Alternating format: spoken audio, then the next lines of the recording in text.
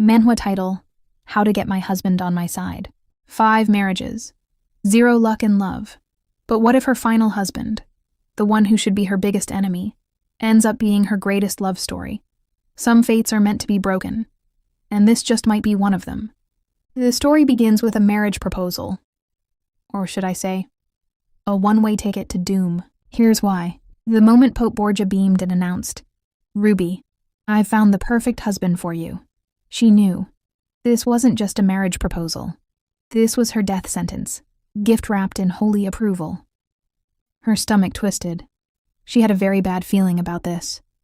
Before she could react, her brother Enzo jumped in, visibly angry. "Father, it's only been 3 months since her last engagement ended. Does her opinion not matter at all? Shouldn't you at least pretend to care about her feelings?" The Pope, clearly unimpressed, raised an eyebrow. "Oh? Since when did you start worrying about your sister, Enzo?" He then continues, as if challenging him.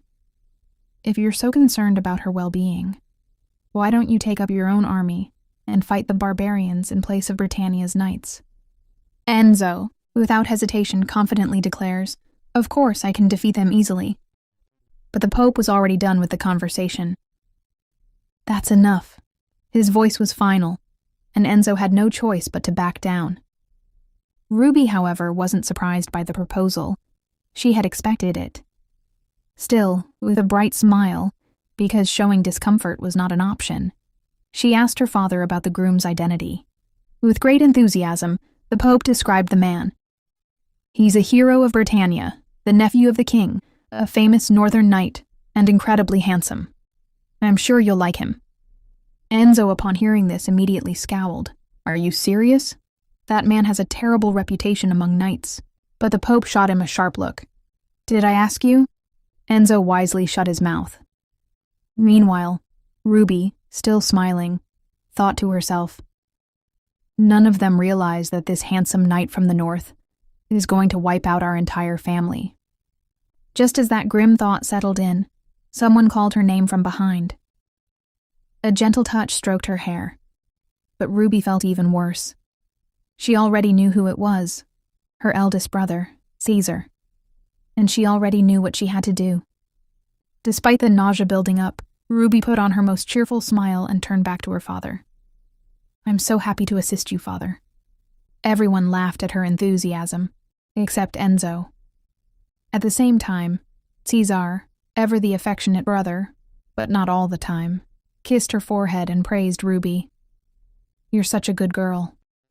Ruby maintained her smile, but inwardly she made a mental note. "First, I'm going to vomit as much as I can. Then, I'll figure out how not to die." A second life, with the same problems. Before all this, Ruby's life had ended in a rather unfortunate way.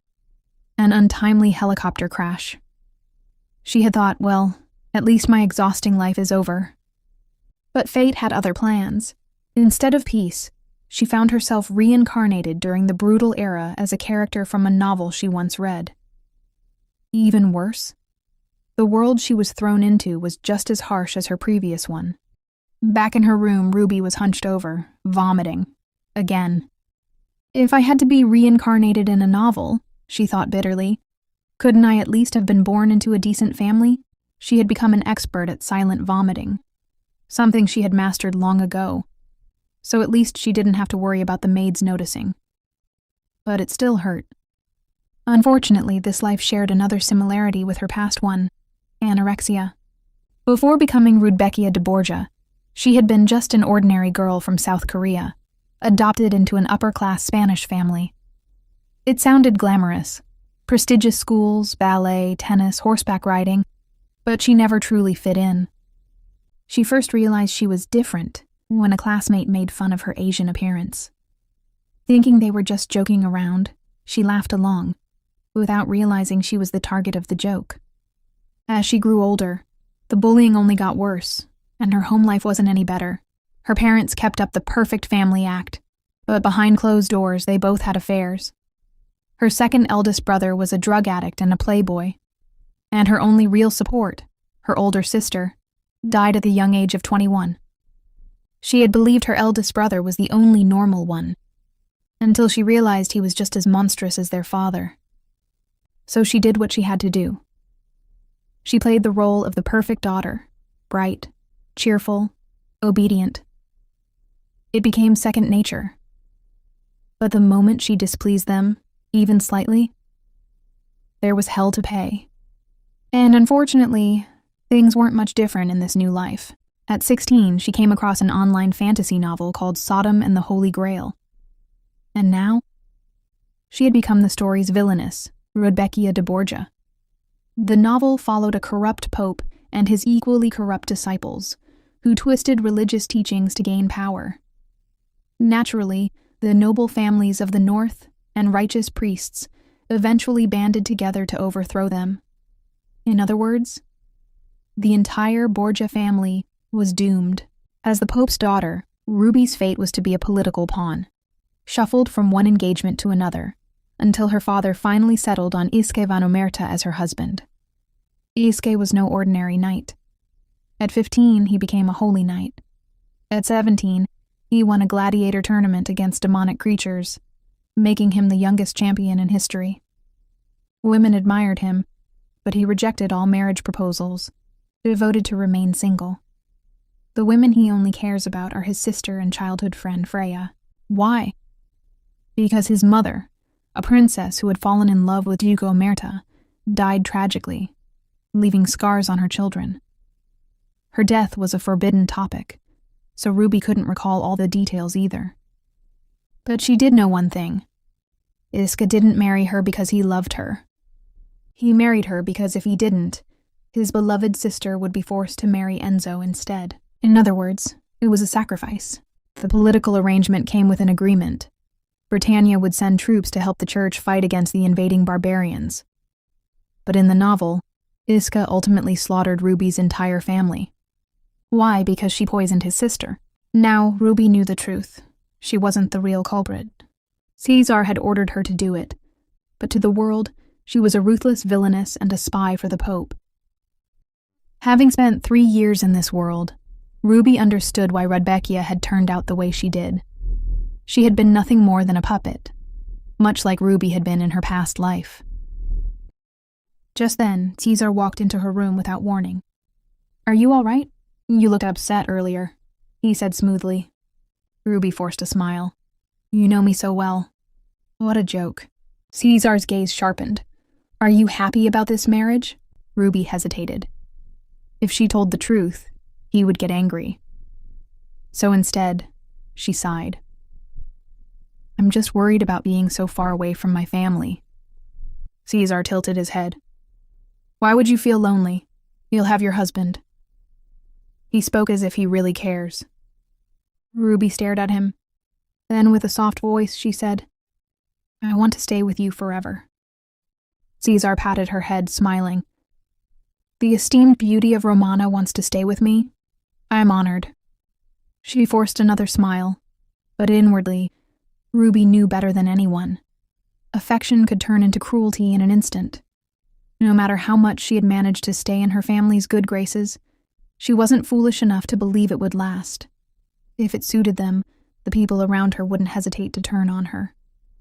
She had seen it happen before. Among them, Caesar was the most puzzling. He was obsessed with her, always clinging to her. Yet at the same time, he treated her like a mere tool in his political games. Did he even see her as a person? Or was she just another one of his possessions? As time passed, Ruby got used to her surroundings. By the time she turned 15, a marriage proposal arrived from the Duke of Lembrandt. In the original novel, this engagement never lasted. Apparently, the Duke was deemed physically impotent, leading to its annulment. But Ruby knew something far more important. In the future, this very man would play a role in her family's downfall. So, without hesitation, she rejected the proposal. That was a mistake. The moment she voiced her refusal, her father's usual warm smile vanished. Instead, his face hardened into a cold, terrifying scowl that sent a shiver down Ruby's spine. She knew that look all too well. That night, She was locked in her room and beaten by Caesar until she was begging for her life. And it wasn't a one-time event. Time and time again, similar incidents followed. Eventually, she realized something chilling. This life wasn't any different from her previous one. The truth was simple. Rudbeckia wasn't the Pope's real daughter. Her biological mother, Carmen, had died giving birth to her, and she had already been pregnant before ever meeting the Pope. It seemed fate had an ironic way of repeating itself. So Ruby did the only thing she could. She learned to play the role of the perfect daughter. Even if they weren't her real family, she had to pretend. Caesar told Ruby that sending her away under such circumstances was difficult for him as well. Which, honestly, she found a little hard to believe. She asked if it was true that monsters roamed the place she was being sent to. Caesar reassured her with a smile, saying she'd be guarded by elite knights around the clock, so there was nothing to worry about. Oh, and he'd also try to visit her often. Ruby really hoped he wouldn't. He told her to think of it as a 6-month vacation. Just half a year, and then she could return. Besides, her husband wouldn't lay a hand on her while she was in the north. Everything would be fine. Ruby nodded, keeping her thoughts to herself. She doubted things would be as easy as Caesar made them sound. She wasn't just going to the north to live peacefully. There was a life at stake. Iska's little sister was destined to be poisoned, and Ruby knew that even if she refused to do it, someone else would. If she wasn't careful, she'd be the one blamed for the crime. For the next 6 months, she had to do the impossible. Convince Iska and the people around him that she wasn't a threat, and she needed to survive. But first, she had a wedding to attend, a dangerous game that she planned. She had done it before, hadn't she? In her past life, she had been forced to smile, to pretend, to act harmless even when she wasn't wanted. She could do it again. The next day, Ruby was dressed as a bride. When her father saw her, he was stunned. He even joked that with her beauty, the entire Northern Empire might fall for her. What a thing to say before sending her off to an unfamiliar place. Tears welled in Ruby's eyes. Her father patted her head gently, telling her not to cry. It wasn't like they'd be apart forever. But deep down, Ruby wished this really was the last time they'd see each other. With a forced smile, she told her father that she'd miss him dearly. He responded in kind, though he also mentioned that it would have been nice if Caesar could escort her. Unfortunately, that wasn't possible due to the situation. Ruby secretly thought that was for the best. Caesar's presence would only make things more complicated, especially with all the rumors surrounding them. As she prepared to leave, she felt the sharp gazes of the Northerners on her. Were they unaware of how obvious their hostility was? Or were they purposely trying to make her uncomfortable? Even her brother Enzo seemed irritated. He didn't like how calm everyone was acting about Ruby's departure. Just as she was about to board the carriage, Enzo suddenly strode up to her, arms open. Without warning, he pulled her into a tight hug. Enzo was arrogant, impulsive, and an overall troublemaker. But unlike the rest of her family, he had never hurt her. In fact, compared to the others, he was practically normal. "I'll miss you," Ruby whispered. Enzo yelled at her. "I won't miss you at all, you stupid idiot." Well, that was his way of showing affection. Caesar, however, wasn't amused. "Let her go, Enzo, you're suffocating her." After prying her free, Caesar wiped the tears from her face. Ruby asked if he'd really visit her, to which he gave his usual reassuring response. Yes, he would. As she stepped onto the carriage, Ruby took a deep breath. No turning back now. It was ridiculous, really. In her past life, she had wished for death. But now, when given a second chance, she was desperately struggling to survive. Life had a strange sense of humor. On the flip side, in the Northern Empire, the paladins were exhausted from work. Well, all except one, Ivan. Looking at his tired comrades, Ivan said, "You all look like you're about to collapse." Then he approached Iska, who was drenched in sweat after battle. "I need a word with you." Iske, barely sparing him a glance, removed his helmet. "No, Ivan frowned. Why not? You're here because Ellen told you to talk to me, Iska stated bluntly. Caught off guard, Ivan sighed. Then what are you waiting for? Just do what your sister wants. Iski scoffed. Not my fault you're weak when it comes to her. He clenched his jaw, knowing full well arguing was useless. Instead, he changed the topic. While you've been busy ignoring everyone, your wife has already arrived. Iski didn't react. Ivan pressed on. I know you didn't want to pick her up, but at least have a meal with her tonight. Still, Iski remained indifferent. Judging by the rumors, plenty of people have already gone to meet her in my place. Ivan rolled his eyes. As a paladin, it was my duty to go and monitor Borgia's so-called spy. Before he could continue, Iski cut him off. Don't talk nonsense. Fine, I admit it. I went because I was curious about what the Pope's famous daughter looked like in person. Then he added, if you're jealous, why don't you go and meet her yourself? While Ivan and Iski were caught up in their tense exchange, the other paladins remained completely unfazed, absorbed in their own activities, as if nothing was happening. It was almost as if they had mastered the fine art of selective hearing. After some time, the tension between Ivan and Iska gradually faded. Ivan, realizing he might have been too harsh earlier, offered an apology. He then curiously asked if Iska had any questions, like perhaps about his bride, her looks, her personality, anything. But Iska simply replied with a flat no. As Ivan was about to leave, he couldn't help but throw in some unsolicited advice. He told Iski that he should at least meet his bride in person and fulfill his duties as a husband. And of course, he didn't forget to add a warning. If Iski wasn't careful, he might end up like Duke Lembrandt, an international laughingstock. Hearing this, Iske asked Ivan how long they were supposed to keep up this non-play. Ivan, ever the realist, revealed that no one actually believed the marriage would last.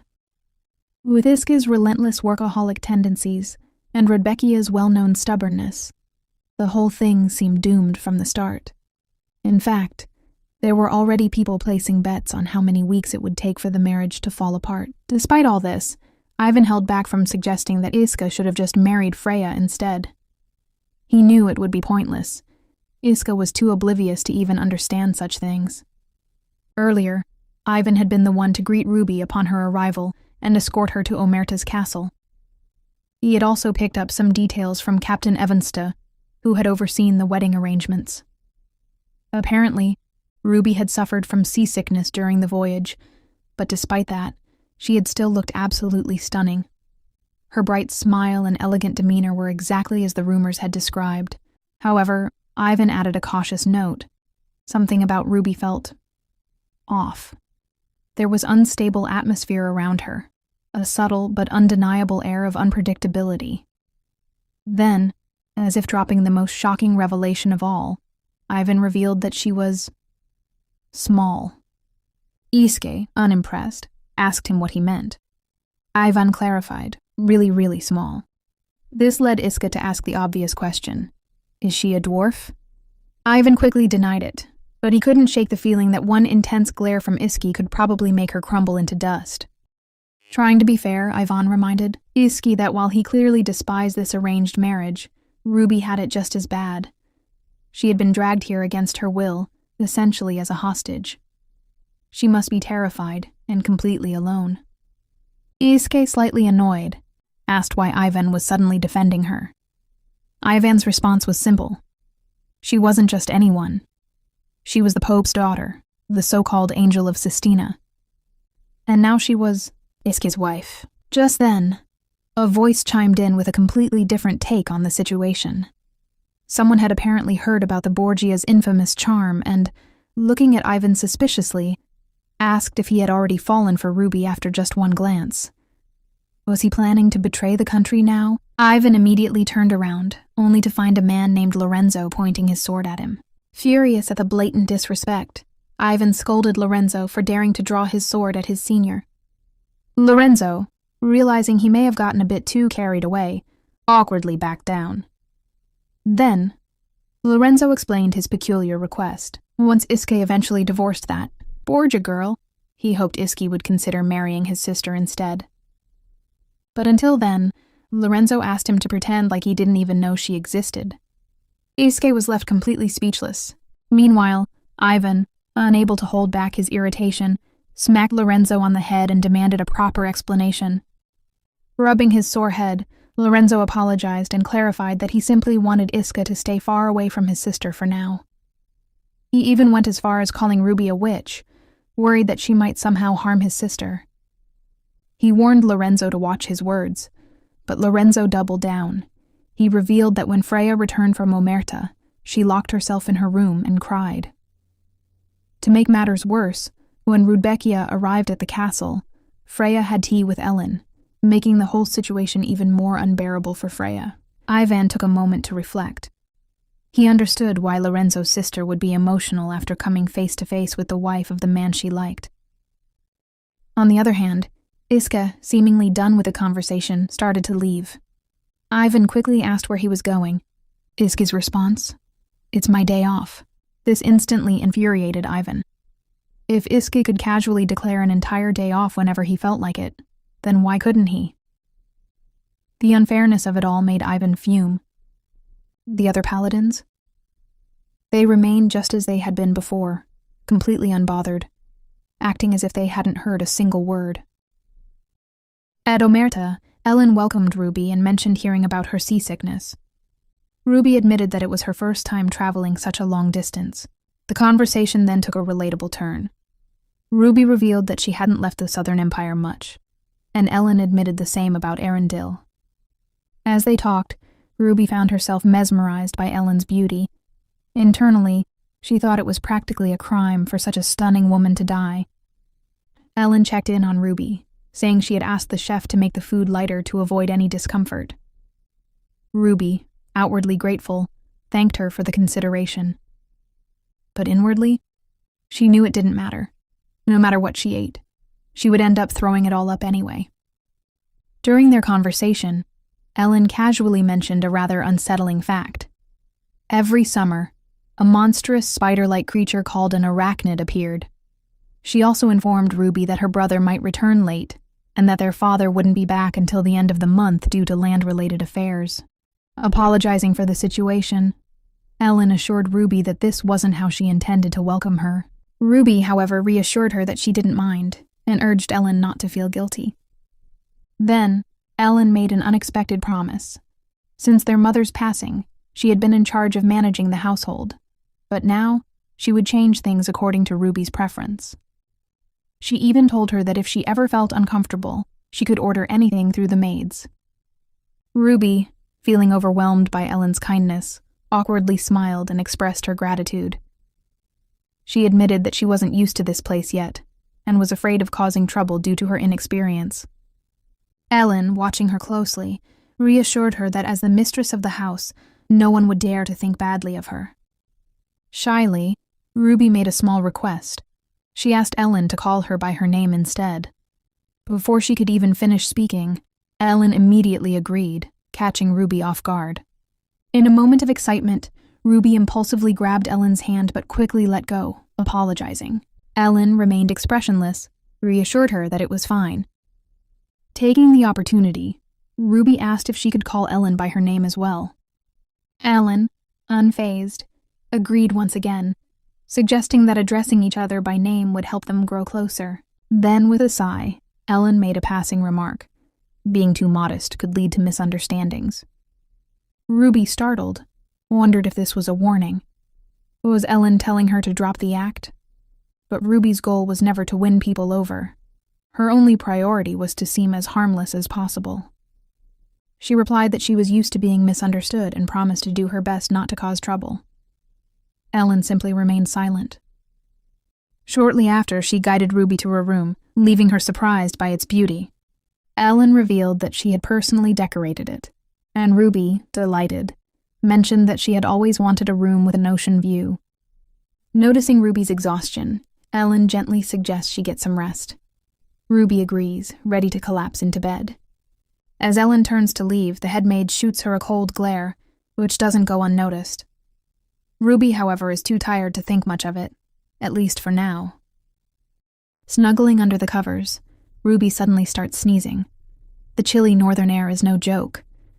But as she shivers, she realizes something even worse. The fireplace is dark. The holy fire, which protects against demonic creatures, has been extinguished. And there's no way it just went out on its own. Someone put it out. Ruby leans closer, checking for any lingering embers. With a sigh, she wonders who could be behind such a childish prank. Then, the memory of the headmaid's glare flashes through her mind. Could it be her?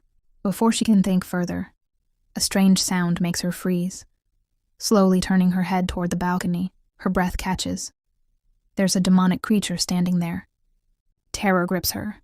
She wants to scream, to run, to do anything, but fear locks her in place.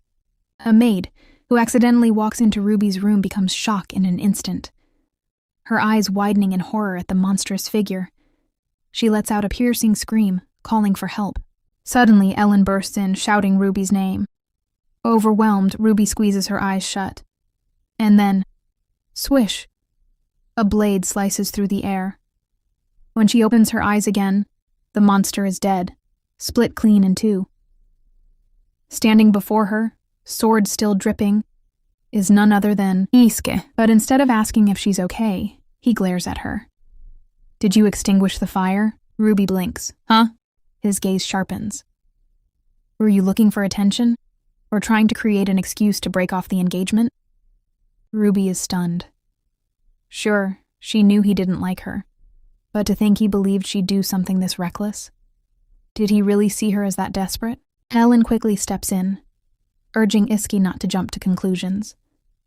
They still don't know how the fire went out after all. She also explains that since Ruby is from Romana, she might not fully understand the significance of the holy fire. Ellen's words make Ruby's chest tighten. Someone was actually defending her. Right then, she silently vows she'll protect Ellen no matter what, even if it means risking herself.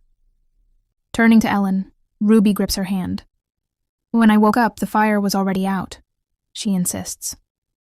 Iske narrows his eyes. Are you saying Ellen or I put it out? Ruby's eyes widen. No, I didn't mean it like that. Her emotions spill over, and before she knows it, tears start falling. I'm sorry. I swear it won't happen again. Please just believe me. Iske looks like he wants to say something, but ultimately stays silent. Instead, he simply turns and leaves. Ruby watches him go, a single thought lingering in her mind. What was he about to ask? The next morning, Ruby and Ellen sit down for breakfast. After the chaos of last night, Ruby feels drained, both mentally and physically. The mere thought of eating makes her stomach churn. Ellen notices her mood and offers some comforting words. Something like that won't happen again. Ruby smiles gratefully, but deep down she wonders. Does Ellen suspect her was behind the fire too? Switching topics, Ellen mentions that in 4 days, they'll be attending a royal palace banquet. The royal family played a huge role in arranging Ruby's marriage, and on top of that, the banquet is also the Emperor and Empress's wedding anniversary. Ruby nods, processing the information, before hesitantly asking, Can you introduce me to a seamstress? The dresses I brought are more suited for the south, and the northern summer is pretty short. Ellen agrees immediately. I'll invite my own seamstress for you. Ruby lights up. That's one less problem to worry about. But as she mentally prepares herself to impress the key figures at the banquet, her mood quickly sours. After all, the most important person, her own husband, already has a terrible impression of her. There's still a long way to go. Later, Ruby arrives at the training grounds with a basket of fruit. Her real goal? To win her husband's trust. If she wants to survive, she needs to convince him she's completely harmless. And if she fails to prevent Ellen's death in the future, at the very least she can make sure she doesn't become a suspect. According to the novel, Ellen is fated to be poisoned because of her engagement to the Prince of Doria. Her so-called father, the Pope, isn't on good terms with the prince, and given the Borgia family's history with assassinations, All fingers will point at Ruby. As she sneaks a peek at the training grounds, searching for Iska, someone suddenly speaks behind her. "Who are you looking for?" Startled, Ruby whirls around to find Ivan standing there. Realizing it's her, Ivan immediately straightens up and salutes. "Lady Rudbeckia, I was one of your escorts at Elmo's port yesterday. What brings you here?" Ruby fidgets shyly. "I heard my husband was here, so I came to see him." Ivan freezes. His jaw practically hits the floor. "I'll be right back," he blurts out before dashing off, presumably to find Iska. Before Ruby can recover from the awkwardness, another voice comes from behind. "What are you doing here?" Her head snaps around to see Iska standing right there. She gapes. "How do you keep sneaking up on me like that?" Ignoring her question, Iska raises a brow. "You disturbed me last time. Are you here to apologize?" Ruby nods earnestly. "I wanted to check if you were okay." He gestures to himself. "As you can see, I'm fine. You can leave now." Seeing him about to go, Ruby panics and grabs his sleeve. But in her haste, she drops all her fruit. Her heart sinks. So much for gaining points. Ellen told her these fruits were valuable. Trying to salvage the situation, she quickly kneels to pick them up. Iski watches unimpressed. "What are you doing?" Ruby glares at him internally. "Isn't it obvious?" But out loud, she forces a smile. "I brought these for you. Sorry you have to see me like this." Iski frowns. "Then why are you picking them up from the ground?" At that, Ruby just starts crying. "I'm sorry for making you uncomfortable. I only wanted to clear up the misunderstanding from last time." Of course, in her mind, she applauds her own acting skills. An Oscar-worthy performance. Iski sighs. "What misunderstanding?" Ruby sniffles. "That I want to break off the engagement. I really don't. Although I know that you hated me." He cuts her off. "I never said I hated you." Ruby blinks. "Wait, you didn't?" Iski crouches, picks up the last fruit, and tosses it back into the basket. "I don't need fruit. Stop wasting time on useless things." He turns to leave but pauses. "If you want to go home so badly, write a letter to your family. Tell them to take you back." Then without another word, he walks away. Ruby watches him go, fists clenched. Acting like a delicate, pitiful lady won't work on him. He doesn't like women who cry easily. But she's certain he let his guard down for just a moment. Before he disappears, she calls out, "I don't want to go back." He halts mid-step, and then, for the final punch, Ruby clenches her fists, takes a deep breath, and yells, "I love you." A stunned silence falls over the training grounds. The soldiers stare. Ruby puffs up with pride. That was flawless. Everyone should admire her courage. Iske, however, remains ice cold.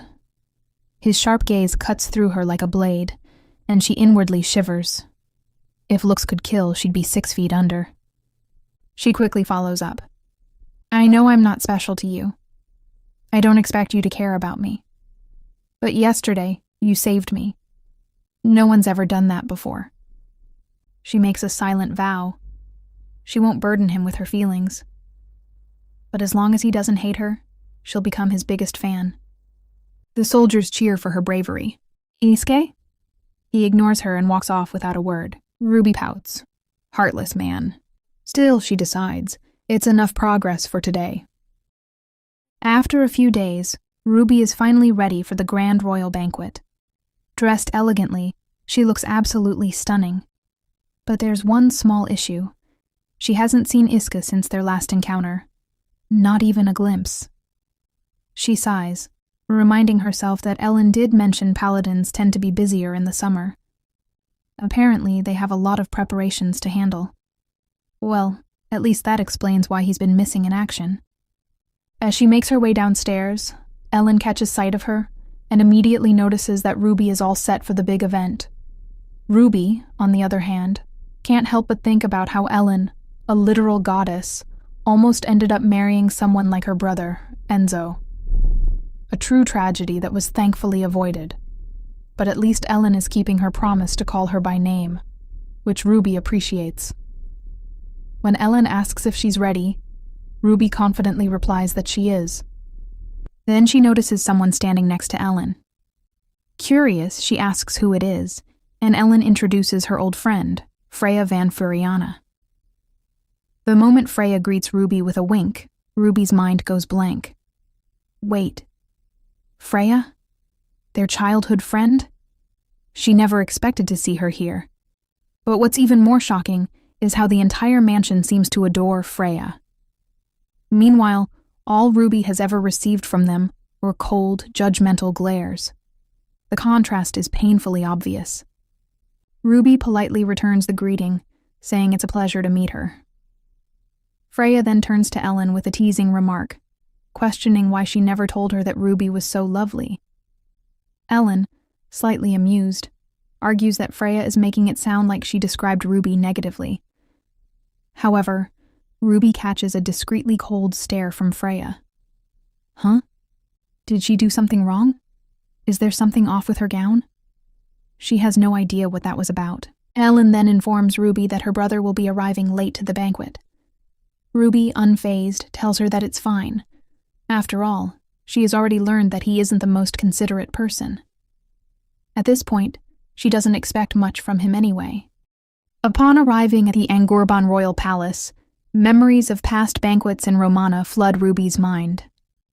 Back home, those events were a spectacle. People would eagerly fawn over her and her father's mistress, Julia, just to curry favor with her father and brothers. No matter what, she was always the center of envy. But she wonders, what would those same people think if they knew the tragic reality of her life? Probably nothing good. Pushing those thoughts aside, she notices something else.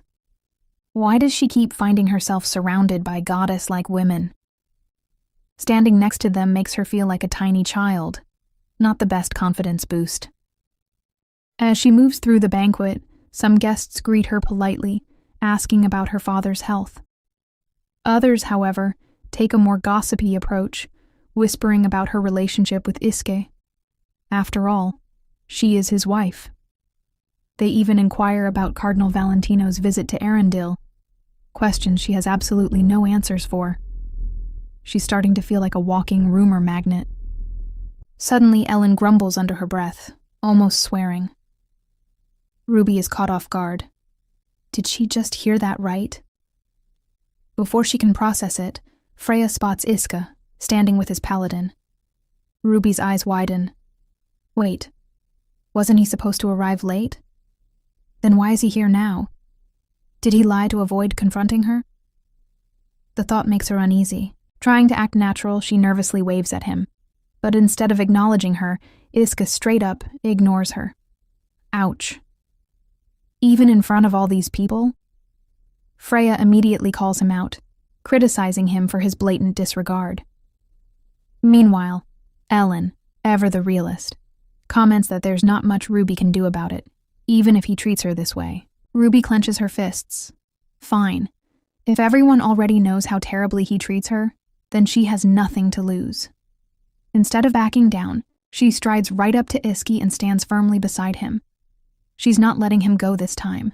Her bold move stuns Ellen, Freya, and the paladin nearby. Blushing slightly, Ruby smiles and tells Iske that she's happy to see him.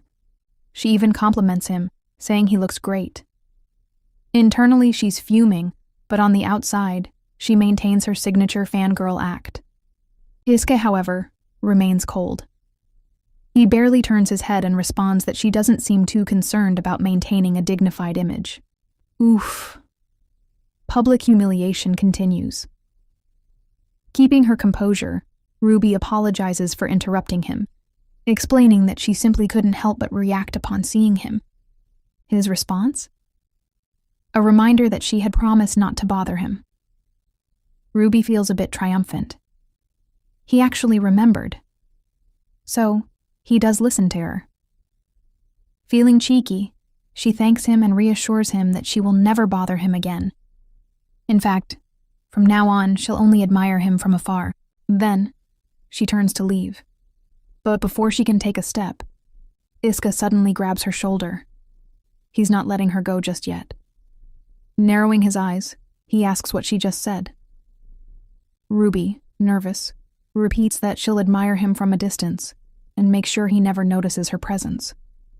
His reaction? "Do you want to die?" Ruby freezes. Did she just step into a minefield? She stammers, wondering if Iski misunderstood her words. Does he think she's trying to assassinate him? With teary eyes, she mentally sighs. If she really had assassination plans, it would be her funeral first. Before things escalate further, Ivan approaches and interrupts. He points out that Ruby's action is reckless. Confused, she asks what he means. Ivan explains that while Iski wouldn't mistake her for an assassin, the Northern Empire is incredibly dangerous. Demonic monsters lurk everywhere, and paladins, unlike regular knights, operate differently. When hunting monsters, they unleash their divine power to its maximum. If Ruby were nearby during those moments, they wouldn't be able to tell her apart from a monster. In short, she might actually die.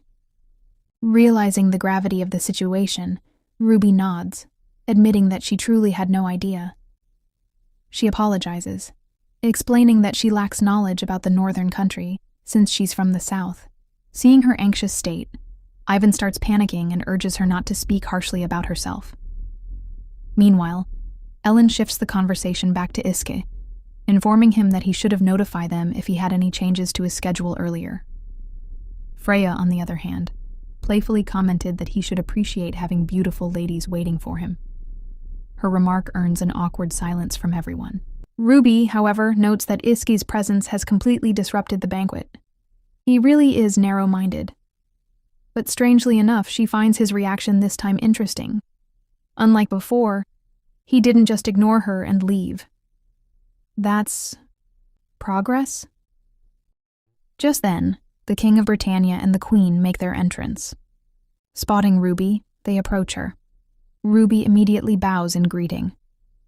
His Majesty warmly acknowledges her long journey and thanks her for attending. Ruby responds graciously, appreciating his kind words.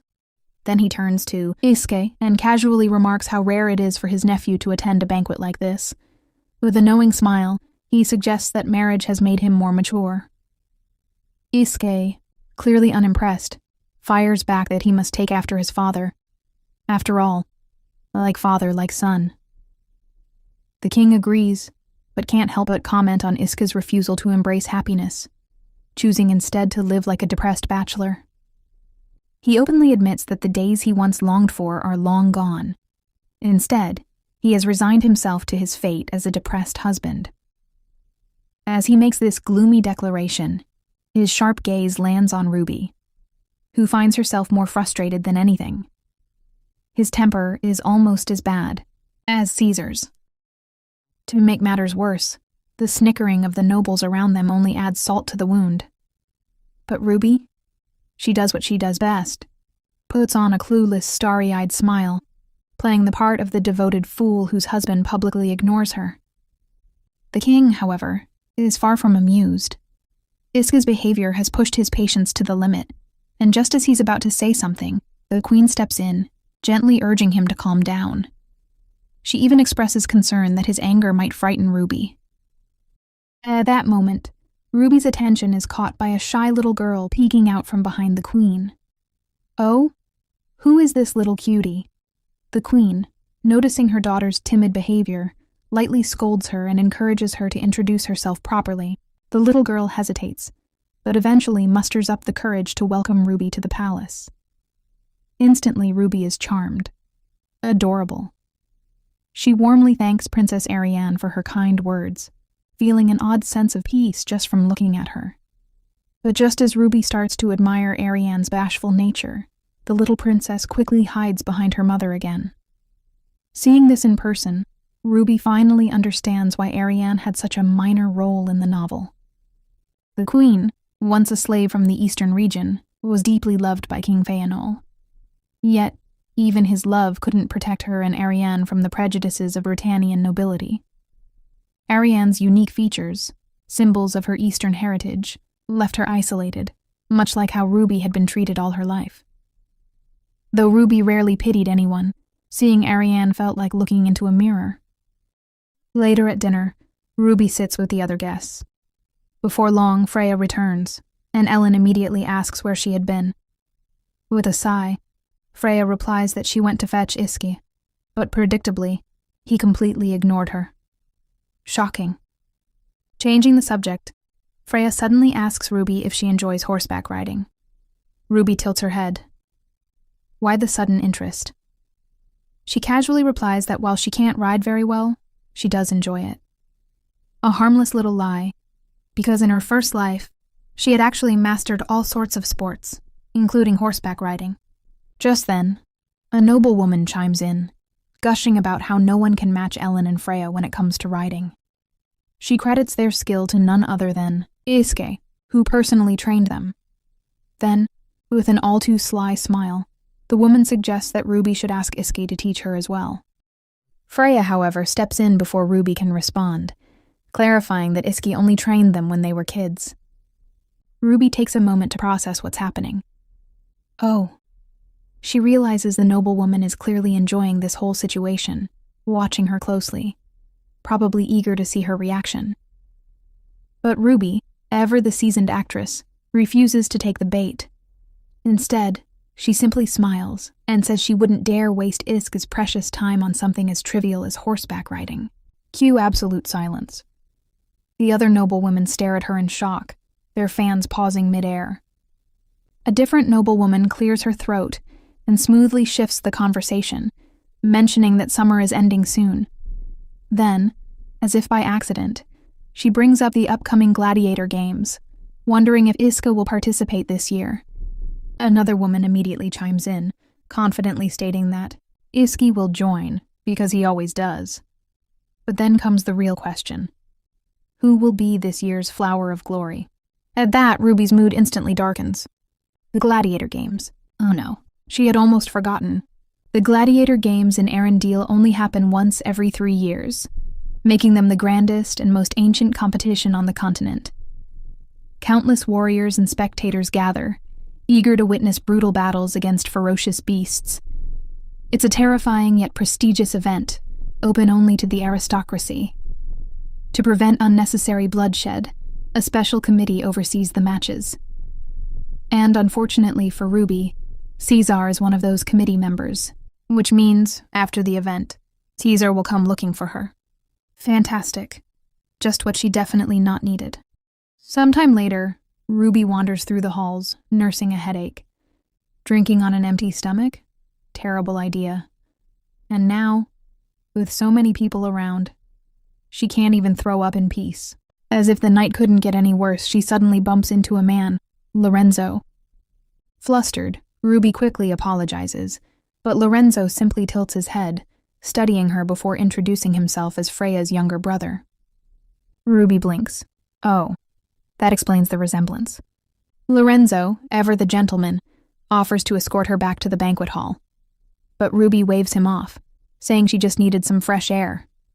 Then, curiously, she asks if he's a paladin. At her question, Lorenzo's expression darkens. With an almost menacing stare, he tells her that he's merely Iske's junior, a squire, nothing more. Ruby freezes and thinks, why is he looking at me like that? Even Iske, who clearly wants nothing to do with her, doesn't glare at her like this. But before she can figure it out, Lorenzo suddenly apologizes. He says he's just shocked. He can't believe he's meeting her in person. Ruby tries to hide her disbelief. That sounds suspicious. She teases that she must be quite famous around here. Lorenzo nods. Oh, she definitely is. After all, she's the only daughter of the Pope. At that, Ruby hums in thought. She's a little surprised. She figured her brother would be more well-known than her. Silence settles between them, until Lorenzo suddenly breaks it. By the way, he says, almost too casually, there's a popular song lately here. Want to hear it? Ruby, completely unaware of the disaster about to unfold, nods. And so Lorenzo sings. The lyrics, a ridiculous tune about how she's the Lark of Sistina, a lovesick fool searching high and low for a husband. But apparently, her brothers are enough to satisfy her. Ruby, utterly horrified, can only gape. But despite that, she hides her emotions very well. But just as Lorenzo is about to continue, someone grabs him by the ear. It's Ivan. With an exasperated sigh, Ivan scolds him. How many times do I have to tell you to think before you speak? Lorenzo tries to defend himself, but Ivan cuts him off, warning that if he doesn't apologize to Ruby right now, he'll personally make sure his earlobe gets ripped off. Ruby, still in shock, watches as Lorenzo hurriedly mumbles an apology. Ivan narrows his eyes. Louder, before things escalate, Ruby quickly steps in. It's fine. Really.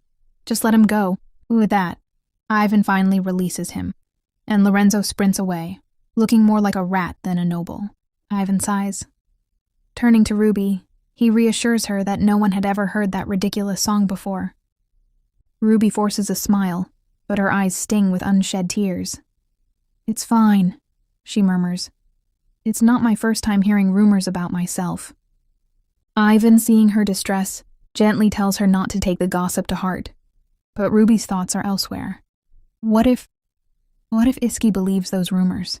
Sensing her worry, Ivan firmly reassures her. That won't happen. Iska would never hate you. Ruby hesitates. Are you sure? Ivan nodded confidently. Absolutely. Iska isn't the type to be swayed by mere rumors. If something bothers him, he'll just get rid of it himself. Ruby looked at Ivan with hopeful eyes and asked if she could like Iske as much as she pleased. Ivan, without hesitation, reassured her. Of course she could. But the moment the words left his mouth, something clicked in his brain. He suddenly froze as if he had just processed the full weight of what he had said. After an awkward beat, he quickly composed himself and offered to escort her back to the banquet hall. However, Ruby declined, explaining that she had only stepped outside to get some fresh air. Before parting, Ivan urged her to call for him if Lorenzo caused her any trouble again. Touched by his thoughtfulness, Ruby expressed her gratitude. Now alone, Ruby replayed Ivan's words about Iska in her mind. A small flicker of hope sparked within her. If Ivan was right about Iska, then maybe, just maybe, she had a chance. It wasn't much, but it was enough to keep her moving forward.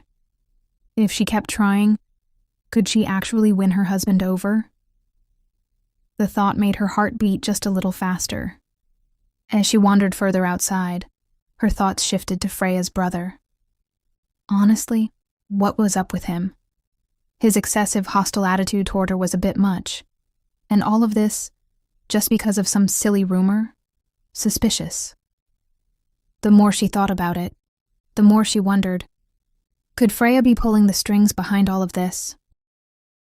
As Ruby wandered into the garden, she noticed Arian peeking out from behind a statue. Curious, she called out to her, causing the little girl to jump in surprise. Arian quickly pleaded with Ruby not to tell her mother where she was.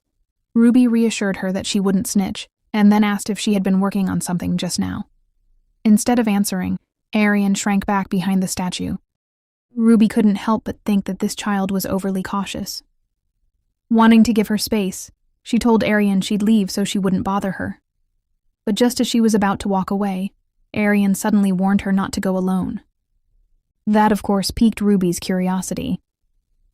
She asked why, but instead of a direct answer, Arian mysteriously mentioned something about a bridge, where two people must stand together for their love to come true.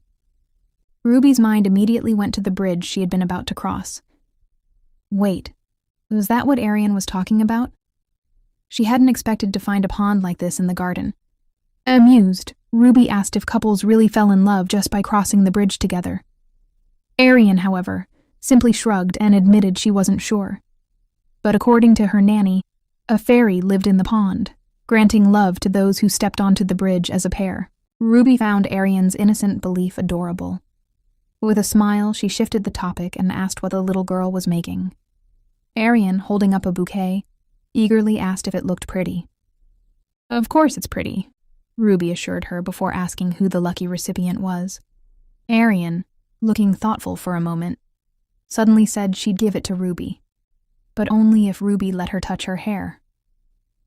Ruby agreed without a second thought. She figured Arian saw her hair as some kind of fascinating toy. Letting the child play with it was no big deal, but Arian said she'd save that for later. Just then, Iski arrived, calling out to Arian. His sudden presence startled Ruby. Why did this man always have to approach her from behind? It was starting to feel like a habit. Meanwhile, Arian immediately hid behind Ruby. Iski informed her that her father was looking for her and told her to come with him. Without a word, Arian dashed off, leaving Ruby and her husband alone. Iski sighed and remarked that it seemed like both she and Arian had a habit of ignoring what they were told. Ruby, however, found his words ironic. Of all people, did he really have the right to say that? Instead of arguing, she simply asked if he had been looking for Arian. "No," he replied. "I was looking for you." That caught Ruby off guard. She was stunned. Hadn't he been the one to abandon her in the first place? As he stepped closer, Ruby instinctively squeezed her eyes shut, bracing herself for... what exactly? A scolding? A slap? Iski noticed and raised an eyebrow. "Why are you acting like I'm about to hit you? The Princess of Romana didn't grow up being beaten, did she?" Ruby, still on edge, thought to herself, if he keeps acting so intimidating, how am I supposed to stay calm? Out loud, she tried to downplay it, saying she was fine just watching him. But Iska wasn't done teasing her. "Then why did you close your eyes? You weren't expecting a kiss, were you?" Ruby froze. She had to choose her next words carefully. If she even hinted that she had expected a kiss, he might just kill her on the spot. After a moment, she admitted that she had been avoiding him because she felt guilty for making him angry earlier. Iski narrowed his eyes. "Did you think I'd hit you in a fit of rage?" Ruby fell silent, unsure of how to answer. Then, to her complete embarrassment, he asked, "How can you like someone if you're scared of them?" Flustered, Ruby's face turned red. She quickly countered, "Well, then why do I like you? You were the first person to ever save me." Before Iski could reply, a paladin approached, calling for him. He turned to leave, but suddenly paused. Looking back at Ruby, he told her to wait. As he walked away, Ruby absent-mindedly waved goodbye, wondering why he had told her to stay. Did he have more to say to her? Looking down, she noticed the flowers Arian had given her. They were Rudbeckia, flowers that shared her name and symbolized eternal happiness. She found it ironic. Could happiness truly last forever? Sitting on the bridge railing, she sighed. But before she could dwell on her thoughts, a sudden gust of wind caught her off guard. The next thing she knew, she was losing her balance. And then she fell. The cold water engulfed her instantly. As she struggled, she felt someone, wrapping around her. She was trapped. Her breath was running out fast. Yet strangely, she wasn't afraid. Suddenly, a brilliant flash of light cut through the water, killing whatever had been holding her. A hand reached out. And before she knew it, she was gasping for air. As her vision cleared, she realized who had pulled her out. Iske. Around them, guests were already whispering. The fact that something like this had happened in the royal palace was shocking. Still in disbelief, Ruby stared at Iske. Had she really just been dragged underwater by a monster? How was that even possible in the middle of the palace? Then another thought hit her. What should she even say to him? He hadn't believed her about the fire before. Would he assume she had jumped in on purpose this time? Deciding on the safest course of action, Ruby suddenly wrapped her arms around him. "I was so scared," she murmured. She clung to him tightly. "You saved me again. I knew I could count on you. You're the only one for me." She had learned her lesson from before. This time, she wasn't letting go. Iske, however, remained silent. The next morning, a maid knocked on Ruby's door, asking if she could come in. Ruby, still half asleep, gave her permission, and the maid entered, announcing that she had brought breakfast. As Ruby sluggishly sat up, she waved a hand and declined the offer, saying she wasn't feeling too great today. The maid acknowledged her response and was about to leave when Ruby suddenly asked about Ellen's whereabouts. The maid replied that Ellen had left early that morning, then quickly excused herself. Left alone, Ruby sighed. Would the maids ever warm up to her? They were still distant, as if they were dealing with a complete stranger rather than their lady. Shaking off the thought, she slipped into the bathtub. but her mind wandered back to yesterday's incident. The whole palace must have been in turmoil over it. A demonic monster attacking a human in a place that required strict security? How embarrassing for them.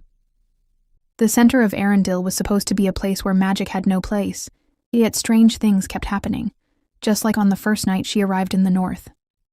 After her bath, she dressed up, but suddenly sneezed so hard she almost fell over. So the after effects of falling into the pond had finally arrived.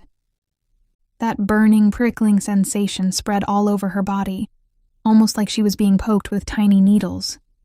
Unfortunately, she was all too familiar with this mysterious ailment. She'd been experiencing it twice a year ever since she became Ruby. The first time it happened, the pain was unbearable, so she had complained. Her father had called doctors, but none could diagnose anything. Since she had no fever or visible symptoms, they all dismissed it. Her father, however, had another theory. He thought she was faking it to get out of her engagement. Without hesitation, he accused her of lying. From that moment on, Ruby knew she couldn't afford to be sick. So she forced herself to endure the episodes in silence. The symptoms usually faded after a few days anyway. This time would be no different. Besides, she didn't want her husband, who barely paid her any attention, to think she was scheming something again. After resting in bed all morning, Ruby started feeling slightly better. That's when she remembered. Iska had told her to wait. Wait for what, exactly? It wasn't like him to show concern for her. He usually didn't care. Peeking outside, she noticed some soldiers stationed in the hallway. Her staring must have been intense because they eventually turned to her and hesitantly asked if she needed anything. She inquired about Iska's whereabouts, and they hesitated, likely debating whether they should tell her. But when they saw the sadness on her face, they panicked and blurted out that he was at Elmo's port. She thanked them, but as she walked away, the soldiers suddenly looked like they had made the worst mistake of their lives.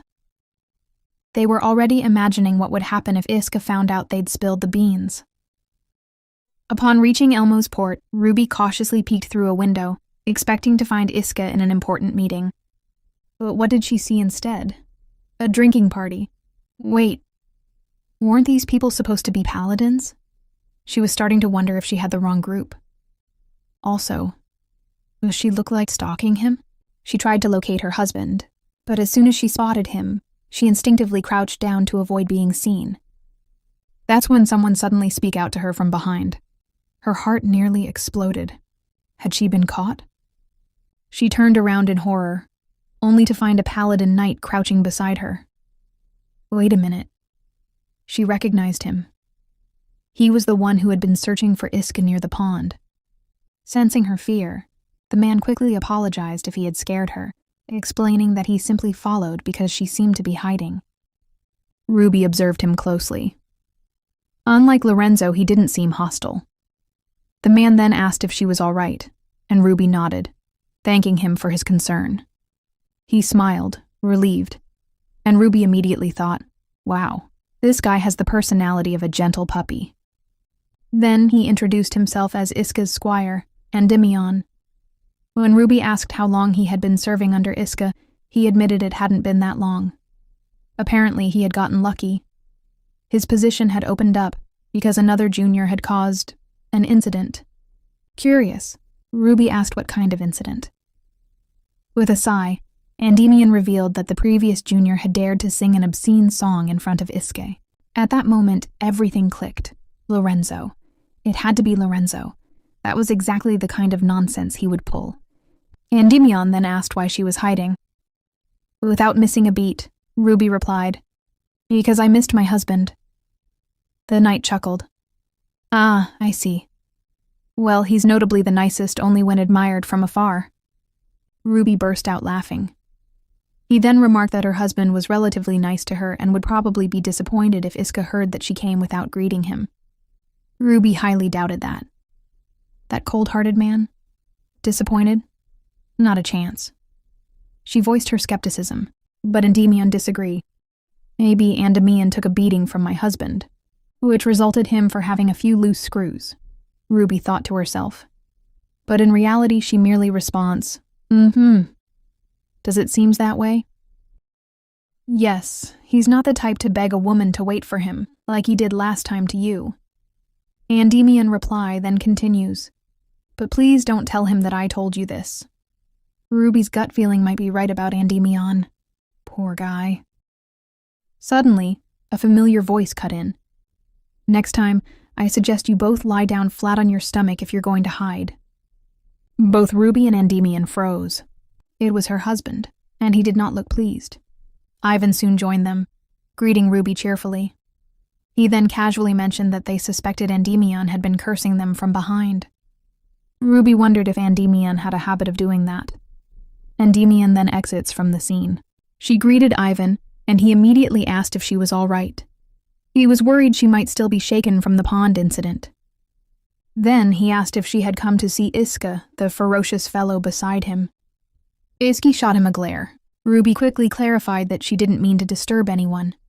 She just wanted to thank Iska for yesterday. Ivan grinned. Oh, Iska should be the one thanking you. He had the honor of saving his wife after all.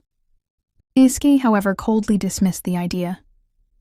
I simply did what I was supposed to, saving people from danger.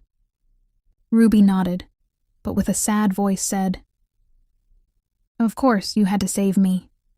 If I died, everyone involved might be put in a difficult situation. Both Ivan and Iski looked at her in shock. Sensing the tension, Ivan quickly suggested that Ruby join them for lunch. She hesitated, not wanting to intrude, but he reassured her. You're Iska's wife, after all. Just then, they both noticed something. Blood dripping onto the ground. Wait, was that her blood? Oh. Ruby had a nosebleed. Ivan immediately asked if she was all right, and even Iska seemed slightly concerned. Ruby reassured them that she was fine, but as soon as she tried to move, she stumbled. Iski caught her before she could collapse. With a frown, he said, You're burning up. That surprised her. How was it that all the doctors she had seen before never figured this out? Yet Iska noticed immediately. She quickly apologized, assuring him she didn't do this on purpose. Then he asked, Who did you come here with? She admitted she had come alone. Ivan handed her a handkerchief and offered to call a doctor. But Ruby refused, saying it wasn't serious enough to warrant that. She then apologized again for making them worry. But Iska frowned. What are you saying? You're burning like fire. That's when it hit her. This was the same strange illness she always suffered from. The one no doctor could diagnose. She had always assumed it was a side effect of being in someone else's body. But now, Iska was the one telling her she felt like a boiling pot. She feels extremely dizzy. Then her vision blurred. Iski called out to her, telling her to stay awake. But she had reached her limit. The last thing she saw before losing consciousness was her husband's face. Ruby lay in bed, resting, when she heard a voice. At first, she thought it was Ellen. But as she slowly opened her eyes, she noticed something strange. Was someone crying? She groaned in discomfort, realizing she had been asleep for quite some time. The sound of soft weeping continued, making her even more curious.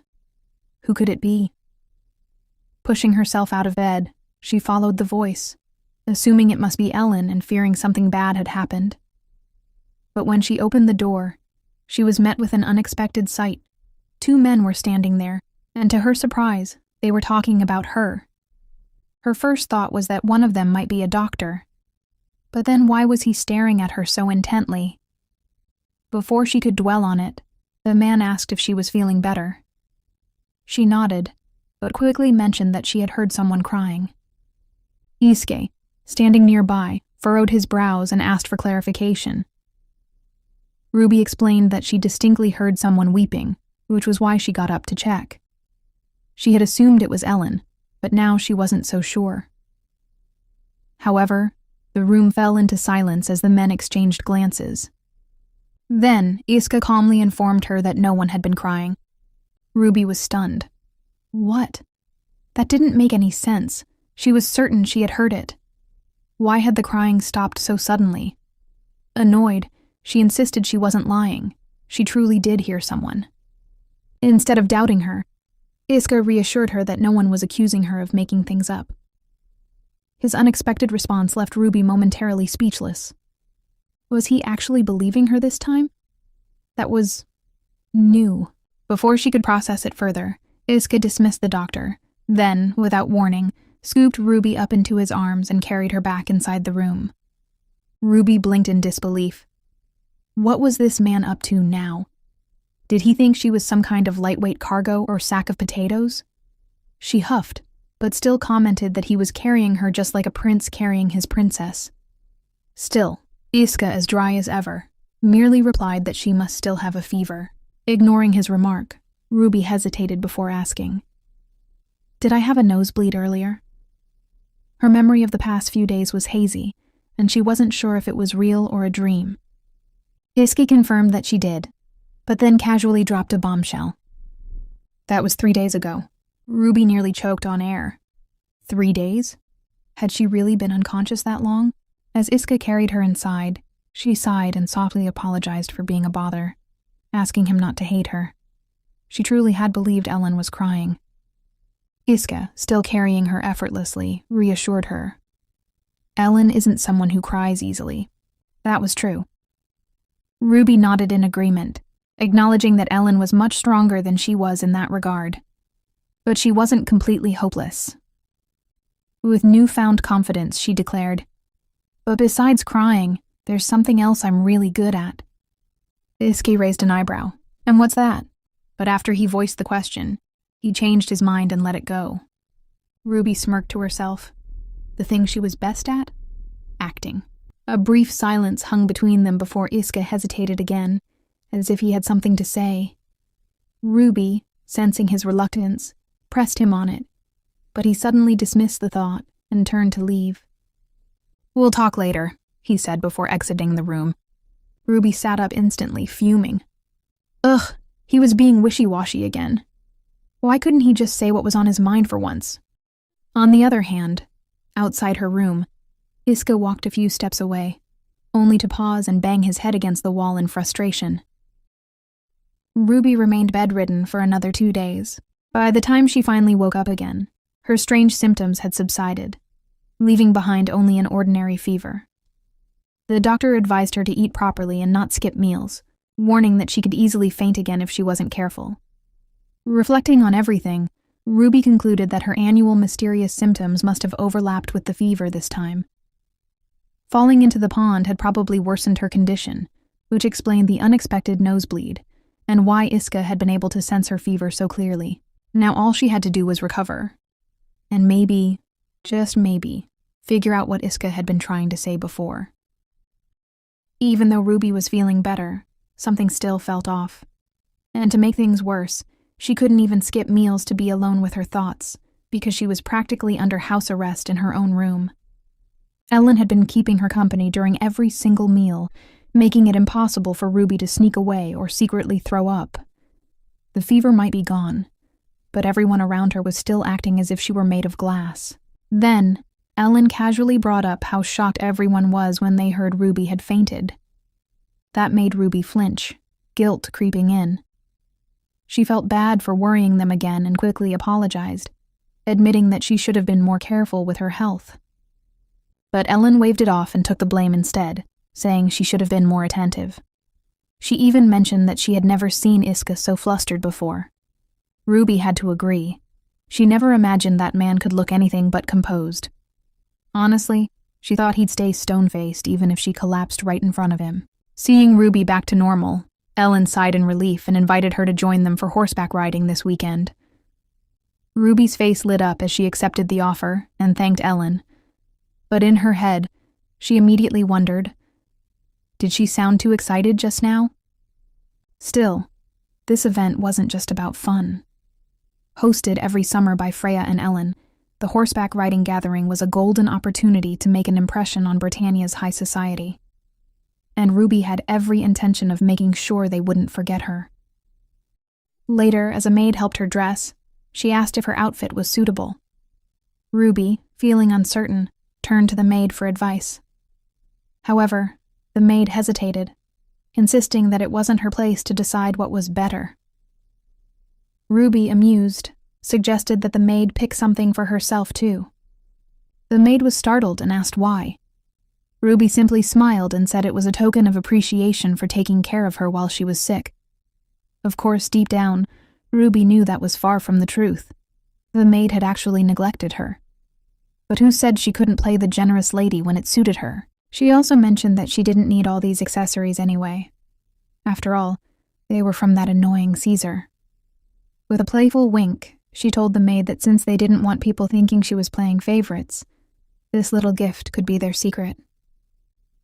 The maid hesitated for a moment before finally selecting a few accessories she liked. As the maid expressed her gratitude, Ruby casually asked how long she had been working here. 3 years, the maid answered. That was long enough to be familiar with the head maid, right? Curious, Ruby pressed further, asking about the head maid's history. The maid revealed that she had been serving the family since Iske and Ellen were children, and that she used to be Ellen's nanny. That caught Ruby's attention. Judging by the maid's tone, she didn't seem to be particularly fond of the head maid either. Interesting. After dismissing the maid, Ruby mulled over what she had just learned. If the head maid had raised Ellen, then her loyalty wasn't just professional, it was deeply personal. Maybe that was why she disapproved of Ruby. And then, a thought struck her. Could the head maid have been the one who put out the holy fire the night she first arrived at Omerta Castle? It seemed absurd. Rudbeckia never faced such things in the original novel. But the more she thought about it, the more Ruby started to wonder, was the head maid the type to target those she saw as weak? When Ruby arrived at the so-called horseback riding event, she quickly realized it was anything but. Instead of an actual riding event, it was more of a high society garden party, where young nobles gathered under the pretense of riding, only to spend most of their time socializing, exchanging information, and maybe even securing potential romantic connections. The horses? Barely relevant. Still, Ruby had her own goals today. She felt that her performance at the royal banquet had been forgettable at best, and she wasn't about to let another opportunity slip by. Suddenly, Freya spotted her and called out. Without wasting a second, she approached Ruby with a bright expression, expressing relief at seeing her recovered. She admitted that she had been genuinely worried when she heard Ruby had fallen ill. Freya even confessed that she had wanted to visit, but held back in case it would make Ruby uncomfortable. Touched by the sentiment, Ruby reassured her. Uncomfortable? With Freya? That was impossible. She sincerely thanked Freya for her concern. As Freya absent-mindedly stroked the horse beside her, she sighed in relief, happy that Ruby was feeling better. Then she turned to her horse, Madeline, and asked, "Isn't that right?" And to Ruby's utter shock, the horse actually nodded in agreement. Ruby could hardly believe it. The way Madeline gazed at Freya was practically adoring. This only confirmed what she already knew. It took a special kind of person to be the best friend of the story's main character. Ruby clenched her hand slightly, now fully understanding why people believed she had stolen Freya's rightful place. Out of nowhere, Ellen suddenly appeared behind Ruby and reassured her that she had nothing to worry about. All the horses here were well trained. She even encouraged Ruby to pick one for herself. However, there was one small condition. Ellen casually warned her not to touch the horses on the right. They were off limits. Those particular horses belonged to Iska and Iska alone. No one else was allowed to ride them. Ruby hesitated before answering, nodding in understanding. Noted. No touching the scary husband's scary horses. Freya, however, seemed concerned, and asked Ellen if the remaining horses might be too much for Ruby, considering she had just recovered. Ellen assured her it wouldn't be a problem, since Ruby wouldn't be riding for too long anyway. Just to be safe, she promised to pick the gentlest horse for her. With that, she called Cedric, the stableman, to assist. As Ellen spoke with Cedric, Ruby turned to observe the horses, trying to determine which one looked the most docile. Unfortunately, the horses all seemed to be looking down on her. Closing her eyes for a moment, Ruby shuddered. She could feel their judgmental stares. But if she was being honest, the feeling was mutual. She hated stables just as much as they apparently hated her. Just then, a familiar presence approached from behind. Iske. Freya immediately greeted him, and he asked what they were doing. With a playful tone, Freya informed him that they were preparing his beloved wife for her grand horseback riding debut. Iske's gaze landed on Ruby as if waiting for an explanation. Not wanting to dwell on the topic, Ruby quickly changed the subject. Flashing a sweet smile, she complimented him, saying he looked as handsome as ever today. Then, tilting her head, she asked if he was heading somewhere. His response? No. Ruby blinked. Then why was he here? He had just said it was his rest day. Was this his way of annoying her? Still, she played along.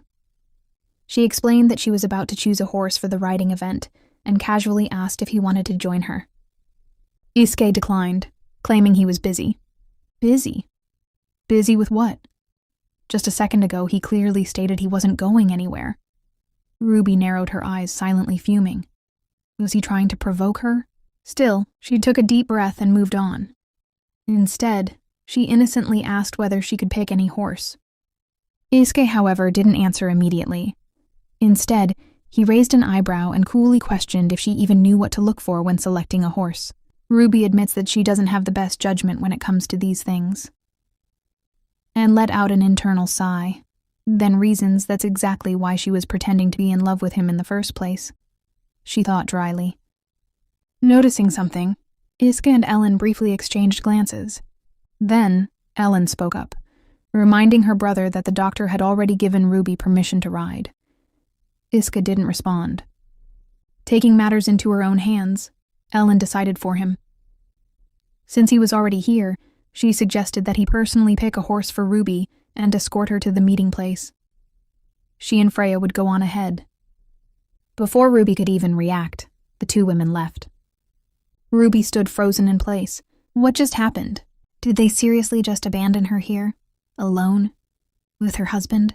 Trying to regain her composure, she turned to him and apologized for disturbing his rest day. She then offered to simply return to the castle quietly. But before she could take a step, "You're not going anywhere." Iske's voice made her freeze. Then, without missing a beat, he turned to Cedric and ordered him to leave. Without question, the stableman obeyed, disappearing from sight. Ruby's heart pounded as she suddenly realized she and Iske were now completely alone in the stable. Ruby despised the stables. The scent of hay, the creak of the wooden beams, the cold air that clung to her skin.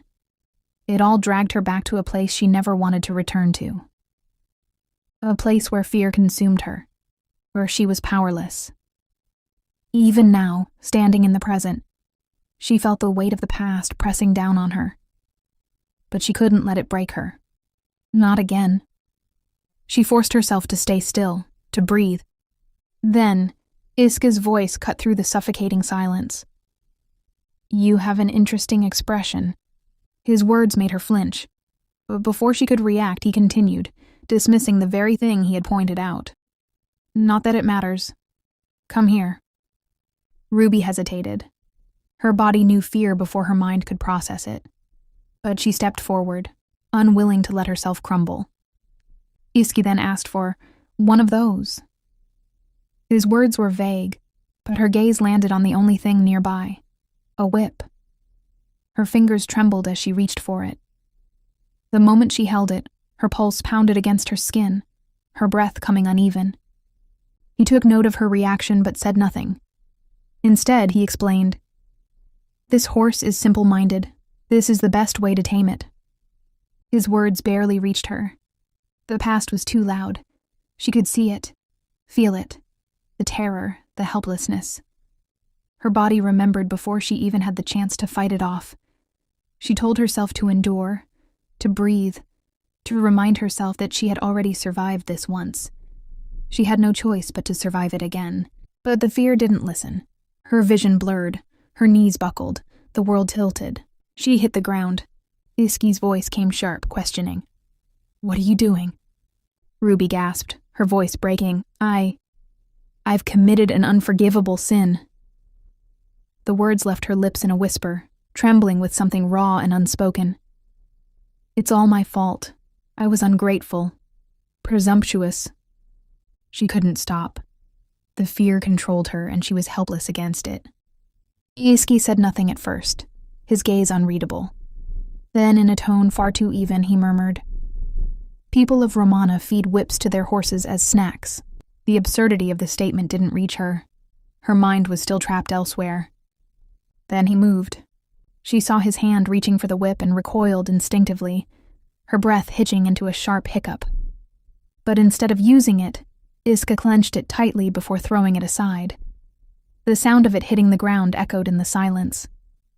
"Why did you bring that?" he asked. Ruby struggled to form words. "It was the only thing there." She swallowed, trying to ground herself. Where are the others? I'll bring them to you." Iski studied her for a moment before speaking again. "And what would I do with whips?" His voice was calm, too controlled. She felt the weight of her mistake settle deep in her chest. "I'm sorry," he asked. "For what?" She tried to explain. "From the beginning." He then cut her off. "Stop." The command sent another tremor through her. She pressed her hands to her face, trying to steady herself, trying to push the past back where it belonged. Iski reached for her, pulling her toward him. His grip wasn't rough, but it was firm, undeniable. "Are you going to stop breathing too?" His words held something beneath the surface, something she didn't quite understand. Ruby quickly clarifies, "No." She was just trying to get rid of her hiccups. Not that it matters anymore, because they miraculously vanished the moment Iska got closer to her. Figures. She clenches her hands into fists, reminding herself that this isn't new. She survived this situation 1,000 times before. She needs to pull herself together and keep up her act. Iski watched her carefully, his expression giving nothing away.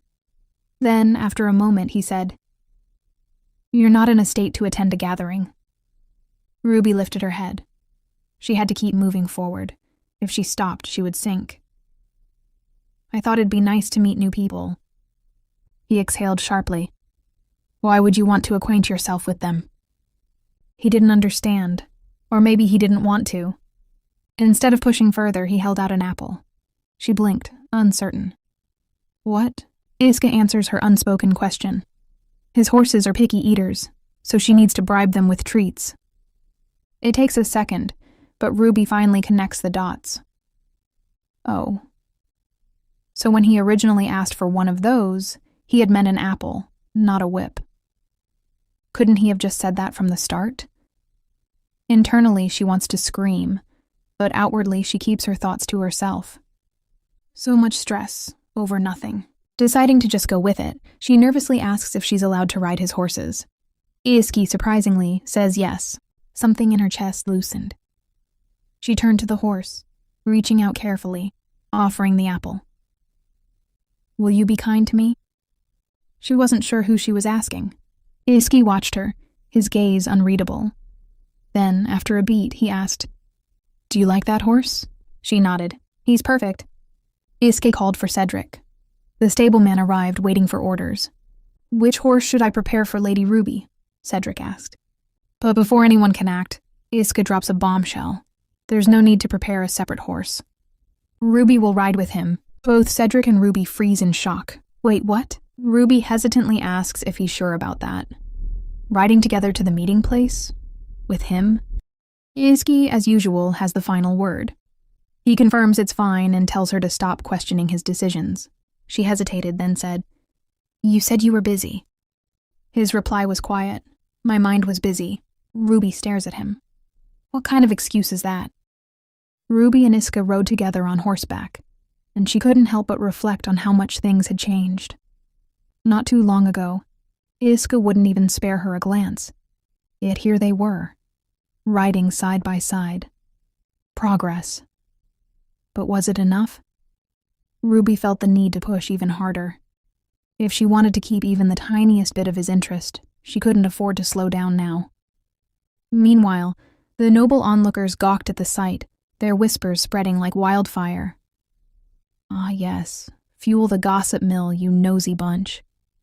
Over on the knight's side, Ivan stared in pure disbelief.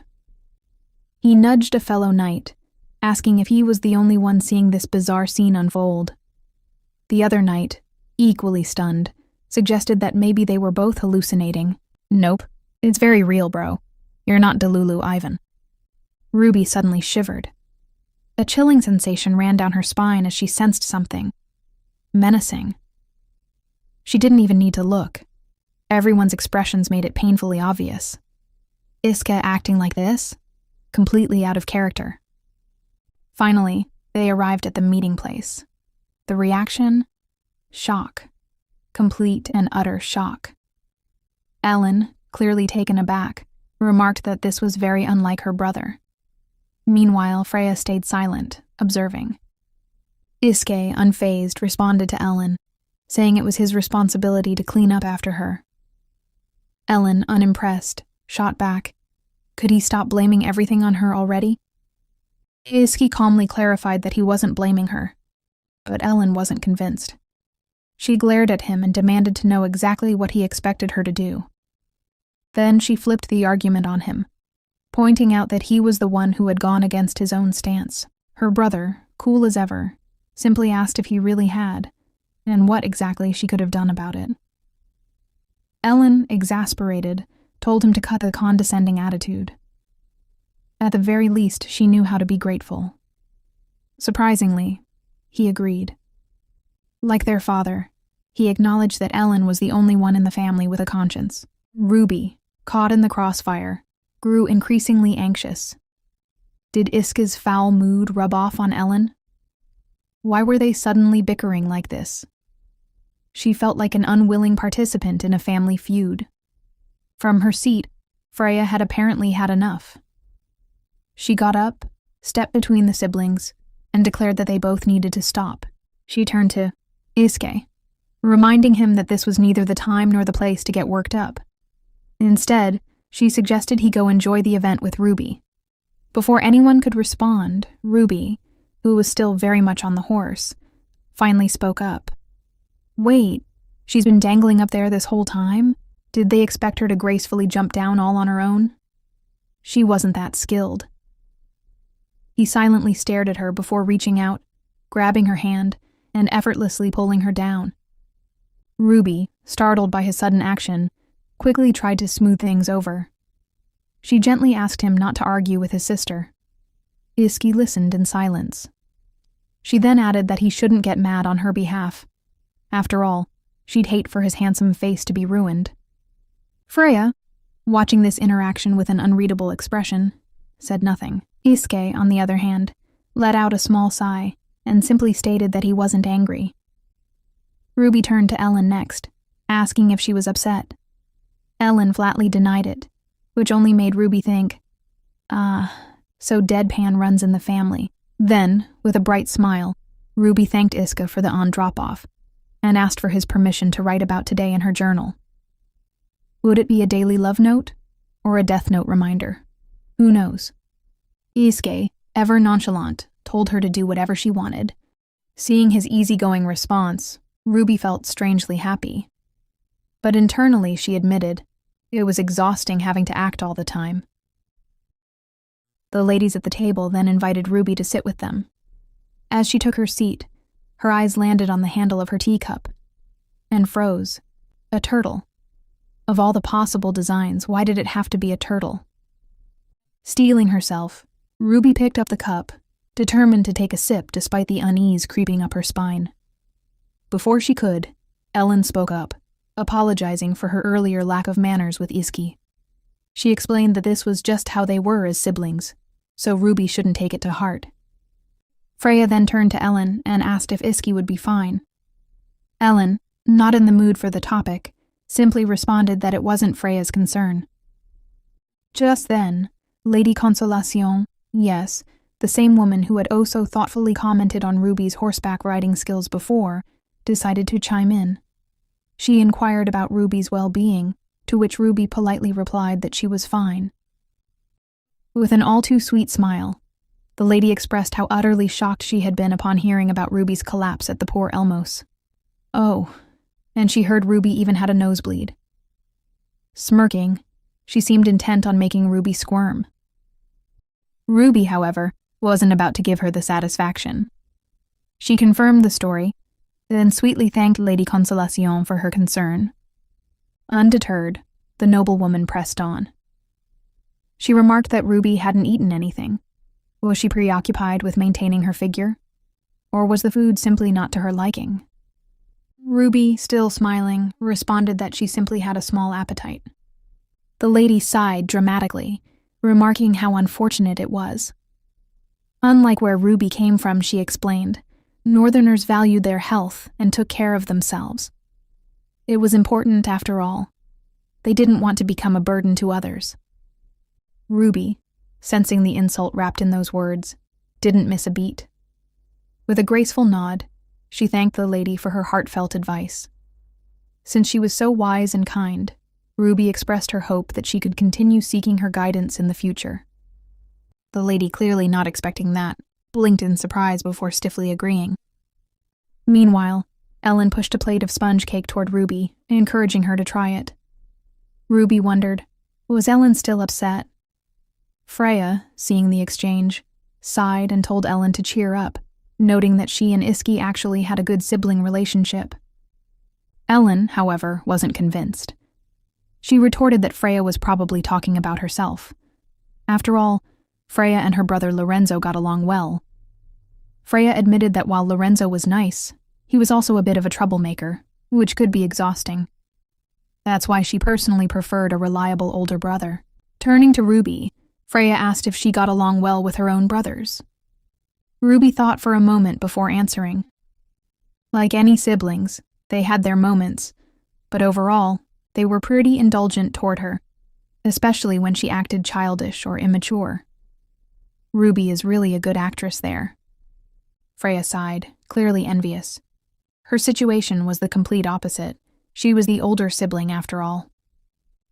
She then asked Ruby if she missed her brothers. Ruby's instincts screamed trap. So, with a bright smile, she smoothly replied that she had grown so fond of this place, she hadn't even thought about them, until Freya mentioned them just now. Then, another lady at the table suddenly asked if Ruby's brother, Cardinal Valentino, would be visiting Arendelle this year. Ruby stiffened. Nervously, she admitted that she had no idea. She hadn't heard anything yet. She had completely forgotten how popular Caesar was, and frankly, she found it gross. The gladiatorial tournament wasn't until late fall, meaning she had a few more months before his arrival.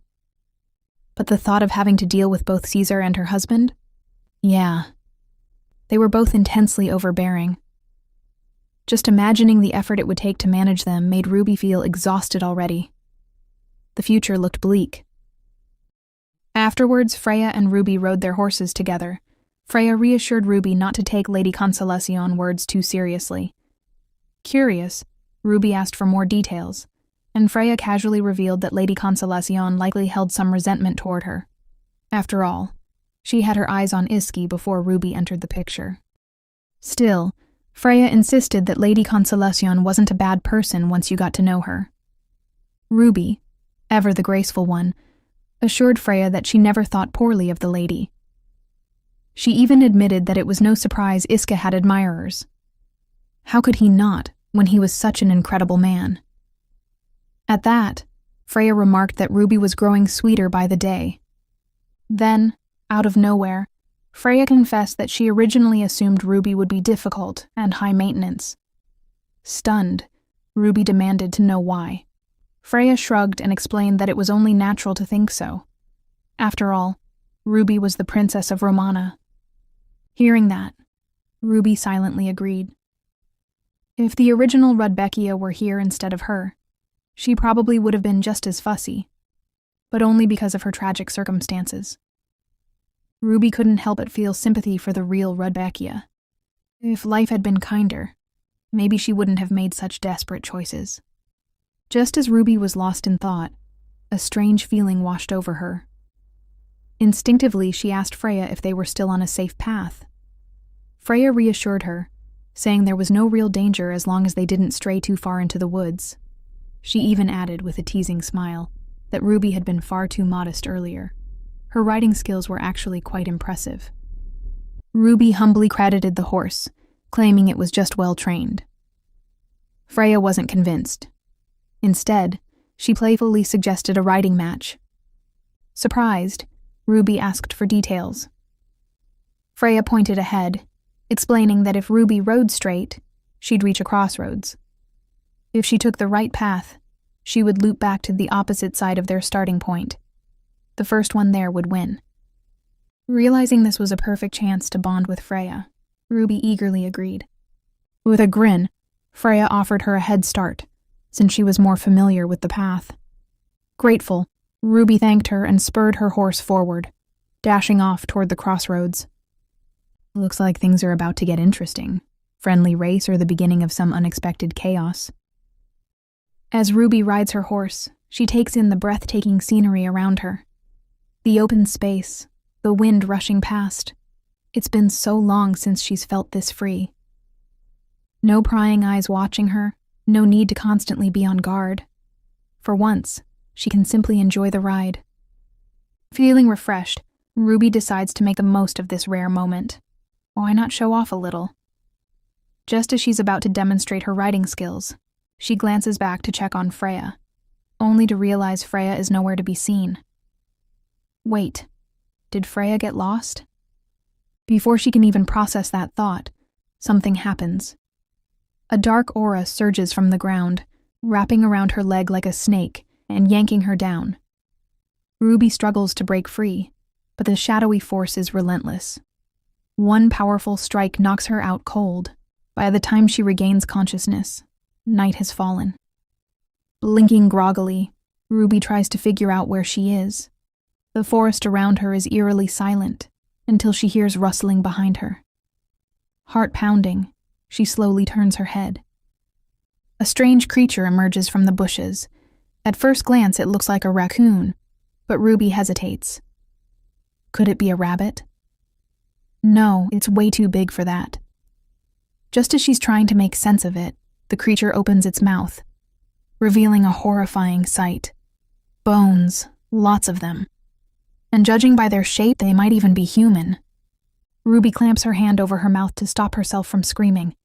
But the longer she stares at those bones, the harder it is to keep calm. Her breath catches, panic rising, until finally she can't hold it in any longer. She screams. The creature immediately starts flailing and making bizarre noises. And then, before she can react, it lunges forward, grabs her, and hoists her up like she weighs nothing. Now fully panicked, Ruby kicks and struggles, demanding to know what this weird, pudgy, demonic monster wants with her. But all it does is keep running while repeating the same odd word. Popo. Is this really how it ends? After doing everything to survive, is she now about to be eaten by some nightmare raccoon with too many bones in its mouth? Before she can dwell on her impending doom, Popo suddenly halts. A low, menacing growl rumbles through the trees. Instinctively, the creature shoves Ruby into the bushes, hiding alongside her. Ruby tries to peek at whatever made the noise, but Popo pressed her down, hiding her into place. Okay, message received. Stay hidden. A chill runs down her spine. Something is approaching. Then she sees it. A headless knight riding a horse. Her breath catches. What is that thing? She doesn't dare move. Neither does Popo. Minutes pass like hours. Then, finally, the creature moves away. Ruby cautiously peeks again. Gone. She exhales in relief. As she recovers from the terror, Popo starts rummaging through the bushes like nothing happened. Ruby notices a faint purple glow near her foot, the same eerie aura that dragged her into the forest earlier. Before she can react, whack! Popo smacks her head with a leaf. What was that for? She demands, utterly confused. Popo waves its hands dramatically, as if trying to tell her something. Wait, was it helping her? It lets out another Popo, which for some reason sounds like confirmation. Ruby's eyes widen. You understand me? Popo flaps its hands enthusiastically in response. But when she asks if it can understand human language in general, it shakes its head. Ruby blinks. So it only understands her? That's oddly specific. But right now, she has bigger concerns. Can you help me get out of here? For the first time, Popo seems sad. Or is she imagining it? How does something so creepy manage to look adorably dejected? Seriously, why so cute, Popo? Popo suddenly waves a stubby arm, signaling something. Ruby tilts her head.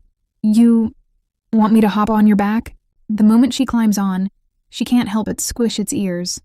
They're way too soft to resist.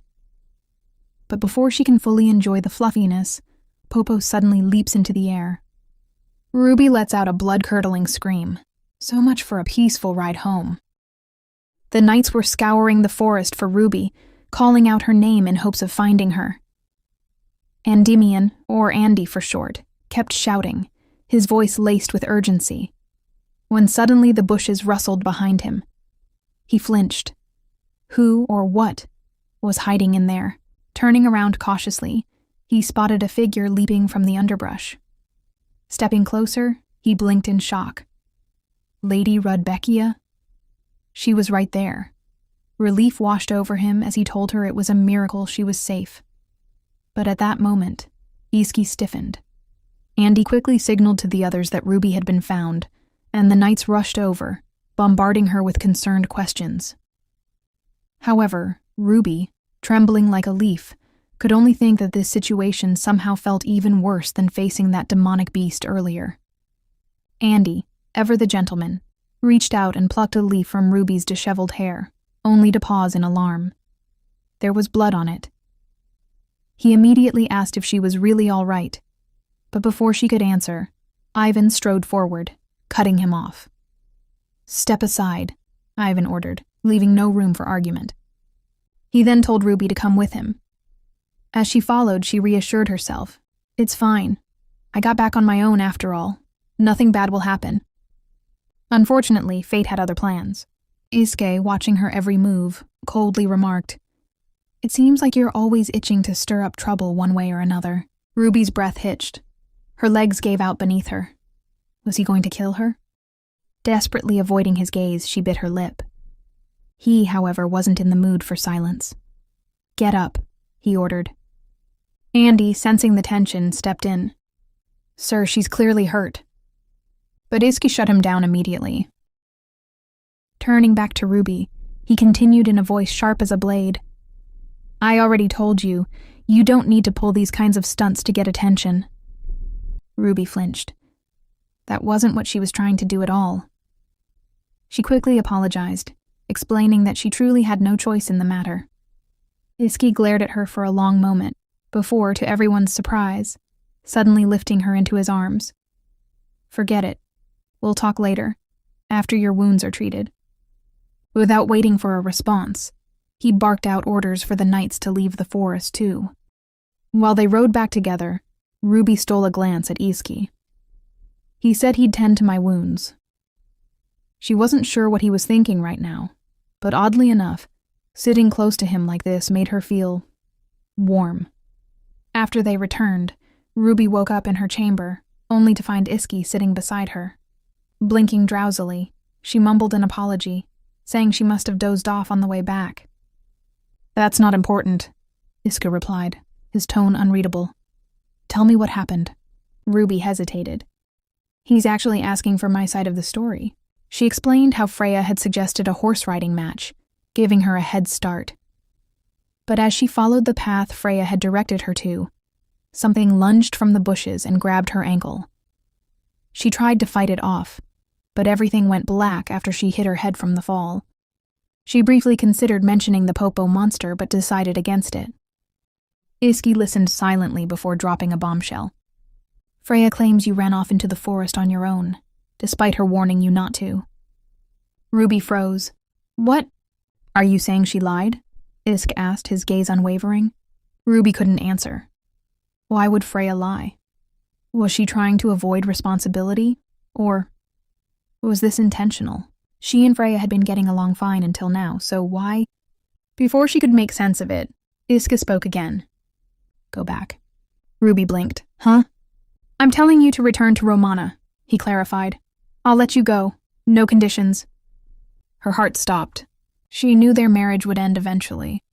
But this soon, even though the Borgias were arrogant and entitled, they couldn't demand a divorce without reason. and the Britannian royal family likely saw her as a valuable hostage. So why was Iska, of all people, so willing to let her go? Without consequences. What was he thinking? Then the reality of returning hit her. If she went back to Romana, his sister Ellen would likely be forced to marry the Prince of Doria, making her vulnerable to her father's spies, who might try to eliminate her. And if Ellen died, the downfall of their family was inevitable. On top of that, if Ruby returned empty-handed, having failed to accomplish anything, Caesar would surely take it out on her. No, she couldn't go back. Iski's voice cut through her spiraling thoughts. This marriage was only for convenience. Staying together won't do either of us any good. You belong elsewhere. Ruby clenched her fists. Then, with no hesitation, she jumped out of bed and knelt before him. Pride? Who needs it? She just can't go back to that hell. Iski frowned. What are you doing? Tears welled in her eyes. It's all my fault, she confessed. I promise. I won't make the same mistake again. She was even willing to accept punishment. If he wanted, he could hit her. She wouldn't resist. Iski's jaw tightened. His hands curled into fists. Then suddenly he grabbed her, his frustration spilling over. You really know how to get on my nerves, he gritted out. You should have just acted like the princess you are, high and mighty, nose in the air. But no. Instead, you pull this. His voice grew harsher. I spent the whole night stirring up a mess over you, when I shouldn't have even cared if you were dead or alive. His breath hitched slightly, as if the words barely made sense to him. And yet, for some reason, I couldn't stop thinking about you. His eyes locked onto hers. Why? Why does someone like you keep making me feel this way? Ruby stared at him. Oh, she finally understood. Right now, Iski was choosing her over his childhood friend's words. That was what mattered. It didn't matter what he was feeling exactly. The important thing was, she meant something to him. Even just a little. And honestly, what could be more important than that? So she looked him straight in the eyes and said, I'll do anything you want. Iska stiffened. I mean it, she continued. Just trust me. Believe in me. I'll do anything, everything you ask. Just please don't abandon me. Silence stretched between them. Then without a word, Iska stood up and quietly left the room, leaving Ruby alone. Come here, baby Ruby, so I can hug you. This is heartbreaking. Freya van Furiana, the picture-perfect noble lady. Confident, graceful, and adored by all, she was the kind of aristocratic lady people admired. Since the novel mostly revolved around the Borgia and Omerta families, Freya's character wasn't given much depth. Still, she was always portrayed as someone who handled Rudbeckia's schemes with ease, calmly deflecting every trick thrown her way. She acted as a mediator in conflicts, which made Ruby believe that as long as she avoided the original Rudbeckia's path, they could get along just fine. And yet, Freya had knowingly sent her into danger. Now, Ruby couldn't help but wonder, why? When they first met, Freya didn't seem to harbor any ill will toward her. But now, someone she once considered as insignificant as dust was slowly starting to get under her skin. Then, realization struck her like a bolt of lightning. She gulped. Oh no, I'm in deep trouble, aren't I? The next day, Freya came to visit Ruby. With a flawless expression of regret, she apologized, explaining that although she had been the one to suggest the race, she had frozen when she saw Iski's reaction and couldn't bring herself to tell the truth. Sure. A classic White Lotus move. Freya insisted she was genuinely sorry for the mistake, but Ruby knew better. If she were truly remorseful, she would have admitted everything in front of everyone, not just in private. See? Even Ruby sees through this act. Ruby eyed her carefully. Why was Freya bringing this up now, when they were alone? But keeping her usual composed demeanor, Ruby simply patted Freya's hand and reassured her, saying it was fine. It wasn't like Freya could have predicted how things would turn out. Yet Freya kept pressing on, claiming that it was all her fault that Iski was angry with Ruby. Ruby, maintaining her polite facade, reassured her again, and then casually mentioned how much she had enjoyed seeing Arendelle up close. For a split second, Freya hesitated, but she quickly recovered, flashing a sweet smile before thanking Ruby and offering her help if she ever needed anything. Ruby accepted the offer gracefully, but in her mind, she was wary. Up until now, Freya hadn't considered her worth engaging with, so why was she suddenly paying so much attention to her? Ruby knew that no matter what, people would always take Freya's side. She was precious to them, while Ruby was just an outsider. Ironic, really. The only person who even listened to her was her husband, the same man who would eventually kill her. Having her meal, Ruby realized she hadn't seen Iska since that day. And why was she really being confined to her room again? This is giving déjà vu vibes. Ellen, who was with her, mentioned that Iska's birthday banquet was coming up. Ruby immediately offered to help in any way she could, but Ellen simply told her that the banquet would proceed as usual and advised her to focus on resting. Honestly, that was probably for the best. Given her current situation, drawing attention to herself wouldn't do her any favors. Ellen then added that she'd be busy until the day before the banquet, and had arranged for the headmaid to assist Ruby in her absence. If Ruby needed anything, she should call for the headmaid. The moment Ellen left, Ruby let out a frustrated sigh. Just her luck. The headmaid was going to be serving her now. And lately, the maids had become so bold in ignoring her that even if she rang the bell, no one would show up until she'd nearly forgotten why she called them in the first place. And when someone did finally come, they always had an irritated look on their face. Well, except for Lucille. Bribing her had proven to be a brilliant move. Smirking, Ruby thought, "Nobody with a conscience can turn their back on me after accepting such an expensive gift." But there was something even more pressing on her mind. Her ever-so-suspicious husband. She suddenly remembered something and started rummaging through the drawer beside her. While Ruby was working on her embroidery, the headmaid entered and casually remarked that she hadn't realized Ruby enjoyed embroidery. Ruby nearly jumped. When had she even come in? She hadn't even rung the bell. Forcing a smile, Ruby replied that she wasn't particularly skilled at it. The headmaid then asked if the embroidery was a gift for Iska. Ruby confirmed, but admitted she wasn't sure how well it would turn out, given how long it had been since she last did any needlework. Not to mention, she had no idea what to embroider. The headmaid suggested a willow tree. She explained that Iska had often climbed a willow tree when he was young, and since it was gone now, it had become a nostalgic memory for him. Still keeping her polite smile, Ruby thanked the headmaid for the helpful suggestion. But the moment she started embroidering, a chill ran down her spine. The late Duchess Omerta's tragic death flashed through her mind. She had hanged herself from a willow tree. And now, the headmaid was telling her to embroider one? This wasn't a coincidence. It was a deliberate attempt to make Iska distrust her even more. And just like that, Ruby was certain. The headmaid was the one responsible for extinguishing the holy fire. The day of the banquet finally arrived, and Ruby had just finished Iska's gift. Chuckling to herself, she decided to write a card for her husband as well. But then, pain.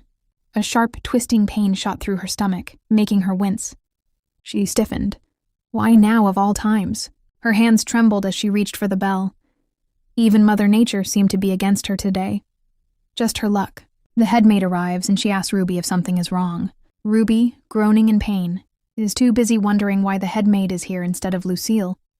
Shouldn't she be the one handling this? But before Ruby can dwell on it, the headmaid continues, noting that Ruby looks unwell and offering to fetch some medicine. She also brings a message from Iska. Apparently, Ruby is to stay in her room today because she isn't needed at the banquet. Wait, what? Ruby blinks in confusion and asks for clarification. The headmaid simply reiterates that since Ruby isn't in the best condition, staying in would be best. She even offers to deliver anything Ruby wants to send to Iski. How thoughtful. Insert sarcasm. Sometime later, Lucille arrives with medicine.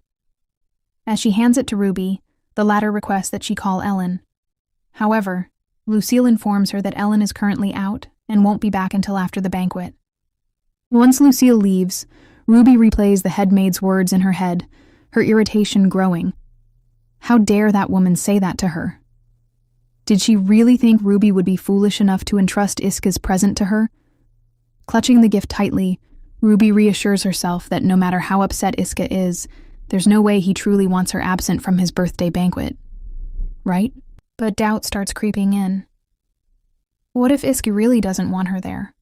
What if the headmaid was telling the truth? She lets out a dry laugh. Considering it's Iska, it's not entirely impossible. Ruby wants to believe this is a lie, but another part of her suspects he's deliberately trying to distance himself from her. As the clock ticks, the thought of the banquet starting without her weighs heavily on her mind. She figures the headmaid has probably already told Ellen she's too sick to attend.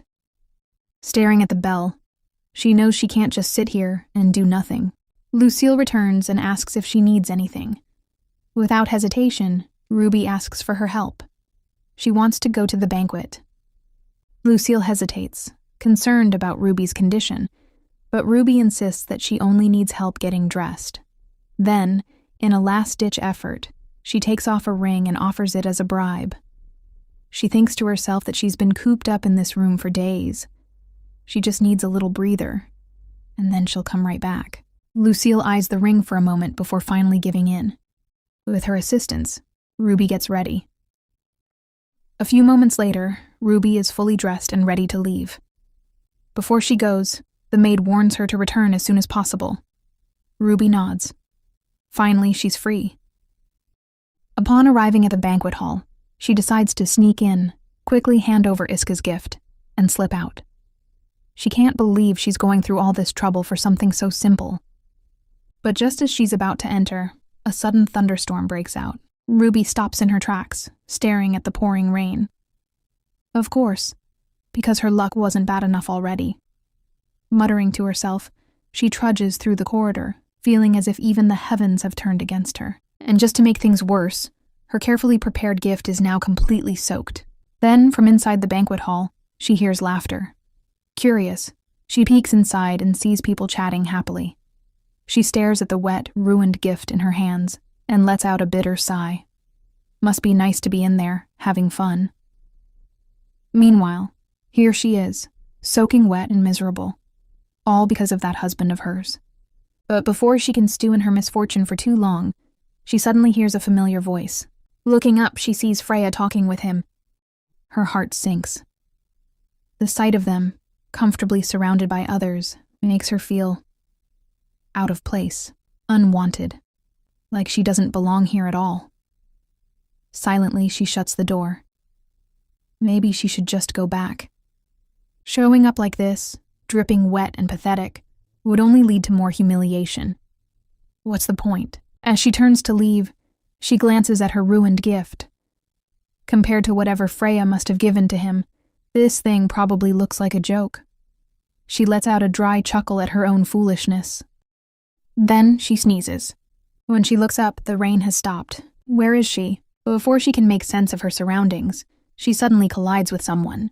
Pain shoots through her shoulder, and she winces, internally grumbling about how it nearly broke from the impact.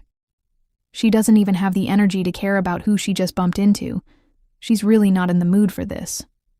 But then the person recognizes her and calls out her name. Ruby freezes. Oh no, it's Lorenzo again. She immediately feels annoyed. Great, just what she needed.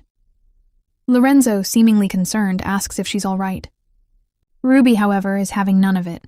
She coldly tells him he can go ahead and curse at her. Lorenzo blinks, clearly taken aback. What? She sighs and elaborates. She knows everyone hates her, so he doesn't need to bother pretending. He might as well just insult her outright, like he did last time. Lorenzo looks even more baffled. He frowns and tells her he has no idea what she's talking about, but Ruby isn't done. Clenching her fists, she firmly states that she knows her place. She sniffles and reassures him that she won't be greedy. She'll live quietly, like a mouse, so he can stop acting like she's some nuisance. With that, she turns around, deciding to leave before she embarrasses herself even more. But the moment she does, she stops. Right in front of her, standing in the corridor, are Andy, Ivan, and her husband. What are they doing here? The moment Ruby locks eyes with him, who's staring straight at her, her face heats up in embarrassment. How long have they been standing like this? If he's angry at her for coming here against his wishes, she's sure to get scolded. Not wanting to face his reprimand, especially in front of Lorenzo, she quickly turns and makes a run for it. But, as if the universe is determined to make things worse, she suddenly trips and falls flat on the ground. Just great. As if this wasn't already humiliating enough. Before she can even think about getting up, Iski approaches her and effortlessly lifts her. He leans in slightly, as if about to say something. But before he can, Ruby panics. Tears welling up, she quickly apologizes for disobeying him. She insists that she was only here to give him his birthday present and had no intention of staying. She was going to leave right after. Iske, completely confused, asks her what she's talking about.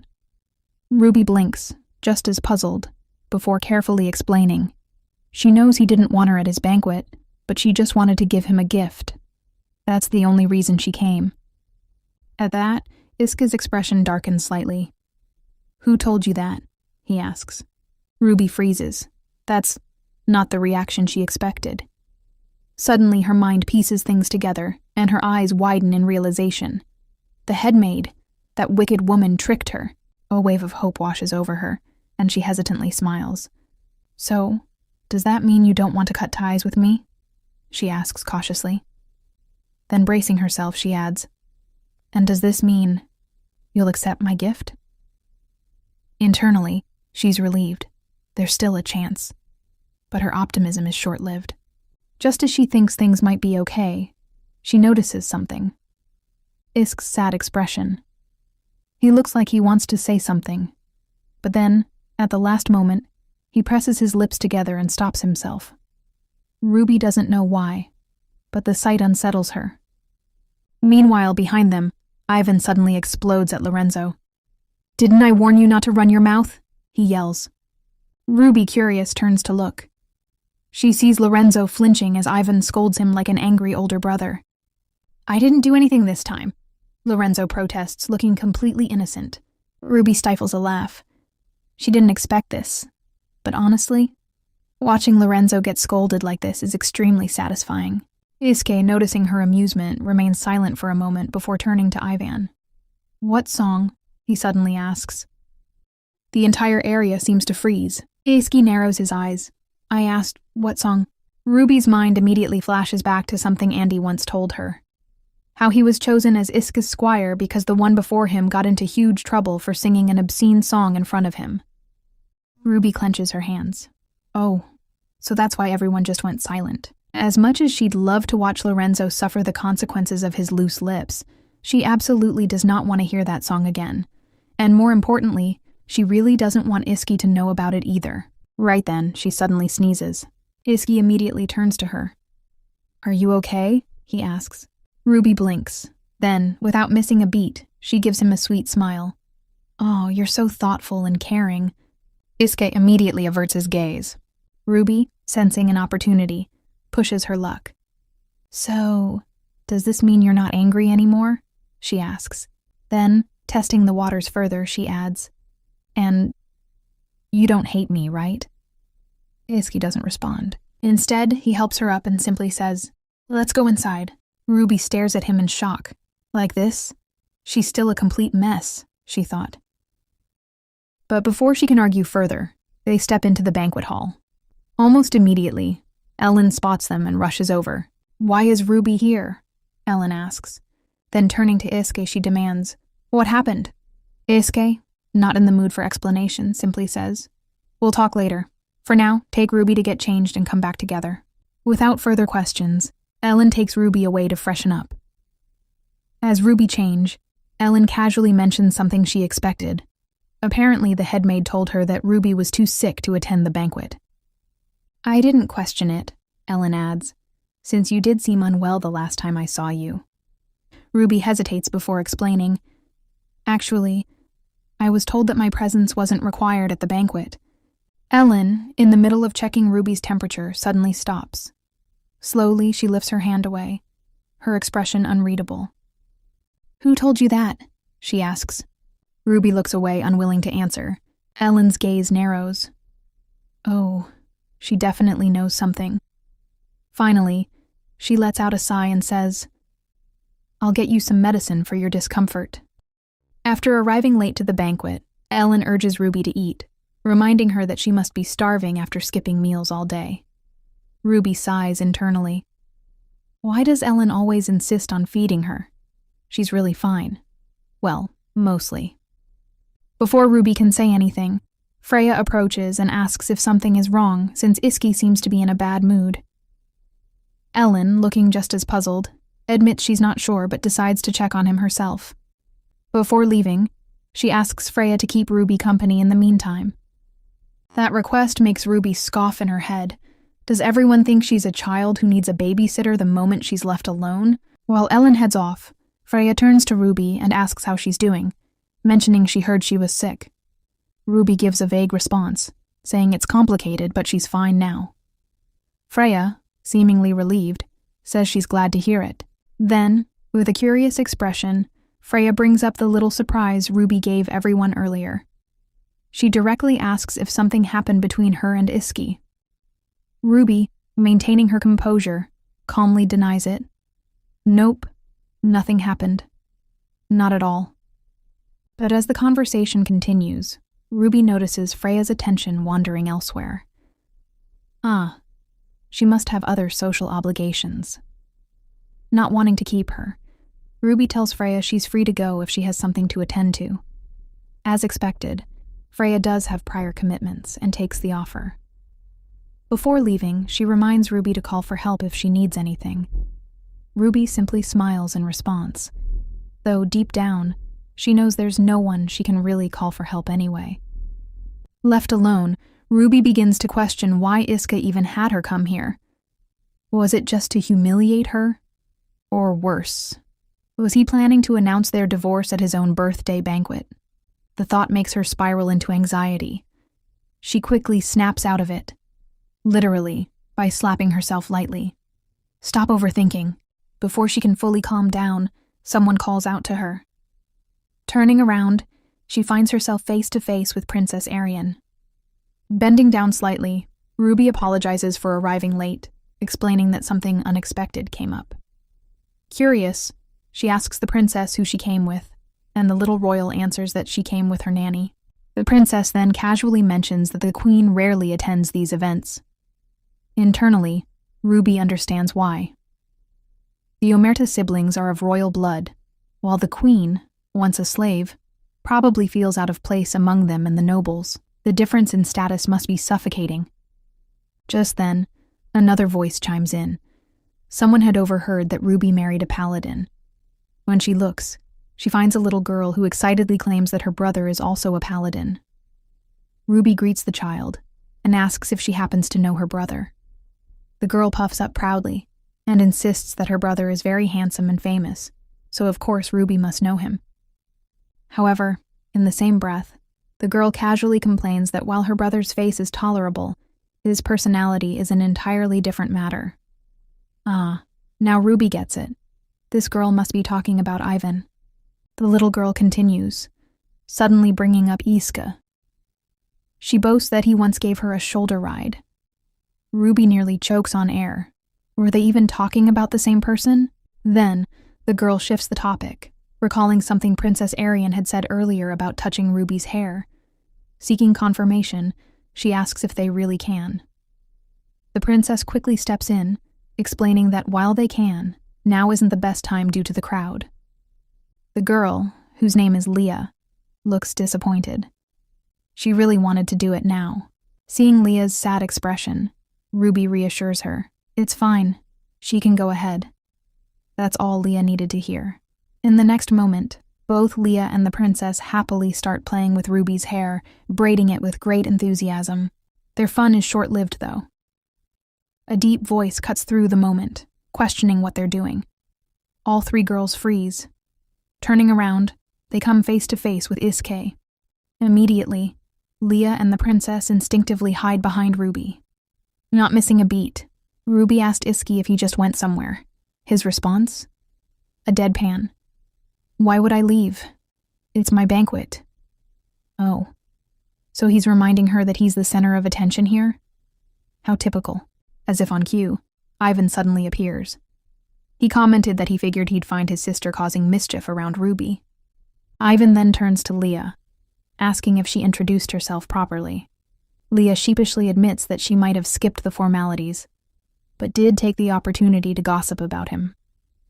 Ruby chuckles and tells Ivan that the princess and Leah were the ones keeping her entertained. The two girls nod enthusiastically in agreement. Meanwhile, Iska extends a hand toward Ruby to help her up.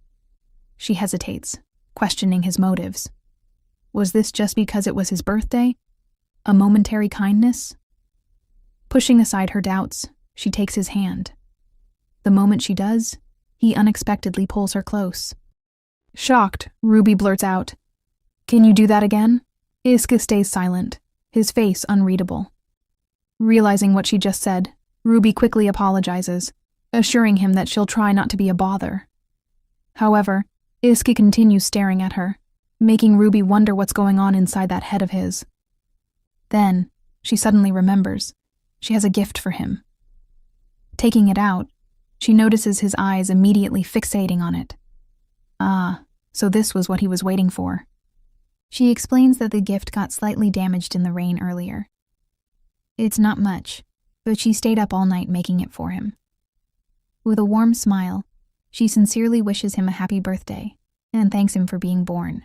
Yet Iski doesn't react. He doesn't even take the gift. Ruby waits, arms growing heavy from holding it out. Finally, after what feels like forever, he slowly reaches out and takes it from her.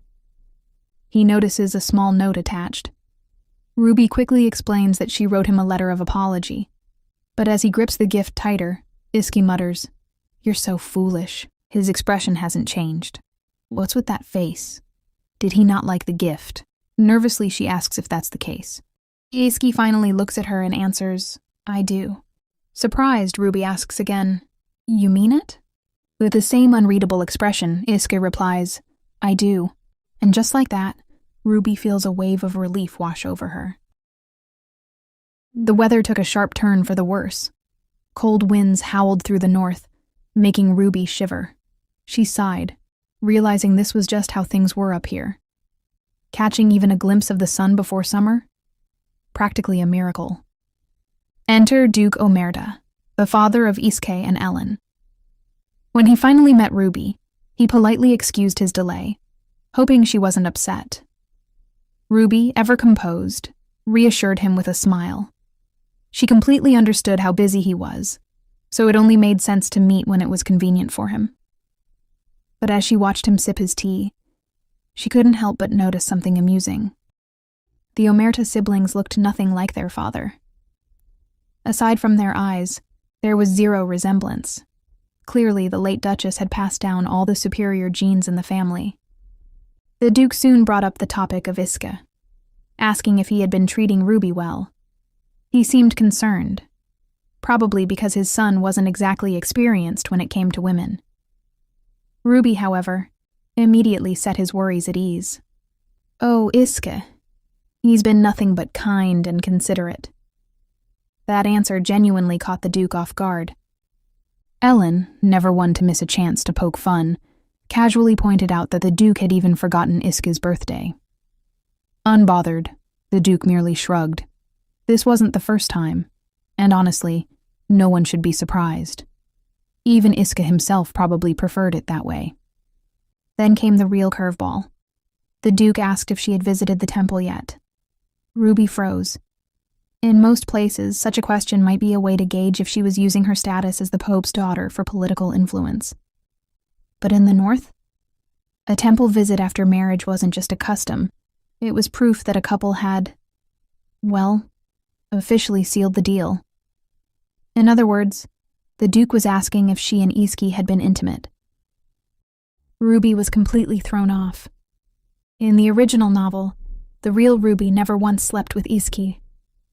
No one had ever pushed for them to fulfill their marital duties, so it never happened. The Duke, noticing her lack of response, quickly put two and two together. Yep, nothing had happened yet. That's when Ellen dropped another bomb, revealing that Iske didn't even show up on their wedding night.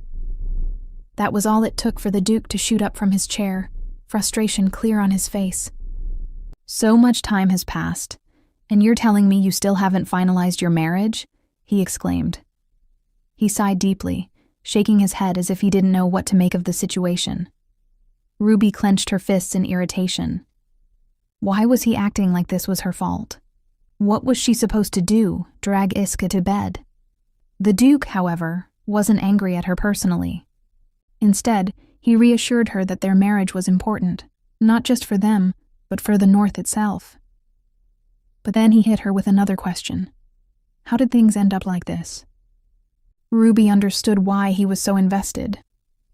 Given her unfortunate history with engagements and marriages, a proper union was crucial. Without consummation, could they even call themselves husband and wife?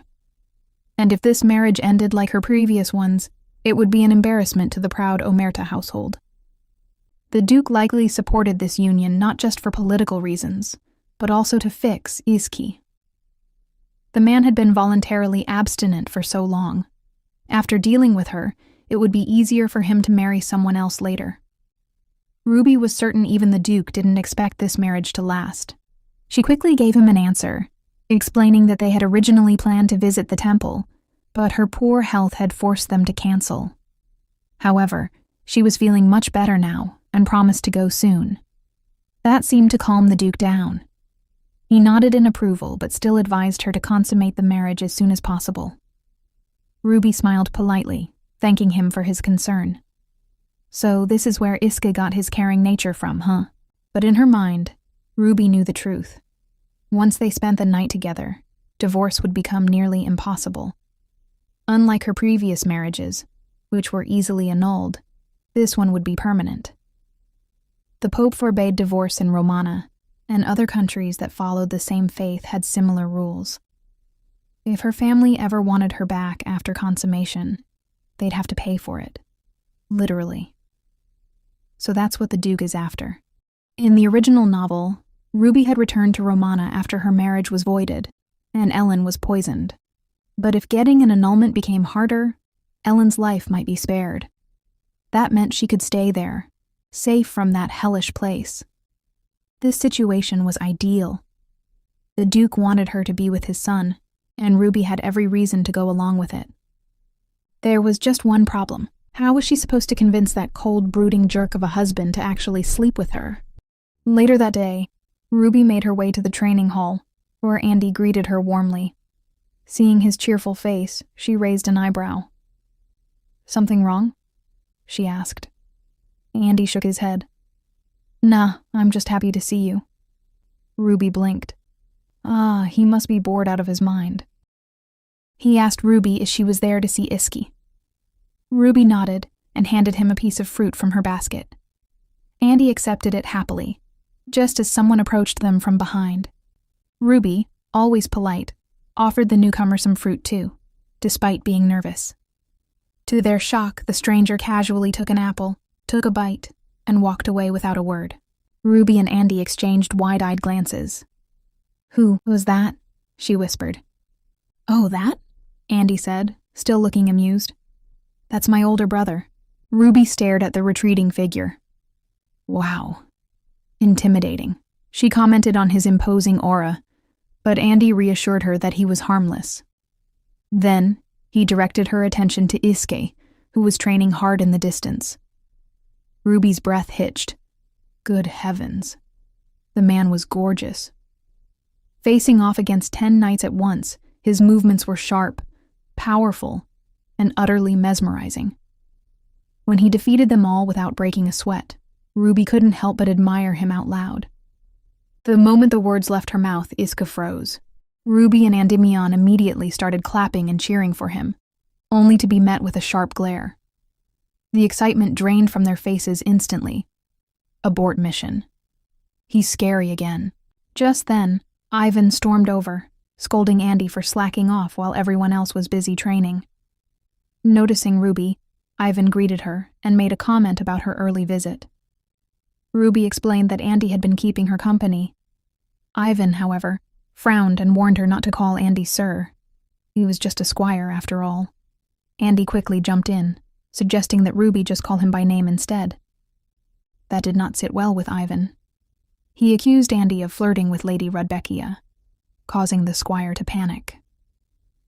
Before things could escalate, Iski approached, his presence immediately silencing everyone.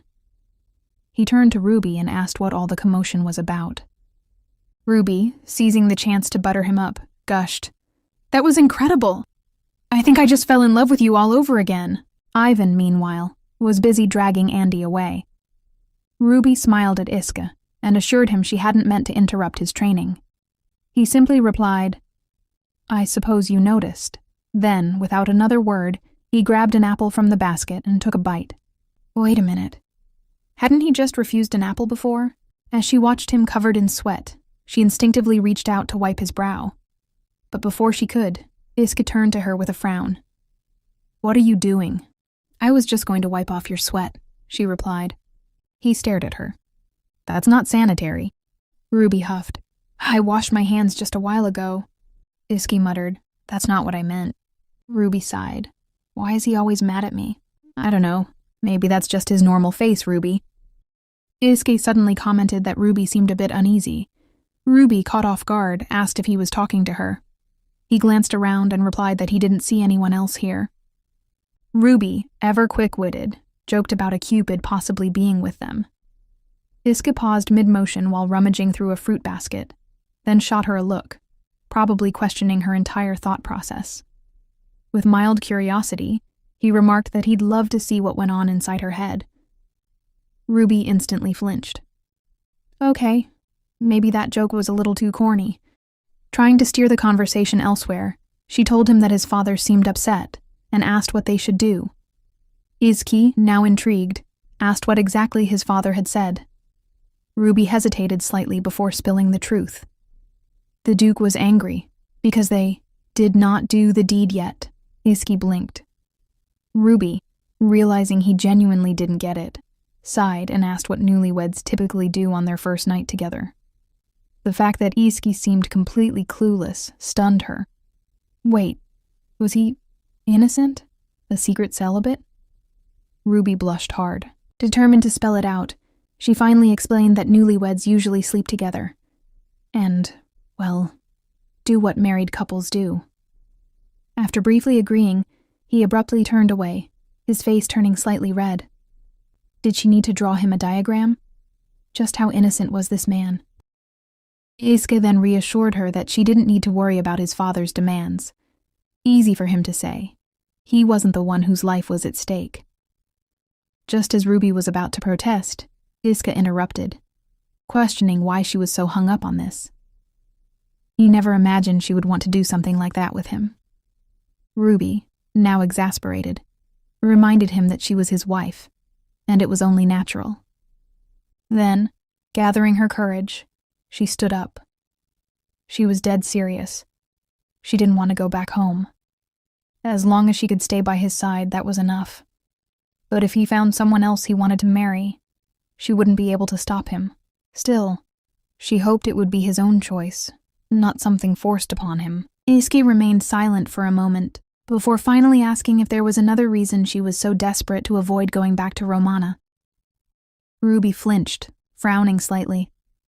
Was he doubting her sincerity? Before she could answer, Iski stood and stated that she was right. If they consummated their marriage, no one would interfere. He asked her, plain and simple, if she was going to change her mind. Ruby firmly denied it. That was all Iski needed to hear. He turned, saying he would see her tonight. Ruby gawked at him, almost tripping over her own words. Was he really serious? Were they actually doing this tonight? She quickly asked if she should go to his room or wait for him.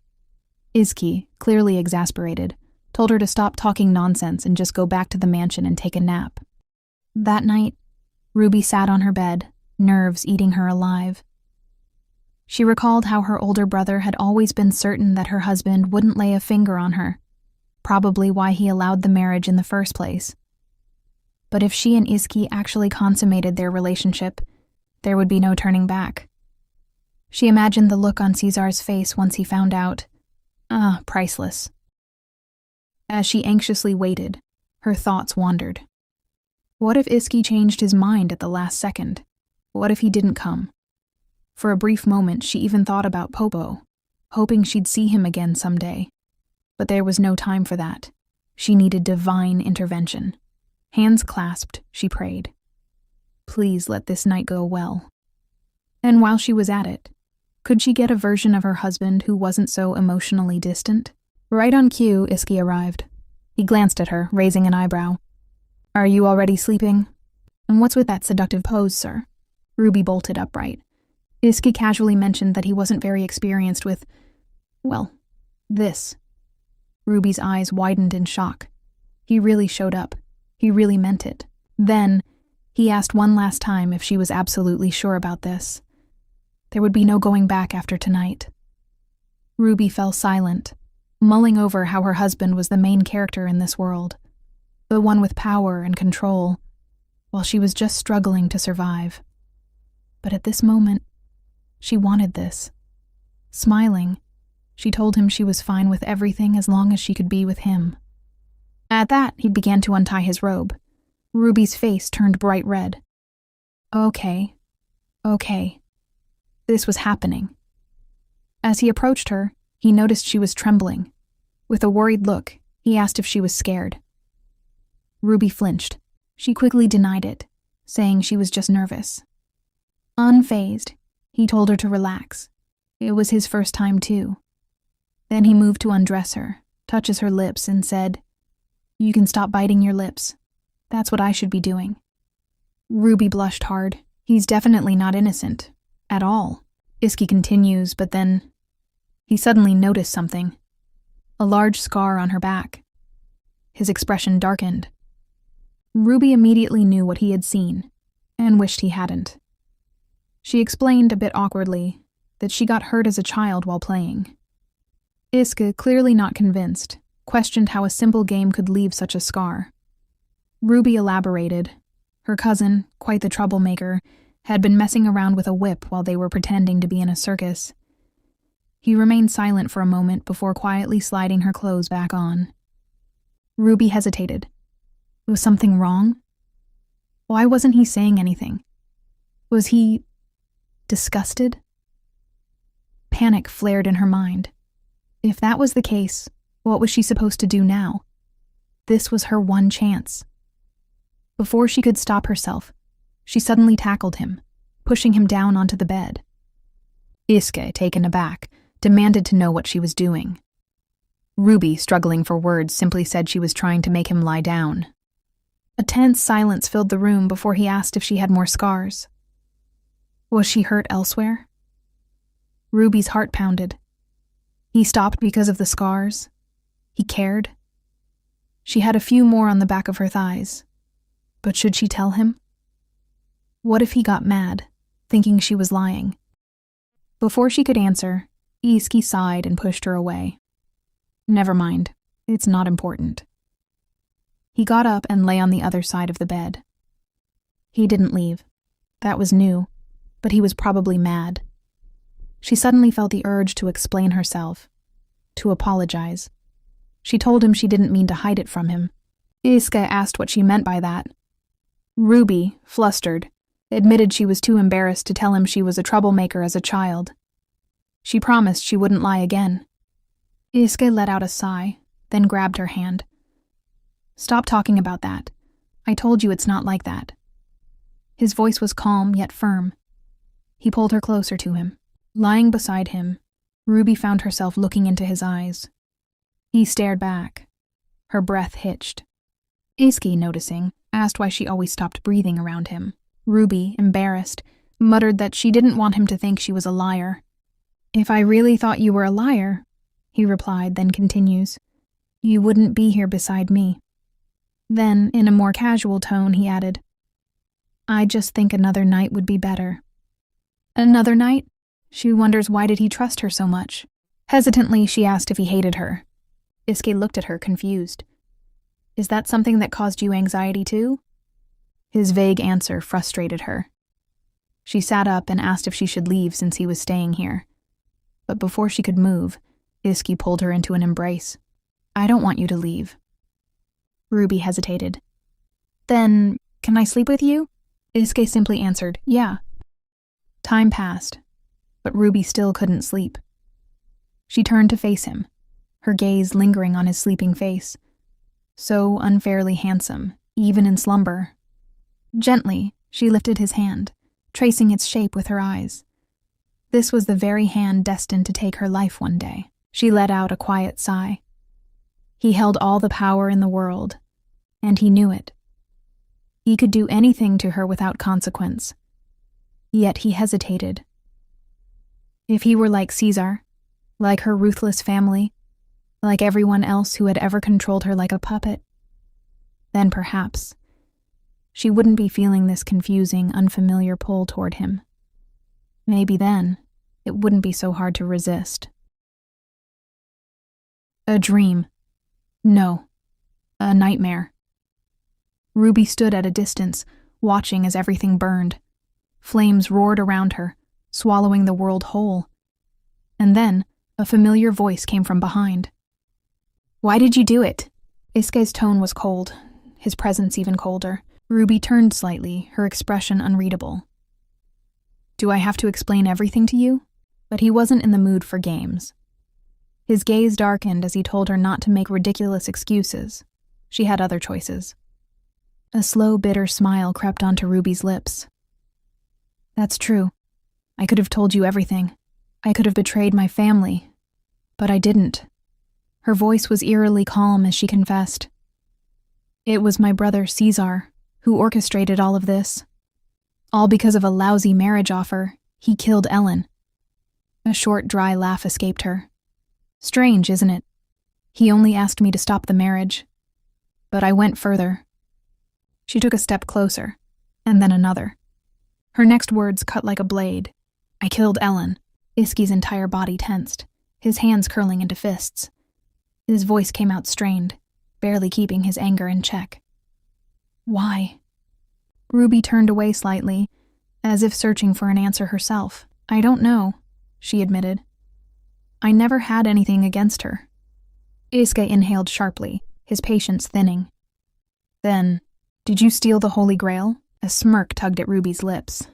Looks like you caught me, she said lightly. Who else could have taken it and ensured it ended up in your hands? Then, she pulled out a document, their marriage annulment papers, but they remained unsigned. See, we're still husband and wife. Without hesitation, she grabbed Iske's sword and guided the sharp edge to her throat. For my wedding gift. I want to spend my last moments as your wife. That was it, he snapped. His fury exploded as he accused her of tormenting him over and over. You even killed my family. And now you dare call us husband and wife? Ruby simply chuckled, her eyes gleaming. Isn't this proof that we're a real couple? She teased. Just look at our lovers' quarrel. She stepped forward, her voice lowering as she whispered, I've always dreamed of this day, of this place drenched in blood. And look, you've made my dream come true, Iske's breathing grew uneven. His eyes, filled with conflicting emotions, shimmered with unshed tears. I was ready to do anything for you. A flicker of something unreadable crossed Ruby's face.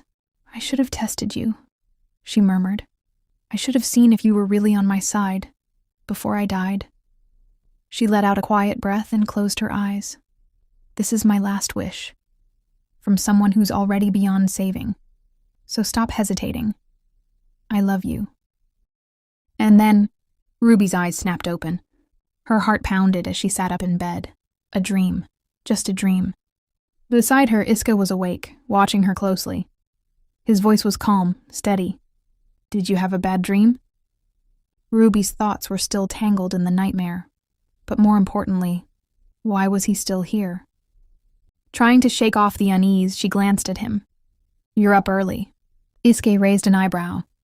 Thanks to a certain someone, I didn't sleep well. Then, as if the conversation was nothing unusual, he sat up and stated, Let's eat together.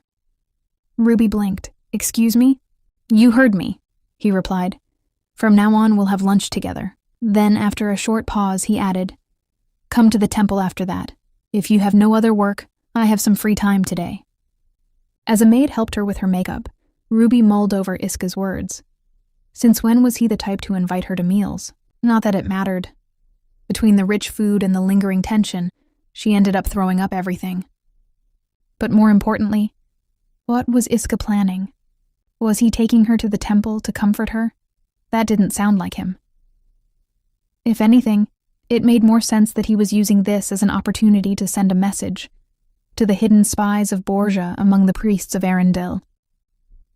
Perhaps he was warning them that the Princess of Romana was now in his hands, ensuring they wouldn't dare betray Arendelle. The more she thought about it, the more irritated she became. Before she could dwell on it further, someone called her name. It was Ellen. "I heard you're going to the temple with Iski," Ellen said, hesitating slightly. Ruby confirmed it, curious about the sudden visit. "I'm sorry for interrupting while you were getting ready," Ellen continued, "but I came to give you something." Ruby tilted her head. "What is it?" Ellen held out an envelope. "A letter from Romana." Ruby froze. Ellen explained that Cardinal Valentino himself had sent it, and she thought it was best to deliver it in person. Taking the letter, Ruby's fingers tightened around the edges. Her expression darkened slightly. Noticing the shift in her demeanor, Ellen hesitated. "Are you okay?" Ruby forced a smile. "I'm fine." Later in the garden, Ellen brought up another matter. "You've been meeting with Princess Arian quite often." Ruby nodded slightly. "Then why not visit her at the palace?" Ellen suggested. "The Queen would be delighted as well." Ruby hesitated. "Would that really be all right?" Ellen shrugged. "That's up to you. You don't need permission."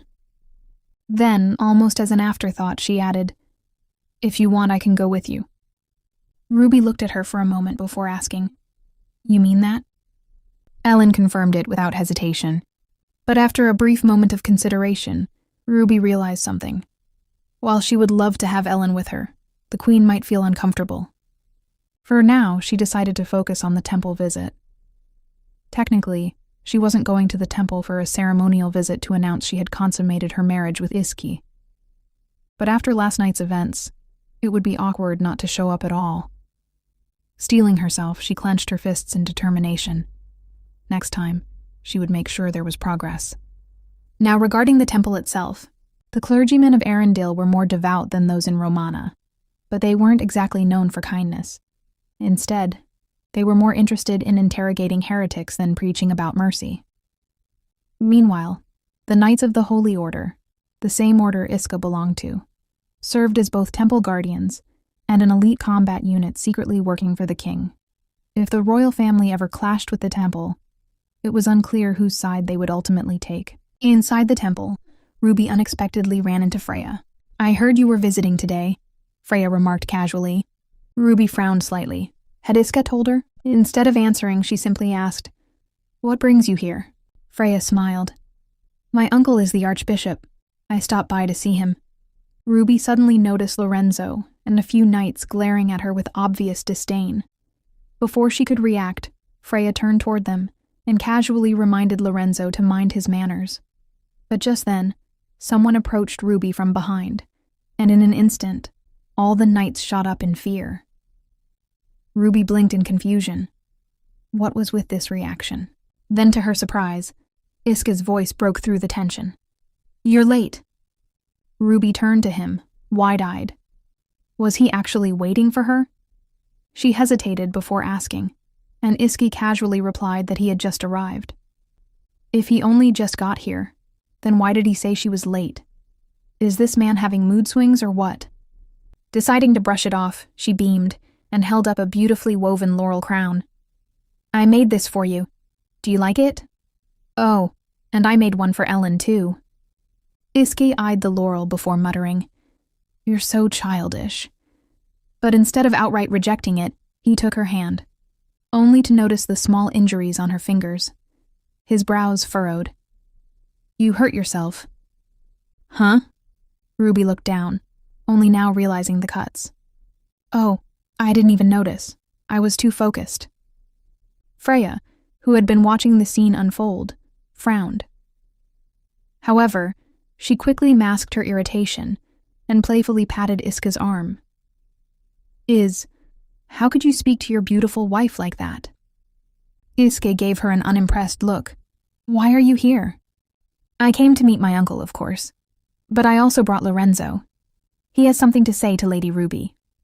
And what would that be? Freya continued smoothly. The other day, my brother may have offended Ruby. He wishes to apologize formally. Ruby internally sighed. So I'm expected to accept an apology that no one actually means.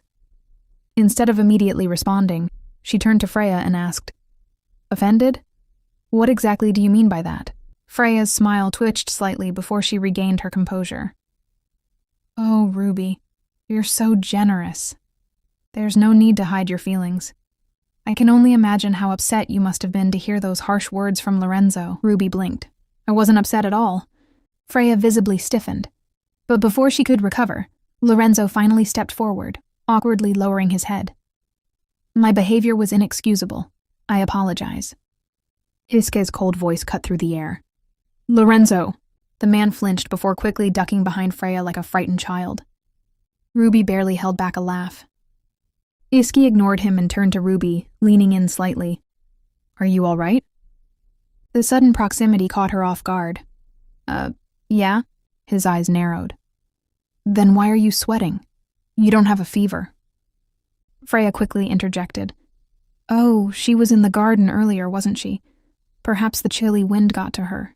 She is rather frail. Why is this woman trying to make this sound normal? Then, without warning, Iska lifted her up. What? Put me down, Ruby yelped, her face heating up. Sometimes I can't tell if you're my wife or my child, Iska muttered, carrying her with ease. Then, he turned toward Lorenzo. You can apologize properly next time. Freya, now watching with gritted teeth, clenched her nails against her palm. Who does this woman think she is? And why is everyone treating her like she's someone important? Meanwhile, Ruby squirmed in Iska's arms, whispering, Seriously, put me down, I'm heavy. Iski didn't even flinch. You might collapse again and start bleeding all over the place. Ruby froze, utterly embarrassed. Ugh, what kind of excuse is that? But then, she suddenly had an idea. Since she was already in his arms, why not take advantage of it? She shifted slightly, moving closer to him. To her surprise, Iska stiffened. Oh? Why did he flinch? Ruby's mind immediately went back to the other night. We already saw each other half naked, so why is he acting shy now? But before she could push her luck, Iski suddenly asked, What exactly did Lorenzo do? Huh? Why are you asking that all of a sudden? Iska's expression remained unreadable. I heard he sang a song about your curly hair. Is that true? Ruby realized that Lorenzo must have been the one to claim it, but she didn't want Iska to hear that song. If he did, others might assume she was trying to create tension between them. So she quickly told him that's what happened. However, Iska immediately narrowed his eyes and said, You answered that pretty fast for someone who just claimed they didn't remember what happened. Uh-oh. Annoyed, Ruby knew she had to change the subject before he started interrogating her further. Thinking quickly, she asked, Did you really mean what you said about having lunch with me from now on? Iski nodded without hesitation. Yes, unless you don't like it. Ruby thought to herself that there probably wasn't a better way to torture someone. How was she supposed to eat properly when just sitting near him made her so nervous? Still, rather than admit that, she suddenly leaned in and kissed him on the cheek. I don't mind it at all, she said with a small smile. Just then, someone cleared their throat.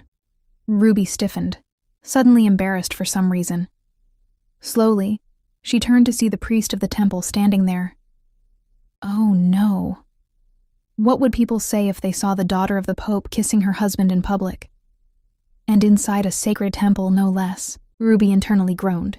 Why did I even come here? The head priest, oblivious to her inner turmoil, smiled warmly. We've been awaiting your visit. As they moved inside, the priest informed her that this temple's holiness was personally recognized by the Pope, so she should feel free to visit whenever she liked. He then mentioned that he had been a bit concerned since she and Iski hadn't come to officialize their union. But now, he realized his worries were unfounded. At that, Ruby flushed in embarrassment. Isuke, however, seemed unbothered. "I'm not someone who binds himself to traditions," he said casually. The priest, undeterred, turned to Ruby. "Even if it's inconvenient, you should still adhere to traditions. After all, you are the daughter of His Holiness." Before Ruby could respond, Isuke chuckled. "I was only joking," he said. "I've just been refraining from leaving the castle due to my wife's frail health."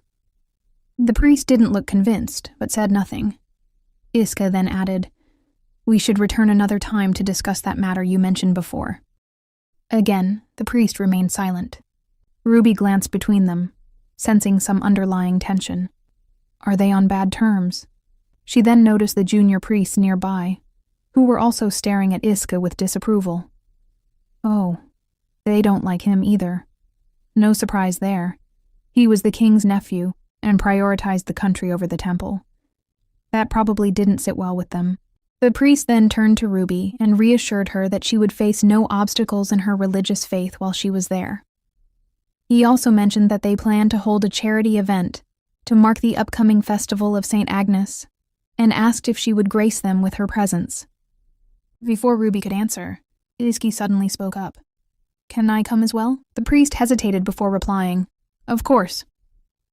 At the festival, Ruby was immediately greeted by Ivan, who wasted no time in asking, "Why did you bring Isuke?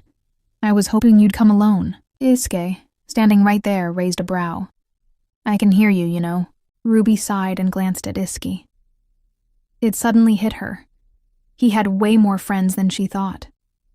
More importantly, her entire plan for today had just flopped. She had wanted to bring Isuke here to show him that she had no deep connection with the temple. But now, that plan was in shambles. Noticing her troubled expression, Isuke asked, "What's wrong?" Ruby quickly forced a smile. "Nothing. I was just thinking about how lively this place is." She gestured at the devoted followers around them. Isuke, unimpressed, simply muttered, "They're probably just here to see if the temple is stealing from them." Just then, a familiar voice called out, "Sir." Ruby turned to see Andy approaching, saluting Isuke. "Your faith is truly strong," he said with admiration. Isuke, however, frowned at him. "Why are you here? I don't recall giving you time off." Poor Andy looked like he regretted his entire existence. Then Andy offered, "Shall I bring you a drink, sir?" Isuke shook his head. "I'm fine." Ruby, however, perked up. "I'll get some drinks. I'm a bit thirsty myself." Isuke looked at her like she had just suggested something outrageous. "You don't have to do that. We have a squire for such work." But Ruby insisted. "It's fine. I also wanted to see that sculpture up close." As she turned to leave, Isuke suddenly stopped her. She blinked. "What?" Instead of answering, he crouched down and picked something off her shoe. "You really are like a child sometimes," he muttered, showing her a small piece of metal that had been stuck there. Ruby turned bright red. "Did I just walk around all this time with that stuck to my shoe?" Feeling embarrassed, she quickly mumbled, "I'm just a messy person, okay?" Then, without waiting for a response, she walked off. Isuke called after her, "Don't run or you might fall." "I'll be careful," she called back. While examining the statue, Ruby made an amusing observation. "It kind of looks like it's having a nosebleed. Just like me." Andy, who was nearby, stared at her in shock. But Ruby grinned. "You can laugh. It was a joke." Andy then chuckled and commented, "Actually, I kind of relate to that statue too." Ruby turned to him, confused. "What do you mean?" Andy explained. "Any squire training to become a paladin in Arendelle has experienced spontaneous nosebleeds at least once." "Why?" "It happens when we push ourselves to the limit. It's proof of our growth," Andy replied. Then with a smirk, he added, "Of course, there are also some fools who brag about it, only to get another nosebleed after a much-deserved beating. A true paladin is never arrogant about their accomplishments," Ruby internally scoffed. "I know one person who's pretty arrogant, though." At that moment, the Archbishop arrived and greeted Ruby warmly. "Thank you for attending the event." He then asked if she would join him for a walk. Ruby glanced around and noticed that Isuke had wandered off somewhere. Figuring she might as well, she agreed. As she strolled alongside the archbishop, she reflected on how she had originally thought it would be best to distance herself from the temple. But now, on second thought, maybe it wouldn't be such a bad idea to observe from afar while maintaining a friendly relationship. Ruby wonders if she might find a clue about Caesar's informant inside the temple. Just as she's lost in thought, the archbishop speaks up, saying he expected her to visit the temple as soon as she arrived in Arendelle. However, he understands that her situation wasn't exactly ideal. She's been unwell and has faced many difficulties. He then adds that she shouldn't have been treated so poorly in the first place. Ruby raises an eyebrow, unsure where he's going with this. The archbishop continues, saying that while he holds Izki in high regard, there are moments when the man's actions leave him displeased. Before he can go any further, Ruby quickly interjects. She firmly states that she has never been mistreated or neglected. On the contrary, everyone, including her husband, has been nothing but kind to her. The archbishop smiles, seemingly amused, and tells her that her generosity is truly humbling. He then expresses how pleased he is to see the special bond she shares with Iske. But just in case she ever faces hardships, he reassures her that the temple will always be a place of solace for her. Then, in a grand and solemn tone, he declares that the Grand Temple of Arendelle will never betray the grace of his holiness. Ruby politely thanks him for his kind words, then shifts the conversation, asking if he has always served in the north. The archbishop explains that in his younger days, during a pilgrimage, he stayed in Romana and was fortunate enough to be in Francesco Monastery. Ruby, however, has an unsettling thought. If the archbishop happens to be working with her family, it's going to be a massive headache. Before she can dwell on it, she suddenly halts. Her in-laws are gathered ahead. The archbishop greets the duke, expressing his relief at his safe return. Iske glances at Ruby, and she smiles back at him. But to her surprise, he immediately looks away. She blinks in confusion. What's up with him? Did he think she sided with the archbishop to speak badly of him?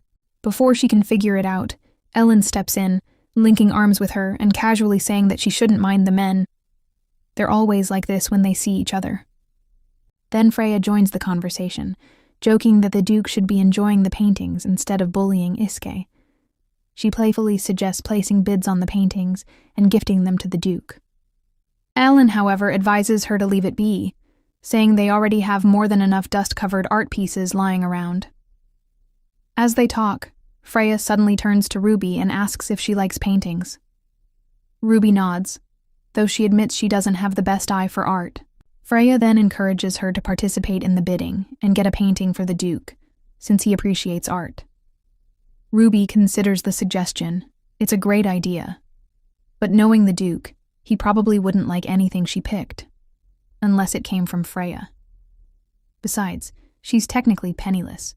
Sure, she brought a dowry with her, but spending it as she pleases might invite unwanted judgment. Out of the blue, Ellen suggests that Ruby get a new personal maid. She explains that the current staff has been with the household for a long time, so they might not be able to provide Ruby with the comfort she truly needs. To Ruby's surprise, Ellen reveals that it was actually Iske who first proposed the idea. She agrees with him and turns to Freya for help, mentioning that Freya's mother has an extensive network of trustworthy people. Freya nods, agreeing to assist. Ruby realizes this could be a golden opportunity. A newcomer wouldn't have any prejudices against her, and since they'd both be outsiders, it'd be easier to build a good relationship. Freya takes a sip of wine and tells Ellen that she'll spread the word that they're accepting letters of introduction. Once they've received some, Ruby can meet the candidates and choose the one she prefers. Freya personally thinks an experienced veteran would be the best match for Ruby. Ellen, however, suggests looking into younger candidates. Before Freya can respond, she suddenly stops. Ellen notices the change in her expression and asks what's wrong. Then, in the next moment, Freya coughs violently. Blood spills from her mouth. Before anyone can process what's happening, Freya collapses to the ground. Gasps fill the air as panic erupts. Without thinking, Ruby rushes toward her. "Stay awake. You have to stay awake," she pleads. Then, Iske arrives, his expression tense. But instead of helping, He pushes Ruby away, causing her to fall to the ground with a harsh thud. "Move," he orders, his voice sharp. Ruby is stunned. Did he just shove her? When she reaches out toward him, he tells her to leave. Then, without another word, he calls for Ivan, scoops Freya into his arms, and dashes away. Ellen throws Ruby a bothered look before quickly following after them. Ruby stares at her hands, trembling. There's blood on her sleeves. Suddenly a voice yells, "Sister!" Something inside her snaps. A buried memory from her past life floods back to her. Before she can react, Lorenzo charges at her, slamming her to the ground. "This is your fault," he roars, accusing her of harming Freya. Meanwhile, Ivan, who has been searching for Ruby, arrives at the scene.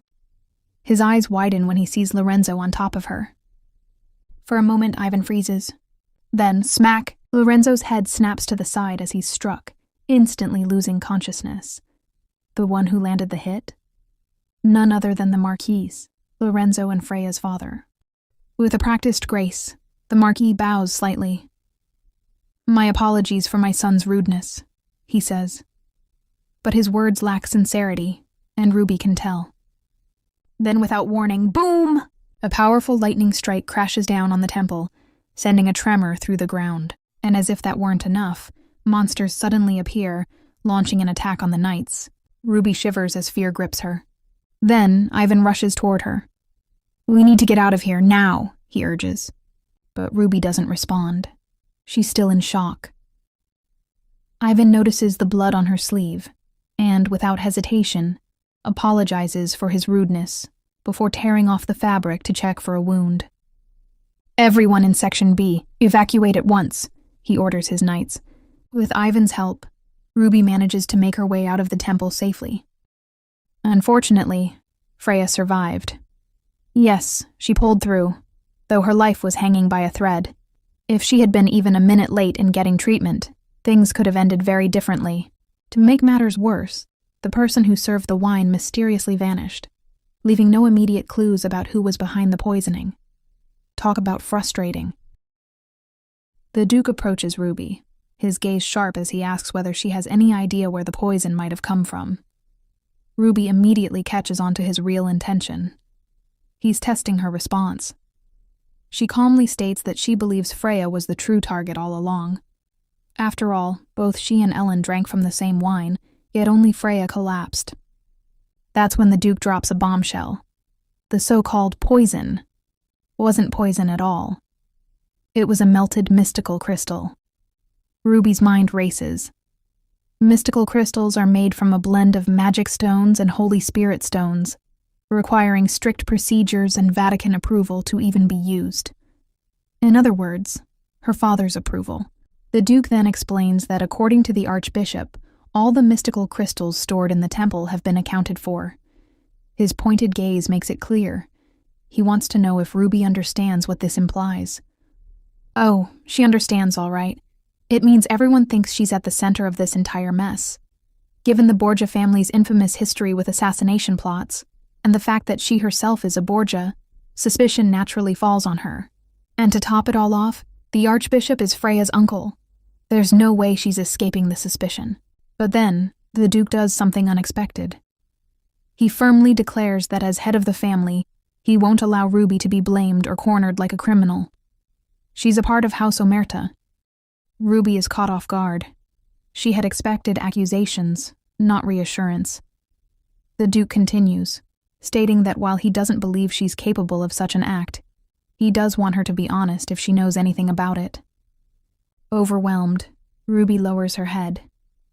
She knows what everyone is thinking, that she was jealous of Freya and acted out of spite. Unable to find the right words, she remains silent. The Duke, startled, quickly tells her not to cry. He even hands her his handkerchief, insisting that he never meant to imply anything. But Ruby knows better. No matter how much he denies it, the reality remains. Everyone at the banquet saw what happened, and their suspicion is unwavering.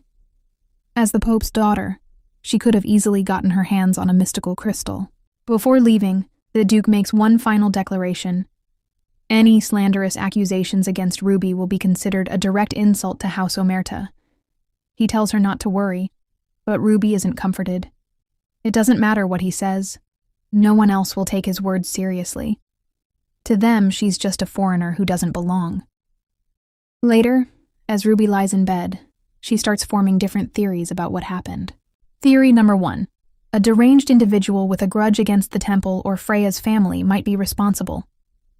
Theory number 2. It could be the work of someone from Romana, but that seems unlikely, since using a mystical crystal would only implicate them. Theory 3. A third party could have planned this, knowing that the blame would fall on her the moment Freya collapsed. Theory number 4. This could be part of Caesar's plot to isolate her, ensuring she never gets too comfortable here. That last one, that's the most plausible, isn't it? Caesar has the means to acquire mystical crystals, and there's no doubt that his informant already reported what happened. In hindsight, she should have known. The moment she and Iska first visited the temple, she had unknowingly stepped right into a trap. Ruby sighs, thinking about her brother's madness. She had been so distracted by her cold and distant husband that she had almost forgotten how obsessed Caesar was with her. And speaking of her husband, what's going on in his head right now? She recalls the way he looked at her earlier. So distant, so unreadable. Does he regret ever giving her even the slightest bit of attention? Tears begin to well up in her eyes. It's annoying. Why now? She reaches for her glass of water, but the moment she takes a sip, she freezes. Something's wrong. She abruptly throws the glass, watching as sand spills out. Her whole body trembles. Is someone trying to make her suffer the same way Freya did? As she numbly wipes the spilled water off the floor, a bitter thought crosses her mind. Freya is so lucky. No matter what happens, she has people who will always stand by her. Then suddenly, a chilling presence behind her. Ruby turns her head slightly and sees Ellen. Her breath catches. There's something terrifying about the way Ellen is looking at her. Before she can react, Ellen slams her against the wall. "Why are you doing this?" Ellen's voice is sharp, laced with frustration. "I knew it from the moment I saw your hands." She grabs Ruby's wrist, her grip tight. "Do you want attention? Or do you think the food is poisoned?" Her voice rises in anger. "If you want to die that badly, do it quietly, instead of torturing yourself." Ruby meets her gaze with empty eyes. Her voice is eerily calm as she replies, "This is the only thing I have control over." Ellen's breath hitches. She instinctively takes a step back, as if she's just realized something terrible. For a long moment, neither of them speaks. Then, gritting her teeth, Ellen mutters an apology before storming out of the room, leaving Ruby alone. While Ruby sits in solitude, another realization dawns on her. The scar on her hand, one that isn't easily noticeable unless someone looks closely, comes from her own habit of forcing herself to throw up. Yet Ellen had noticed it immediately. Which means, has Ellen seen something like this before? Or perhaps, has she experienced it herself? Ruby's thoughts spiral, but one question lingers in her mind. Who exactly did Ellen remember when she saw that scar? The next morning, Ruby and Ellen sit together, quietly eating their meal. The silence is unbearable, thick with unspoken words. Ruby struggles to decide what to do. Eventually, she can't take it anymore. She pushes back her chair, stands up, and politely asks Ellen to excuse her, intending to leave. But before she can take a step, Ellen suddenly speaks up, stopping her in her tracks. With an unreadable expression, Ellen informs Ruby that the Archbishop has requested to see her sometime today. Ruby blinks, surprised, but quickly pieces things together. This must be about Freya's attempted poisoning. Keeping her composure, she smiles and thanks Ellen for letting her know. But the moment Ruby steps out, Ellen's face shifts into something strange, familiar, yet impossible to decipher. Later, as Ruby rides in a carriage toward the temple, her mind spins with possibilities. Could Caesar be behind the poisoning? If so, that would mean the Archbishop is working for him. But would he really go that far?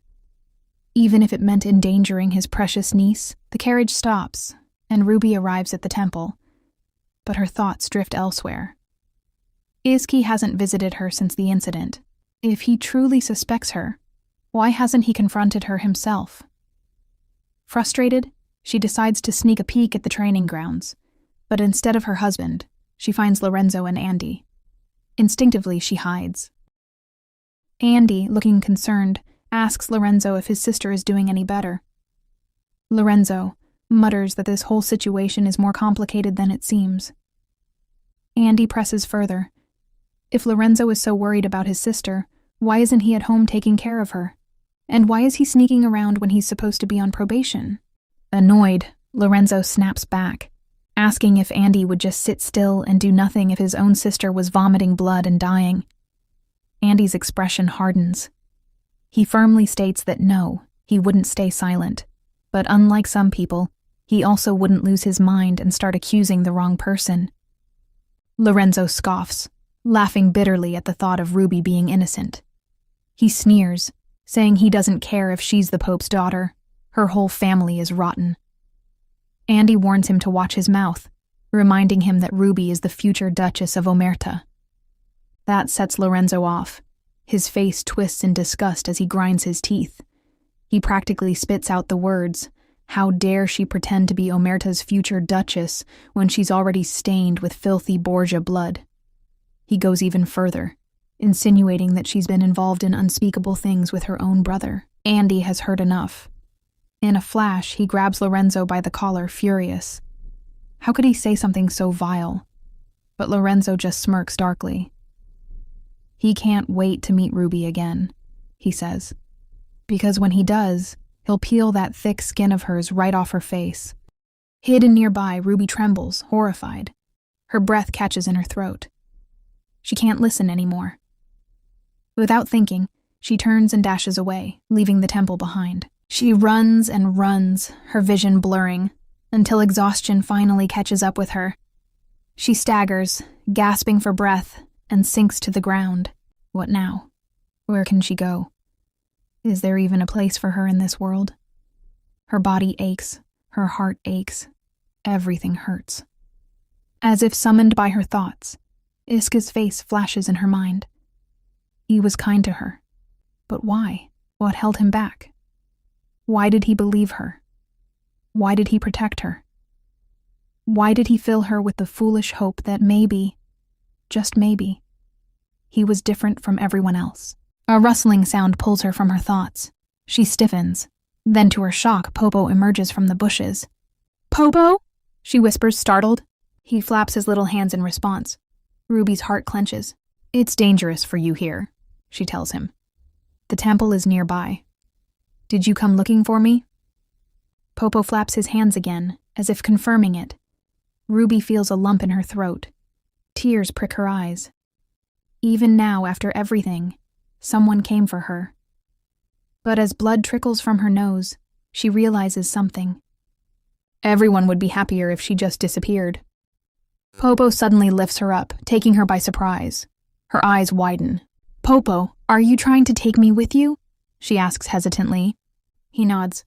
Ruby glances back at the temple one last time. Then, with a shaky breath, she wraps her arms around Popo. "Let's run away together," she whispers. Back at the temple, Iska sits on the training grounds. Ivan stands in front of him, holding up a mirror. "Take a look," he says. "Have you seen the atrocious-looking guy staring back at you?" Iska's eyes flicker with irritation. Ivan sighs. "This is what we've been dealing with for the past few days. It's been absolute torture." Izzy glares at the mirror, then, without warning, grabs it and throws it to the ground. It shatters into pieces. Ivan groans. "What was that for? I'm just looking out for you, you know." "I never asked you to," Iska mutters darkly. Ivan crosses his arms. "Yeah, well, someone has to. Do you even realize? You've been sulking for 3 days straight. You haven't slept at all." Izzy is taken aback. "Has it really been that long?" he asks Ivan in surprise. But Ivan, ever the realist, tells him that standing around like this won't magically make the missing man reappear. That's the city guard's job, not his. But Iski isn't convinced. What if he was murdered? He asks. Ivan, clearly startled, sighs and tells him that he knows this case is important to Iski because it involves Freya. However, Iski insists that's not the reason. This only makes Ivan more curious. If not Freya, then why is he so worked up about it? Could it be because of your wife? At that, Iska's thoughts take a darker turn.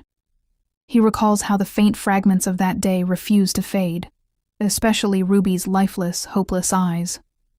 If he had failed to stop the manticores, or worse, if even a single drop of Freya's blood, tainted by the mystical crystal, had touched Ruby. No, he doesn't even want to imagine what could have happened. Everything he said and did that day was for her. He had planned to explain everything once the chaos settled, but that moment never came. Ivan, meanwhile, is convinced. It has to be the Borgias behind this, he declares. But Iska shakes his head. No, they wouldn't be that reckless. Using mystical crystal to poison a noble family's daughter? That would be too foolish, even for them. Ivan looks even more confused, but Iska explains. The sale of mystical crystals has been going on in the black market for a long time. We can't only suspect the temple. We need to look at the families that hold a grudge against the Furianas. Ivan studies him for a moment, then asks the crucial question. And what will you do if, when we find the perpetrators, they start pointing fingers at your wife? Iske stops dead in his tracks, saying nothing. And that's when Ivan realizes it. Iska isn't just after the culprit. His true goal has never been about justice. If the person responsible had even the slightest connection to Romana, or worse, to Ruby, Iske was planning to erase them without a trace. As if snapping out of his thoughts, Iski suddenly turns to Ivan and says something that completely stuns him. I don't care. Ivan is dumbfounded. How could he say that? Freya, his closest friend, had nearly died, and yet Iska is still defending his wife. Before he can say anything, a knight rushes toward them with an urgent message. Iski frowns. What is it? The knight bows and delivers the news that sends a chill down his spine. Lady Ruby is missing. Ruby slowly opens her eyes, only to be met with a horrifying sight. A monstrous creature is devouring an animal right in front of her. Her body goes rigid as the beast's gaze lands on her. Instinct kicks in. She plays dead, hoping it will lose interest. Moments pass, and Ruby carefully peeks. Just then, the monster tosses the half-eaten carcass right in front of her. A scream rips from her throat. Suddenly, Popo appears, witnessing the whole scene. Without hesitation, he grabs the animal's body and hurls it back at the monster. Ruby watches, utterly baffled. What on earth is happening? Before she can make sense of it, Popo hands her some fruit. Grateful and starving, she takes a bite and lights up. This is delicious, she exclaims. The reaction is instant. Both creatures beam with joy. Unbeknownst to her, two men hidden behind the bushes have been watching everything unfold. They exchange glances, whispering among themselves. Did you see that? One murmurs. Yeah, she must be a witch. Back to Iski. The paladins are scouring the forest for Ruby. It has been 3 days since her missing shoe was discovered, and the entire city has been in an uproar trying to find her. Ivan sighs. If she was taken into the forest, it might already be too late. He hesitates before advising Iska to consider calling off the search. But Iska isn't having it. This is the 4th day. His voice is cold. A noble woman of her status, someone constantly watched, went missing for almost half a day before anyone even noticed. Does that make sense to you? His mind races. Who should he blame? The Archbishop, who had summoned Ruby. The Omerta household staff, who never raised an alarm. Ellen, who had been too preoccupied with Freya to realize Ruby was missing. Or maybe even Freya, for demanding Ellen stay by her side. Or should he blame himself? The thought cuts deep. For days, he wasn't aware to the way Ruby was treated. The devotion of their household staff, especially the head maid, who had always been like a mother to Ellen, had made him overlook how cruel they could be to someone they saw as an intruder. He had forgiven the headmaid once, thinking her actions were just misplaced loyalty. But now he realizes how foolish that was. He avoided marriage for so long because he feared turning into his father. Yet here he was, walking the very same path. No excuse could justify what he had done. By the time he finally realized that everything he did to protect Ruby only hurt her more, it was too late. He knows what Ivan and the others are thinking, but won't dare say out loud. But he refuses to give up. As long as there's even the slightest chance that she's still alive, he will keep searching. His heart tightens with an unspoken prayer. If even the fragile emotions she only revealed in the dead of night were to disappear, what would he do then? A sudden shout breaks his thoughts. A knight rushes up to him. "Sir, we've found 2 unconscious men. They appear to be poachers. When they woke up, they started babbling nonsense. I can't tell if they're just acting to avoid being captured." One of the men, shaking, suddenly speaks. "We're telling the truth. We saw it with our own eyes. A popori, and a griffin, with a blonde witch." Iski's blood runs cold. So where is Ruby now? Calmly picking berries. Popo soon arrives, this time bringing some of his kind. Ruby tilts her head. "Are these your friends?" she asks. Popo nods eagerly. She offers the other popori some berries, and they snatch them up before darting away in delight, realizing that the longer she stays in this place, the more fearless she becomes.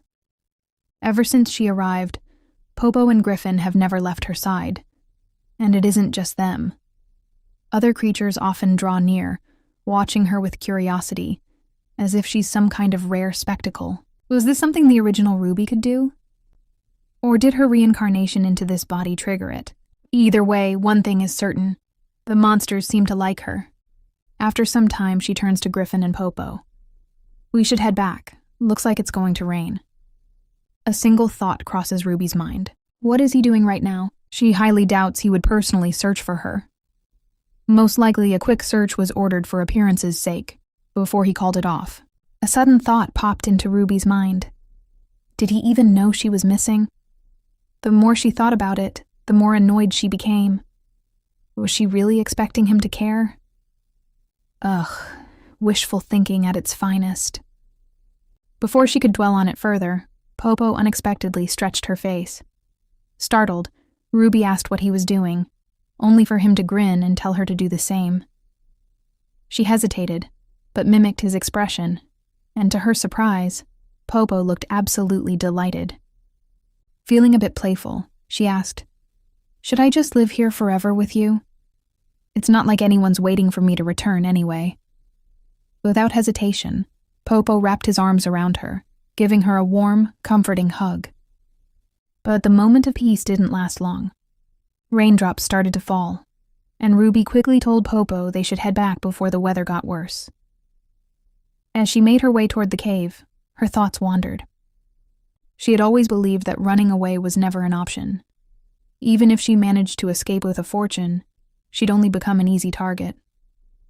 Hiding her identity and seeking refuge in a monastery wouldn't work either. Caesar would track her down without breaking a sweat. Then again, she wasn't exactly safe here either. There was no guarantee that every demonic monster she encountered would be as friendly as Popo and Griffin. But as long as she could stay with them and avoid attracting unwanted attention, she felt a little safer. Lost in thought, Ruby wasn't watching where she was going and suddenly stumbled, falling straight into a cave. As she sat up, confused, Griffin and Popo rushed in after her. Popo immediately asked if she was okay, and she nodded. The cave was massive, but it was too dark to see anything clearly. Just as she was about to stand up, she noticed Popo and Griffin practically vibrating with excitement. Wait, why were they so happy? Curious, Ruby looked down and noticed something under her arms. When she lifted her hands, her breath caught in her throat. It was a ruby, a real, gleaming, precious gemstone. Her eyes widened. Flapping her hands excitedly like Popo, she gasped. We just fell into a mountain of treasure. Was she dreaming? Her eyes sparkled with the realization. If she took all these gems with her, She could become the richest person in the world. But just as she was about to grab another one, her fingers brushed against something else. It felt off. A deep rumble shook the ground. Then, without warning, a massive dragon emerged before her. At the same time, on Iska's side, Andy shot Iski a skeptical look. "Do you really believe what those poachers said?" Iski didn't even glance at him as he replied, "There's no harm in checking, and if you're going to stand here complaining instead of searching, feel free to turn back." Ivan groaned in frustration. Another knight chimed in, questioning why Iska had brought only a small group instead of mobilizing more men. Wouldn't a larger search party be more efficient? Iski's response was blunt. "I don't trust the rest." Hearing such reasonable words from him of all people, the paladin knights gawked. Had a demon possessed him overnight? Or had the lack of sleep finally driven him insane? Clenching his fist, Iska knew he wasn't thinking rationally. If Ruby had wandered this deep into the forest, near the perimeter, there was no way she could still be alive. Every time they had encountered demonic monsters recently, they had faced creatures unlike any seen before. And somehow Ruby was always at the center of it. Even the doctor had mentioned something strange. Her sacred core was unusually weak, far below the average person's. Ivan, growing uneasy, spoke up. "I don't like this. We should turn back. Besides, Rom's cave is somewhere around here." If Ruby wandered in that direction... His voice trailed off, the implication clear. As if the universe was waiting for that exact moment, a blood-curdling roar echoed through the forest, followed by Ruby's terrified scream. Back in the cave, Ruby, heart-pounding, hastily apologized to the dragon. "Sorry, we didn't mean to disturb you. We'll leave now. So, please don't eat us." For a second, it seemed like her words had no effect. Then, with a swift motion, the dragon wrapped its tail around her, lifting her off the ground. Terror flooded Ruby's mind. Was this how she was going to die? Popo immediately sprang into action, biting the dragon with all his might, while Griffin pecked furiously at its head. But the dragon remained utterly unfazed, completely focused on Ruby. Panicked, she pleaded, "Let me go!" To her absolute shock, the dragon actually did. Wait, did it understand her? Seeing a chance to escape, she cautiously inched backward, but just as she was about to bolt, the dragon suddenly swished its tail, blocking her path. What was this, a game? Summoning her courage, she stepped closer. "Do you want me to leave or not?" The dragon opened its mouth. Ruby flinched. Was this it? But instead of fire, jewels poured out. Ruby was speechless. Before she could make sense of anything, Popo grabbed her, and with Griffin's help, they made a daring escape from the cave. After putting some distance between themselves and the dragon's lair, Ruby let out a breath she didn't realize she was holding. What was that dragon's deal? Before she could ponder it further, snowflakes began drifting from the sky. She hadn't seen snowfall like this in ages. For a moment, she simply stood there, marveling at the sight. Then, a voice, a familiar voice. Her heart stopped. No, it couldn't be him. Slowly turning her head, she found herself face to face with Iska. "Why are you here?" Iski opened his mouth to respond, but his eyes immediately locked onto Popo and Griffin, who were now glaring at him like territorial guardians. His instincts kicked in. Unsheathing his sword, he ordered, "Step away from those monsters, Ruby. Don't come any closer." Iski was stunned. She glared at him, voice trembling with anger. "Just leave me alone." But he ignored her protests and started walking toward her. That was the last straw. "Go away!" she shouted, turning and bolting in the opposite direction. As she ran, a single thought consumed her. If only she could disappear forever. No matter where she went, suffering always followed. Even in this world, where reality blurred with fantasy, she had clung to the foolish hope of finally having a family. But nothing had changed. Nothing ever would. She wanted everyone to just leave her alone. Yet in her haste, she tripped and collapsed onto the snowy ground. Tears welled up in her eyes. It was all too much. She didn't want this anymore. Then, a loud thud right in front of her. Lifting her head, she found herself staring into the glowing eyes of the same dragon. It growled. And for the first time, Ruby thought, maybe this was for the best. Meanwhile, Izki remained rooted in place, processing what had just happened. He had never seen Ruby like this before. In every one of their encounters, even when she uttered her cheeky lies, she always smiled back at him. He wondered if things would have turned out differently if he had asked her sooner about her past, about what had made it impossible for her to be at ease. Even for a moment, he should have asked her why she clung to him, like her life depended on it, despite her fear of him. Then another roar shook the air. Izki snapped his head to the side, just in time to see the dragon taking off, with Ruby in its grasp. Grinding his teeth, he sprang into action. There was still so much he didn't understand, but one thing was clear. He couldn't let Ruby go. When Ruby finally opened her eyes, she was met with an unexpected sight. She was lying right next to the dragon. Before she could even react, the massive creature leaned in, startling her. But instead of attacking, it gently rubbed its face against hers. Ruby blinked in confusion. What in the world was going on? Trying to make sense of the situation, she turned to the dragon. "Why did you save me?" she demanded, her voice laced with confusion. "You should have just finished me off instead." But instead of answering, the dragon nudged her as if trying to comfort her. Now thoroughly bewildered, Ruby could only stare. Since when did terrifying dragons start acting all soft and affectionate? Her thoughts quickly shifted to Popo and Griffin. Were they safe? They had only tried to help her. They didn't deserve to be punished. Before she could spiral any further, a sharp pain shot up from her ankle.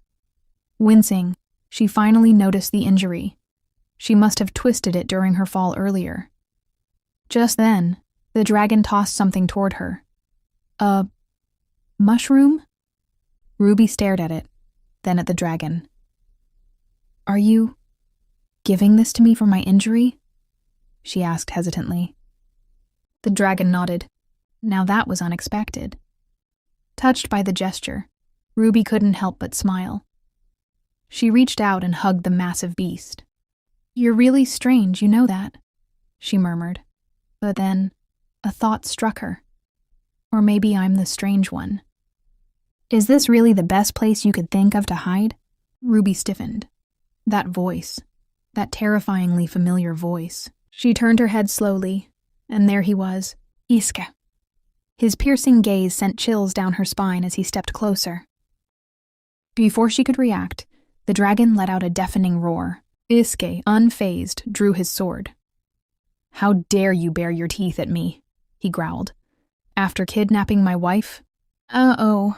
This was bad. This was really bad. If she didn't act fast, Iske was going to kill the dragon. Panicking, Ruby grabbed the nearest thing she could. Wait, the mushroom? And threw it with all her might. Thunk! The mushroom hit him square in the face. "Bullseye?" Ruby gasped. I'm so sorry. I didn't mean to hit you that hard." Iske staggered slightly, planting his sword into the ground to steady himself. The dragon saw an opening and lunged, but Ruby threw her arms out. "Stop!" she cried. The dragon hesitated before reluctantly backing down. Once the tension settled, Ruby nervously turned her attention back to Iske. Was he hurt? Why wasn't he reacting? She wanted to explain, but the words got stuck in her throat. How was she supposed to convince him she hadn't planned to run away? That she hadn't meant for any of this to happen? No, it was pointless. He wouldn't believe her. She was certain of that. Still, she looked at him, eyes filled with desperation. "I had nothing to do with what happened to Freya," she whispered. "I also know that you might think I'm a witch who can summon demonic monsters, but I didn't do anything." Tears welling up. "I swear I never meant to run away. I collapsed from an illness, and the demonic creatures took care of me. Popo and Griffin are innocent. If anyone should be punished, it's me." She took a shaky breath. "If you want to hurt someone, hurt me. Just, please don't send me back to Romana." At her words, Iske sighed, slumping down. His sharp gaze softened. "I won't send you back," he murmured. "So stop crying. I promise. I won't let anyone dare call you a witch," he added while he reached out to her injury. At a sight of her sullen foot, Iske froze. He can't help but say, "I'm sorry." His emotion is clearly showing on his face, making Ruby more confused.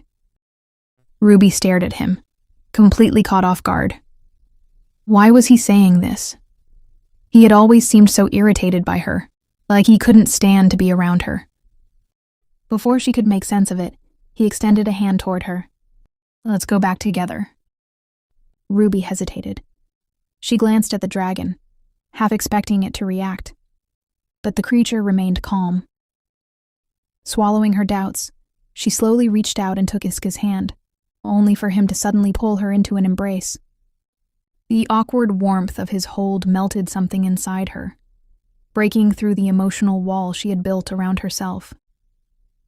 As the snow continued to fall around them, Ruby found herself leaning into him. "Love each other from now on. Please take care of your dearest wife too, Iske." A gentle touch brushed against Ruby's hand, and a soft voice called her name. The warmth in that voice, it felt so familiar. Hadn't someone always been there for her when she was unwell? A blurry vision of a lady appeared before her, her voice filled with concern. "Why are you curled up like this? Why are you suffering here as well?" Ruby's chest tightened. "Sister?" she murmured, reaching for the woman's hand. She didn't understand anything anymore. If she had been honest from the start, would things have been different? What did she have to do to be happy? Her eyes fluttered open. A familiar dream? Or a memory? She was still alive. Her mind replayed Iska's words. Had he really meant them? Could she truly stay by his side? As she pondered this, a voice called out to her. "Ruby?" It was Ellen, standing by her bedside with a worried look. "Are you all right?" Ruby nodded, though the silence that followed felt heavy. Then Ellen sighed. "I'm sorry," she said, "for lashing out at you that night." "It's fine, that's all in the past." Ellen studied her, as if expecting her to ask questions. When Ruby didn't, Ellen finally spoke again. Ellen then shared something deeply personal. Her mother had the same strange marks on her hands as Ruby. She went on to reveal that, a year before her mother passed away, the Duchess slowly wasted away, both physically and mentally. As her mind deteriorated, she became fixated on her appearance. Ellen vividly recalled a chilling memory from her childhood. One day, when she visited her mother's room, the Duchess suddenly grabbed her, and with desperate eyes, asked if she looked ugly. A startled young Ellen quickly denied it, but the Duchess saw right through the lie. With a bitter smile, she lamented that she should have taught her children not to lie. Then, as if drowning in self-loathing, the Duchess muttered, wondering how she ended up with such a hideous mother like herself. Her voice then turned ice-cold as she warned Ellen never to speak of what she had seen.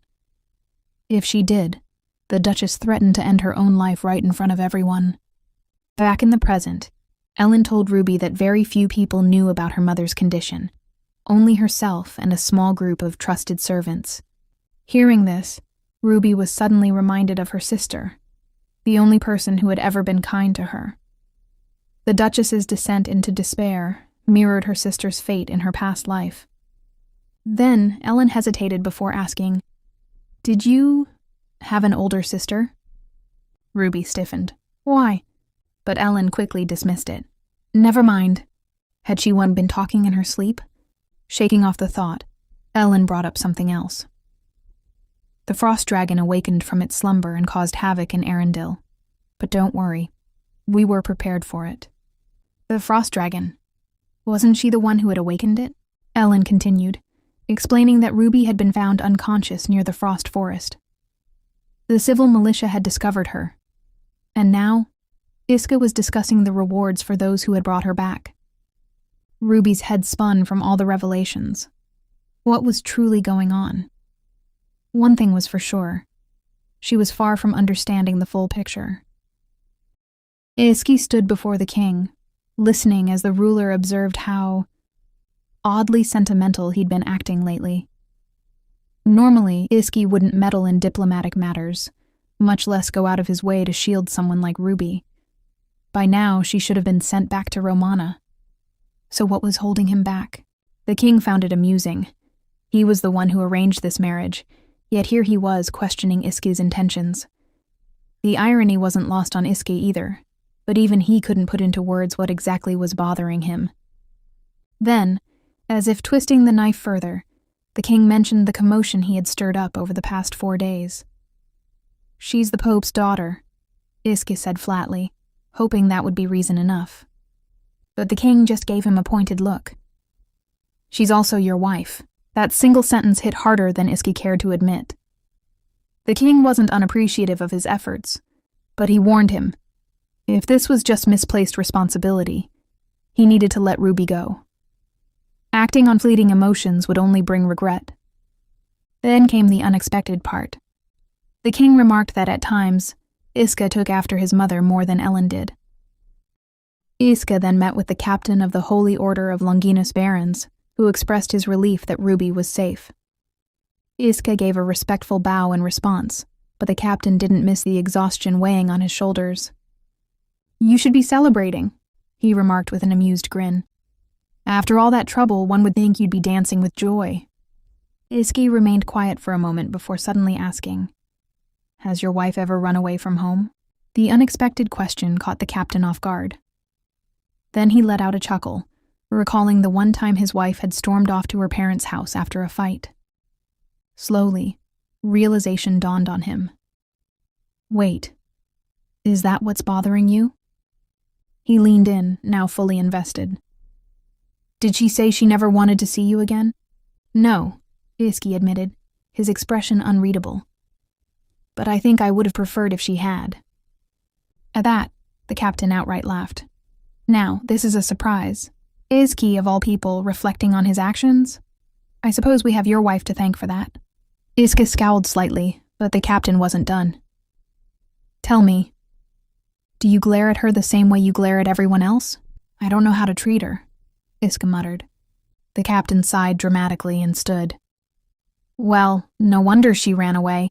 You're still a newlywed, you know. Try being nice to her, buy her gifts, accompany her to social events, actually show her you're trying." Iski took in the advice, but, well, he wasn't sure he fully understood what being nice even entailed. Afterwards, as he walked from his captain's office, Camus spoke up from behind. "So, did you tell the captain about what happened?" The entire group of paladins fell into dead silence. Camus let out a frustrated sigh. "Great. Once the captain finds out we even made a deal with the civil militia, we're done for." Iski glared with a warning. "Go ahead and tell him if you want." Camus becomes frustrated. "Are you threatening me over your wife?" He pointed accusingly at Iski. "Just so you know, when everything comes to light, you take the blame for hiding it from the start." Another night, Ivan decided to add fuel to the fire. "Camus has a point." Then, in his usual sarcastic tone, he added, "I mean, imagine how scary this whole thing must be for someone as cowardly as him." Camus turned to him, fuming. "Who are you calling coward, huh?" Ivan just sighed dramatically. "Geez, I was siding with you, you know. This is why you don't have any friends." Then he turned to Iski. "Anyway, I say we don't need to kill everyone. Just Camus. Problem solved." Camus nearly exploded, but then Ivan's tone became more serious. "What if this is part of Romana's plan?" Iski's expression hardened. "Ruby assured me she knew nothing about it. If the Pope had been using her powers to sabotage the North, things would be far worse. And honestly, whoever did this was too careless. If this were a well-planned Romana scheme, it wouldn't be this sloppy." Camus, deep in thought, then reluctantly said, "Fine, I'll keep quiet for now." But then, his gaze sharpened. "But what's your plan? What are you going to do now?" Iski had no answer, because deep down, he wasn't sure if he even had the right to decide anything. The weight of his bloodline, children inevitably took after their parents.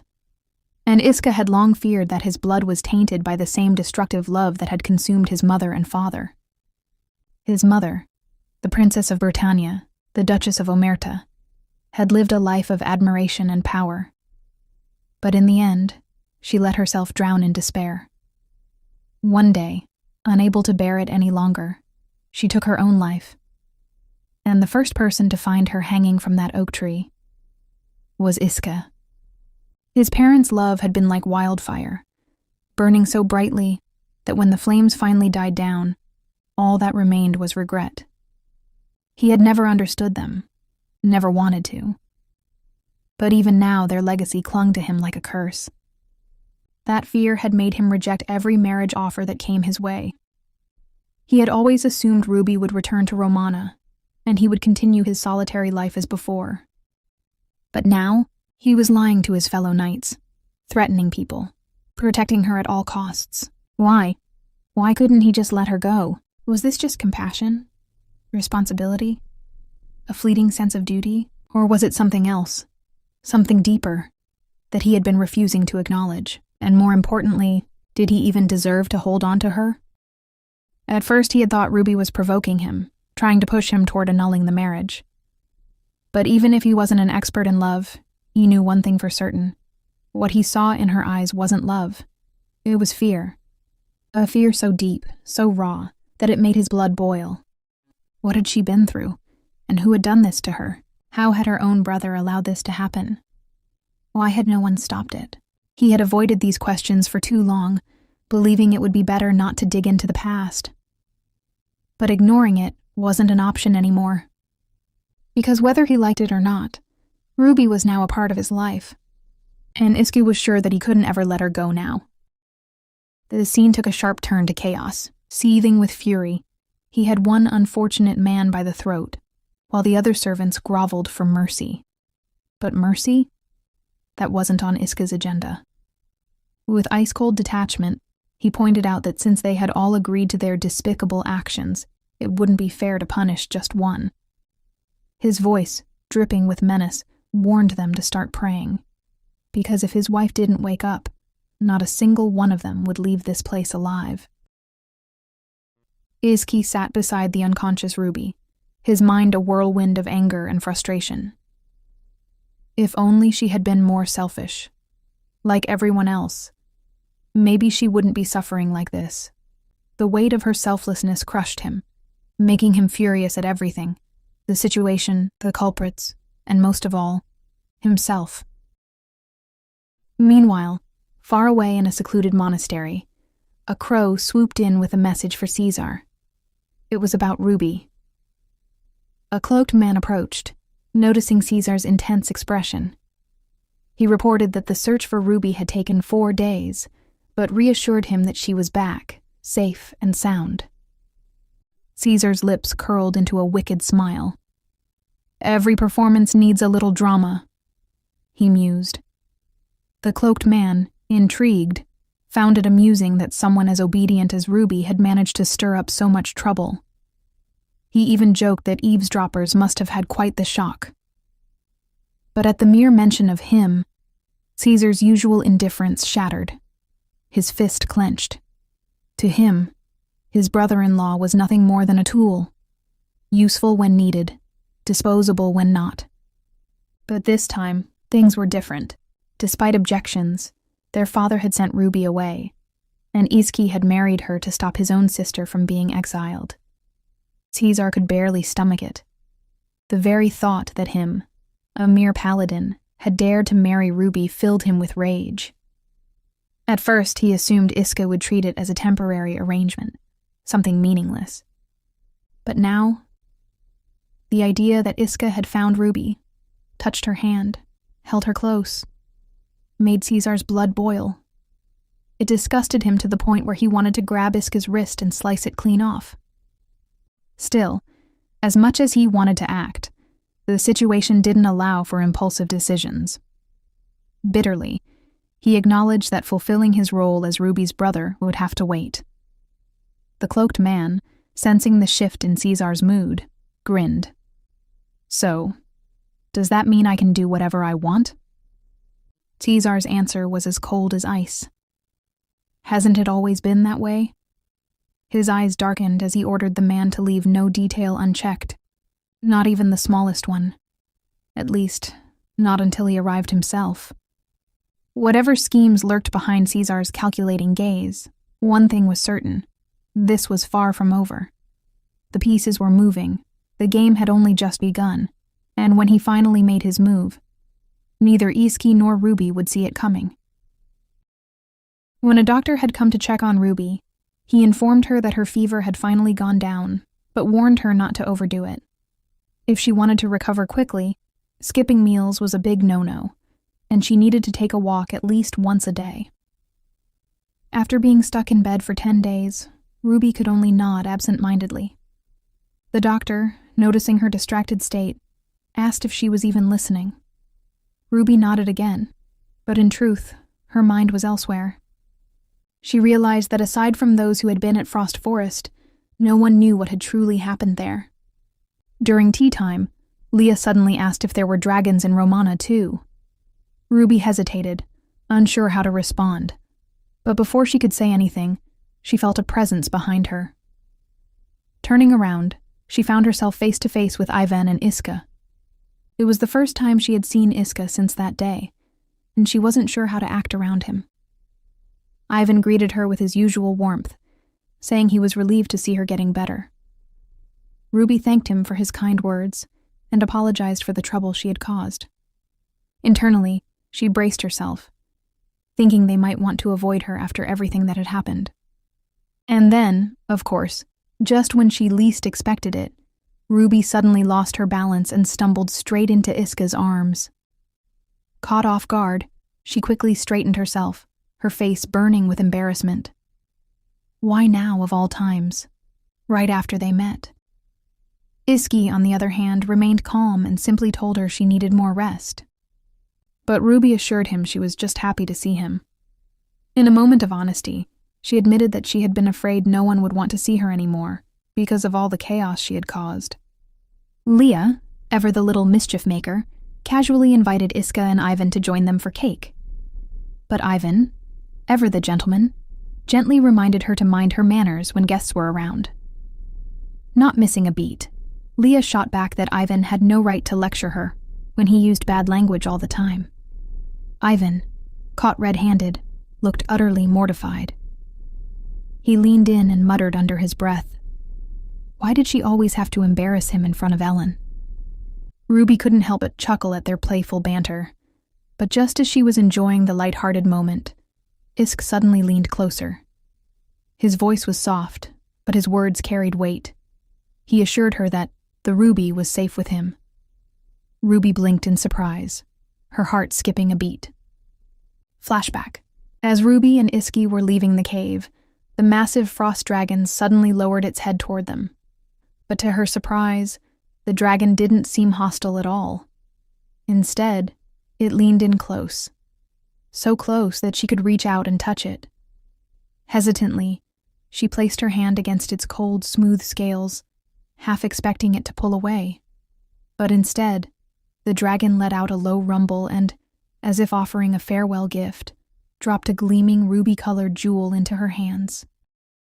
Back in the present, Ruby's eyes widened as she finally realized what Isk had been referring to, that jewel.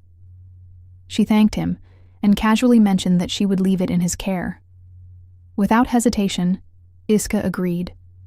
He didn't even question it, just nodded like it was the most natural thing in the world. Later, as they dined together, Iska placed a dish in front of her and encouraged her to try it. Ellen chimed in reassuringly, adding that the food was soft and wouldn't be difficult for her to eat. Ruby blinked. These Omerta siblings are treating me like a little puppy, aren't they? Still, she hesitantly took a bite. And to her surprise, it was delicious. After so long of barely keeping food down, actually enjoying a meal again felt strange, but in a good way. As they ate, Ellen casually turned to Ivan and asked if the Emperor had said anything about the frost dragon. Ivan shrugged, saying that there hadn't been much discussion, but he did reveal one interesting tidbit. The temple was considering using the dragon for a swordsmanship competition. That got Ellen's attention. Wait, is that even possible? Ivan nodded, explaining that since the dragon was still young, it was technically feasible. However, most people hesitated because of how rare the creature was. Isuke, who had been quietly listening, finally spoke up, his voice carrying a hint of irritation. The rest of the dragon species were nearly hunted to extinction. Anyone with common sense should know to leave this one alone. Ellen, thoughtful, then mentioned something she had heard before, that demonic monsters tended to increase whenever dragons were active. Isuke immediately corrected her. That's not always the case. Dragons actually feed on those monsters, which helps keep their numbers in check. At that moment, Princess Ariane murmured softly, "I feel bad for the dragon." Ruby flinched at those words. She was right. The frost dragon had only awoken from its deep slumber because of her. A wave of guilt settled over Ruby, and as she lowered her gaze, Isuke silently observed her, his expression unreadable. As Ruby and Isuke strolled through the garden, he glanced at her with concern, asking if she was sure she could walk properly. She reassured him with a light-hearted response. The doctor had actually recommended she walk at least 30 minutes a day. Besides, she hadn't had much chance to move around earlier. Isuke nodded, accepting her answer, but he still stuck by her side. Ruby couldn't help but wonder, why was he following her so closely? Then, out of nowhere, Isuke reached for her hand, his grip gentle yet firm. He admitted that he was relieved to see her feeling better. Ruby looked up at him, feeling a flicker of warmth, but she quickly crushed it. She knew better than to believe this peaceful moment would last. If she made even the smallest mistake, everything could shatter again. Before she could dwell on her thoughts for too long, Isuke's voice broke the silence. He suddenly asked if she had met her friends in the forest. The unexpected question caught Ruby off guard. After hesitating for a moment, she admitted that she had met Griffin in the frost forest. Isuke's next question came swiftly. What about the popo? Ruby explained that she had seen it during the horseback riding event last time. She carefully recounted everything that had happened back then, noticing how Isuke listened intently. He never interrupted, simply letting her finish. Once she was done, she nervously asked what had happened to Popo and Griffin.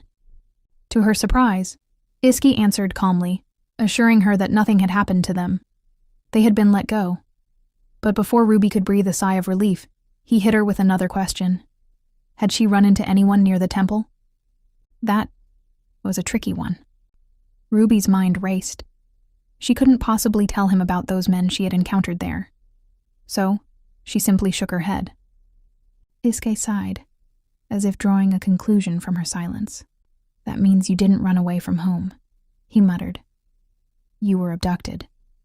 Ruby blinked. Huh? That's not exactly how she would have put it.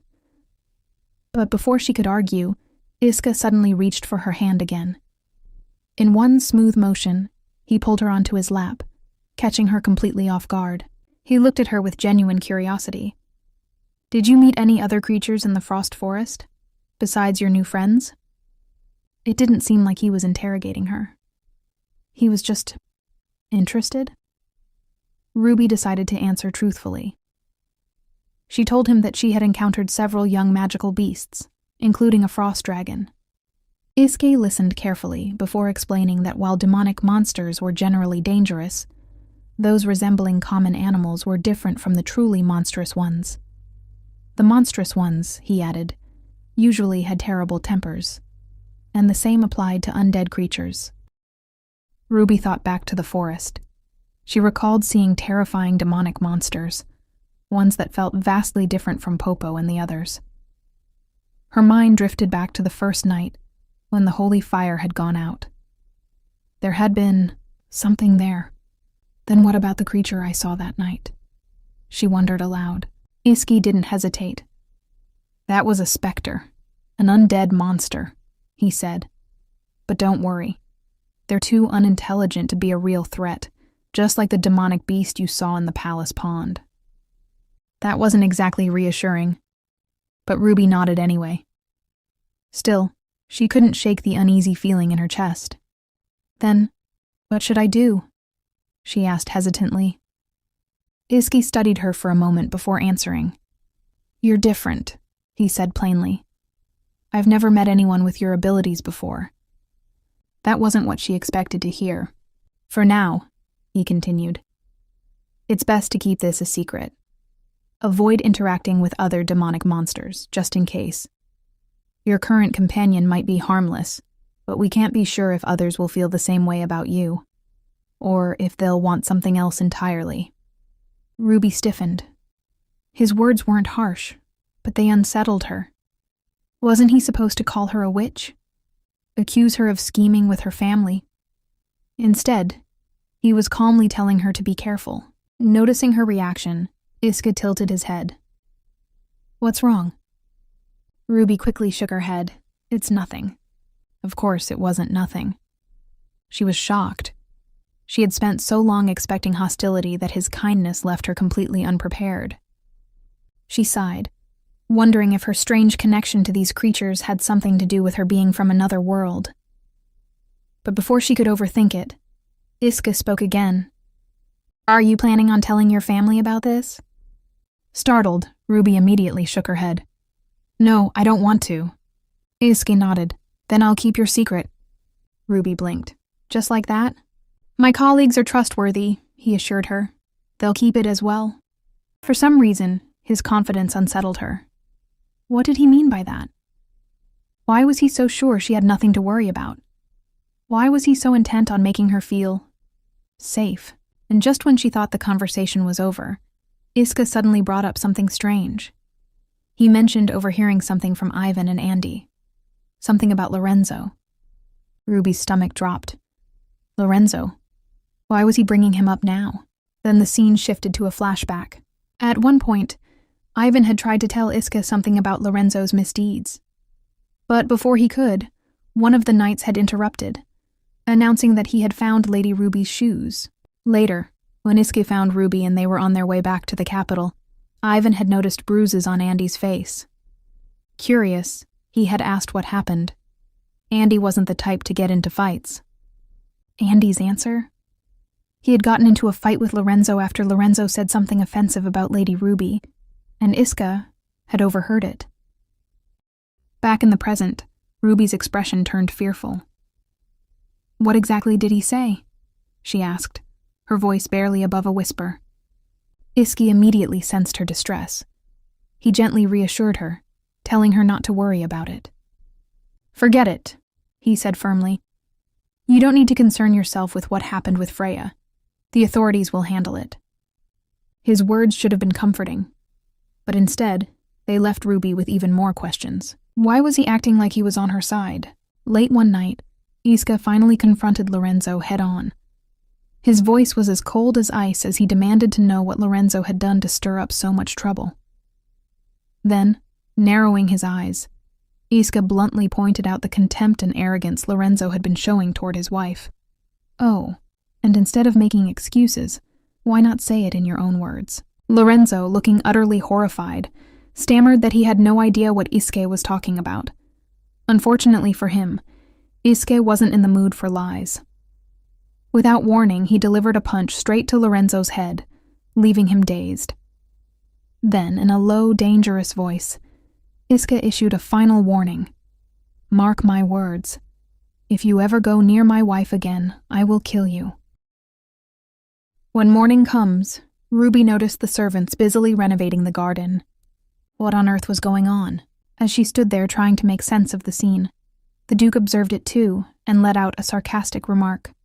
Seeing Iska act out of character like this, it must mean his end is near. Ruby blinked, even more puzzled. Why was everyone staring at her? What was happening?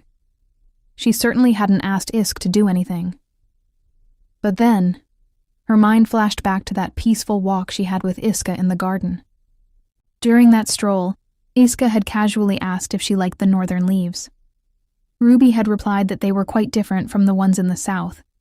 Their fierce, wild appearance was fascinating. Curious, Iska had asked what southern gardens were like. Ruby had described them as having more flowers than trees, beautifully arranged with bird cages, fountains, and waterfalls. The gardens also housed rare, colorful birds. At that, Iski had scoffed, saying that sounded more like an amusement park than a garden.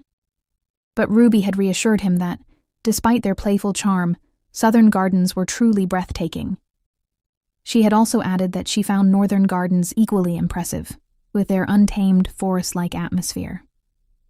To her surprise, Iska had casually mentioned that northern gardens actually used to be forests before they were cultivated. Now, back in the present, Ruby was baffled.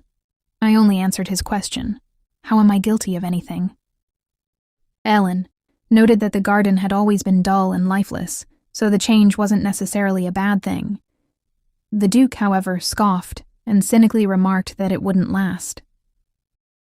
Ellen pointed out that if he disliked it so much, he could always just order Iska to stop. But the Duke let out a bitter chuckle and shook his head.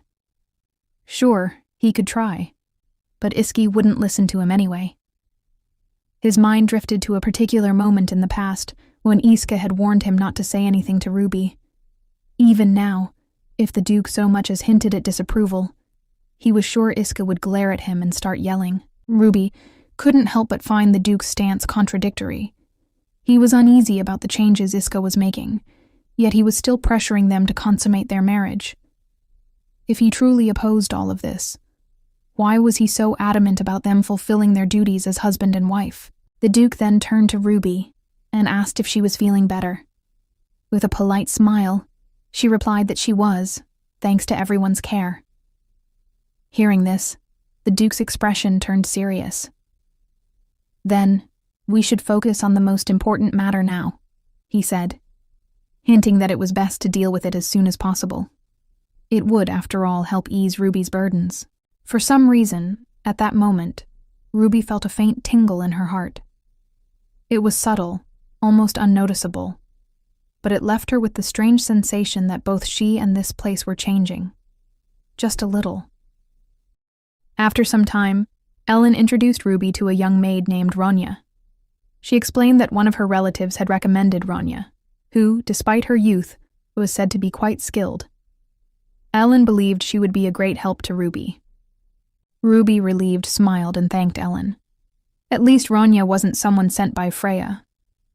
Ellen apologized for taking so long to arrange this, explaining that both she and Iska thought Ruby would feel more comfortable with a young maid rather than an older one. They also planned to gradually increase the number of her personal servants over time. Although Ruby found it difficult to adjust to this new arrangement, she was relieved to finally have her own maid. At least I won't have to keep bribing Lucille anymore. She greeted Ronya warmly, telling her that she would be counting on her from now on. Ronya bowed deeply and promised to serve her with dedication. Then Ellen casually mentioned that Ronya would have her hands full right from the start. Ruby blinked. What do you mean? That's when Ellen dropped the bombshell. They were hosting a banquet. Even more shocking, the banquet was in Ruby's honor, and she was the guest of honor. Ruby's jaw nearly dropped. Me? A guest of honor? Sensing her alarm, Ellen quickly reassured her that she didn't need to worry about anything. Iska was the host and would handle all the arrangements. But Ruby couldn't shake off her unease.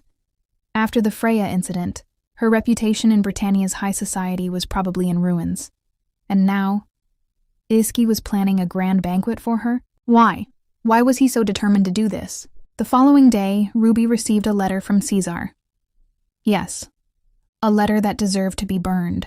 It read, "My dear beloved Ruby, thanks to the reinforcement sent by Britannia, we were able to successfully quell the disturbance that had been plaguing Romana. It's all because of you. I hope to see you soon so we can share in this joy together. I will be thinking of you as I wait for that day to come. With love, your one and only loving brother." Ruby stared at the letter in silence. Yeah, what a load of nonsense. Sure, he might send her a short letter, but if she replied with something equally brief, it would only add fuel to his fiery temper. She was painfully aware of one thing. Caesar didn't want her to be happy. If he ever found out through his network of informants that she had run away from home, he'd probably throw a grand celebration.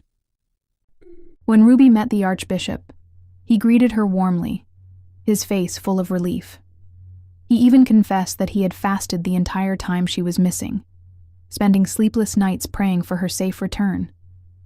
Ruby, touched yet slightly overwhelmed, thanked him for his devotion, joking that perhaps his prayers had played a role in her safe arrival. But soon, the conversation took a turn. The Archbishop brought up the swirling rumors in the capital, especially the ones concerning his niece Freya. With an apologetic look, he acknowledged that these rumors must have caused Ruby distress. Ruby, who had been expecting this topic, remained calm. It was obvious the Archbishop believed she had left home because of the scandal involving Freya. With a composed smile, she reassured him that the rumors didn't bother her in the slightest and was just relieved that Freya was safe. However, deep down, Ruby wasn't so sure about the Archbishop's innocence. The mysterious crystal incident still lingered in her mind, and she knew that many people had no qualms about using their own family as pawns for personal gain. Testing the waters, she subtly asked why he had invited her only after the incident. The Archbishop, not seeming offended, explained that given the circumstances, he had simply assumed she might be feeling shaken and confused. He only wished to provide her with whatever small comfort he could offer. As for the mastermind behind the incident, he had no idea, but he was certain that divine justice would come for them eventually. Ruby thanked him for his thoughtfulness, and the Archbishop humbly insisted that he was merely a servant to her father, the Pope. Then, changing the subject, he asked if she would like to join them for lunch. Ruby politely declined, mentioning that she already had plans with Iski. That's when she noticed it, his brief hesitation. Just for a second, the Archbishop froze, before quickly recovering with a smile, commenting that it was good to see Ruby and Iske growing closer by the day. Ruby couldn't ignore that strange pause. What was that about? Something about his reaction didn't sit right with her. Just as Ruby was about to leave, a familiar voice called out from behind. It was Andy, greeting her with his usual warmth. He looked relieved to see her in good health, even playfully mentioning that now she could finally return to the training hall. Ruby chuckled and thanked him, but curiosity got the better of her. Why was he here? Andy quickly revealed that Iska had sent him to escort her. That alone was surprising enough, but then he casually asked if she was meeting Iska for lunch. When Ruby confirmed, she couldn't help but wonder, how on earth did Iska even know she was at the temple? Meanwhile, the Archbishop, clearly trying to maintain his composure, commented that Iski must truly treasure her. Ruby, however, was skeptical.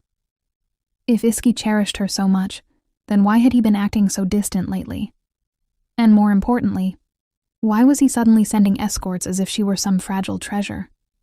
It almost felt like he was being overly protective. But why?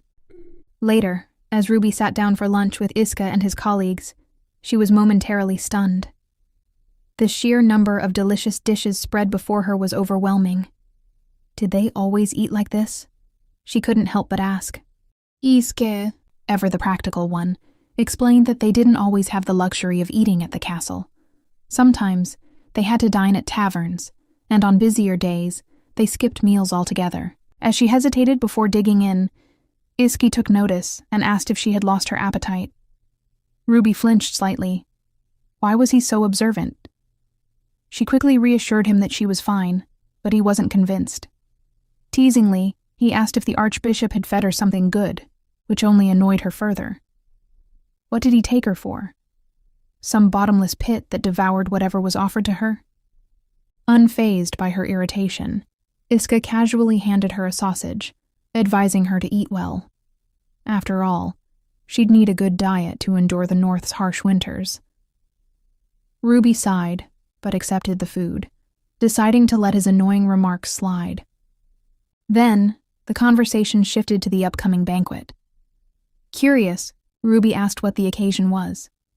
To her surprise, Iski simply shrugged, saying there wasn't a specific reason. Sometimes people just threw banquets for fun. Ruby wasn't buying it. A random banquet held in her honor? Suspicious. But since the event was already planned, she decided not to dwell on it. Instead, a completely different idea popped into her mind. Maybe she could use this banquet as a chance to take her relationship with Iski to the next level. Perhaps after the banquet, she could wear something alluring and invite him to her room. But before she could entertain the thought any further, she immediately dismissed it. Who was she kidding? Her husband was as dense as a brick wall. He wouldn't catch the hint, even if she wrote it out for him. Meanwhile, the knights were discussing a different topic altogether. Ivan remarked that demonic monsters hadn't been seen for a while, and hoped the peace would last. Camus, however, had a different theory. He suspected the frost dragon's presence was keeping the creatures in hiding, but warned that they'd come flooding back sooner or later. Shifting gears, Ivan suddenly turned to Iska and asked if he planned to compete in the upcoming gladiatorial tournament. Hearing this, Ruby immediately recalled the novel's storyline. According to the book, Iski was supposed to win this year's tournament and receive the prestigious Flower of Glory. And that very flower would be given to Freya. Clearly annoyed, Iska told Ivan to stop talking while he was eating. Ivan, of course, wasn't deterred. He teased that maybe Iska was just afraid of embarrassing himself in front of his wife. Camus joined in on the fun, smirking as he added that Iske only won the last tournament by pure luck. Just then, another knight brought up a different rumor, one that instantly made Ruby stiffen. Apparently, Cardinal Valentino was planning to attend the upcoming festival. Ruby's reaction was immediate. She flinched, her body going rigid. The knight, realizing he had just touched on a sensitive subject, panicked and tried to backtrack. He hurriedly explained that he thought everyone already knew, and nervously asked Ruby if the rumor was true. Still uneasy, Ruby forced herself to confirm it. The rumors surrounding her and Caesar were already scandalous enough. There was no doubt that Iska had heard them before. The thought made her stomach churn. She didn't want Caesar's name anywhere near her conversations with Iska. Sensing the awkward tension, Iska suddenly changed the subject. He turned to Ruby and asked if she liked her new maid. Startled, Ruby jolted slightly, but before she could answer, Iski calmly reminded her to chew her food properly. Flustered, she quickly swallowed and replied that yes, she liked the maid. He then asked if there was anything else she needed. Ruby found his question odd. What was he getting at? She had no idea how to respond. Without thinking, she made that embarrassingly wink face and blurted out, "I just want you." The second the words left her mouth, she froze. Did she just say that out loud? Horrified, she wanted to sink into the floor. She had been so preoccupied with thoughts of deepening their relationship that she hadn't even realized what she was saying. To make things worse, the entire table fell into an awkward silence. Then, one by one, Iska's colleagues suddenly found excuses to leave. "Oh, I just remembered, I have work to do." "Yeah, me too. Very urgent night duties, super important." Before Ruby knew it, she and Isk were left alone. Panicking, she tried to lighten the mood. "Your colleagues sure are hardworking, going back to work so soon." Iski, however, saw right through it. With a dry look, he calmly corrected her. "They haven't finished eating." Ruby nearly choked. Why wasn't he asking her anything else? She had expected him to bring up the Archbishop, or even Caesar. But he remained silent. Was he deliberately avoiding those topics to spare her discomfort? Determined, she finally decided to bring up the real issue, consummating their marriage. But Iska, ever the composed one, simply responded that they could discuss it after she had fully recovered. Ruby, however, was having none of it. She insisted she was fine. Gently, Iska advised her not to push herself too hard. Frustrated, Ruby slammed her hand on the table. "I'm not pushing myself." Unfortunately, she might have overdone it.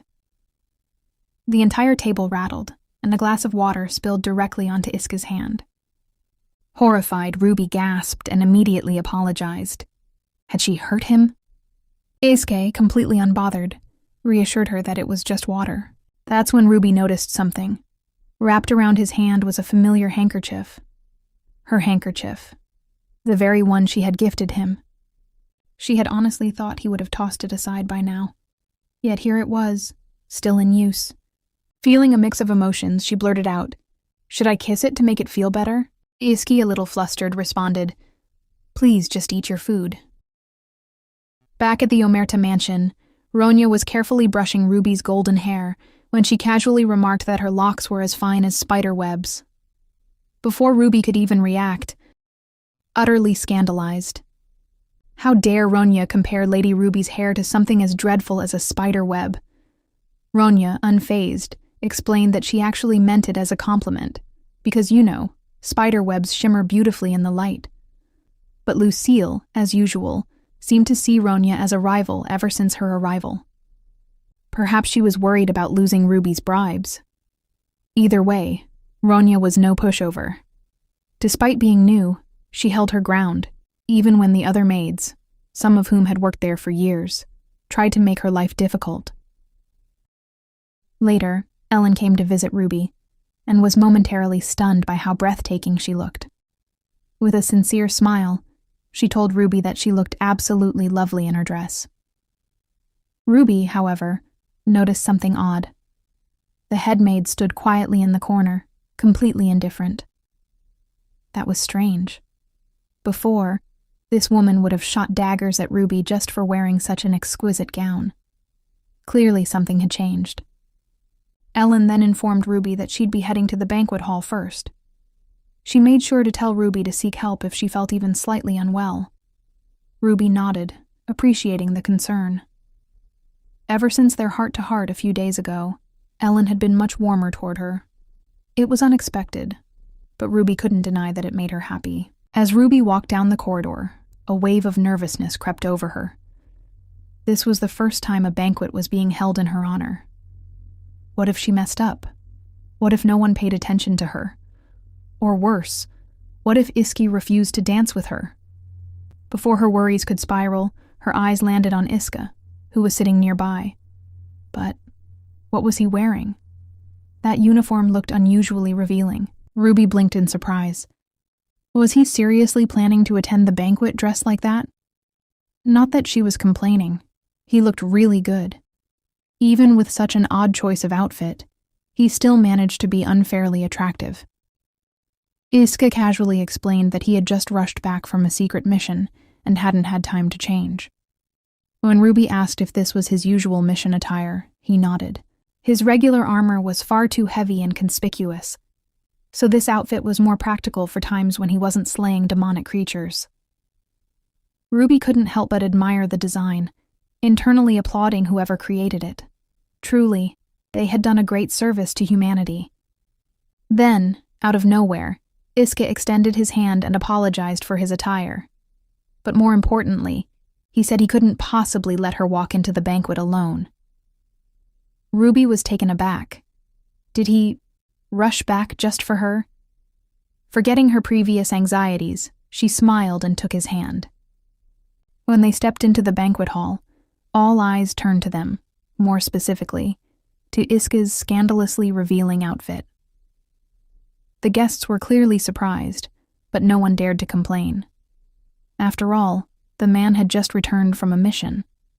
Meanwhile, some women whispered among themselves, questioning how this banquet could even take place when Freya had barely survived a near-death experience.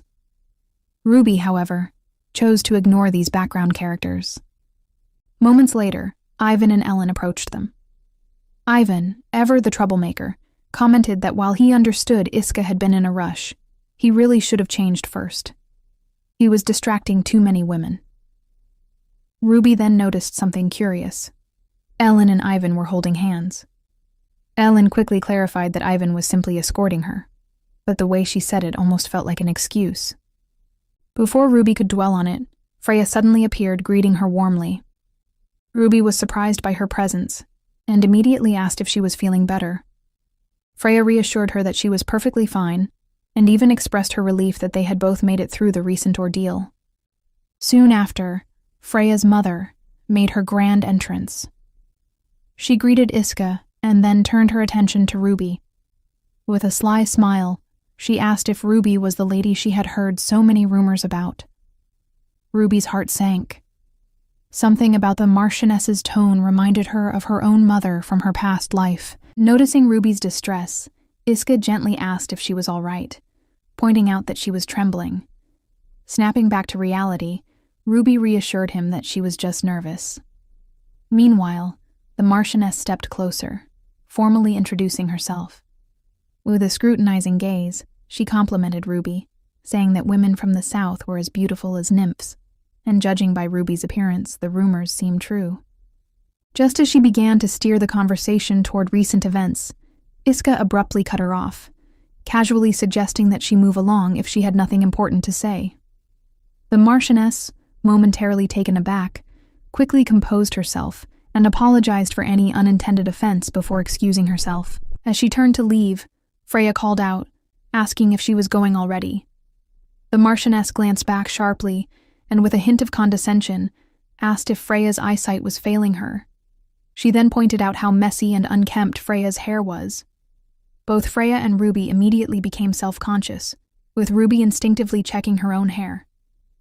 Noticing her reaction, Iski leaned in and whispered, "You look perfect, just the way you are."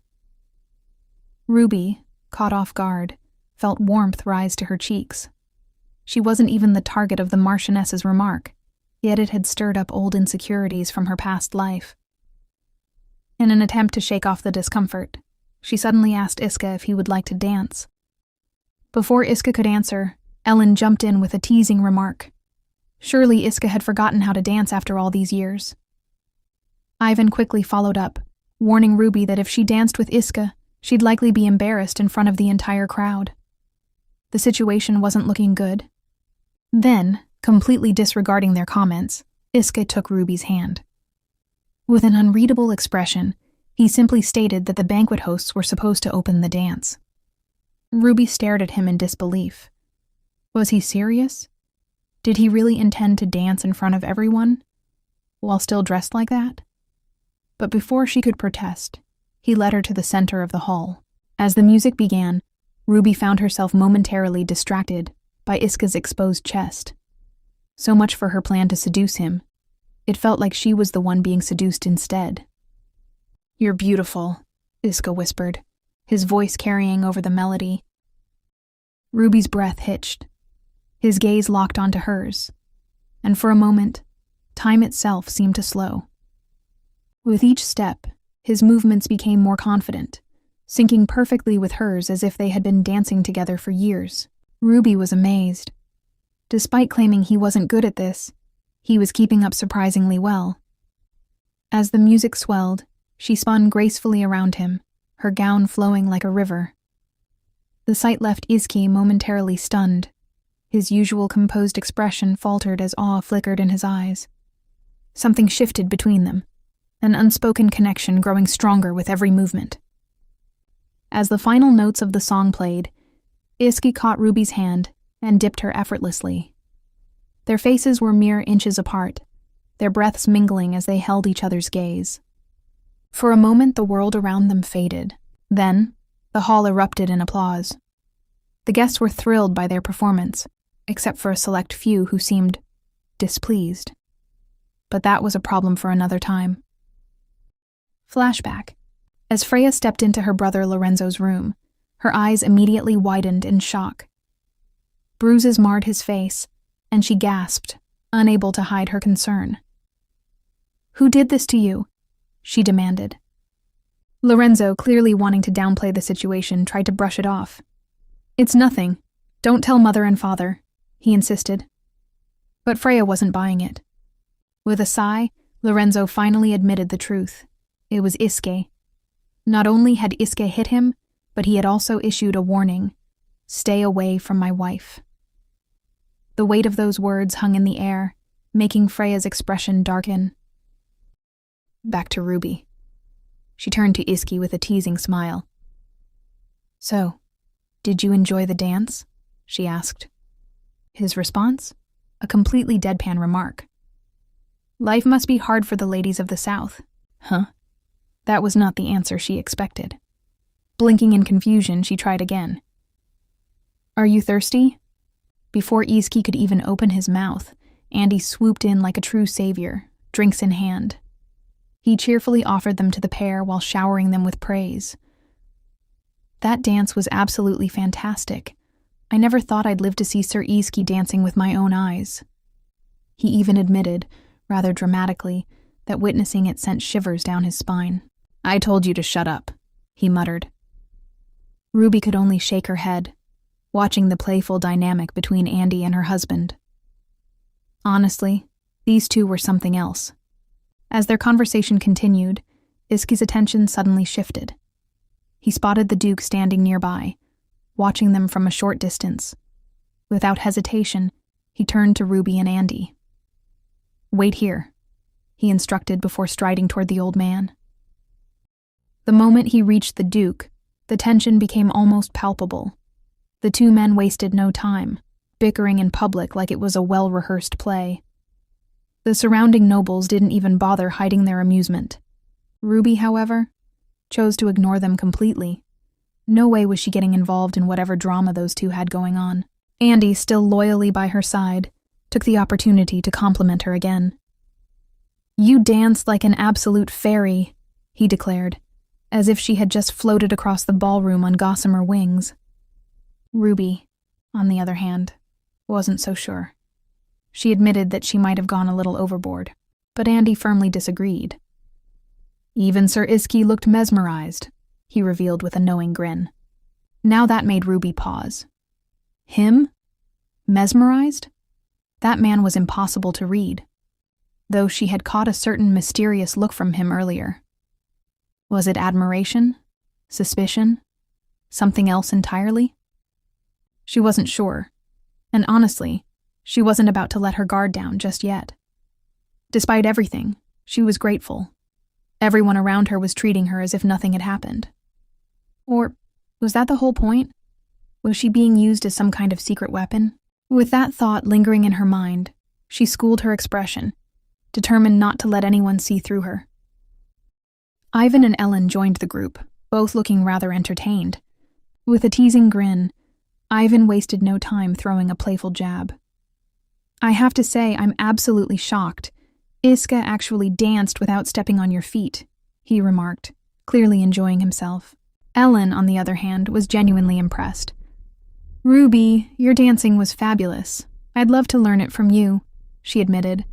That took Ruby by surprise. Ellen wasn't the type to hand out compliments lightly. If even she was impressed, then Ruby must have really done a great job. Curious, Ellen glanced around. "Where did Iski go?" she asked. Ruby explained that she'd last seen him talking to the Duke, but after that, no idea. Upon hearing this, Ellen chuckled. "Well, I'm glad they actually moved somewhere. That means Iski's putting some effort into this." Ruby blinked in confusion. What effort? What exactly was Iska trying to do? Sensing her curiosity, she asked, "Did something happen?" She had noticed that the Duke didn't exactly look pleased earlier. "Oh, he probably saw Iska dancing with you and thought the sudden change would kill him." That actually sounded very possible. But Ruby couldn't shake a different thought. Maybe the Duke wasn't just shocked. Maybe he was displeased. After all, Iski had thrown such an extravagant banquet for her. What if the Duke thought she was manipulating his son? "Maybe I was wrong to think he's changed even a little," she mused. Just then, Freya arrived, accompanied by Camus, who greeted Ruby with a not-so-polite bow. Ruby simply raised an eyebrow at him. She wasn't expecting warmth from him anyway. Freya wasted no time and turned to Ellen. "Where's the Duke?"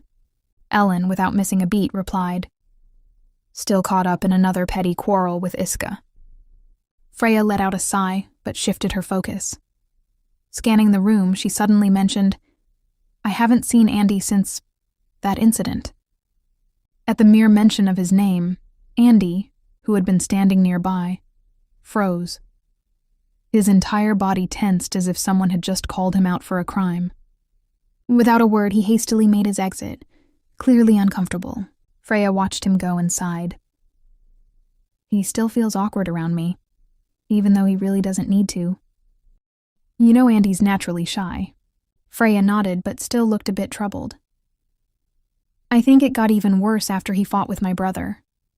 That caught Ruby off guard. "Wait, what fight?" She turned to Ivan. "What happened?" Realizing Ruby had no clue, Ivan explained. "A few days ago, Andy and Lorenzo got into a fight, right in front of the temple. I asked them why, but neither of them would say anything." Before Ruby could ask any further, Freya suddenly grabbed her hand. "Enough of this boring talk," she declared. "Let's go enjoy ourselves instead." Ellen nodded in agreement. "You should take this chance to meet more people. That's exactly why Iska hosted this banquet in the first place." Ruby couldn't argue with that logic. If she was going to be here, she might as well make the most of it. As Freya and Ellen guided Ruby toward the lively banquet crowd, the scene subtly shifted to reveal a cloaked figure lurking in the shadows. His piercing gaze never wavered from Ruby, observing her every move with eerie intent. At the same time, a noblewoman approached Ruby with an eager request. She wanted to learn how to dance from her. Ruby agreed, gracefully twirling across the floor as her partner admired her elegant Southern-style movements. The praise felt refreshing, making Ruby think that maybe, just maybe, her earlier anxieties had been unfounded. Things didn't seem as bad as she had feared. The conversation soon took a playful turn, as the ladies gushed over how well Iska had danced with Ruby. Some even teased that men do change after marriage. Ruby was starting to feel at ease, until she noticed Andy lingering nearby. Was he following her? Or did he really think she hadn't noticed his presence? The chatter continued, shifting to Iski's appearance at the banquet. One of the ladies, eyes practically twinkling, sighed about how dashing he looked in his rugged attire. Then, as if they had all been waiting for the moment, someone asked Ruby if her heart had skipped a beat when she saw him. Ruby, deciding to go along with the teasing, put on her best fangirl act and shyly admitted that, well, who wouldn't? But of course the good vibes couldn't last forever. A certain lady, who Ruby swore had an uncanny talent for ruining pleasant moments, casually remarked that Ruby's behavior must have been driven by her overwhelming love for her husband. Or was there some other reason behind the recent incident? The pointed words made Ruby tense. Was this woman ever going to mind her own business? Rather than lose her cool, Ruby acknowledged that, yes, her actions may have been a little immature. The lady, clearly not done stirring the pot, suggested that Ruby must have had more freedom back in Romana. Ruby, however, calmly corrected her. If anything, things were even stricter at home, and her brother would no doubt scold her the moment he arrived. Her family was already deeply worried about her. This revelation seemed to take the lady by surprise. Even as whispers spread among the guests, Ruby maintained her composure. Let them talk. She wasn't about to let their suspicions shake her. She knew they still believed she had tried to poison Freya, but honestly, she couldn't be bothered. Just then, another noblewoman spoke up, expressing relief that Ruby had returned safely. She even mentioned that everyone had been praying for her. Ruby, ever the polite lady, thanked her for the kind words. At that moment, Ellen suddenly reached out and gently patted Ruby's head. The unexpected gesture startled Ruby, and when she turned to look, Ellen quickly jolted back, stammering an apology for overstepping. But Ruby wasn't upset. Far from it. She was deeply touched. Ellen's kindness was genuine, and Ruby found herself appreciating the small but meaningful act. As the banquet continued, someone turned to Freya with concern, asking if she was okay being out for so long. Freya reassured them that she was fine, even mentioning that she had gotten to dance. The woman smiled, commenting on how unfortunate it would have been if Freya had missed the entire event. Then, with a more serious tone, she wondered aloud who could have committed such a terrible act against Freya, and hoped the culprit would be caught soon. Freya immediately cut her off, firmly stating that this was not the place to discuss such things. Ruby carefully observed Freya's reaction. The way she purposefully glanced at Ruby while making that comment? Yeah, that pretty much confirmed it. Freya believed that Ruby was behind the incident. And honestly, Ruby couldn't even blame her. Freya had been the victim, after all. But that didn't mean the accusation didn't sting. Memories of the past resurfaced despite Ruby's efforts to bury them. She considered Freya's behavior. Had she always been this blind to the truth? Maybe Freya's hardships had shaped her into someone who always saw herself as the victim, unable to fully trust anyone. Ruby understood that feeling all too well. After all, she had also learned to hide her emotions, to survive without getting stabbed in the back.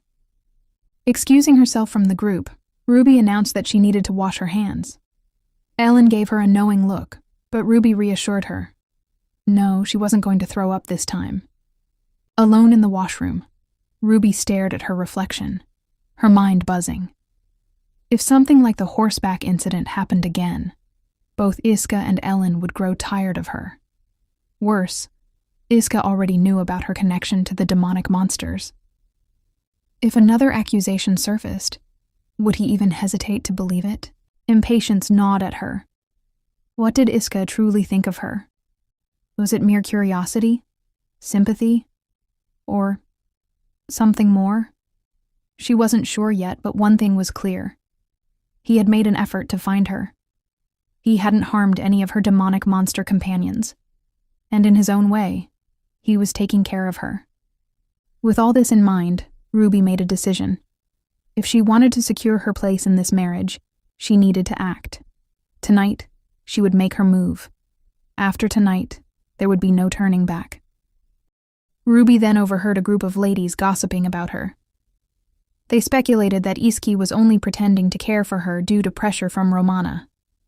One of them even brought up the moment when Iski had pushed Ruby aside to hold Freya, insisting that it was obvious who he truly loved. They also gossiped about a more private matter, whispering that Ruby and Iska hadn't even consummated their marriage yet. Ruby expected this kind of talk, but that didn't mean it wasn't annoying. Without hesitation, she walked straight toward them, startling the ladies. Their faces paled as she suddenly burst into tears. "I never did anything wrong," she sniffled, her voice trembling with emotion. "Why do you all hate me so much?"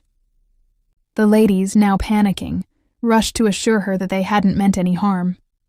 But Ruby wasn't about to let them off that easily. "I knew from the start that I'd never belong here," she continued, looking utterly heartbroken. "Maybe I should just go to my husband and ask for a divorce.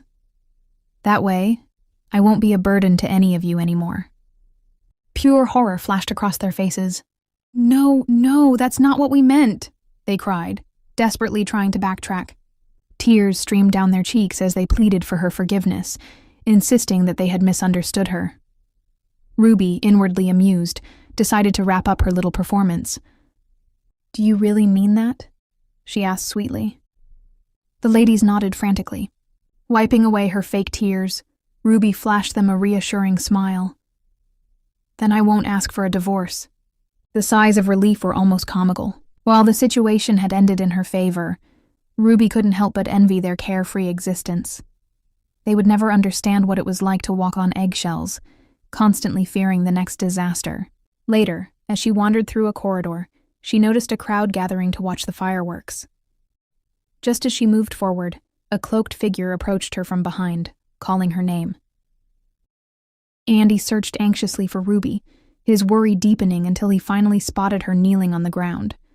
Rushing over, he asked if she was all right. Ruby winced, saying her foot hurt. But what really puzzled her was what had just happened. Whoever had stepped on her foot didn't do it by accident. They had called her name right before doing it. Still thinking about it, Ruby then asked Andy if he could take her to Iski later. True to his word, Andy escorted her into the banquet hall and toward Isk. But just as she got close, whoops! She tripped and tumbled straight into his lap in front of everyone. Her cheeks burned with embarrassment while Iski, ever composed, asked if she was okay. Ruby, on the other hand, wished the ground would swallow her whole. Seeing her reaction, Iska gently checked if she was still with him. She reluctantly admitted she was just too embarrassed to look up. Isk reassured her, saying it was just a little slip. No one would dare laugh at her. Slowly, Ruby lifted her head, and Iski immediately noticed her teary eyes. His expression darkened with concern as he asked if something had happened. Ruby hesitated before explaining that she was hurt. That's why she had wanted to find him. At once, Iska's focus sharpened, and he asked where she was injured. Now Ruby wondered if she had just made a mistake. She wanted to be with him tonight. But if he found out what had happened, He might get distracted. Finally, she admitted her foot hurt. Iski carefully slipped off her shoe and found a small wound on her big toe. His jaw tightened, and his eyes turned cold as he demanded to know who had done this. Without hesitation, he scooped Ruby up in his arms, declaring that he would handle it himself. The other paladins quickly stepped forward, trying to calm him down, but Iska wasn't having it. He simply told them to step aside.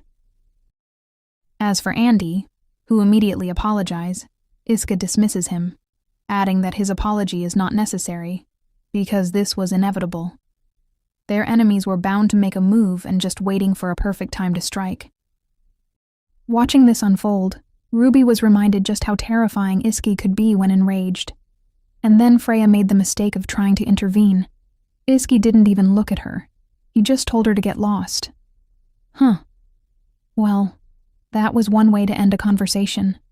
Desperate to soothe him, Ruby quickly insisted it wasn't what he thought. But Isk wasn't convinced.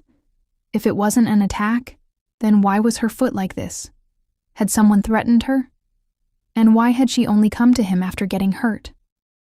Ruby flinched. Why was he so certain that someone was out to get her? Maybe because all this had happened at his banquet. Realizing she needed to calm him down fast, Ruby suddenly threw her arms around him. In the most embarrassing move of her life, she softly called him darling and explained that she came to him simply because she missed him. Also, her foot hurt. But she really hadn't expected it to upset him this much. At that, Isk let out a long sigh. He then instructed Andy to handle the banquet before carrying Ruby away himself. Well, so much for a grand evening. Later, back in their room, Ruby sighed in disappointment. Not only had she ruined the banquet, but she had also ruined their time together. Worst of all, she dreaded what Iska would do next. Would he scold her? Or even worse, would he consider sending her back to Romana like last time? He had promised not to, but could she really trust that? Kindness could turn to cruelty in the blink of an eye.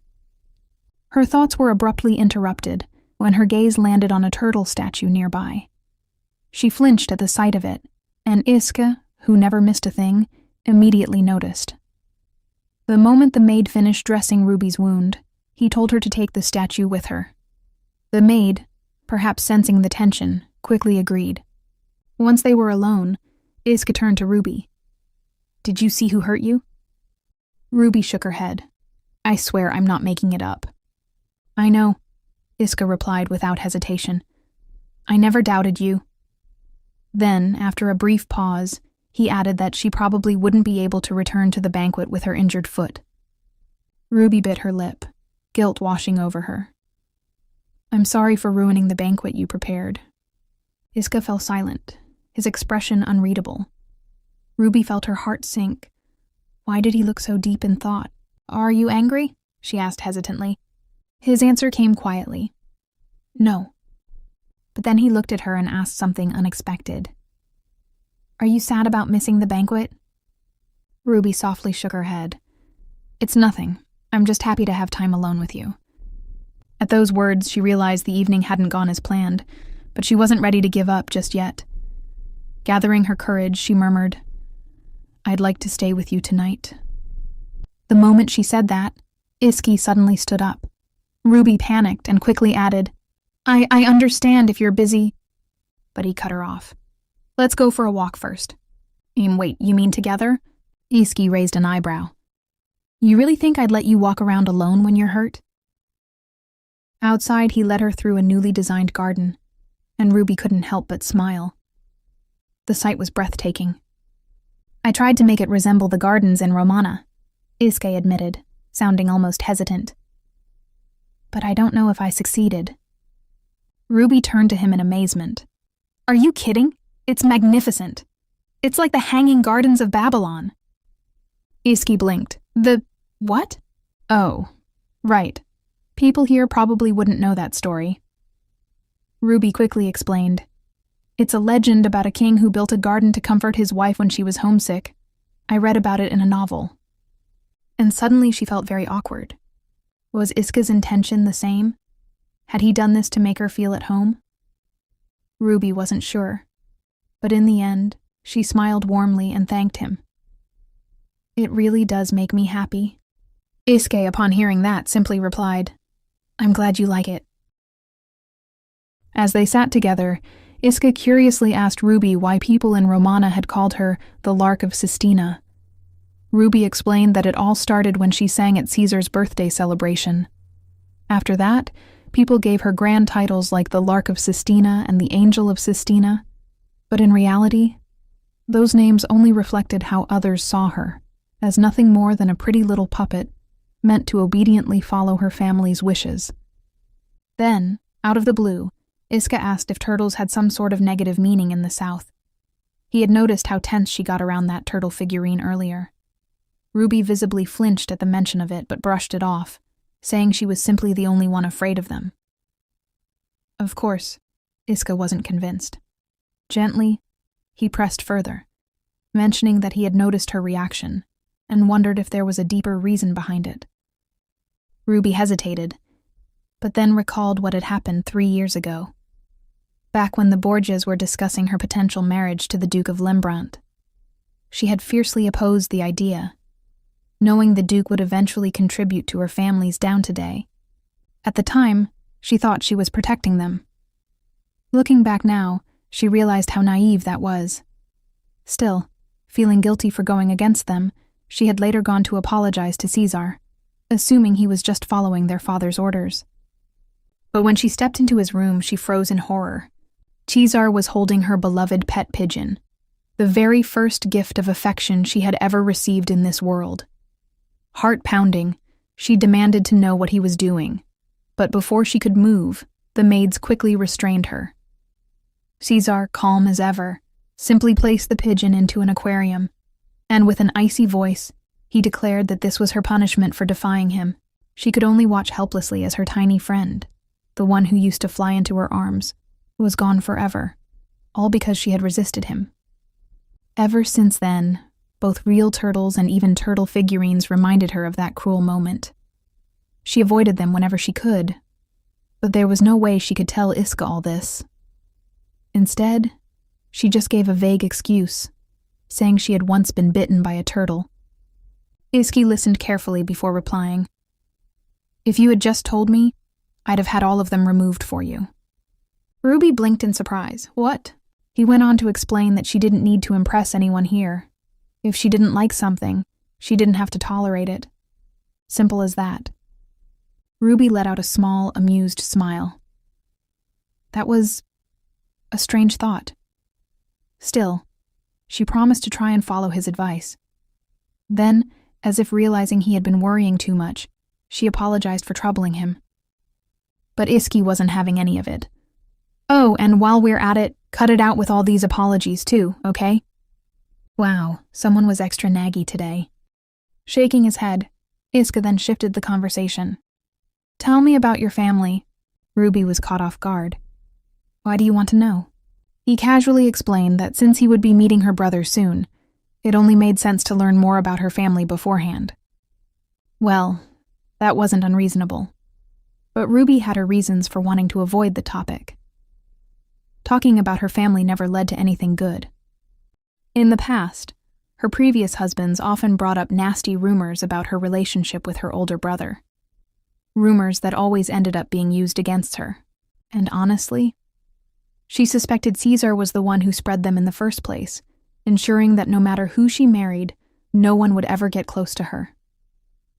Despite sending her away through political marriages, he still wanted her under his control, always scheming ways to bring her back to his side.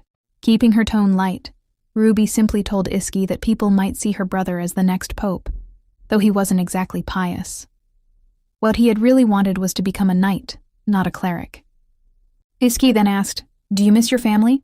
Ruby hesitated before answering, No. Isuke studied her quietly for a moment before asking, Is this conversation making you uncomfortable? She quickly denied it. This is my home now, she added firmly. Besides, most people avoid talking about my family anyway. Trying to steer the conversation elsewhere, she suddenly remarked, By the way, I noticed you haven't brought in any bird cages yet. But before she could continue, Iski suddenly interrupted, holding out his hand. "Give me your hand for a moment," he said.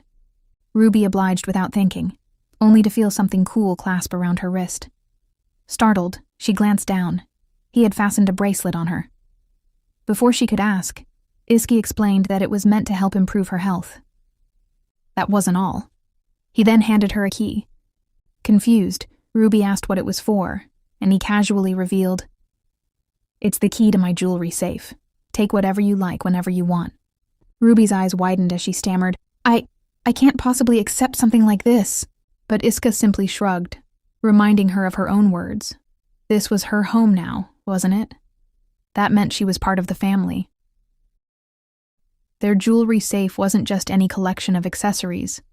It held heirlooms and treasures passed down through generations. Ruby stared at the key in her hand, wondering why he trusted her with something so significant. Why was he doing all of this for her? Noticing her silence, "What's wrong? Disappointed I didn't give you a birdcage instead?" Ruby blinked before quickly shaking her head. "Of course not.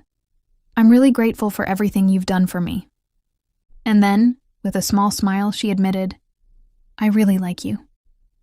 Before he could respond, she leaned in and placed a soft kiss on his cheek. For a moment, neither of them spoke. Then suddenly Ruby stood up. "Do you want to see something interesting?"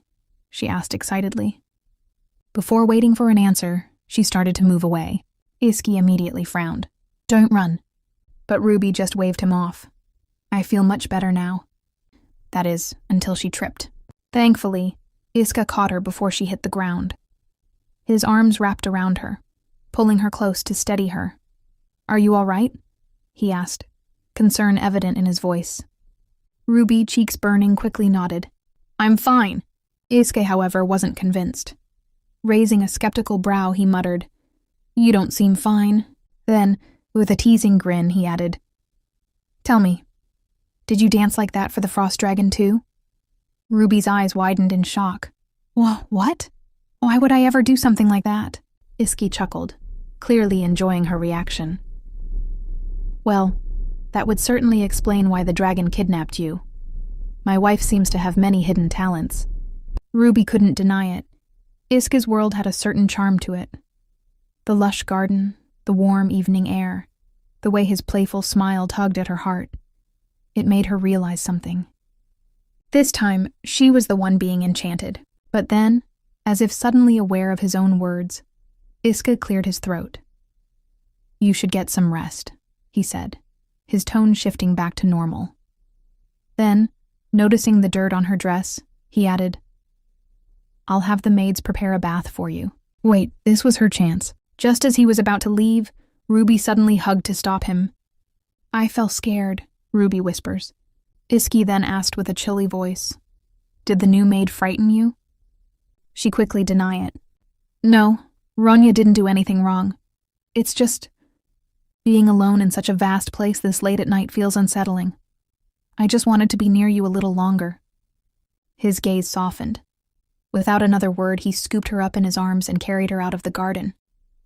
I guess I failed again today. Maybe the heavens don't want me to get even a few inches closer to getting laid. Ruby sighed internally. Later, as they reached the bath, Iska set her down and cautioned, "Watch your step and wait here. I'll call a servant." Oh, Ruby's heart raced as realization hit her. He's bringing me to his bath? Was he seriously planning for them to be alone here, together? Just then, Ronya entered and immediately noticed Ruby's injured foot. But before she could fuss, Ruby waved it off. "It's nothing serious." Ronya poured holy water into the bath, explaining that it would help her wound heal. Then, in an offhanded tone, she added, "I'll be leaving soon." Ruby blinked in confusion. "Why?" Ronya clarified, "Lord Iska instructed me to assist you in undressing, but after that, he'll take care of the bath himself." Wait, when I said I wanted to be with him, did he think I meant I wanted him to bathe me? No way. He couldn't have taken it like that, right? Still flustered, Ruby slid into the warm water, feeling the soothing effects of the holy water ease her tension. Letting out a sigh, she absent-mindedly hummed a tune, her thoughts drifting to Popo, Chirpy, and Frosty. I wonder how they're doing. A voice interrupted her thoughts. What song is that? Startled, she turned, and nearly jumped out of her skin. Iska had somehow appeared behind her without a sound. Why are you sneaking around? She sputtered. He ignored her flustered reaction, crouching beside the tub as he reached for her injured foot. Iski suggested that Ruby soak in the warm water a bit longer, which sounded innocent enough. But Ruby's mind had other ideas. Was he really just here to help her bathe, or could this be her chance to spice things up? The thought crossed her mind. What if I pounced on him from behind right now? Or maybe not. He might end up locking me down instead. Breaking her thoughts, Iska suddenly asked if she'd mind her hair smelling like him. Ruby blinked before replying with a soft smile that she actually liked his scent. To her surprise, he stood up and calmly told her to take off her towel. Eh? Wait, what? She stammered, caught off guard. But Iska explained casually that it was hard to bathe with a towel on and assured her he'd turn around. As Ruby stood there, towel in hand, she felt a little flustered. Why do I feel like he's the one charming me here? With a sigh, she slipped off the towel, silently hoping her scars wouldn't ruin the moment.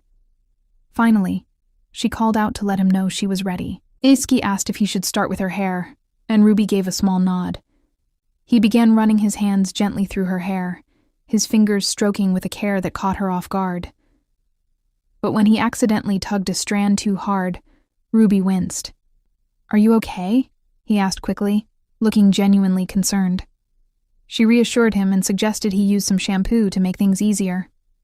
A bit awkwardly, Iski grabbed the shampoo and admitted that he wasn't exactly experienced with this kind of thing. Ruby chuckled softly at his honesty, finding it oddly endearing. As he worked the shampoo into her hair, she noticed something different. Unlike the servants who used to bathe her with cold, mechanical precision, Iska's touch was clumsy but warm. It wasn't perfect, but it felt real and unexpectedly intimate. Before she knew it, her heart skipped a beat. Ruby hesitated for a moment before asking softly, Am I causing you too much trouble?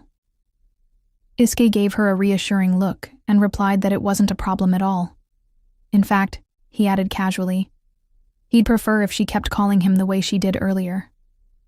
That caught Ruby off guard, and she blushed as she realized what he meant. She'd only used that affectionate nickname once, to break the tension during an awkward moment, and she never expected he'd remember it. Flustered, she tried to turn the tables. Well, can I call you Iz then? Without missing a beat, Ruby pointed out that he'd never really used her name either.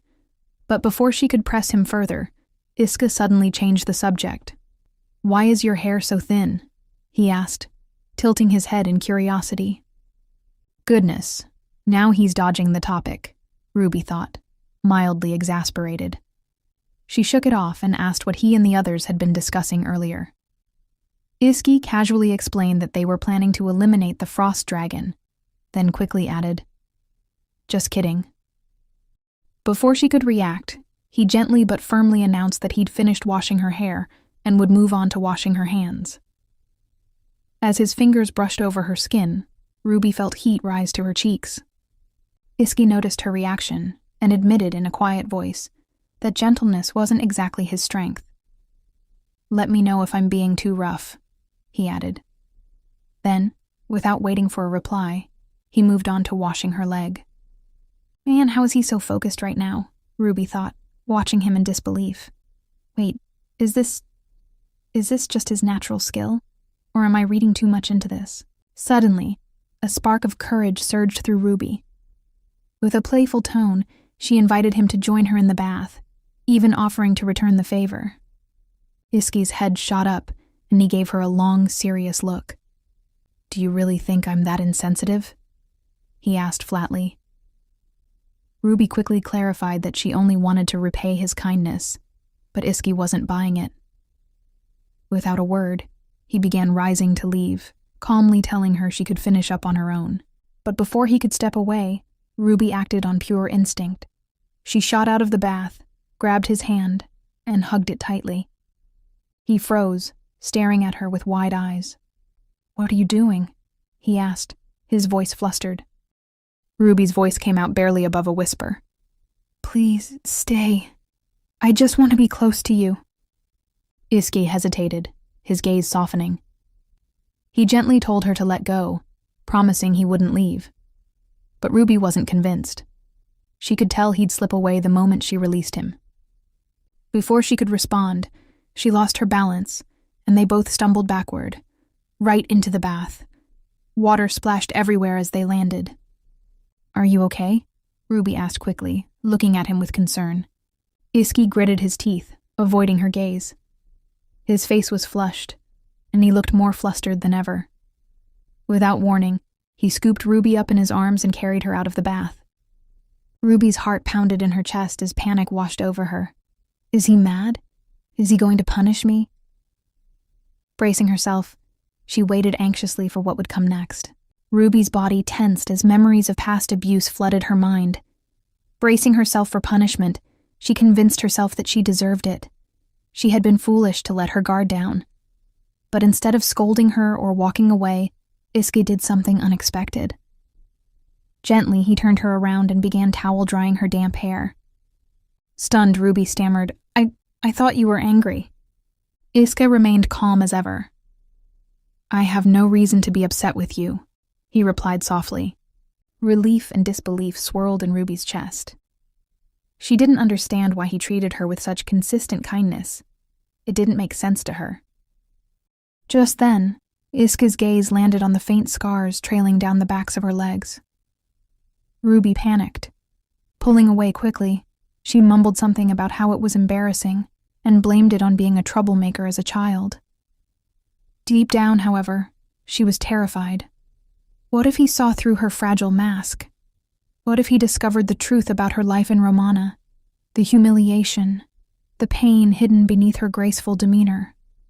She feared that if he saw all of her scars, the warmth in his eyes would vanish.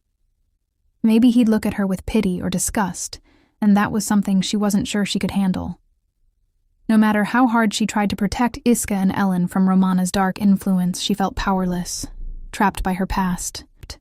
In her mind, Iska's love for her felt as fragile as a small boat in a stormy sea, bound to sink once he saw the depths of her broken self. But Iska didn't pull away. Instead, he broke the silence by saying quietly, "I should have guessed. Your father must have been strict." Ruby's heart skipped a beat. Desperate to shift the blame away from her past, she quickly assured him, "It's my fault. I deserved it." Iski narrowed his eyes slightly and leaned closer, studying her face. "Are you thinking about the past? Is that why you're crying?" he asked gently. Startled, Ruby blinked and quickly denied it. "I'm not crying," she insisted. Without saying a word, he reached for her hand and held it gently. "Don't cry," he murmured, his voice full of quiet concern. "When you cry, it makes me feel helpless. I don't know how to ease your pain, and it drives me crazy." Ruby's eyes widened as he continued. "Tell me, what can I do to make you feel safe? To make you happy?" His voice cracked slightly as he confessed, "I've spent so long wondering if I could have done something differently. Something that would have prevented your pain." He sighed and admitted that he'd hoped giving her space would help, but he couldn't stand the distance anymore. "This is your last chance," he said softly. "If you want to leave, think carefully, because if you choose to stay, I'll never let you go." Ruby froze, her heart pounding. Did she even have a choice? Deep down, though, she already knew the answer. She would choose him 1,000 times over without hesitation. This was where she wanted to be, where her friends were, where Iski was. This was her home, their home. Looking up into his eyes, Ruby's resolve hardened. With quiet certainty, she whispered, "I want to stay. I want to spend my life with you." Iska's eyes softened as he pulled her closer, his hands resting gently around her waist. Slowly, he lifted her, their faces mere inches apart. With a warm, lingering gaze, He leaned in and kissed her, a tender kiss that deepened with a passion that left Ruby breathless. Laying her gently down on the bed, Iska removed his robe slowly, his movements unhurried and tender. His lips brushed along her leg as he kissed her skin, making her heart flutter. His gaze, full of warmth and affection, met hers as his hand gently caressed her face. "Ruby," he murmured, his voice husky. Ruby, caught up in the moment, softly called his name in return. Iska's cheeks turned slightly pink, and he instinctively pulled her into a warm embrace. He looked at her thoughtfully, before asking with a gentle smile, "Why are you looking at me like that?" Flustered, Ruby blinked. "What do you mean?" Instead of answering, Iska leaned down and kissed her forehead, then her nose, and finally her lips again. Soft, lingering kisses meant to reassure her. "Are you okay?" he asked quietly. Ruby nodded but admitted, "I'm just a little nervous." "That's okay. It's my first time too." "Either you're lying, or you're naturally gifted," Ruby thought, "and I'm not sure which is more impressive."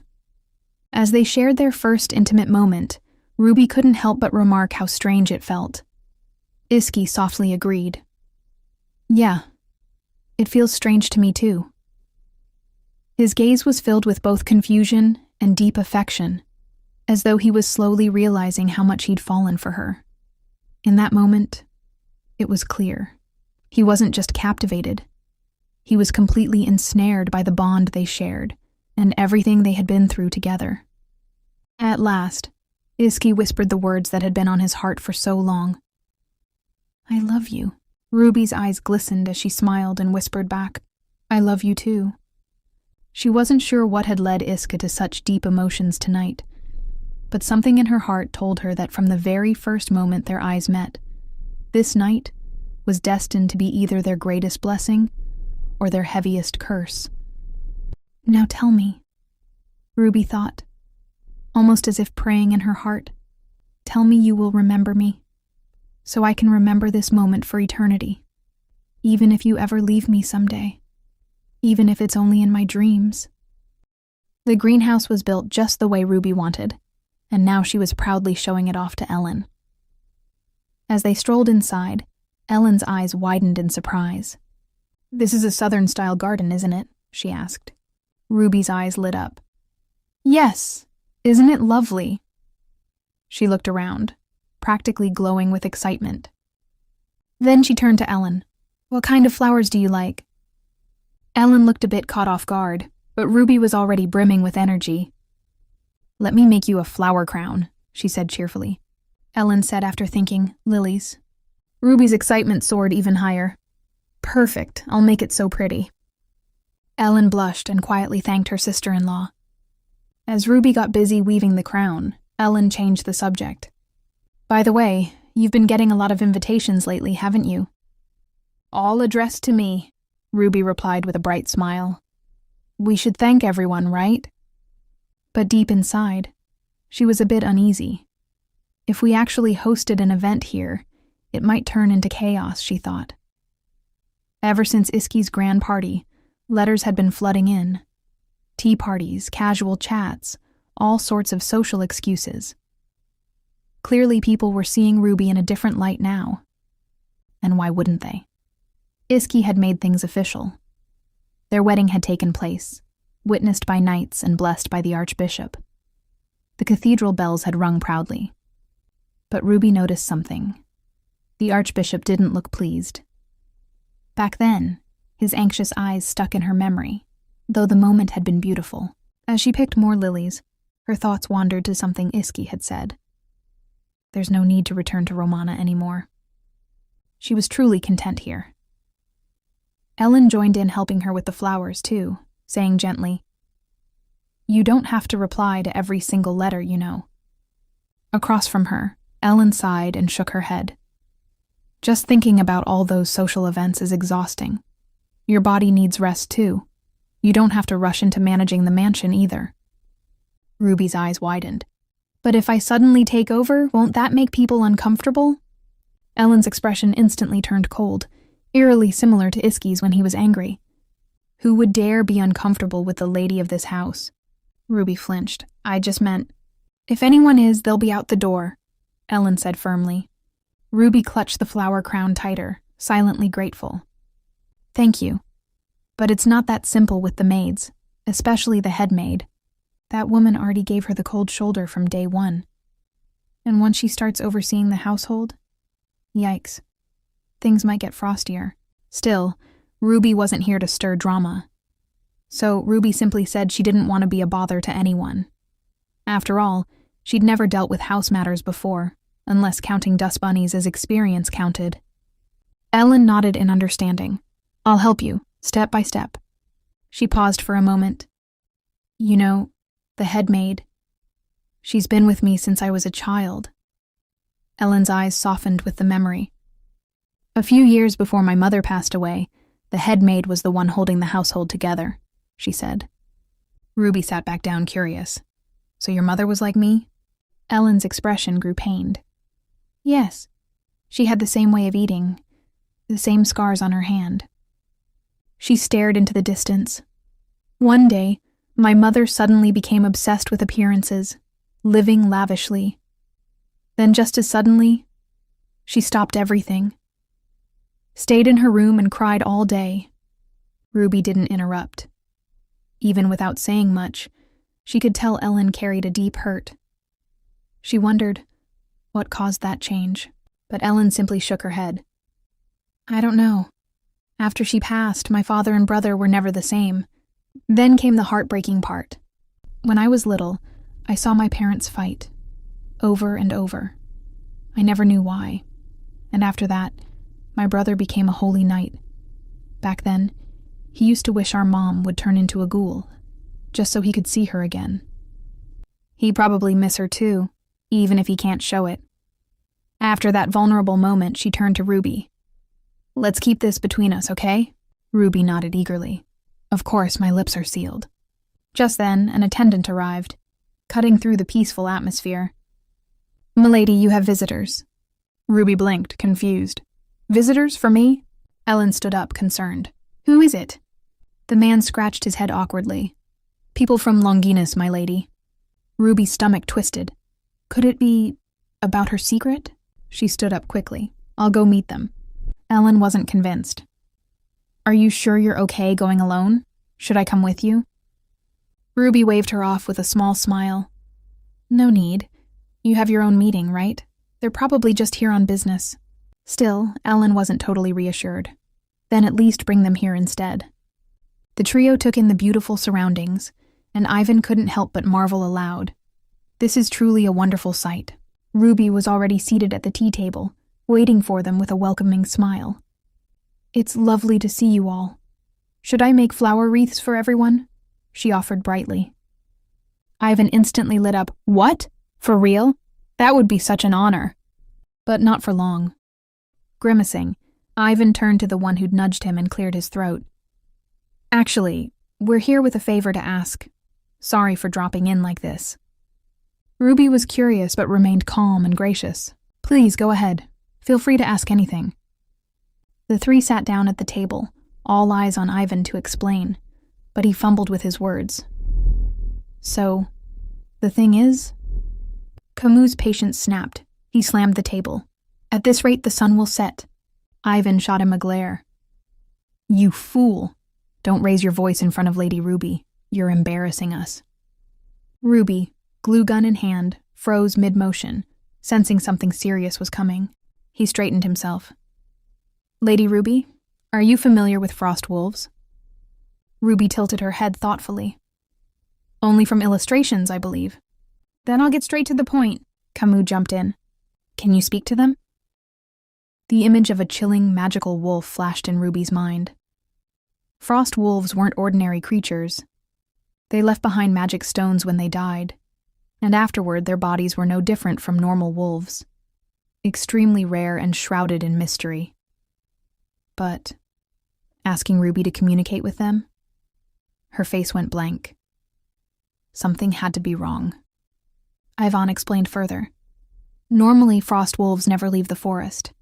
They're intelligent and don't attack humans unprovoked. But now, They're showing up near people's homes, acting aggressive.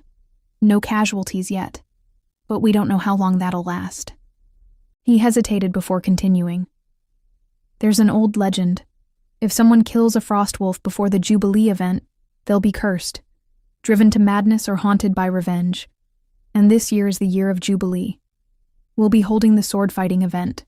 We'd rather avoid bloodshed if we can talk to them instead. That's why we came to you, Lady Ruby. Ruby felt the pressure of the request. It was a heavy burden. I can't actually talk to them, she admitted. It's just, they seem to understand me sometimes.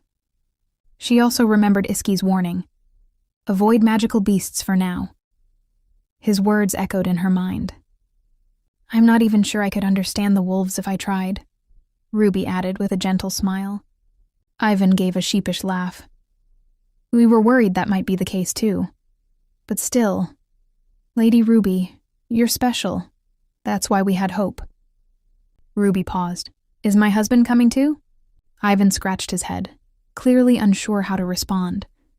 Camus, of course, had no filter. No, he's not. If Iski knew we came to ask you for this, he'd have our heads. A chill ran down Ruby's spine. Hey, you idiot, what are you saying? Ivan hissed. Well, I'm not wrong, Camus muttered, sipping his tea a bit too casually. He leaned forward. If you don't want to, just say so. We honestly didn't expect you to say yes anyway. Ruby met Camus' gaze, her thoughts unreadable. Without warning, Ivan hit Camus, then turned back to Ruby, flustered. Lady Ruby, I apologize for his rudeness. Honestly, we just... I'll do it. Both men froze. I'll try, Ruby repeated calmly, a tiny spark of hope in her eyes. In her heart, she sent an apology to Iski. I'm sorry for going against your words, but they're protecting my secret, for my sake. And if I help them, I might earn their trust. She glanced at Camus, thinking, that arrogant mouth. I'd love to sew it shut someday. But she smiled anyway. Plus, if I learn more about magical beasts, it might open new doors to meet my friends. Just then, Ivan pushed a bag of chocolate toward her. Here, have some. Ruby blinked in disbelief and thought, do you think I'm a child? The forest was shrouded in thick snow, making everything feel even more oppressive. Ruby wrapped herself tightly in a cloak and scanned her surroundings. Ivan, who was beside her, gestured respectfully ahead. Lady Ruby, it's this way. I'm not sure when they'll appear, so I blocked off this path. Ruby could hear the eerie growls of wolves echoing through the trees. Her pulse quickened, but she kept her composure. I'll go a little closer, she suggested, her voice calm yet firm. The three of them dismounted and moved forward slowly, the wind whispering around them as it shielded Ruby as much as possible. Suddenly, a magical beast emerged from the shadows. Its growl was menacing, and Ivan instinctively raised his sword. The wolf stared them down with fiery eyes, its sharp teeth bared. It looked ready to pounce. The leader is directly confronting us, Ivan said, his voice low. Lady Ruby, stay behind me. But Ruby shook her head. It's all right. Let me go alone for now. With determination, she took a step forward, approaching the fierce frost wolf. The wolf growled at her, but its stance softened slightly, as if unsure of what to make of her approach. Ruby removed her hood and smiled gently. Hello, she said quietly. The wolf's eyes seemed to soften in response, its growl weakening. Ruby slowly sat down in front of it, keeping her movements calm and steady. The wolf hesitated but eventually sat down, lowering its guard. Ruby observed it closely, sensing its sorrow. It's less wary now, but it seems like it wants to tell me something, she thought, feeling the deep sadness and resentment radiating from it. At that moment, Camus began to move forward, but Ruby stopped him. Wait a minute. She pointed to something on the ground. Here, there's a leg. The others looked down in confusion. There, before them, lay the severed leg of a frost wolf. Behind the wolf, the rest of the pack watched closely, as if waiting for something. Ruby's heart sank. She could see the leader wolf circling the severed leg, its grief palpable. I think... Ruby hesitated, her voice soft. This wolf is grieving. It can't find the owner of this leg. It's mourning. Camus frowned, his confusion clear. You mean they're looking for the owner? Ruby nodded, her expression solemn. It seems so. The owner must be nearby. We need to find them. But Camus' concerns quickly grew. What if the owner is dead? They might attack us in their rage. He bent down, examining the severed leg. This wasn't just an accident. Someone cut it off deliberately. Poachers, no doubt. Ivan's anger flared. Everyone, stay alert. I'll deal with this. Camus, protect Lady Ruby. The group took shelter in a nearby shed as a sudden downpour soaked the earth. Ivan and Galar went out to search for the poachers, leaving Ruby behind, her thoughts still with the grieving wolf. Would it be all right? What if the owner was really dead? Lady Ruby, it's cold. Please take this blanket. A voice interrupted her thoughts. Ruby looked up, startled, to find Andy standing before her with a warm smile. Thank you, she murmured, her surprise quickly turning to confusion. Why is Andy here? Before she could question him further, Camus burst in, clearly flustered. What are you doing here? Ruby glanced behind him, and her heart skipped a beat. There, standing with an expression colder than the storm outside, was Iski, radiating fury. In an instant, a powerful blow rang out. Camus hit the ground with a thud, stunned. Ruby gaped in shock as Iski loomed over him, his rage obvious. You bastard! Iski growled, grabbing Camus again before the poor man could even recover. As Iski's fist came toward him, Camus panicked. Hey, wait! Listen to what I have to say. Ruby stepped forward, with a firm voice to stop her husband. I'll explain. Please, calm down. Iski's fierce gaze softened slightly as he turned to face Ruby. His anger was still apparent, but Ruby's plea seemed to cool the fire. Iski grunted and tossed Camus aside, walking toward her with measured steps. With each step he took toward her, Ruby grew more anxious, her body trembling slightly. She fiddled nervously with the hem of her skirt. When he finally stood before her, Iski gently wiped dirt off her cheek, his voice softer than before. You're a mess. Your body is already weak. Why are you out here with these guys? Ruby stammered, searching for a reason. I only came here because I wanted to see the frost wolves. Iski sighed deeply, holding his head in frustration. That doesn't make sense. He glanced at her exposed head, the rain soaking her through. Without a word, he pulled her hood up, his concern clear. What if you faint again from the rain? His touch was tender, as if caring for a child. Ruby flinched but smiled weakly. I won't. Let's go inside first, then we can talk, Iski suggested gently. Inside the shelter, the mood was tense. Iski turned to his friends, his tone cold. So you took matters into your own hands because of some superstition? You even lured my innocent wife with those cheap chocolates? Ruby and Andy, who had been enjoying the treats, both felt guilty under his scrutiny. Ivan, never one to back down, shot back. Are you planning to arrest us and kill us all, but you're punishing us for superstition? Your wife said she would come with us to find those wolves. Why are you ignoring her opinion? Ruby jumped to her feet, flustered by the growing tension. Wait, everyone, calm down, she urged, trying to de-escalate the situation. Please don't get angry. Iski's concern deepened. I clearly told you not to do anything reckless, especially with demonic beasts. What if they attacked you? What if you got hurt? Do you think these guys have real combat experience with frost wolves? Camus immediately shot back, indignant. You bastard, how dare you underestimate us? Iski shot him a glare, silencing him instantly. Shut up! Ruby's hands tightened around her skirt. I'm sorry for causing you trouble, she said, her voice barely above a whisper. Iski froze, his anger still bubbling beneath the surface. Who told you that? He snapped, clearly upset by her words, thinking someone had accused his wife of something. Ruby's voice trembled as she clarified. That's not what I meant. I really did cause trouble. You all worked so hard to find me, and you almost got into danger because of the frost wolves. More than anything, I don't want to be a burden to you anymore. Iske stood silent, processing her words. Her vulnerability and the weight of her apology seemed to pierce through his anger. I'm not like the holy knights with special abilities, Ruby continued softly. I don't have great swordsmanship like others, so even if it's just a little, I want to help everyone. A heavy silence followed, and Ruby's heart pounded in her chest. What's wrong with everyone? Finally, Iske smiled gently, patting her head. You don't need to worry about such things. You've never been a burden, Ruby. Her heart lightened at his words, but the moment was interrupted as Iske's demeanor shifted once more. He turned sharply to the three men, his gaze hardening. So, what's the real story here? Andy, still wiping away tears from Ruby's earlier words, while others glanced over nervously.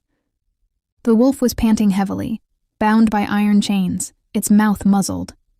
The poachers who had captured it looked terrified as they explained. We really just intended to treat it. Ivan narrowed his eyes, skeptical. Treat it? You said you were going to get the frost mushrooms. The man's eyes widened in panic, realizing his slip-up. He quickly corrected himself. We just happened to find it trapped. We were going to help it.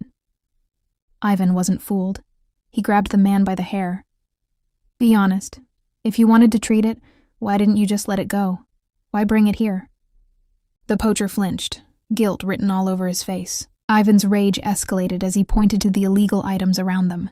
He lunged at the man, ready to strike. Meanwhile, Iske had cut the chains on the frost wolf and carried it over to Ruby and asked her to step outside now. Outside, Iske gently placed the frost wolf on the ground. The group stood silently around it, observing closely. Camus spoke up. Now we just need to take it there, right? But Galar stopped him. Wait! He crouched down to examine the wolf more carefully. This one's a female, and her size is different from the usual ones. Iske, who had been quiet, added, It must be a mate of an alpha, the leading couple of their pack. At that moment, Ivan burst out of the door, exhausted. We have to put those guys in jail, but what's going on here? He frowned when he saw the group standing in stunned silence.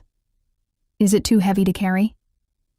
Andy, still shaken by Ruby's words, answered, This wolf seems to be the mate of the alpha. Ivan blinked in surprise, his shock matching everyone else's. A few moments later, the tension was thick as Ruby looked at the injured wolf, its breathing growing more labored. Everything's messed up. She glanced up at Iske, uncertainty in her eyes. Can we bandage it like that? Iske, ever calm, reassured her. Don't worry, it's not an ordinary wolf, just a little frost mushroom, and it'll recover quickly. Ruby hesitated. What is a frost mushroom? Iske's voice was dry with amusement. The thing you threw at my face last time. Ruby blinked in surprise. Before she could respond, Andy stepped in, offering an explanation. It's one of the important ingredients in the medicine to heal wounds, Lady Ruby. Ruby stammered. I was just trying to stop Iske. A sudden howl from the distance cut her off. Ruby turned instinctively toward the sound, her heart racing. Iske, who had also noticed the howls, began to carefully lift the injured wolf. I'll take it. Everyone, protect Ruby. Ruby's mind raced. She remembered how terrifying the frost wolves were before. No matter how strong Iske was, if the pack attacked, he could still be in danger. Worried, she tugged at his shirt. Her voice grew more urgent. Since it's the pack, they'll be very ferocious. What if they suddenly attack you? I know you're very brave, but what if... Iske's heart fluttered at the hint of concern in her voice. Are you worried about me now? Ivan's voice broke the tension from behind them. Don't worry too much, Lady Ruby. He fought things fiercer than frost wolves. It's the frost wolves who should be afraid. But Ruby's worry didn't dissipate. She became even more determined. I want to go too. Iske shook his head firmly. No, you stay here. Ruby immediately fired back, her voice full of emotion. I don't want to. I said I'm worried. What if you die? Iske froze at her words, a flicker of shock passing through him. Who's going to die? He asked, his voice softening as he turned to face her. You'll be in more danger than I will. Ruby fell silent, her thoughts churning.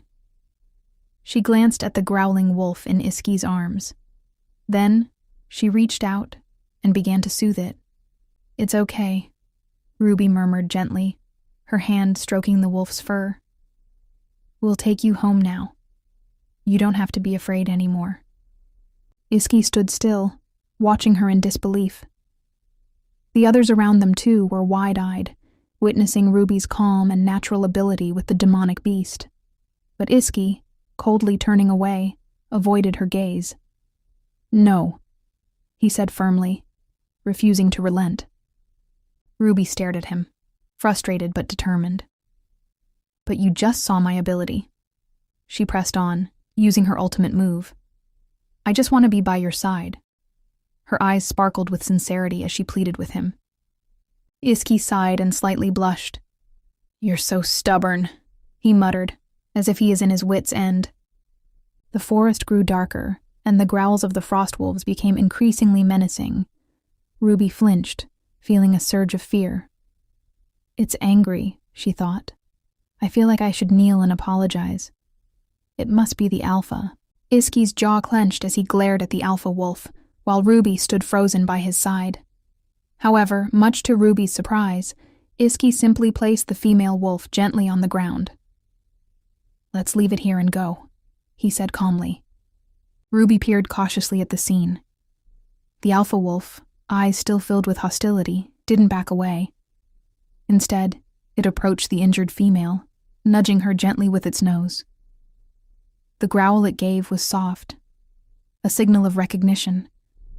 The two wolves' eyes softened as they looked at each other, undeniably a bonded pair. Ruby, let's go, Iski called softly, offering his hand to her. Ruby glanced at the wolves one last time before turning back to him. She hesitated, but then reached out, taking his hand. What a heartwarming sight for these two pairs. The forest bathed in the afternoon sunlight as they continued their walk. Ruby, wanting to ease Iski's fatigue, softly asked, Can I massage your arms? Iski raised an eyebrow in confusion. And why? Ruby answered honestly. They'll probably be numb from carrying that big wolf earlier. Iski's frowned but slightly blushed, his voice tinged with a hint of embarrassment. What do you think my job is?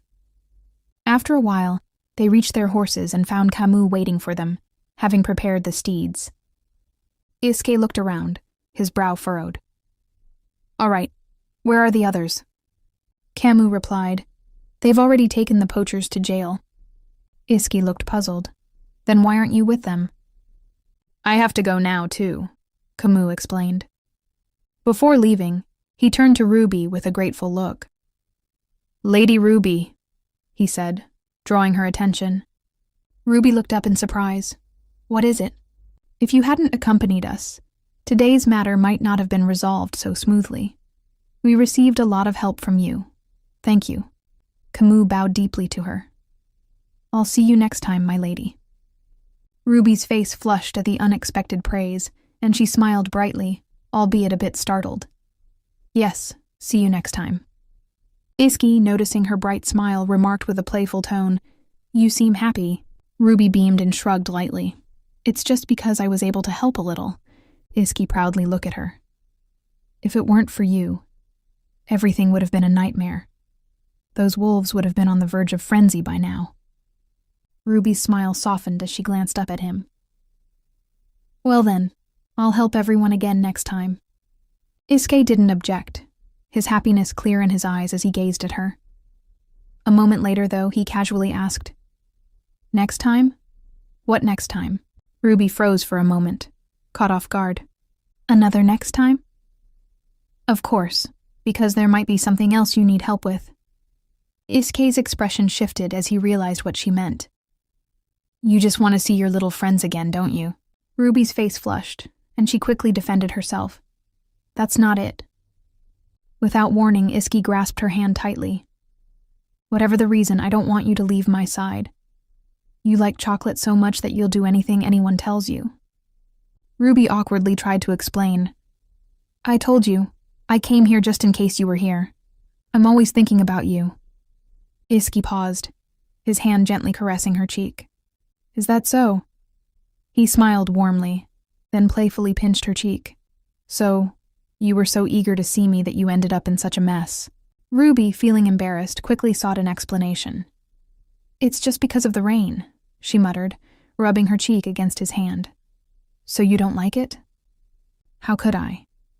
Iski responded with a soft laugh, wrapping his arm around her waist and pulling her closer. It's just, I want to bathe you, but this time will be a little different from last time. With that, he leaned in and placed a deep, passionate kiss on her lips. The golden sunlight bathed them as they shared the kiss, lost in the moment. Suddenly, Ruby remembered something and whispered, blushing, Wait. Behind them, Andy stood frozen, his mouth agape and his face bright red. Panicked, he quickly turned to leave.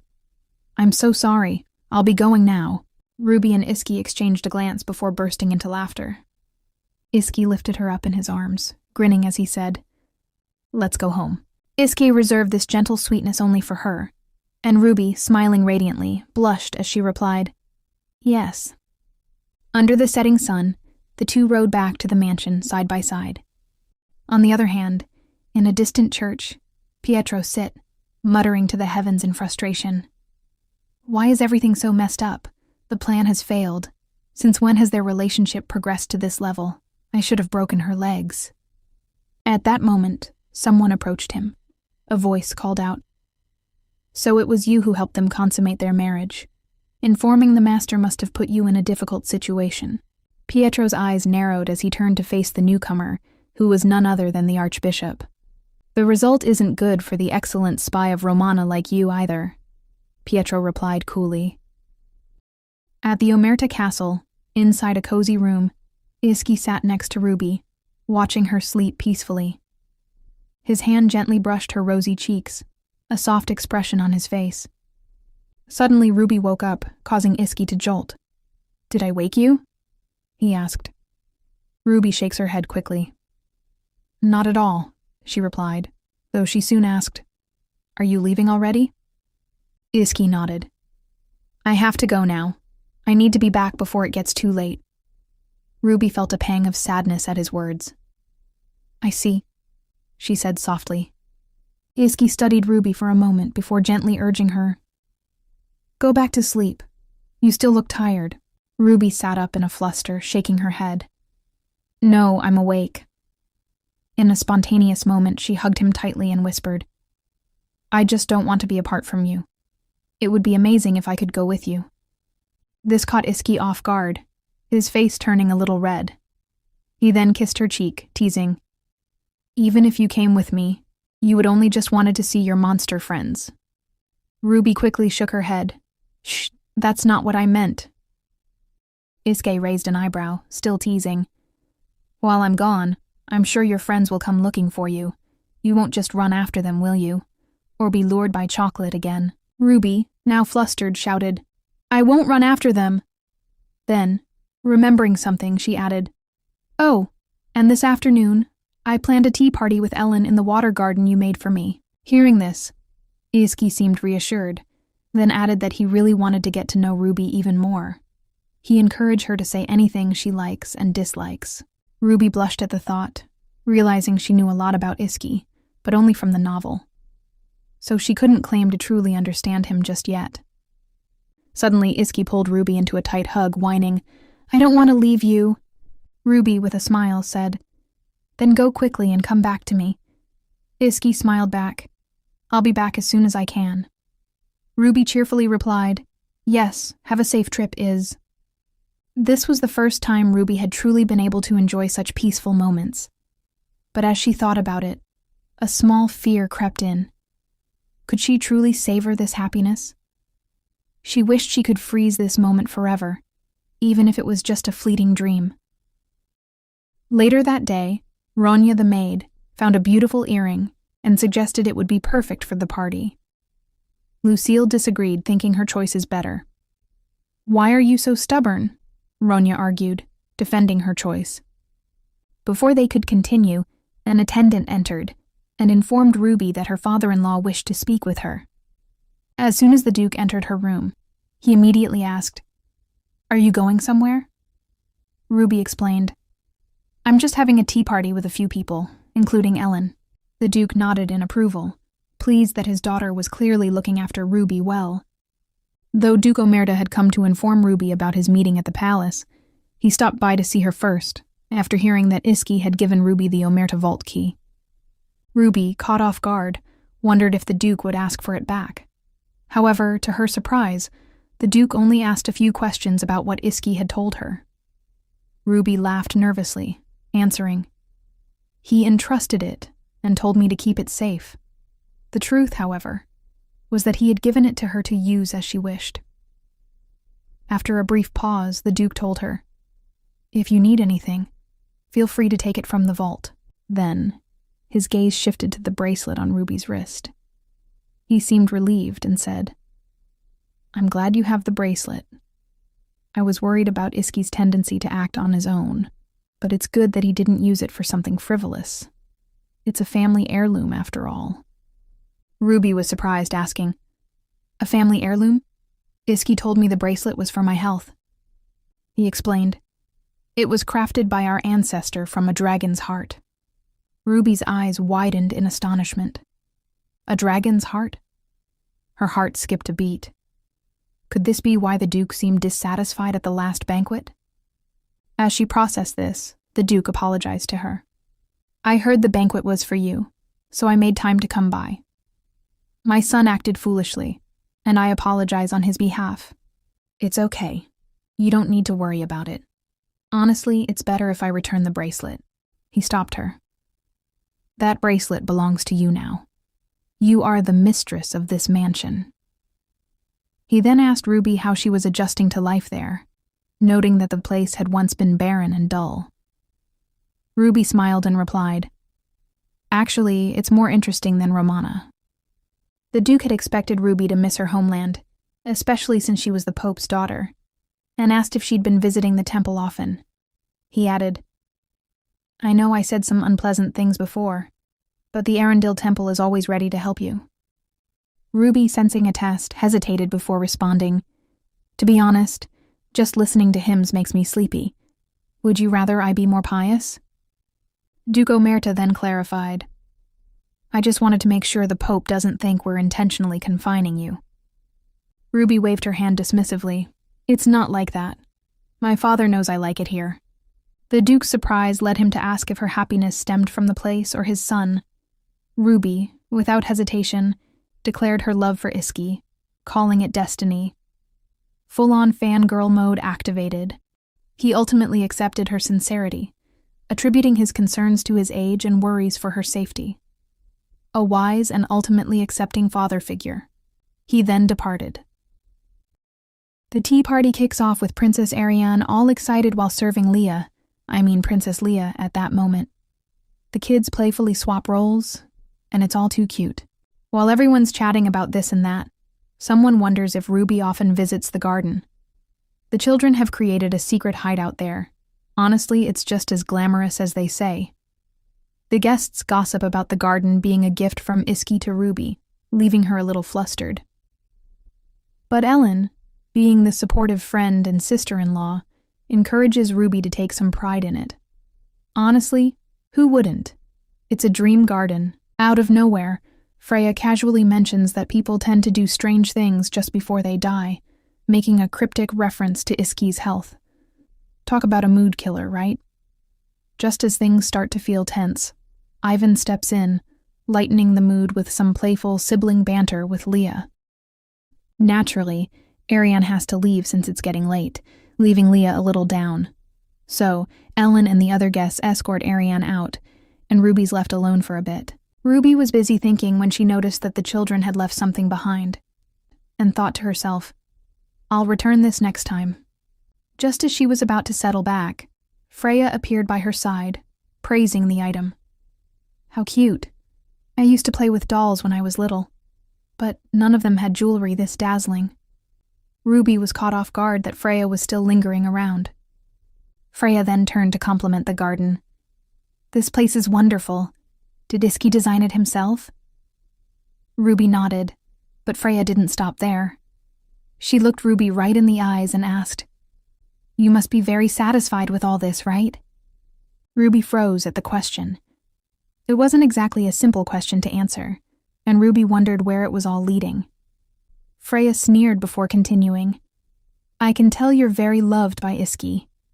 In my experience, people like you, well, as long as their safety is guaranteed, are satisfied enough. You're no exception." Ruby's confusion deepened. What was Freya trying to get at? "What exactly are you saying?" Ruby asked, trying to figure out Freya's intentions. Freya paused, almost calculating something in her mind, before casually adding, "Even if you left here and married someone else, it would be the same, wouldn't it?" Ruby laughed awkwardly, replying, "What a strange thing to say. I won't leave Iski."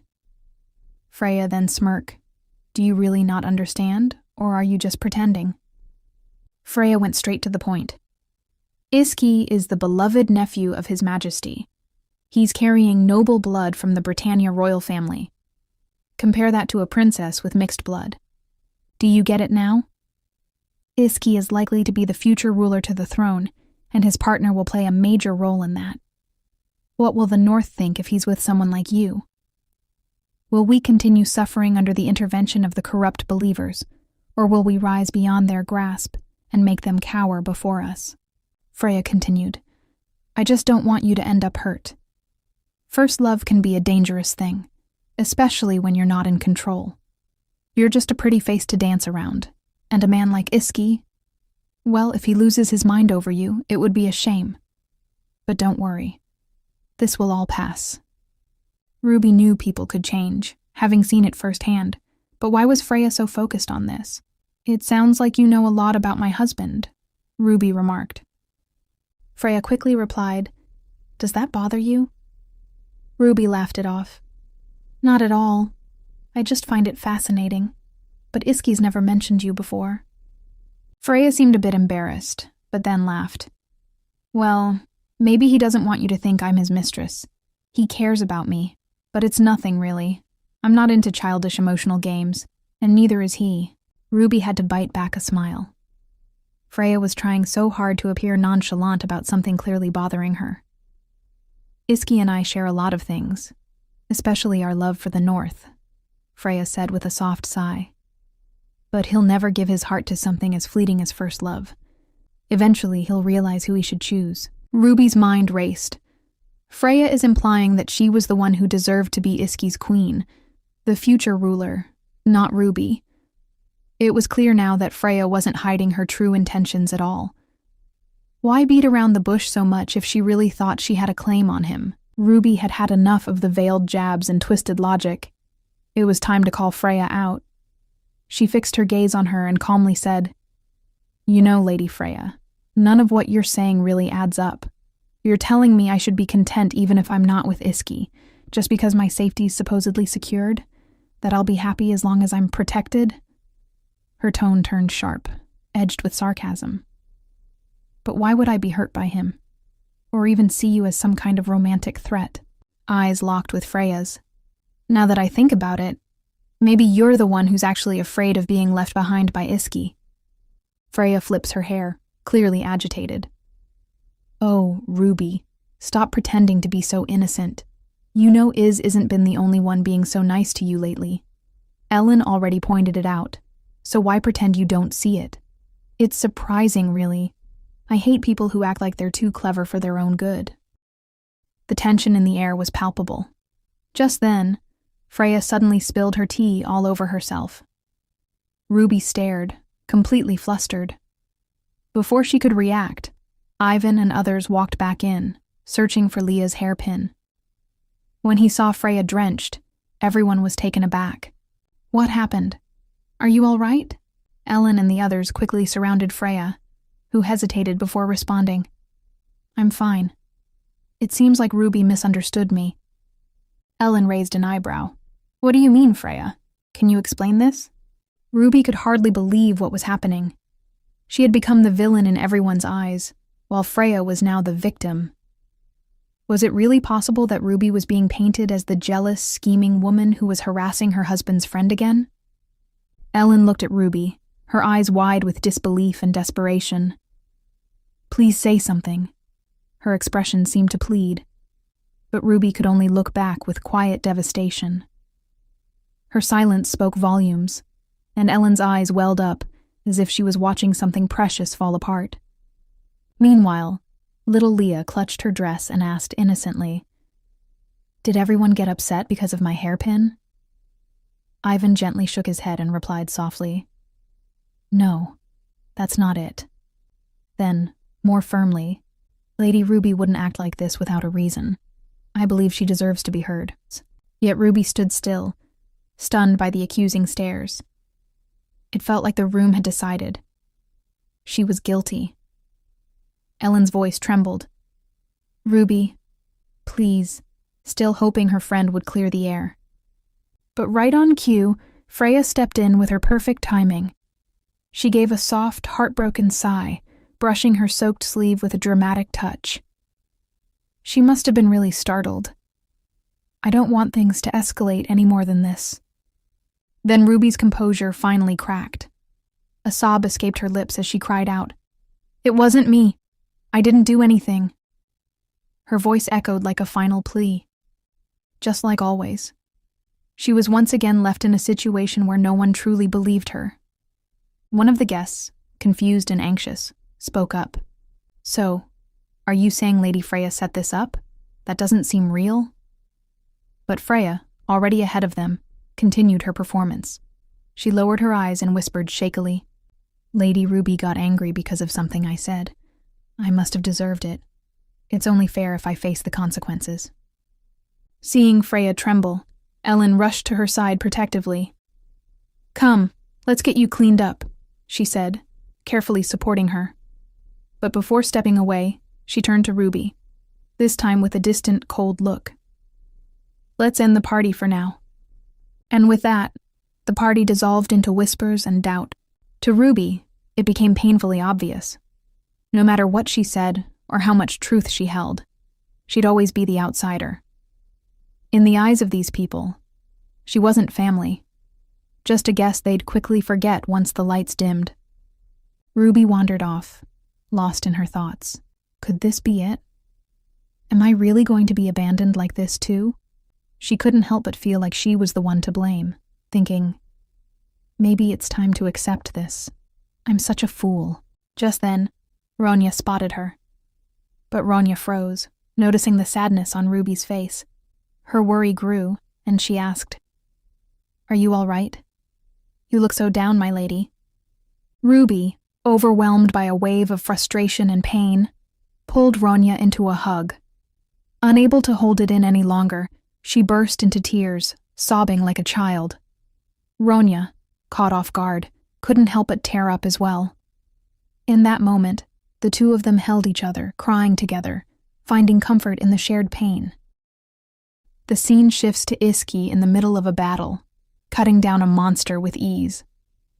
As he finishes the job, his mind drifts to Ruby's words, about how this is where her friends are, where she is, and how she wants to spend her whole life with him in this place.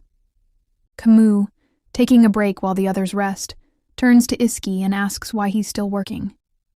He wonders if Iski's worried that the other knights might spot his wife's monster friends and, well, take them out. But Camus reassures him, stating that demonic creatures are tough enough to survive out here in the wild, and they'll be fine. He casually adds that he never really cared about those monsters anyway. Iske, slightly annoyed, quips back, "You're quite the talker today." He then adds that he didn't ask Camus to tag along. This sets Camus off, and he bursts out that he only came because he was worried Iski might collapse from exhaustion. Camus continues, saying at least the frost dragon is still hiding, because if it weren't, the kingdom would be after it to use in the gladiatorial tournament. But if it pops out and attacks a village, well, they'd have to deal with it. Curious, Camus asks if Iski's really planning to enter the tournament. Iski raises an eyebrow, asking why Camus cares, as if he's worried that Iski might win again.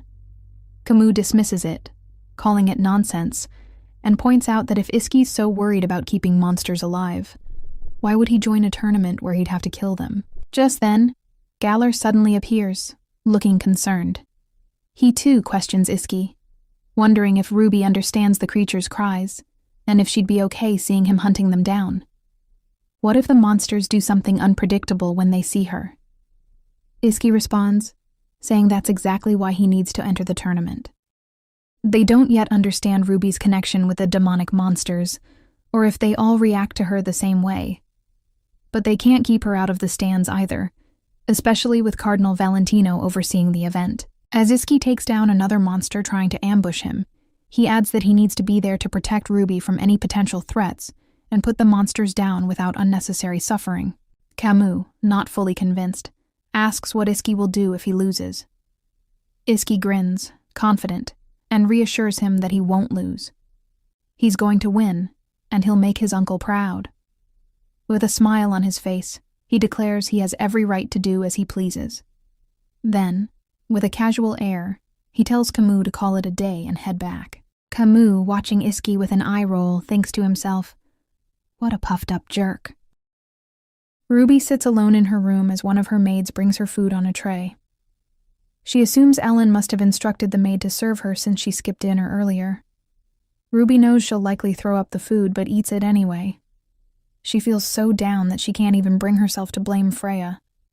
In the grand scheme of things, Ruby feels so small compared to the power Freya holds in this place. No matter what she says, everyone will side with Freya.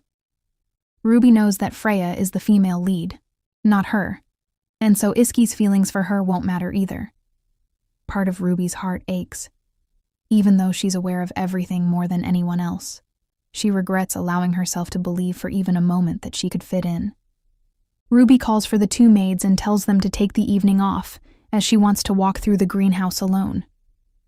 The maids offer to at least prepare a bath for her, to which Ruby is initially surprised, then replies with a sad smile, saying she'll handle it herself today.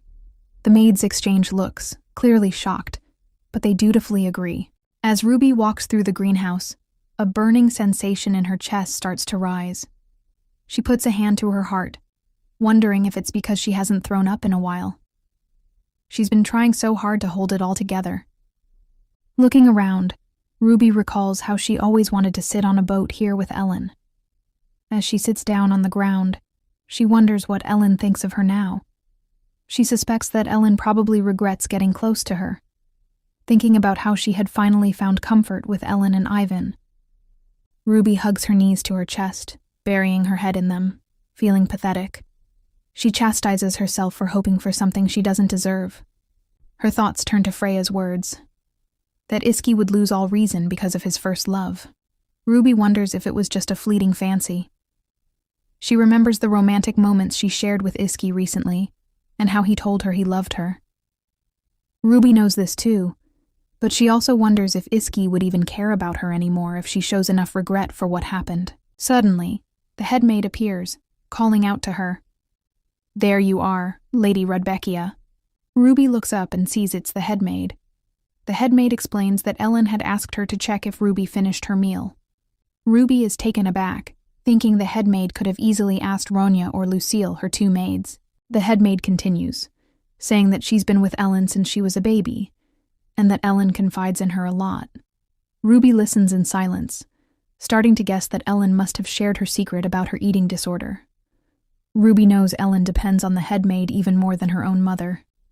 It doesn't matter much to Ruby as long as Ellen doesn't tell her brother. She tells Ruby that she's sure Ellen told her about the late Duchess, adding that she can't truly understand how much Ellen suffered because of the late Duchess. Ruby is surprised, and watches as the headmaid clenches her fists. The headmaid vows that she won't let anyone put Ellen through the same pain again.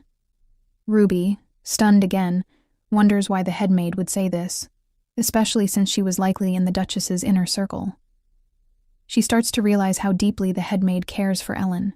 The headmaid then says that Ruby seems to have inherited the Duchess's troubling habits and is causing more trouble for Ellen. She wonders aloud if the mistresses of the house are cursed. The headmaid goes on to say that Ruby hasn't really left them yet. Ruby stands up suddenly, demanding to know why she has to leave and where she should go. The headmaid calmly responds, "You know better than anyone, my lady. You'd leave this castle in a heartbeat." Ruby quickly retorts, "Not at all. I'm not leaving this place, not even when I'm dead." The headmaid steps closer and asks if first love is just a sweet dream. She says she understands why Ruby would feel this way, but soon Ruby will realize that everyone has a place they belong. Ruby wonders why people are always framing everything this way, as though preaching to her. She wonders if they want her to just disappear, and if that's all they really want. She knows she only chose this place for survival, and that's all. Why does everyone seem so eager to tear her apart? Suddenly, anger rises in Ruby, and she clenches her fists. The headmaid continues, saying she's giving Ruby this advice for her own good. Ruby interrupts, slapping the headmaid across the face, knocking her glasses off.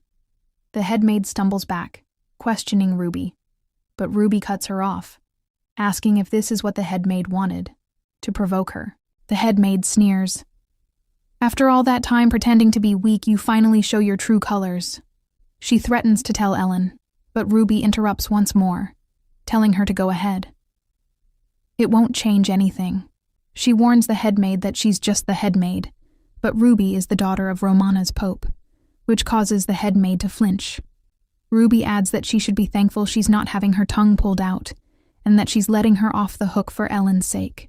Nervously, the headmaid turns and storms off, leaving Ruby standing there. Ruby feels a pang of regret, knowing this incident will probably ruin her relationship with Ellen. She thinks that true friendship is a luxury she can't afford, and how foolish she was to even hope for it, even briefly. Meanwhile, Ellen is lost in thought, recalling how Ruby insisted she hadn't done anything to provoke Freya, neither this time nor before. Ellen sighs, her mind swirling with thoughts. Suddenly a voice cuts through her thoughts, asking why she's outside in the cold. She turns and sees it's Iski. He continues, asking how the tea party went and how Ruby is doing. Ellen turns away, lost for words. Iski notices her silence and asks with confusion why she's making that face. Ellen hesitates, then quietly responds, "Well, at the tea party, Ruby and Freya."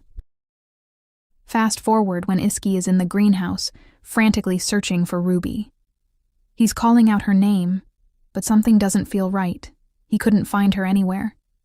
He can't believe what's happening. He thought he'd finally reached her. Has she left without saying anything? Did he say something wrong?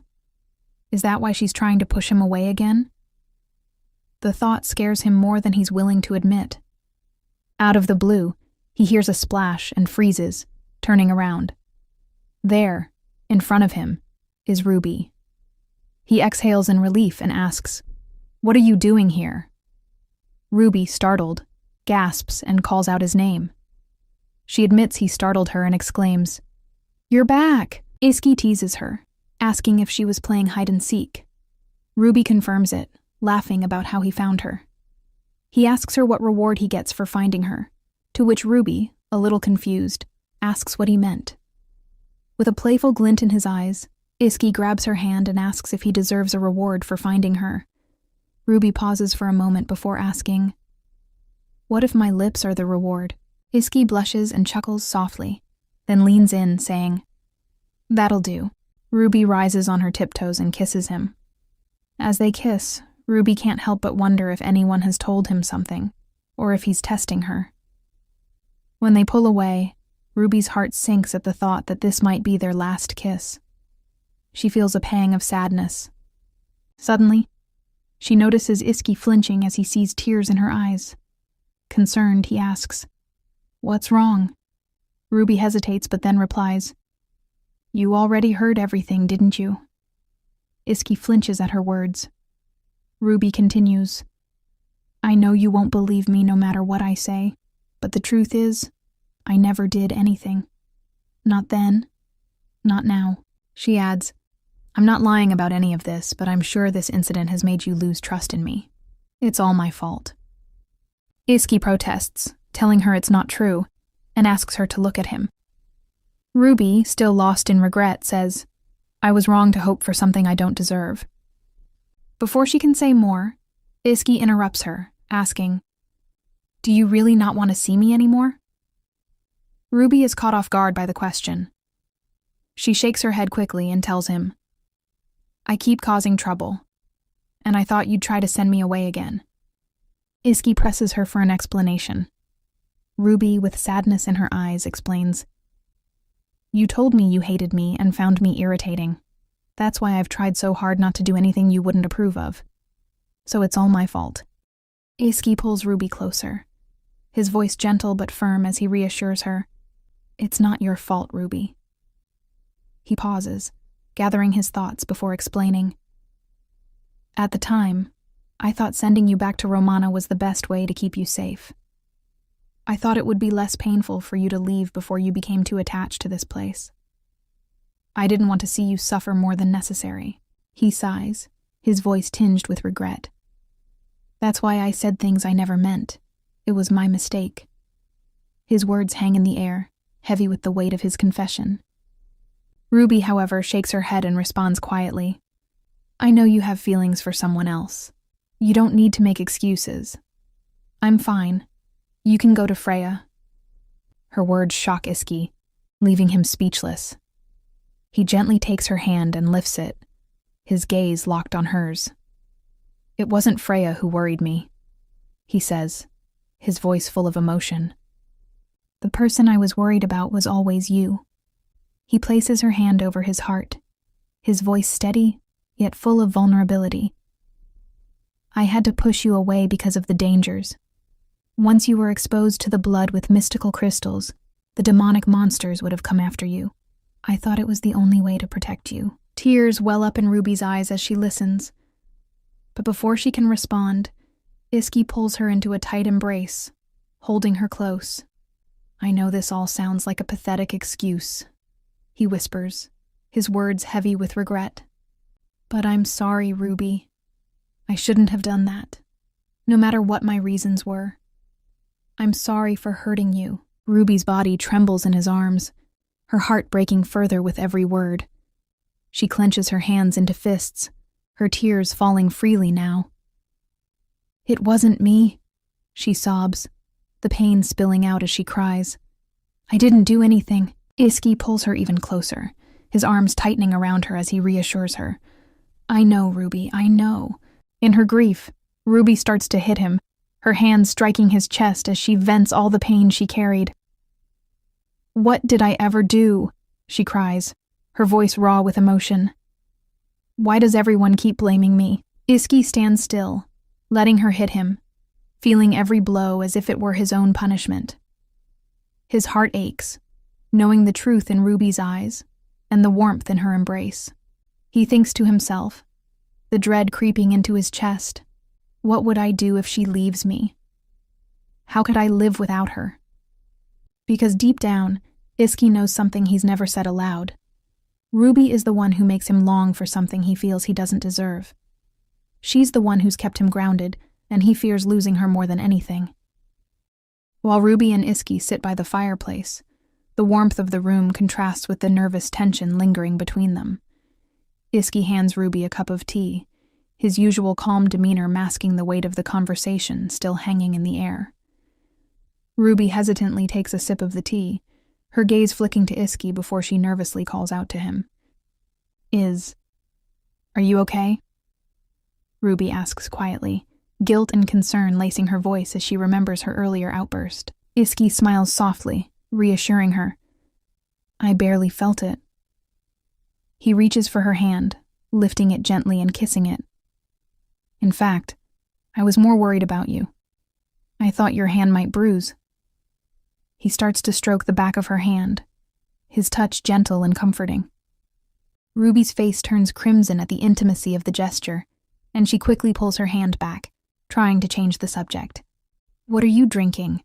she asks, trying to hide her flustered state. "It's just some rum," Iski replies casually. Ruby's curiosity piqued. She asks, "Can I try it?" Iski slides the glass toward her, a smirk tugging at the corner of his lips as he watches her curiously. Ruby grabs the drink and takes a hearty gulp. As the strong taste hits her tongue, she pulls a face, clearly not impressed by the flavor. Iski laughs softly, his eyes sparkling with amusement. "It's not so bad when you use it just for the aroma," he explains, pouring some of the rum into her tea. "Would you like to give it another try?" Ruby sips her tea again. This time her expression changes, and she seems pleasantly surprised by the improved taste. "This is much better," she admits. Iski smiles. "If you like, you can tell the butler if there's a specific liquor you prefer." Ruby nods, but then adds, "It's not really about the liquor." She pauses, glancing at him nervously. "I just wanted to know how your day went." Iski watches her closely, his gaze softening as he listens. "Ah, I see," he murmurs. "Well, my day was slow. We just killed a few goblins." He says it so nonchalantly, but Ruby can see that there's more beneath the surface as she listens. However, her mind starts to wander back to what Freya had said at the tea party, the words still echoing in her mind. She finds herself fidgeting, unsure of how to bring up what's been weighing on her.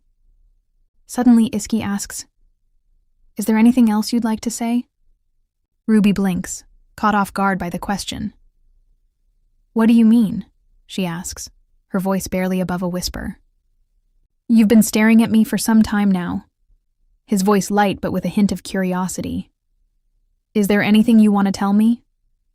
Ruby feels a knot form in her stomach as she wonders whether she can trust Iski with everything, including the conversation she had with Freya. She hesitates, torn between telling him the truth and keeping the peace. She fears that opening up might ruin the fragile trust they've built, or that he might side with Freya over her. With a shaky breath, Ruby finally says, "No, there isn't anything in particular. Oh, but everyone's talking about the tournament. Are you going to join the gladiatorial tournament?" Iske is momentarily speechless, and then he looks at Ruby with a raised brow. "Why do you ask?" he inquires, his voice a mixture of confusion and concern. "Would you rather I didn't participate?" Ruby quickly tries to reassure him. "That's not why I asked at all." His expression serious. "Demonic monsters in the tournaments aren't like your friends," he says quietly, his voice filled with an underlying tension. "I understand," Ruby replies, her tone filled with worry. "That's why I'm so worried about your safety. You're a top holy knight, and you've even won the tournament before. I don't want anything to happen to you." Iske pauses, his hand stilling as he places his glass of rum down. He looks at Ruby, his voice softer now. "I just don't want you to feel hurt," he says, his gaze searching hers for understanding. Ruby looks at him in surprise, her brow furrowing. "What do you mean?" she asks, her voice barely above a whisper. Iski looks away briefly before reaching for the cookies on the table and sliding them toward her. "Never mind," he says, offering her a small smile. "Here, try these. I know it can't be easy for you to watch demonic monsters die, especially if you have to watch it from the stands, but if I have to do it, I'll make it quick." Ruby stares at him, her mind racing. "Why are you telling me all this?" she asks, trying to make sense of his words.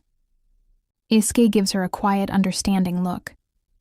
"If I win the tournament, and I give you the flower of glory, then no one will ever harass you again."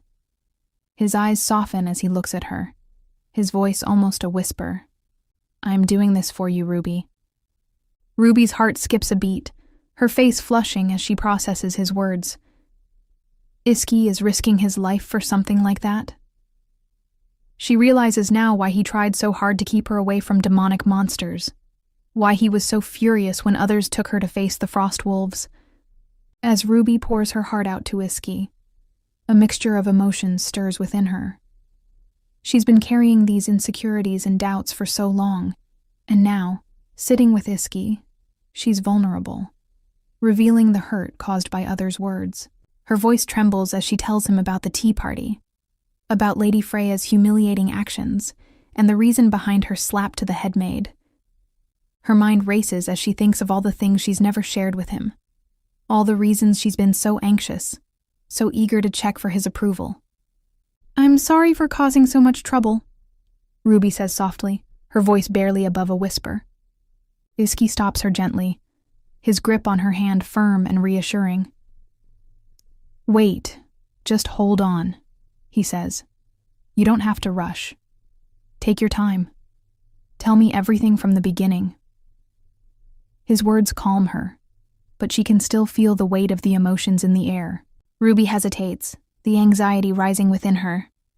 It seems Freya thought I was arrogant, she continues, her words stammering. She said too much confidence is harmful, and then she poured tea on her head. Iski's expression sharpens at the mention of Freya's actions, but he stops her from rushing through her explanation. You're still skipping ahead. Focus on yourself, Ruby. Don't worry about anyone else. No one matters to me more than you. Ruby is overwhelmed by the intensity in his voice. It's like the floodgates of her heart have opened, but she's still unable to share everything. She's used to blurt things out before they can get angry, before they can judge her. Is it really true? Ruby suddenly asks, her voice small. Am I really that important to you? Her hands tremble as she holds his gaze, her heart pounding in her chest. If I am, will you grant me one wish? Iski tilts his head, concern and curiosity in his eyes. Of course, he replies without hesitation. Why wouldn't I? Ruby's next words hang heavy in the air, fragile and uncertain. I just don't want you to get tired of me. Please don't get sick of me. Iski grits his teeth at her request, his face softening with an emotion that she can't quite place. He slumps down slightly, his voice almost a growl. What kind of wish is that? Ruby lowers her gaze, her voice barely audible. Everyone tells me your love is only fleeting, that one day you'll get tired of me. Iski's reaction is immediate, a dark edge creeping into his tone. Freya and the headmaid. They said that to you? He demands. Ruby's silence is all the answer he needs. With a sigh, he mutters, They're out of their minds. Ruby shifts uneasily, but Iski continues, his voice thick with protectiveness. How dare they say such things to you? He's practically shaking with frustration. Is that why you asked for this wish? Iski rises, his expression unreadable. He starts to pace, his mind racing as he tries to understand how to make her feel secure. What can I do to make you feel secure? He asks urgently. Would you feel secure if I brought you the heads of those who dared say such nonsense about you? Ruby recoils in shock at his words. No, she protests, her voice shaking. You'll get in trouble. You don't need to do something like that for me. Iski's gaze softens, but his resolve hardens. Don't you think a husband should fight for his wife's honor? He asks, his voice thick with sincerity. Ruby shakes her head, panic rising in her chest. What if it causes a rift between families? What if a civil war breaks out? Iski's reply is simple, but unwavering. It doesn't matter. Anyone who speaks such outrageous things about you has no right to live. I'll do anything to make your life easier. He takes her hand in his eyes locking onto hers with a fierce intensity. Tell me, Ruby, what do I need to do so that you won't have to hide away and cry alone? Ruby's eyes fill with tears as she crumbles under the weight of his words. It's me, she sobs. I'm the problem. She wipes her tears, but her voice continues to tremble. You make me so happy, Iski. I feel like I'm living in a dream, but I'm scared. I'm scared I'll ruin everything. I'm sorry for being such a mess. As she says these words, her mind drifts to the past. The memories of abandonment, of being a cursed soul in a world that never wanted her. She never imagined that someone like Iski would come into her life, would see her, accept her, and love her in a way that made her feel like she finally belonged. She recalls the deep isolation she once felt, the uncertainty of whether she even had a right to exist. But with Iski, things are different. He's the one who makes her feel like she can hope for more, that she's worthy of love and acceptance. I never imagined this, Ruby whispers. I was abandoned by my own parents, born into a world that never wanted me. But even when I refused to die, even when the path ahead seemed endless, with thorns that would tear me apart, you accepted me as I am. Iski, hearing her words, brushes away her tears gently, his voice low and steady. Of course I believe you, Ruby, he reassures her. I've always been on your side. Ruby's heart swells with emotion as she holds his hand, her eyes filled with gratitude and wonder. "What did I ever do to deserve you?" she whispers, tears still falling freely. "And the affection in your eyes. Iski, if I ever do something truly terrible, will you still be on my side?" Without a word, Iski bumps his head lightly against hers, his voice filled with determination and affection. "Then I guess I'll just become an accomplice," he murmurs, his lips curling into a small, reassuring smile. "Because a couple should always be together." Ruby can't help but smile at his words, a soft, relieved chuckle escaping her. "You spoil me, Iz." He grins back at her, his eyes sparkling with affection. "You're not nearly spoiled enough yet." And as Ruby leans in, her lips brushing against his in a tender kiss, she knows that this moment, this feeling of being fully accepted and loved, will stay with her forever. Even if the future is uncertain, even if challenges lie ahead, she knows that she has Iski by her side, and that's all that matters. Ellen reflects on her conversation with Freya, feeling uneasy about the excuses Freya gave for Ruby's behavior. She wonders why Freya isn't being straightforward, and why Ruby seems so frightened. Ellen can't understand Ruby's fears, and it feels like something isn't adding up. She thinks back to when she first met Ruby, feeling relief when Ruby had helped her avoid an unwanted marriage. Though she initially didn't think much of Ruby, she now feels some sympathy for her. Her thoughts are interrupted by the butler, who mentions Iski, grabbing her attention. She rushes to find him but stops when she sees Iski pointing his sword at someone. Ellen is taken aback as she sees Iski's sword pointed at the headmaid, who's bowing in front of him. Confusion and shock fill her voice as she calls out Iski's name. A flashback reveals a tense moment. Ellen's mother is furious with her, blaming little Ellen for her father's change.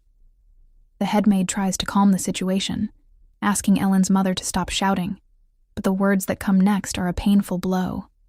"I should never have given birth to someone like you." This leaves Ellen stunned, while the headmaid glances back at her with concern. Ellen's mother demands the headmaid release her, scratching her cheek in frustration, and orders her to leave. The headmaid, unfazed, pleads for her to calm down, but Ellen's mother refuses to listen. She harshly tells the maid to stay away. Then, in an instant, Ellen's mother trips on the carpet, crashing to the ground. Ellen instinctively reaches for her, but the headmaid swiftly rushes to shield her, telling Ellen's mother that she had hoped for her recovery. Sadly, it seems she was wrong, and her hope was just foolishness. As Ellen's mother struggles to get up, the headmaid's voice grows firm. "If you truly love Lady Ellen, you'll never try to see her again." Meanwhile, Ellen, trembling in fear, clings to the headmaid for comfort. The headmaid hurries away from the scene, but not before Ellen's mother calls out desperately, "My baby, I'm sorry, my darling."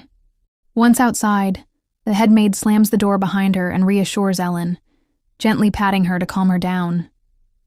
"Don't worry," she says softly. "Your mother is just ill right now. No matter what happens, I promise I'll protect you with my life." Ellen begins to cry, realizing just how young and helpless she felt, knowing she couldn't handle her mother's condition on her own. But the headmaid was always there, a steady presence to hold her when no one else could. Back in the present, Ellen is shocked to see the headmaid kneeling before her once again. She demands to know what's going on, while Iski urges the headmaid to explain herself. The headmaid apologizes, saying she only expressed concern for Ruby and mentioned her bad habits. This response makes Ellen flinch. The headmaid continues, explaining that since Ruby is married to Duke Omerta's heir, she thought it would be best for Ruby's reputation to address these habits. But Ruby, instead of appreciating the advice, became enraged and slapped her. Ellen sighs, starting to connect the dots.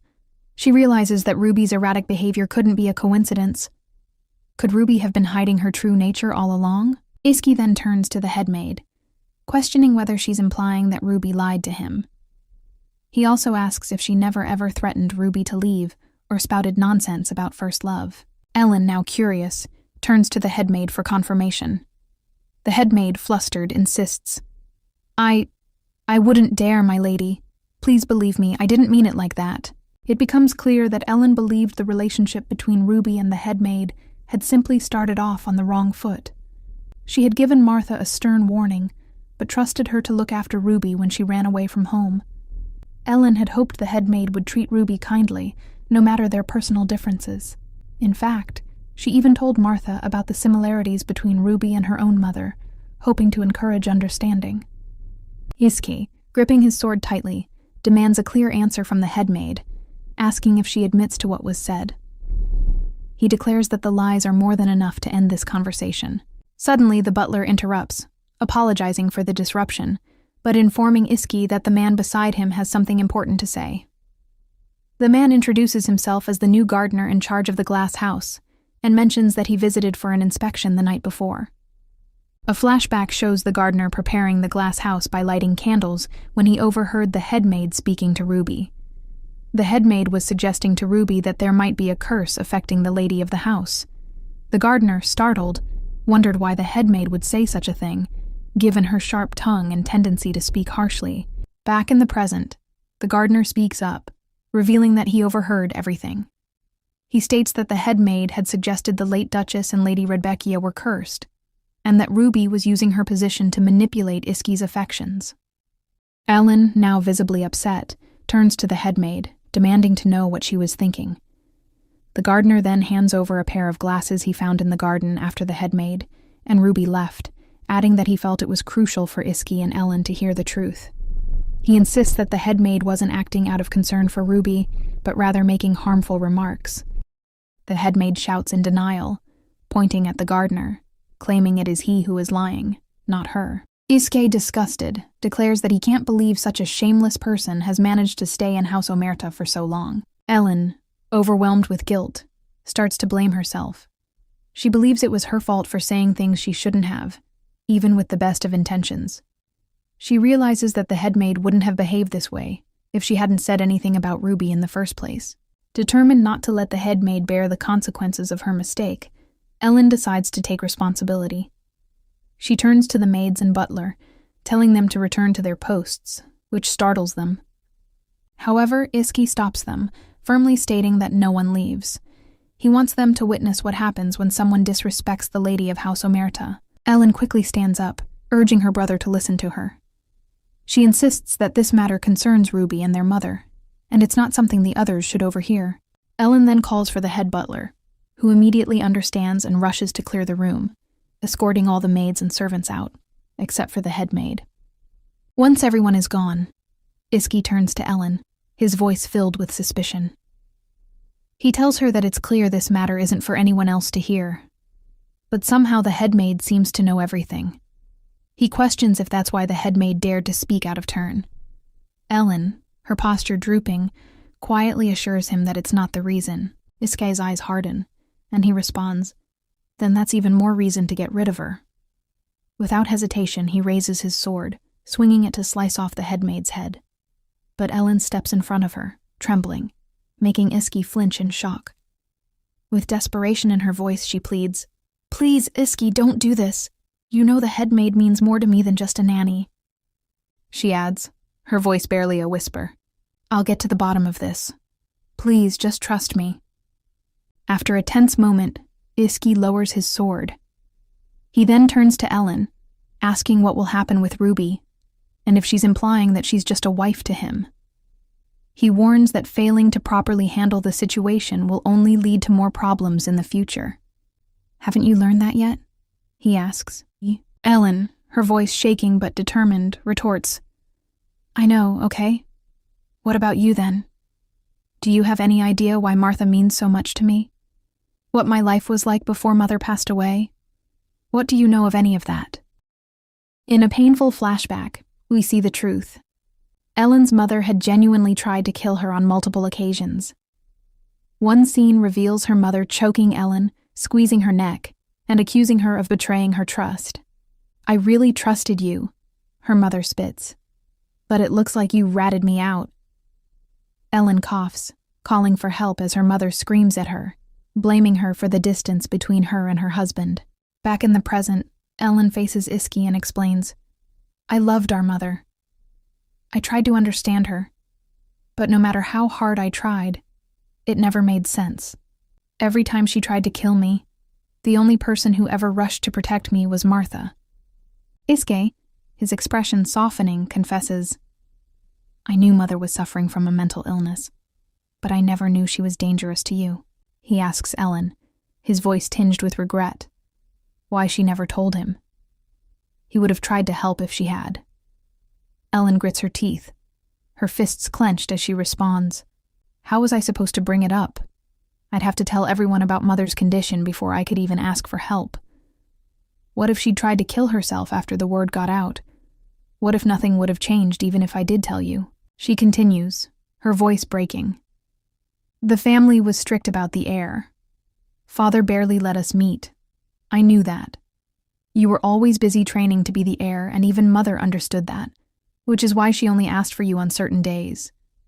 But some days, she was so kind, just like the mother we remembered.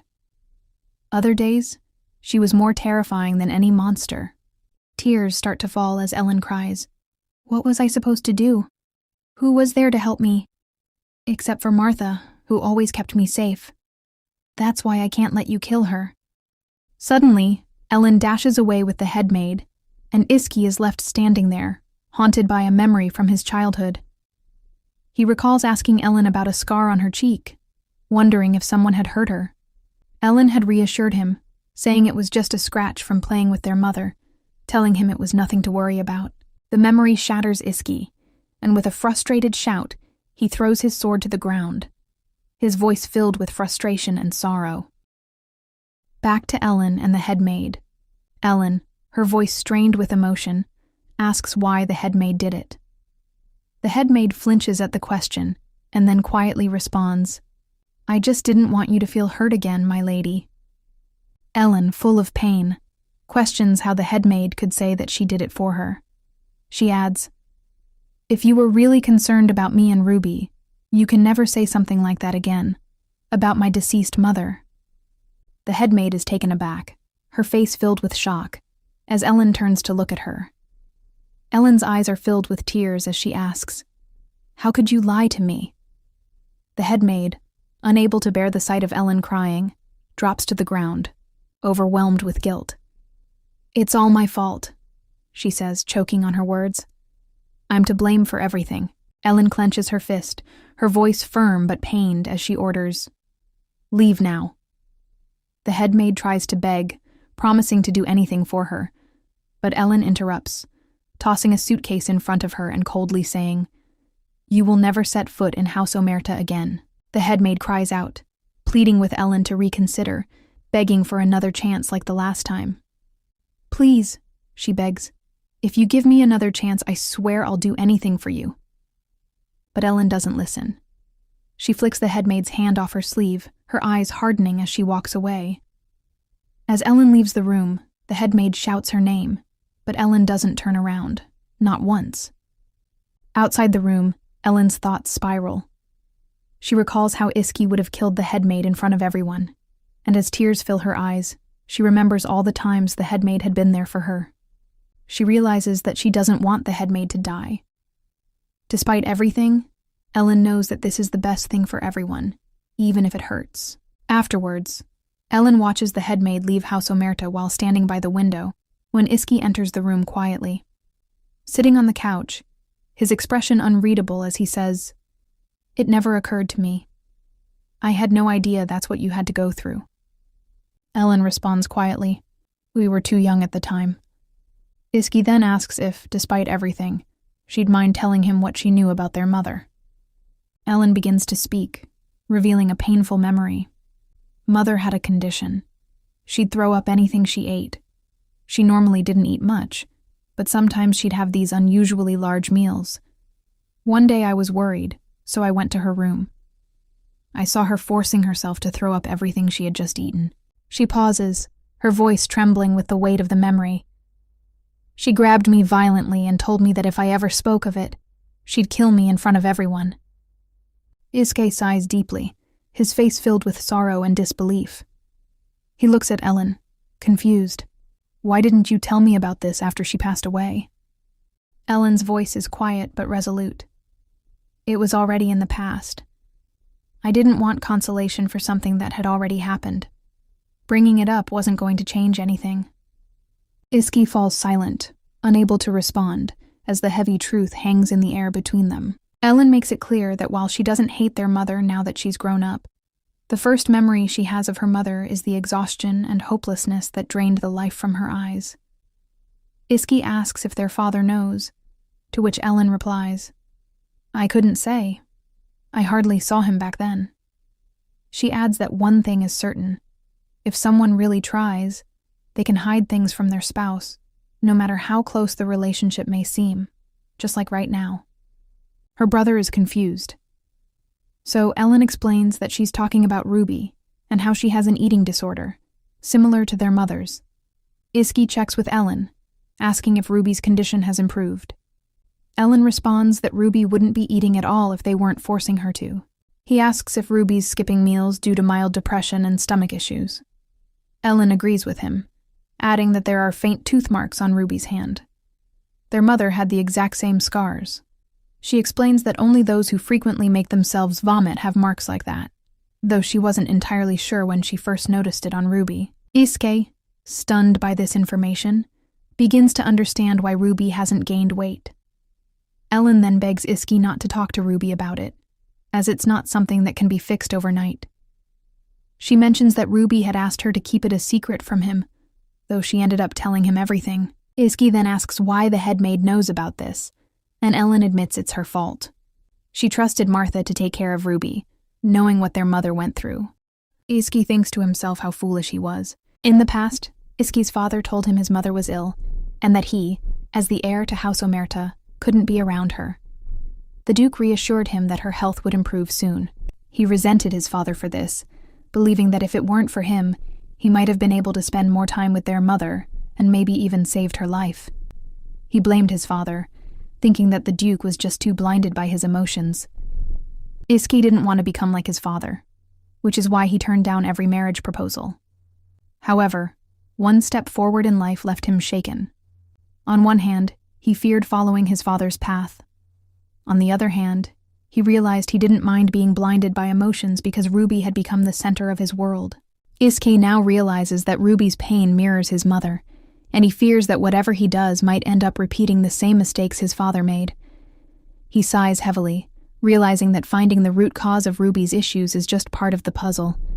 The surrounding problems are just as complicated, and he begins to regret his own actions. He recalls a moment when he called Ruby a liar, wishing he had never said those words to her. He then remembers overhearing Ivan questioning Andy about why he was all beaten up. He wishes he'd realized back then why Andy fought with Lorenzo before things escalated.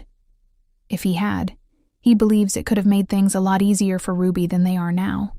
The more he thinks about it, the harder it is for him to forgive himself. Ellen speaks up, advising Iski not to scold Ruby about this, as it might scare her. But Iski suddenly speaks, telling her that everything will be fine as long as they all keep quiet about it. Ellen falls silent, surprised by his response. He then asks her what Freya had to say about the tea party incident.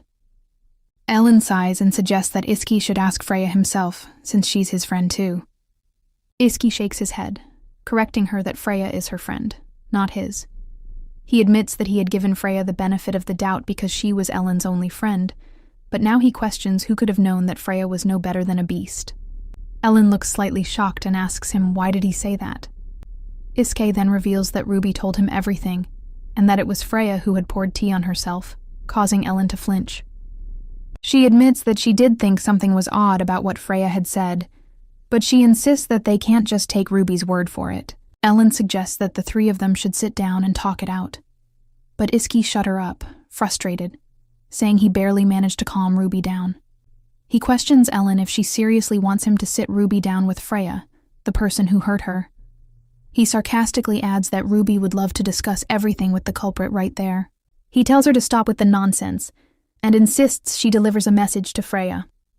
She better watch her actions, or he'll march straight to the Marquis Manor and deal with them all. He adds that the only reason he's holding himself back is because of Ruby and Ellen. Ellen tries to reason with him, asking him not to act irrationally, but Iski cuts her off again. He says the same goes for her.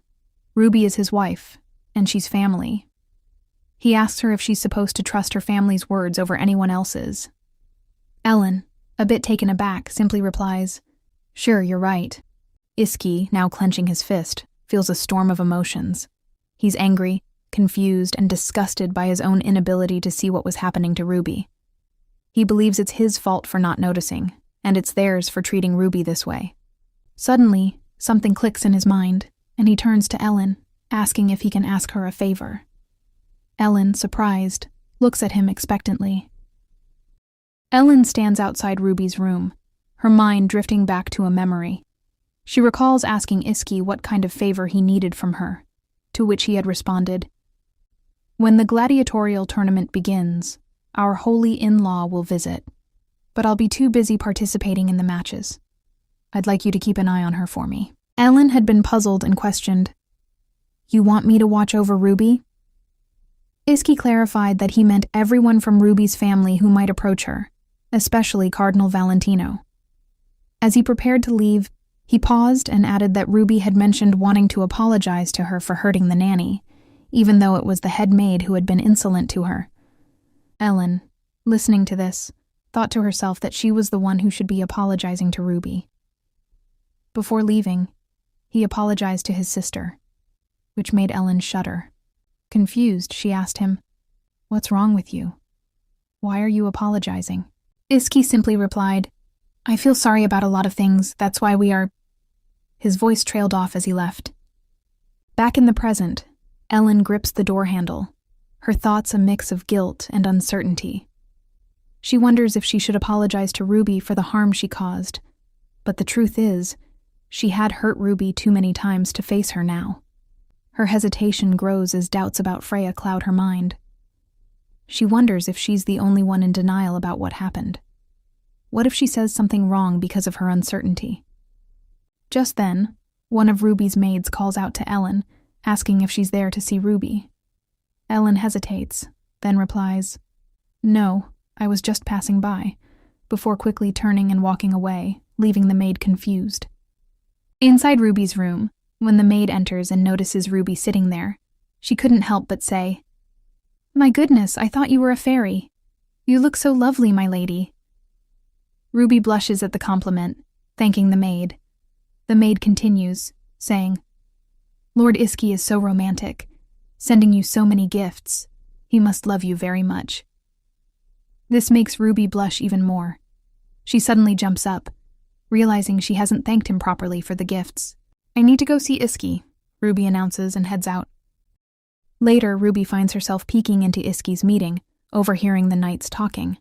They mention that the captain still hopes Iski will withdraw from the tournament after having a bad dream about it. Iski dismisses it, saying he can't believe people still believe in such superstitions. Ruby realizes Iski isn't alone in the room. Ivan asks, "Is that why you called us here? To babysit?" Ruby, confused, wonders what they're talking about but decides to leave for now. However, Iski spots her through the door crack and calls out, making her gasp. She quickly walks inside, apologizing for interrupting, thinking he was alone. Iski reassures her, saying it's fine and that she can join them. Ivan adds, "You can sit here," while Camus comments, "Perfect. We could use a new face. I'm getting tired of staring at a vicious one." Iski immediately hits Camus on the head, while Ivan compliments Ruby. Nervously, Ruby thanks him. She reflects that, after the tea party, she didn't expect the knights to be so friendly to her. But now, nothing seems to have changed. Iski dismisses the knights. Then Galar tells Ivan to read the room, and so he drags both Ivan and Camus out. Ruby waves them goodbye, and Iski turns to her, asking what's got her so excited. She responds, "It's the gifts you sent me. I'm so happy with them." Iski pats her on the head, saying, "I'm glad you like them." Ruby says she loves them all, but wonders how she can thank him. Iski suggests, "You can thank me by wearing them as much as you like." Ruby asks about the head ornament, and if it looks nice on her. Iski freezes, speechless, Then he suddenly kisses Ruby and says, "You're so beautiful. I wonder if that's why that overgrown lizard kidnapped you." Ruby is taken aback and asks, "What do you mean by overgrown lizard?" Just then, Ruby notices a green flag on Iski's desk and asks, "Are you going to Port Elmo tomorrow to greet the delegation?" Iski responds, "Of course. I need to be there to greet my brother-in-law."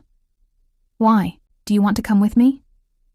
Ruby quickly denies it, thinking to herself she didn't expect Iski to volunteer to welcome the delegation on his own. Ruby wonders if Iski is trying to be nice to his in-laws for her sake. Iski reassures Ruby, telling her to stay at the banquet hall. "We'll be there soon enough, and you don't have to worry about anything. You'll be safe with me." Ruby hesitates for a moment, then hugs Iski, saying, "I'll be waiting until you get back." As she hugs him, she wonders what he would say if he knew how her family had abused her, and how she's been pretending to be happy with them all along. Ruby wonders if she could ever tell Iski that she still wants him by her side. She knows she has to stay strong. While Iski is fighting in the arena, she has her own battles to face. The priests warmly welcome the cardinal, bowing respectfully before him. One of them, the head priest, even kisses the cardinal's hand with deep reverence. Just then, Iski approaches. He dismounts swiftly, walks over, and extends a hand in greeting. The cardinal responds with a knowing smirk, shaking Iski's hand and returning the welcome. The scene shifts to a lively banquet where the celebration is in full swing. The guests are chatting, laughter fills the air, and plates are already piling up. Suddenly, someone calls out Ruby's name. She turns, and there's Andy, rushing toward her like he's on a mission. Seeing his pace, Ruby can't help but chuckle and tells him to slow down before he trips over someone's fancy shoes. When Andy finally reaches her, slightly out of breath, he offers her a drink. "You must be thirsty," he says cheerfully, handing her a sparkling beverage and hyping it up as bubbly magic. Ruby gratefully accepts. Then comes the compliment. He tells her she looks absolutely stunning today. Ruby raises an eyebrow and points out that he seems taller than before. Andy laughs, admitting it might be the result of all the intense training he's been doing lately. And since she noticed, he's definitely going to train even harder. Unbeknownst to Ruby, Andy's motivation goes deeper. He started training because he couldn't protect her during the last banquet. This time, he swears it'll be different. Ruby, of course, teases him sweetly, betting he'll still look the same no matter how tall he grows. She finds her protective little brother attitude toward him kind of cute. But before things can get any cozier, a voice suddenly calls out Ruby's name again. She freezes. That voice. It belongs to none other than Duke Bachelier Alfonso from the Lembrandt Kingdom, her third ex-husband. Yes, third. Ruby turns to confirm her suspicion and nearly groans aloud. Why is he here? Panic mode. Activated.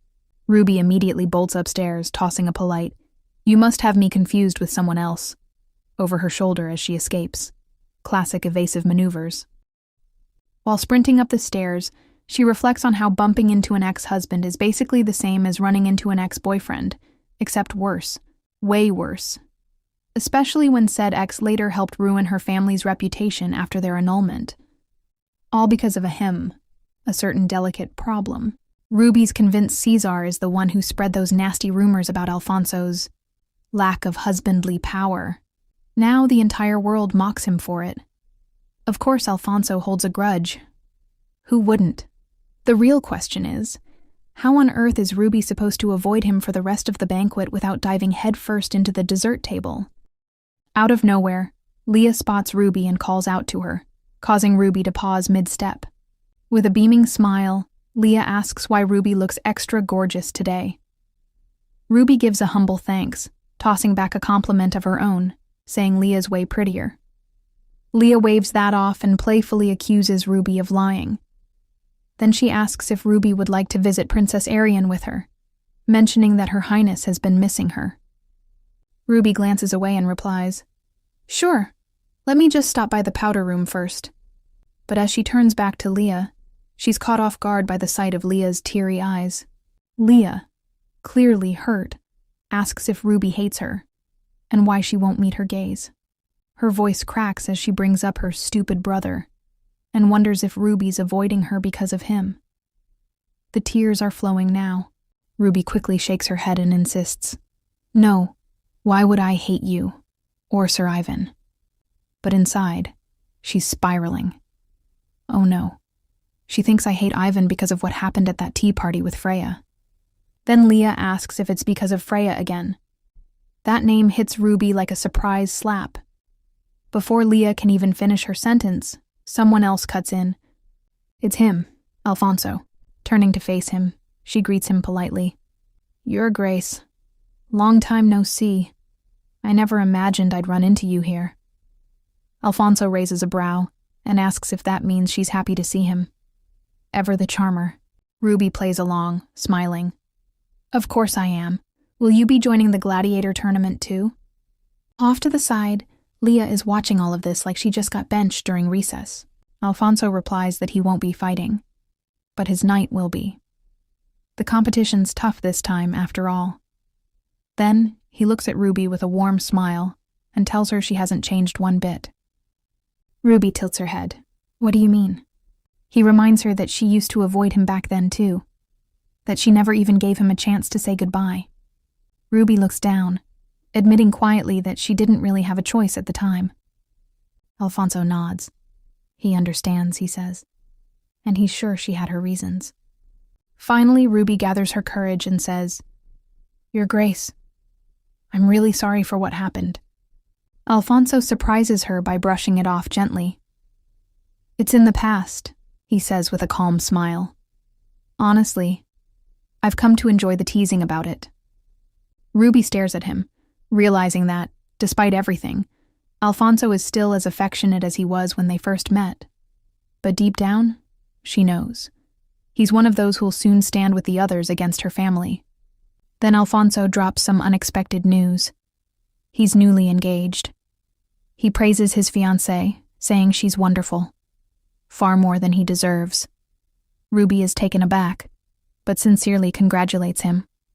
Alfonso thanks her, then adds that he's glad she also found someone amazing. He admits that sometimes he wondered what might have been, if only he'd been braver. Ruby gently tells him not to blame himself. They were both young back then. But Alfonso shakes his head. No excuses. He believes he failed to protect the woman he vowed to stand by. He calls himself a poor excuse for a husband. Just a mediocre man, really. And then he confesses. Selfish as it may be, he just needed to see for himself that Ruby is doing well. Ruby assures him with a soft smile that she's doing just fine, and thanks him for caring. Just then, a voice rings through the hall announcing, "Presenting the Romana delegation and Lord Iski of Omerta." Guests begin murmuring and heads turn. Alfonso glances toward the entrance and quietly tells Ruby, so that's the lucky man." Ruby's breath catches in her throat. Her hand tightens into a fist. Because now, her husband and brother are entering the room. And just like that, Ruby knows it's showtime. As Ruby's eyes lock on Iski and Caesar standing together, she's momentarily stunned. Of all things, I never imagined I'd see both of them, here, in the same room. Her pulse quickens, but she keeps her expression composed. Fast forward to the formal reception. The cardinal is standing before the king, offering warm greetings on behalf of His Holiness, the Pope of Romana. The king responds politely, thanking the Pope for his blessings and expressing gratitude to the cardinal for enduring the long journey. But something is off. Ruby notes the absence of the queen. Traditionally, the queen should be present to greet delegations alongside the king. But this isn't just any delegation. This is Romana. Ruby understands immediately. The king likely decided it would be politically unwise to introduce his queen, a former pagan dancer, to this particular crowd. She also knows he loves his queen deeply, and that's precisely why he'd rather spare her the scrutiny, even if it meant facing this event alone. With a diplomatic smile, the king turns to the priests and jokingly mentions he heard some of them struggled with seasickness on the way. He assures them that the royal physician is available should they need assistance. The priests laugh in response, insisting they're just fine. Ruby, watching quietly, can't help but smirk. Seasickness? More like too much wine the night before. Then comes the introductions. Cardinal Valentino turns to Duke Omerta and expresses pleasure at finally meeting in person. The Duke welcomes him warmly and apologizes for the simplicity of their greeting. Caesar responds graciously, saying there's nothing to apologize for, and even adds that it was an honor to be welcomed by the Duke's son, Iski. Ruby nearly chokes at the performance. Wow, she thinks, he's really laying it on thick. Since when did my brother become so courteous? It's almost cringeworthy. The king stands and raises a hand to signal the start of the feast. There will be time for talks later, he announces. For now, please enjoy the banquet. He claps, and the hall slowly stirs to life with music, movement, and murmured conversations. As people begin to mingle, Alfonso turns back toward Ruby. He bows gallantly and says, "I hope our paths cross again soon." Ruby returns the bow with a polite smile as he walks away. That's when she hears it. Ruby. She turns, it's her brother. Caesar approaches with Iski at his side. Ruby bows politely and says, "I've been waiting for you, brother." Caesar's lips curl into a smile. "And you've become even more gorgeous than I remembered." Beside him, Iski shifts slightly, a faint blush coloring his cheeks. Caesar chuckles, eyes gleaming with amusement. "But why so formal? I braved storms and waves just to see you. Don't tell me that's all I get." The tension in the room grows as curious guests glance their way, whispering behind fans and goblets. All eyes are on the infamous siblings now. Without hesitation, Ruby steps forward and wraps her arms around her brother. A rare public display, but one people have come to expect from the famously affectionate Borgia siblings. As Caesar hugs her back, he whispers, "Looks like married life is treating you well." He holds her just a bit tighter. And creepy, to be honest. Once they part, his hands gently cup her face, brushing a stray strand of hair aside. "I was worried," he says softly. "Thought you might be skipping meals from homesickness, but you look happy." Ruby smiles, her voice light. "You should speak for yourself. You've grown even more handsome since I left." Her tone shifts into playful mischief. "I hope you're not here to charm the innocent ladies of Arendelle." Caesar laughs, feigning innocence. "Me? Of course not." Ruby's smile lingers, but inwardly, her thoughts swirl. It's like nothing has changed at all. The affectionate teasing, the admiring glances, the whispers from the crowd. It's all the same. But that's the scariest part, because behind this familiar charade, Ruby knows the real game has only just begun. Just as the buzz of the banquet begins to settle, Iski steps forward with a soft smile. "You look absolutely stunning today," he tells Ruby, his gaze lingering. As always. Ruby meets his eyes, her expression gentle. "It's probably because I'm wearing the dress you gave me," she replies playfully. "You look pretty too." Iski blinks, caught off guard. "Did you just say I look pretty?" Amused, he then adds, "Is that a compliment?" Ruby chuckles. "Of course it is." Iski takes her hand and gently presses a kiss to it. "Then I'm honored." Her heart skips a beat at the gesture, her smile softening. "Maybe I should say it more often," she says, voice low. "And thank you for bringing my brother here safely." Caesar, standing beside them, lets out a short laugh. "You make it sound like I'm a prisoner of war." Iski raises a brow. "You don't strike me as someone who'd be taken hostage." Caesar grins. "Neither do you, but it was just a joke. Still, thank you." Ruby watches the exchange with a strange mix of fondness and wariness. A brother who adores his sister, a husband who treasures his wife, meeting in joy. From the outside, it must look like a beautiful scene. But Ruby knows better. This is all just a performance, a polished act wrapped in silk smiles and calculated gestures. And for this comedy to continue, she must keep playing her part. Their charade is suddenly interrupted as the head priest approaches with a bowed head. "Forgive me, Cardinal. My niece has long admired you. I'd be honored to introduce her." Freya then steps forward and greeted Caesar with reverence. "It's a true honor to finally meet you." Cesar chuckles lightly. It seems every lady in Arendelle is a beauty, he teases. I'm almost glad my brother didn't come with me. Ruby smirks. If Enzo had come and acted like he does in the South, we'd all be boarding the ship back tonight. Cesar pats her shoulder in agreement. I suppose you must be sad he couldn't make it. Not really, Ruby replies. He'd just cause a scene. Freya, unfazed, says. Now I understand why Lady Ruby speaks so fondly of her family. Your brothers are all quite charming. Suddenly, Iski steps forward and seizes Freya's wrist with a swift, forceful grip. Are you really that shameless? He asks coldly, his voice laced with disgust. Freya flinches, her eyes wide as he tightens his hold. What are you talking about? He doesn't let her finish. Can't you even hear me anymore? Or are you just that foolish? Gasps ripple through the banquet hall as guests begin to murmur, heads turning toward the confrontation. Cesar turns to the Archbishop. It appears something is clearly going on between those two, he says, voice low but sharp. The Archbishop flinches under the weight of the Cardinal's gaze. Tell me, Archbishop, Cesar continues. Is it possible your niece has done something to Ruby? The Archbishop freezes. Your Eminence, I absolutely not, he begins, but before he can defend her, Freya shouts over him. Uncle, she snaps, her voice trembling. Then, turning back to Iski, she pleads, Please let go of my hand. We can talk about this.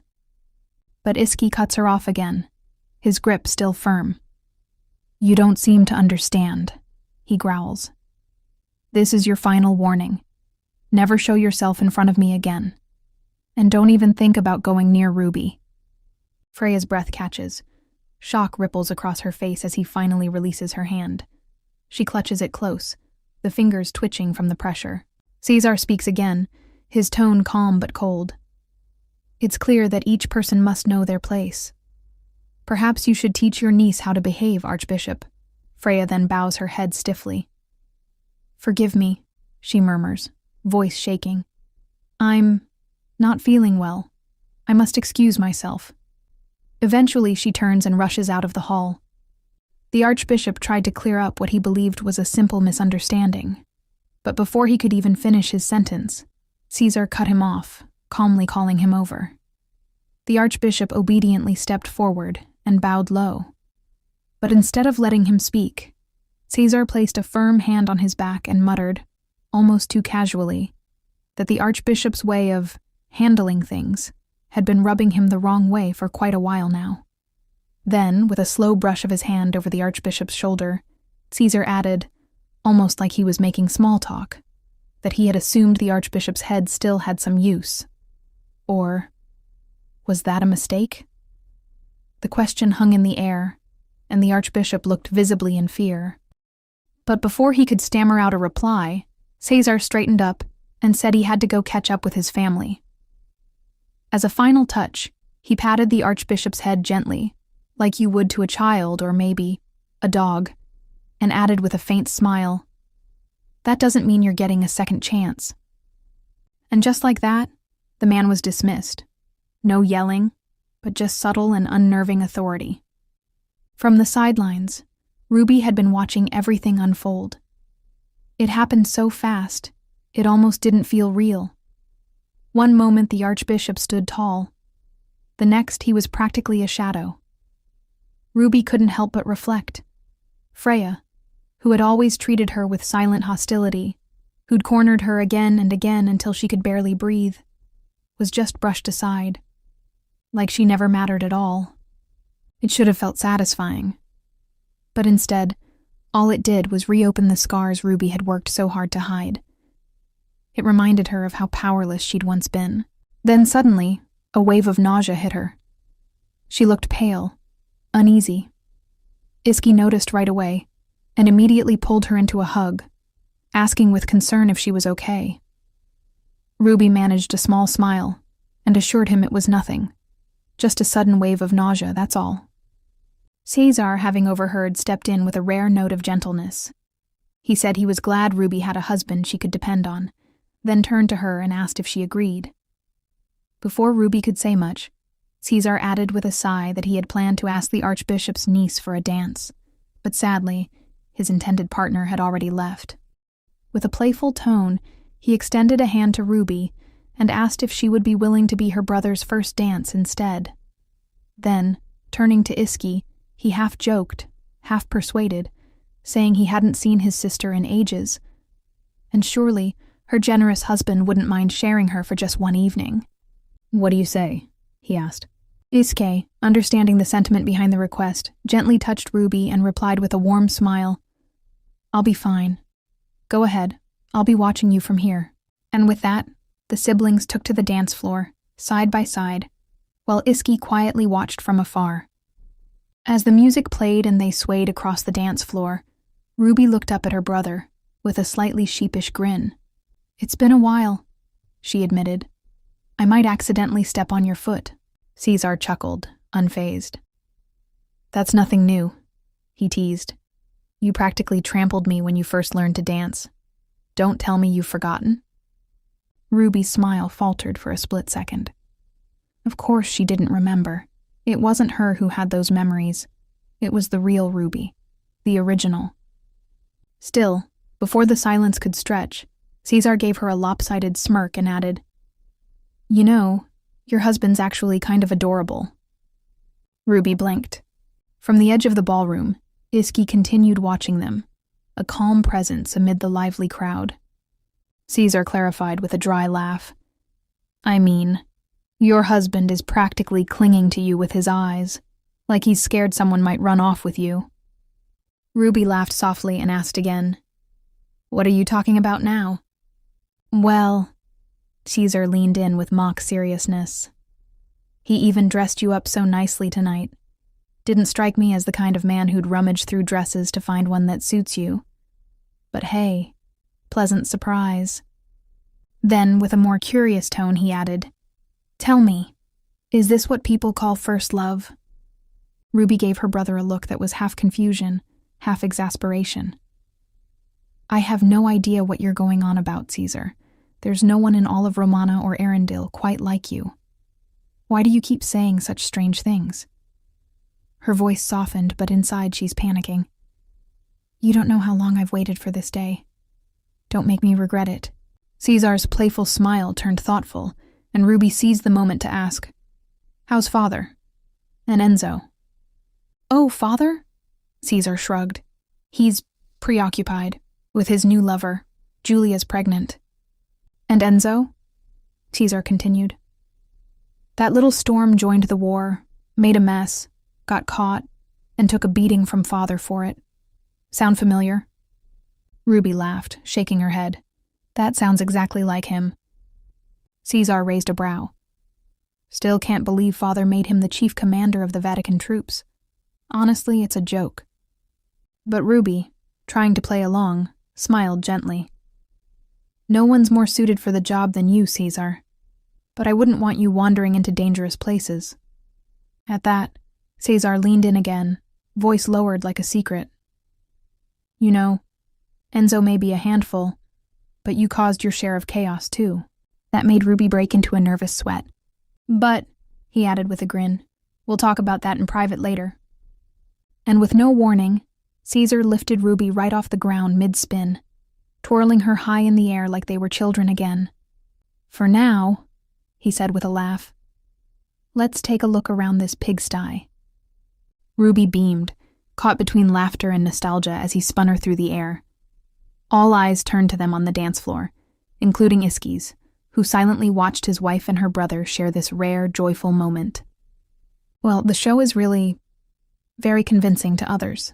Meanwhile, Iski quietly swirled his drink, eyes fixed on Ruby and Caesar dancing together. His expression remained unreadable, calm on the outside, but visibly serious.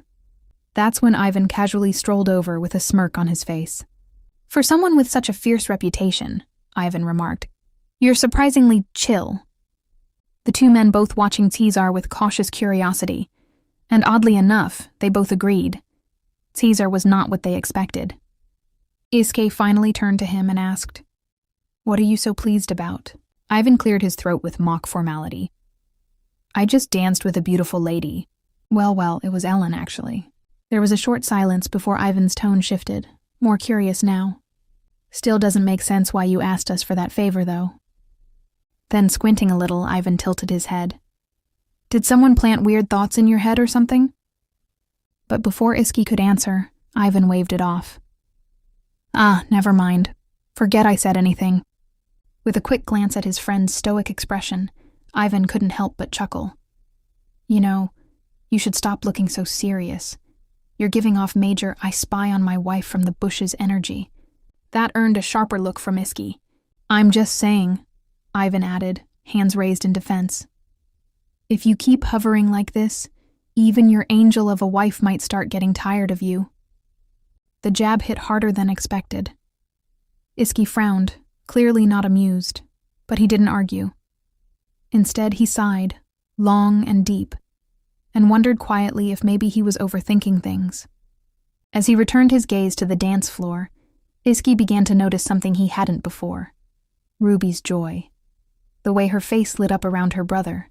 Her laughter. Her ease. She really had been happy to see him again. And that truth hit differently. Because no matter how many times Caesar had handed her over in marriage like a bargaining chip, Ruby still smiled at him like family. Of course, Iski knew the Pope likely had the final say in all those arranged marriages, but that didn't make the Cardinal blameless. Not in his eyes. If it weren't for Ruby, Iski silently admitted, he wouldn't have spared Caesar even a sliver of respect. Iski's eyes remained locked on Ruby and Caesar as they danced, but his thoughts were spiraling elsewhere. Does Caesar really know everything about her? About the flickers of fear and terror that occasionally surfaced in Ruby's eyes. Those moments when the world seemed to close in on her. If Caesar was the one responsible for her suffering, then surely he'd know. He'd recognize that fear. And yet, Iski paused. What if it wasn't that simple? What if the bond between the siblings wasn't built on manipulation, but on something darker? Shared pain. If Caesar carried some of the same wounds Ruby did, maybe that explained the quiet understanding between them. The ease. The trust. Iski told himself that he would have noticed if Ruby felt uneasy. She didn't flinch, didn't retreat. She looked genuinely at peace beside her brother. Maybe he was just overthinking. Then something in his mind clicked. No, wait. He suddenly remembered how well Ruby had hidden her strange eating habits. Back then, he thought she was transparent, wearing her heart on her sleeve like a child. Her laughter, her tears, her awkwardness, it all felt honest, easy to read. But now, he realized how wrong he might have been. Despite her scattered clumsiness, Ruby had secrets she buried so deep that no one would have guessed. Not even him. And then those scars. The thought of the marks on her fragile body made Iski grip his glass a little tighter. It pushed at the edge of his self-control. He wanted nothing more than to walk straight over, take her hand, and ask. Everything. Every hidden truth. Every quiet pain. But he knew better. He knew that pressing her for answers might only tear open old wounds. If he pushed too hard, he could unravel the fragile peace they'd built together. And worst of all, she might walk away and leave him for good. He couldn't risk that, so as he took another slow sip of his drink, Iski made a silent vow to himself. I'll find the truth, just not by forcing it from her. There had to be another way. The scene shifts. Freya stands alone on the balcony, the night air brushing against her skin as she stares into the distance. Her thoughts drift back to earlier, Iski's words still echoing in her mind. It's nothing. It's not serious, she tells herself with a forced smile. He'll come back, he always does. She just need to keep looking ahead, be composed, be strategic. Freya speaks like someone rehearsing for a part she's not quite sure she's meant to play. But even now, why is she still holding on to this illusion? Let's give her a moment of flashback. Back then, Iski stood with the wreath of glory in hand, a token of honor. Ellen, surprised, looked up at him and asked, You're giving this to me because you have no one else to give it to, right? He nodded, confirming it with a soft, indifferent tone. Freya, who had been watching closely, suddenly jumped in. Then next time, give it to me, Iz. Iski glanced at her, his expression unreadable. As you wish, he said flatly. And just like that, Freya beamed, as if those 3 words had sealed a promise. Back to the present, now. That same girl who smiled so brightly was curled up in tears. Freya sniffled, wiping her eyes with the back of her hand. He's just confused, blinded by temporary sweetness. It won't last. It can't. Her voice trembled as she tried to rationalize the ache in her chest. This isn't worth crying over, she whispered. It's nothing. Trivial. But no matter how much she tried to diminish her feelings, the tears kept falling. Unbeknownst to her, Ellen was nearby, watching from a quiet distance. Her eyes were sad, conflicted even, but she didn't move a muscle to comfort her friend. And really, we all know why. Some things are just too complicated for sympathy now. Back at the banquet hall, Caesar calls out to Iski, his voice slicing through the chatter. Iski rises from his seat, eyes narrowing slightly as he notices Caesar approaching. Where's Ruby? Iski asks, a hint of concern laced in his tone. Caesar pats him lightly on the shoulder. She just stepped out for a bit. Needed some air. She'll be back soon. There's a brief silence as the 2 men observe each other. Then Caesar casually asks, You're not much for banquets, are you? Iski replies evenly. I wouldn't say I like or dislike them. They're just there. Caesar chuckles at that. What a shame. I was actually thinking of inviting you to one of our southern gatherings someday. Iski's response is polite but honest. If you do, I'll be happy to attend.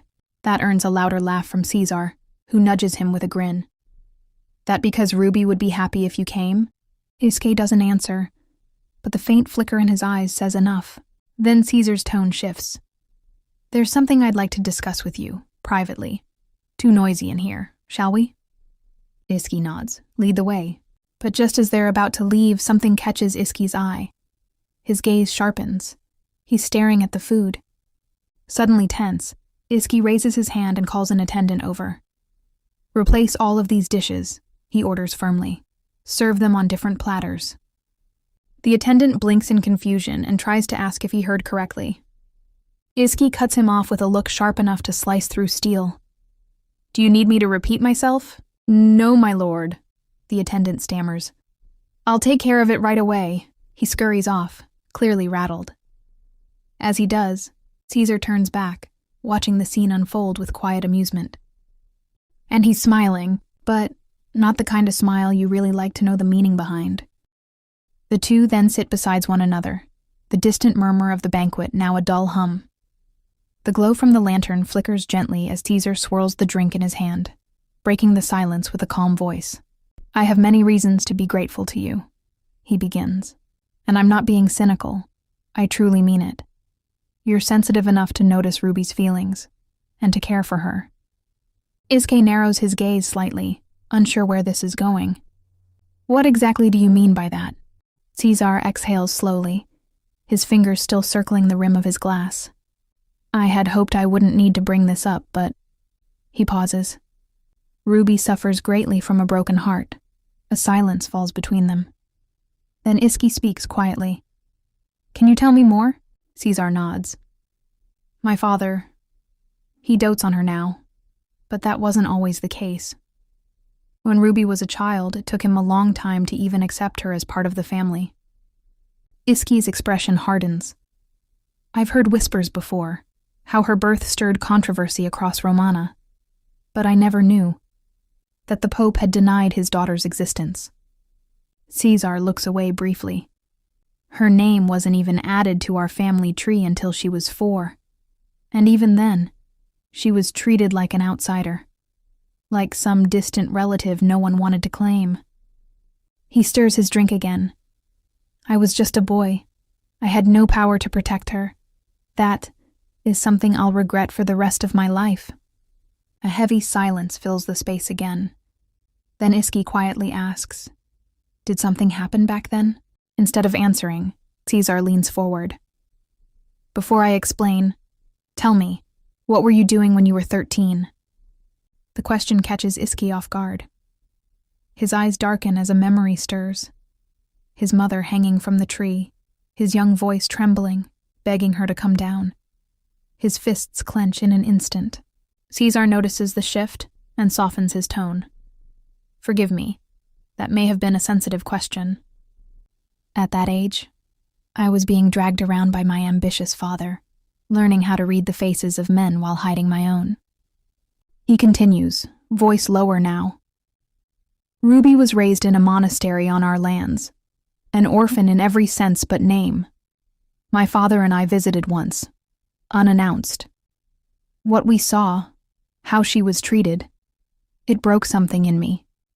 The monks in those rural orders had long strayed from the true path. That day I begged my father to bring her home, and he did. From then on, I personally oversaw her education. She'd flinch when someone looked at her. She couldn't meet anyone's gaze. It took years just for her to smile back at someone. Iski remained still, the weight of the confession sinking in. But, Caesar adds, voice tinged with guilt, eventually, she began to laugh again. I thought she was fine. I let my guard down. He pauses before revealing. About 3 years ago, Ruby fell gravely ill. No physician could find a cause. 2 weeks in bed, barely conscious. And when she finally woke up, the first thing she did was crawl into the closet and shut the door. Caesar stares into the distance. Only God knows what surfaced during that time. She seems stronger now, yes, but I still worry. Deeply. He looks straight at Iski. That's why I'm glad she found you. Someone who sees her. Someone who cares. Even if our Holy Father may not approve, I thank God for it. Iski can only sit in silence, his chest aching for the woman who endured far more than he ever imagined. Out on the balcony, the cool night air brushes against Ruby's skin. She leans against the railing, trying to shake off the dizziness from all the dancing. Her breath comes slow, steadying. A voice breaks the quiet. Out here for some fresh air? Ruby turns sharply. Her eyes widen slightly. Oh, Your Grace. I didn't know you were here. Before she can ask anything else, she notices a man standing beside him. She's about to inquire, but the stranger steps forward and bows deeply. It is an honor to see you again, Lady Ruby. There's a beat of confusion before he straightens and introduces himself with a small, eerie smile. I am Cardinal Rokirua. At that name, memories stir like dust swept from an old book. Her brother Enzo always clung to Cardinal Rokirua's every word, treated him as if he were his true brother, something he never did for their older brother. Ruby always found it amusing how her second brother, Enzo, never really cared much for priests, except for this one. For some reason, he always treated Cardinal Rokirua with a level of respect, though, to be fair, Ruby does remember Enzo joking behind the scenes, saying the Cardinal's holy lifestyle scared off any potential brides. Guess even Enzo had to admit the man was seriously devoted. Then, Ruby politely greets Alfonso, noting that it's been a while. Alfonso smiles and asks if she's enjoying the evening air. She nods, hoping she didn't interrupt anything important. But Alfonso quickly assures her she's not interrupting at all. He was simply chatting with his uncle. Wait, uncle? Ruby raises an eyebrow, clearly surprised by the revelation. She had no idea the two were related. Just then, Cardinal Rokirua turns and, with the kind of bluntness only a family member can get away with, says something that stuns everyone. He remarks that it's a tragedy to have a nephew who's, well, underperforming in the bedroom. And then, as if that wasn't enough, he looks toward Ruby and adds, I can't believe you let this angel slip through your fingers. You're a disgrace to the family. Alfonso is left completely speechless. Ruby, caught off guard, tries to hide her reaction behind a polite smile, unsure if she should laugh, blush, or both. Internally, she battles a bit of guilt for even smiling at the comment. Cardinal Rokirua, switching to a more serious tone, then turns to Ruby and tells her that he'll be praying for her husband's victory in the upcoming tournament. Alfonso, perhaps still recovering from earlier, mutters that she shouldn't get her hopes up. His uncle's prayers don't exactly have the best track record. The cardinal, clearly offended, shoots his nephew a look. Was that a joke? Ruby just continues smiling awkwardly, silently wishing she had brought popcorn for this strange little family drama. As the two men prepare to leave, Alfonso turns back and gently tells Ruby that he hopes they'll meet again. The cardinal also calls out to her, kindly offering his support. Despite belonging to the House of Beschegli, he assures her that his loyalty lies with Romana. With a courteous bow, the cardinal blesses her and takes his leave. As Ruby watches Alfonso walk off with Cardinal Rocarua, a thought suddenly strikes her. Seeing him side by side with a cardinal from Romana brings back a memory, one she hadn't recalled in a long time. According to the story, Romana's downfall was sealed the day traitors within the Vatican stole the Holy Grail and handed it over to the Allied forces, led by none other than Alfonso himself. The Holy Grail wasn't just a legendary relic. It was a divine artifact said to have been used by the very first god. It carried the names of all who had taken vows to serve the priesthood and held the power to erase those vows forever. Its most terrifying ability, destroying sacred cores. When a priest is stripped of their title, the sacred core, the heart of their divine power, is shattered in a special ritual. Without it, a priest can never again be sanctified. The Holy Grail is essential to this brutal process, which is exactly why priests everywhere fear House Borgia, the ones who traditionally guarded the Grail. Though the artifact made House Borgia immensely powerful, it also placed them in a delicate position. Even the Pope couldn't use the Grail at will. But once that power slipped through their fingers, House Borgia crumbled quickly. Ruby also recalls a vague line from the story. Some say the Holy Grail can grant wishes. Though that part was barely mentioned, more rumor than fact, and no theological text ever confirmed it. Not even a footnote. Ruby thinks to herself that it's probably just an old myth, a superstition wrapped in fantasy. Just as Ruby was lost in thought, a cheerful voice called out to her from behind. She turned around, and there stood little Princess Arian, beaming brightly. With eyes full of admiration, the young princess declared, "You look just like a fairy today." Ruby couldn't help but smile, touched by the sweet compliment. She thanked Arian graciously and returned the kindness with one of her own, saying the princess looked absolutely radiant, and that the tiara perched atop her head was simply perfect on her. Then, in a moment that made Ruby's heart skip, Arian lifted the tiara from her head and offered it to her. "Would you like to try it on?" the princess asked, holding it out with innocent excitement. Ruby immediately panicked, flustered by the unexpected gesture. "Oh no, Your Highness! I wouldn't dare," she said quickly, trying not to offend the young royal. But Arian only tilted her head, insisting with pure-hearted honesty, "It would look even better on you." Before Ruby could respond, a graceful voice gently interrupted. "Arian, dear, don't put Lady Ruby in such an awkward spot." Ruby turned toward the voice, and instantly recognized the speaker. It was none other than the Queen. With elegant poise, Ruby bowed deeply. The Queen approached with a serene smile and remarked, "It's been a while. We haven't met since the palace banquet." She glanced at her daughter fondly before continuing. "Arian's told me so much about you. I've been meaning to thank you and always wished I had seen you sooner." Hearing those words, Ruby felt a flicker of surprise. She'd assumed the Queen hadn't attended today's event, but it turns out Her Majesty had been watching from the sidelines all along. The Queen bowed her head gently. "Thank you for spending time with Arian. She's been so bright and joyful ever since she met you. As her mother, I'm truly grateful." Ruby was touched. Seeing them together, mother and daughter standing side by side, it became even clearer how much Arian resembled the Queen. There was the same elegance, the same gentle warmth in their expressions.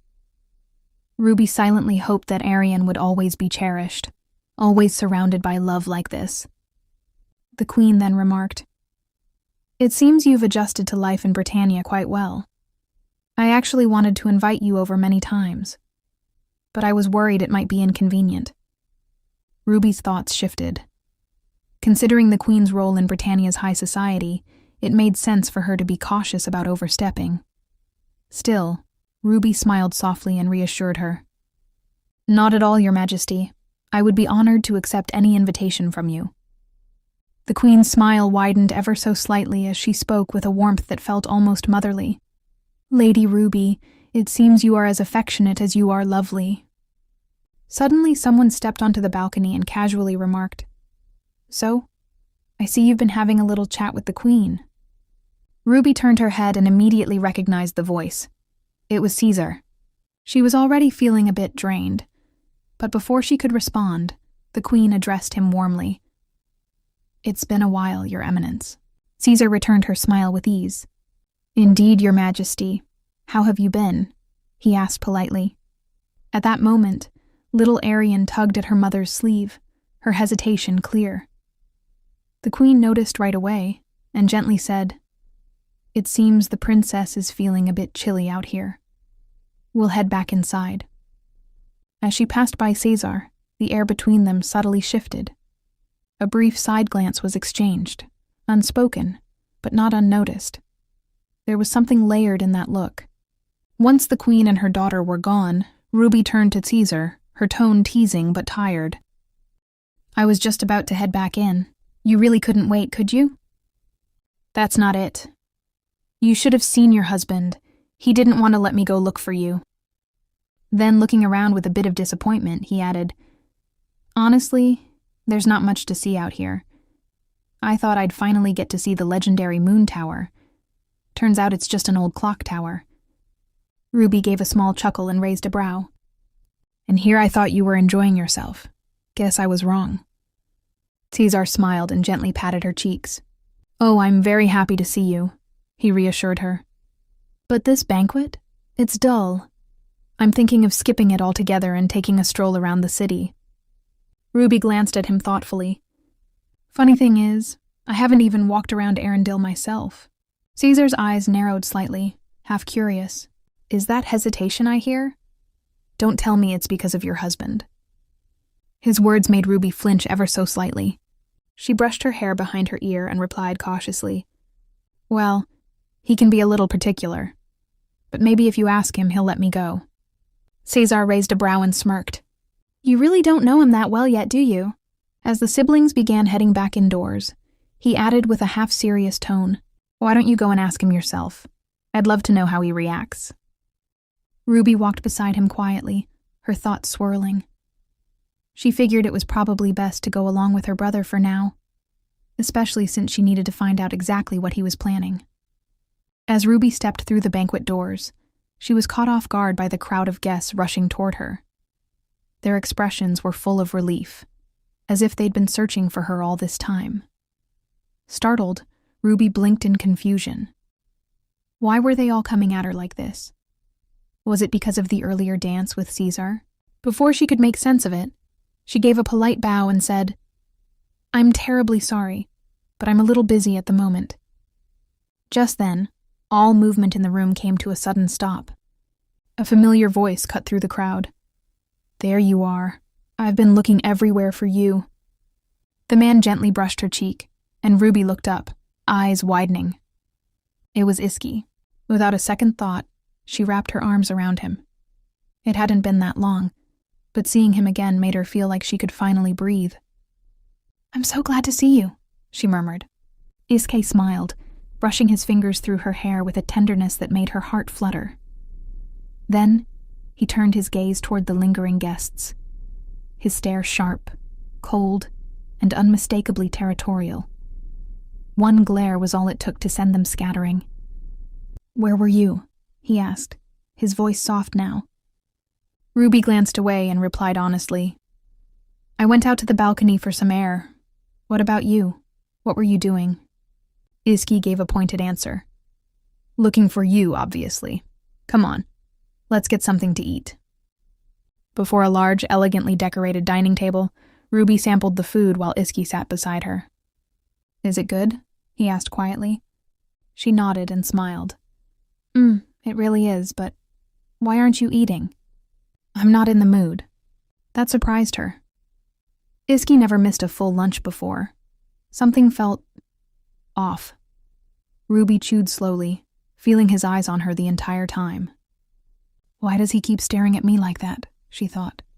Then he said, "You don't have to keep eating if you don't feel like it." Ruby blinked, caught off guard again, but chose not to push it. Instead, she gently changed the subject. My brother wants to go to the festival with me, she said, dabbing the corners of her mouth with a napkin. What do you think? Though her tone was casual, she couldn't meet his eyes.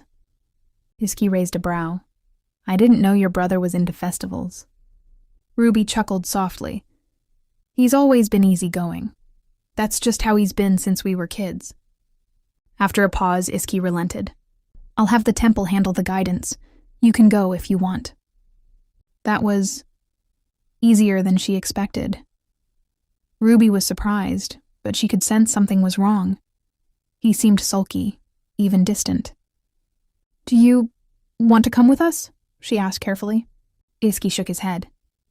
There's no need. Spend time with your brother. It's been a while since you two met. She tried to respond, to gauge how he was really feeling, but he suddenly pulled her cheeks with both hands and gave her a crooked smile. Just go have fun and come back to me. Then, with a teasing edge, he added, It's not like it's your first affair or anything. I'm used to it by now. Ruby flinched. It's not an affair, she insisted. Iski smirked, then calmly said, Anyway, the capital is safe today. No need to worry about magical beasts. Then he adds, The ones near Arendelle were taken care of before the festival, he explained. And with all the cardinals in the city, they won't even get close. Ruby blinked again, suddenly reminded of something. Traveling with Caesar, it really is like walking under a holy shield. His tone gentler this time. I'll have a carriage prepared for you. Ruby smiled and gave him a nod. Thank you. Afterwards, while Ruby sat quietly in the carriage, she watched through the window as Iski and Caesar stood just outside. Caesar flashed a grin. Apologies, dear brother-in-law. I'm stealing your wife today. If not now, I fear I'll never have free time again. In return, I'll pray for your blessings. Iski raised an eyebrow. Do you think that works? It depends on the person, Caesar replied cryptically. Watching the exchange, Ruby blinked. Since when? Did they talk like this? She narrowed her eyes. Did Iski actually fall for Caesar's fake charm? Even as she told herself it wasn't Iski's fault, she just couldn't understand why it bothered her so much. Suddenly, Iski turned to her. Ruby, is everything comfortable? Yes, there's no inconvenience, she replied quickly. But in the back of her mind, she found herself wondering, why does he look so handsome today? Iski reached in and gently brushed her hair. Have fun. Ruby nodded, her voice soft. I will, I'm going now. As the carriage rolled away, Ruby sank back into her seat, guilt creeping in like a shadow. Her heart was heavy with emotions she couldn't name, tangled feelings of duty, pain, and something she didn't want to admit. She was the one who had to endure everything from now on. So why did it feel like she was the one doing something wrong? Outside, Iski watched her carriage disappear into the distance, his expression unreadable. Ruby tried to refocus. She reminded herself that this wasn't a leisurely outing with her brother. Looking around the city was just an excuse. I won't waste time. I need to understand what Caesar is up to. And if they were to meet again after the competition, then I need to find a reason, something that will make sense. More importantly, she thought, I have to get a grasp on his informants. No matter what, I have to try. Interrupting her busy mind, Caesar casually said, Let's stop by the temple first. The temple? Ruby blinked. What for? He gave her a side glance. You're not going to the festival dressed like that, are you? If we're watching in secret, you need a disguise. Ruby flushed. Ah, right. Seeing her reaction, Caesar smiled, amused. They arrived at the temple and changed in both cloaked and plain hooded garments. Then, Caesar led her. This way. Ruby followed him, but her attention was drawn to a figure nearby. There was something off about that hooded man. He didn't look like any Arendelle monk she'd seen. Her instincts flared. A spy? Is he one of Caesar's people? Out of nowhere, Caesar muttered. Iski's kinda cute. Still smirking, Caesar clarified. Your husband. He sent that foolish paladin to spy on us. Obvious, isn't he? Or maybe he wanted me to notice. Ruby looked around quickly but saw nothing suspicious. I don't see anyone. Are you sure? There's no one who'd want to follow us, she added, voice hesitant. Caesar suddenly stopped and turned to her. Ruby, his tone was sharper now. Have you already forgotten? Everyone except us is the enemy. I haven't forgotten, Ruby said, though her voice trembled slightly. I was just mistaken. It's just, I haven't seen you this lively in a long time. Caesar chuckled darkly. Teasing your husband is surprisingly entertaining. Ruby let out a breath, relieved that the tension eased, for now. As they strolled further into the city, Ruby's thoughts drifted again. Did Iski really send someone to follow us? If not, who and why? Was it someone who despises me and my brother? Have you always been watched like this? Caesar asked suddenly. Ruby didn't hesitate. Always. That's why I always looked forward to coming home. The moment the words left her lips, Caesar stepped behind her and wrapped his arms around her waist, pulling her into a cold embrace. Of course you'd say that, he whispered near her ear. But then, why did you ruin everything? His voice was soft, almost affectionate, but his eyes, when she turned to glance at him, were anything but. She froze, her throat tightened, and no words came out. Then, just like that, he took her hand and flashed her a carefree smile. Come on, let's get away from them. As if nothing had happened at all, and so, they slipped into the bustling crowd, their footsteps lost in the hum of the city, while Ruby can only think of one thing with her heart pounding. He really is a complete lunatic. As Caesar and Ruby strolled through the bustling capital, Caesar wrinkled his nose, commenting that everything here reeked of grease and sugar. Ruby, trying to keep the mood light, simply replied, Well, it is a cold country after all. Caesar then expressed mild surprise, noting that it was Ruby's first time actually exploring the capital.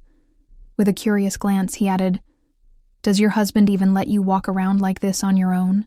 Ruby responded bitterly, Besides you, who else would let me wander out here? Caesar chuckled in agreement, saying that walking side by side like this reminded him of the old days. He turned to her and asked with a nostalgic smile, Don't you remember that Christmas? Ruby paused. How could she forget? A memory surfaced. That Christmas night, the snow had blanketed the streets beautifully.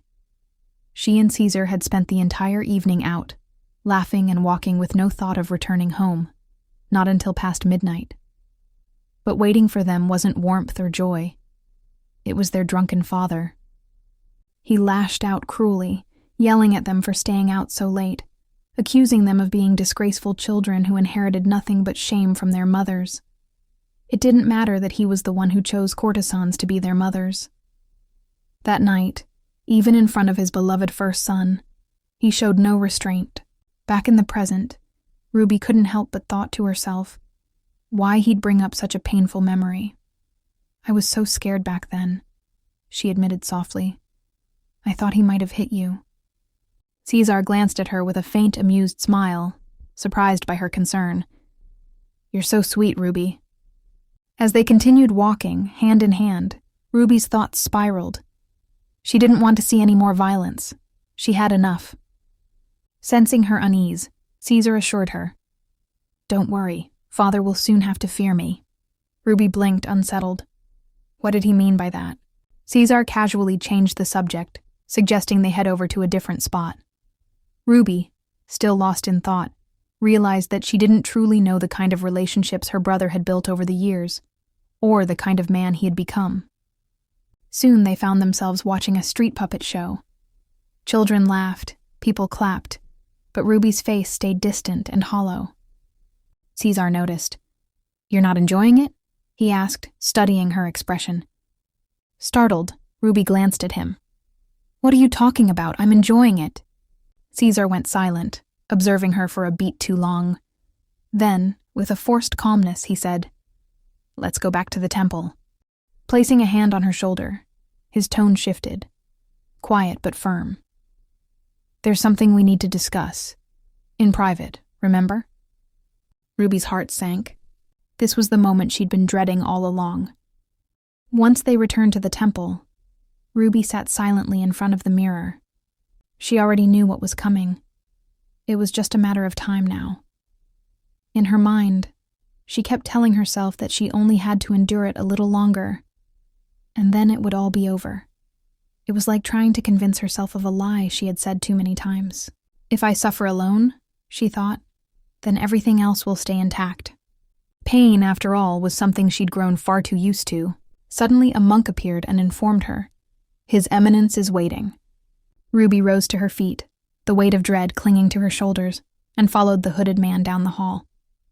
As they walked, something about the man's thick southern accent rang a bell. Ruby narrowed her eyes. She'd heard that voice before. He looked like someone close to Caesar, but her gut told her more. He's Romana's spy, she thought with unease. The hooded man gestured to a nearby door. "This way," he said. As they passed through, he silently shut the door behind them. Ruby glanced upward toward a staircase when a sudden sound made her stop in her tracks, wondering, are the temple doors already closed? A chill crawled up her spine. The man's voice broke her thoughts. "Aren't you going inside?" The question startled her, but without another word, she slowly climbed the stairs and stepped into the room above. As soon as she entered, she felt something was off. Her instincts screamed it. Then a familiar voice called out to her. Ruby looked around, confused. Where are we?" "The Archbishop's office," Caesar replied casually. "I said I'd be using this place." The old man was a bit shocked. "Isn't that right, Pietro?" At that moment, the hooded man pulled back his hood. Ruby's eyes widened in horror. That voice, that face, he's the one who crushed her foot. The memory slammed into her. Caesar, unconcerned, turned to Pietro with a smirk. "You've had quite a time in this pigsty, haven't you?" Pietro grinned. "I was just waiting for you. Do you know how homesick I've been?"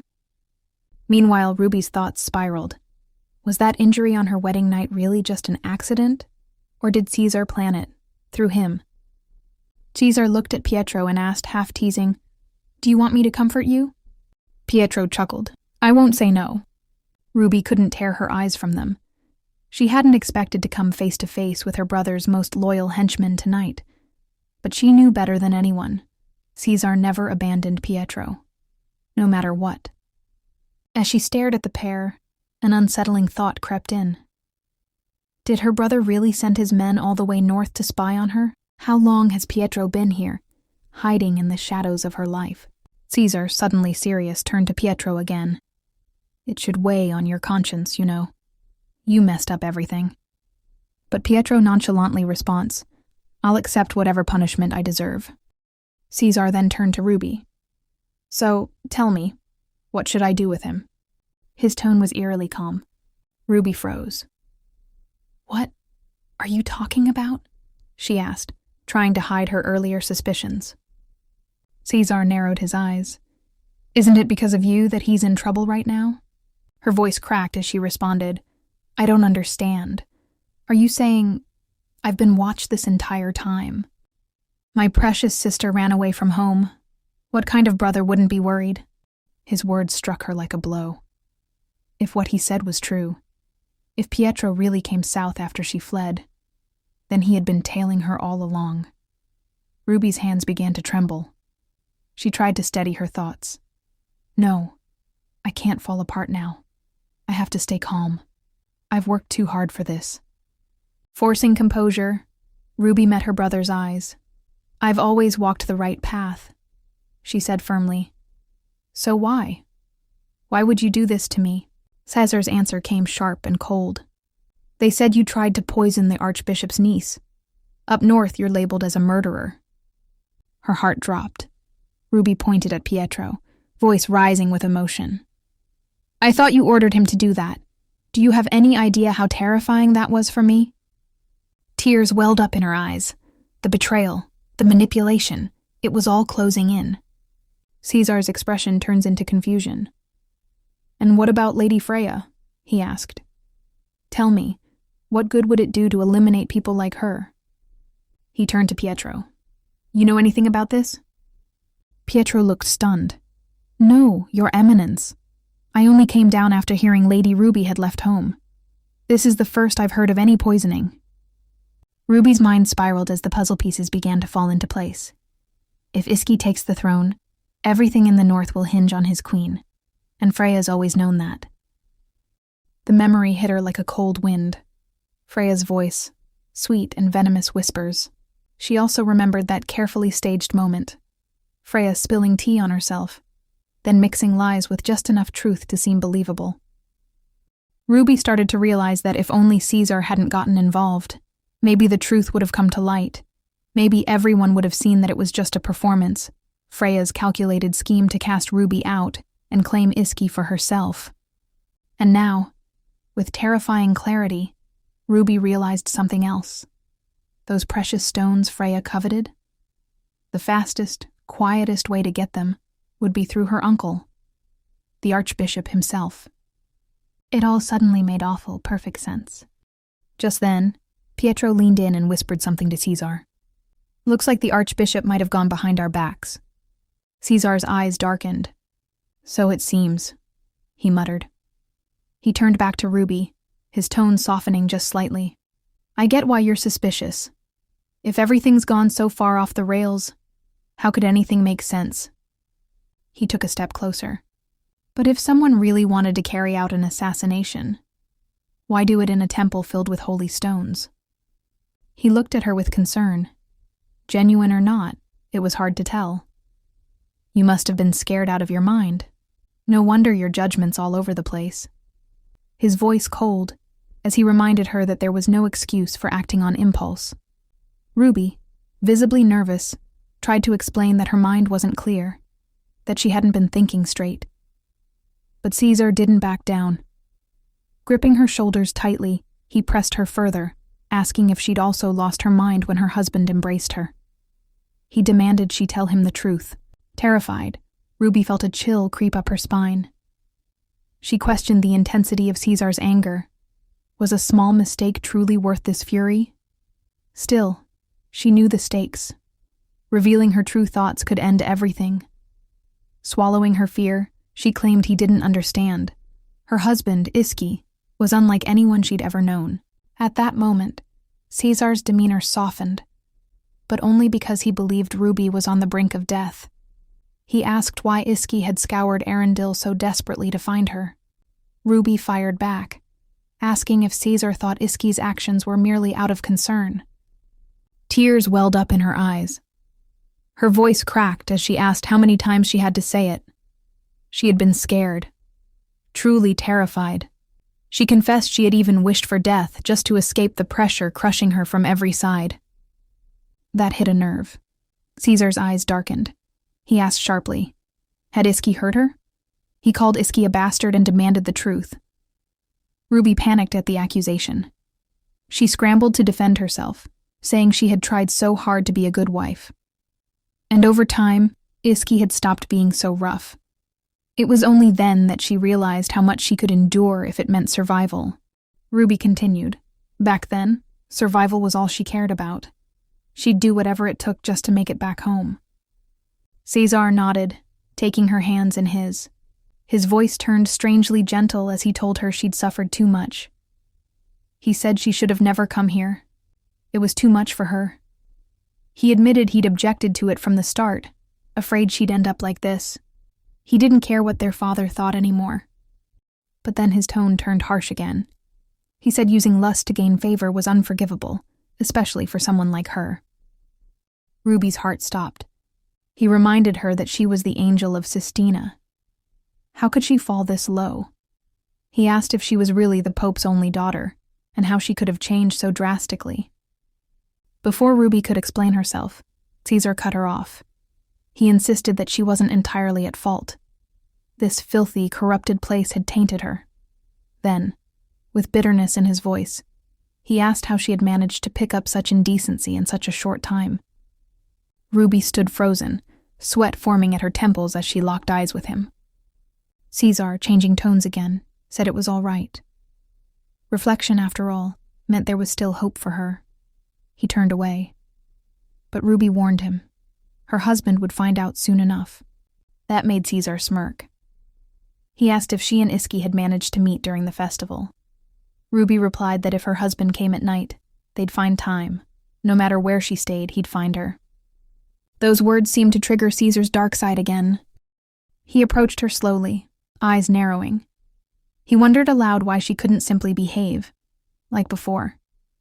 Then, with a cruel smile, he asked if he should retrain her himself. Ruby's face went pale. He told her to lie on the table and lift her dress. He had to correct all her bad habits. He claimed it was because he loved her, but Ruby was trembling all over. She didn't believe a word of it. Caesar's voice turned threatening. He warned her to listen closely. This was his final warning. Her husband, Caesar said, was driven only by lust. Sure, Iski might have acted like he'd give her his whole heart, but she shouldn't be fooled.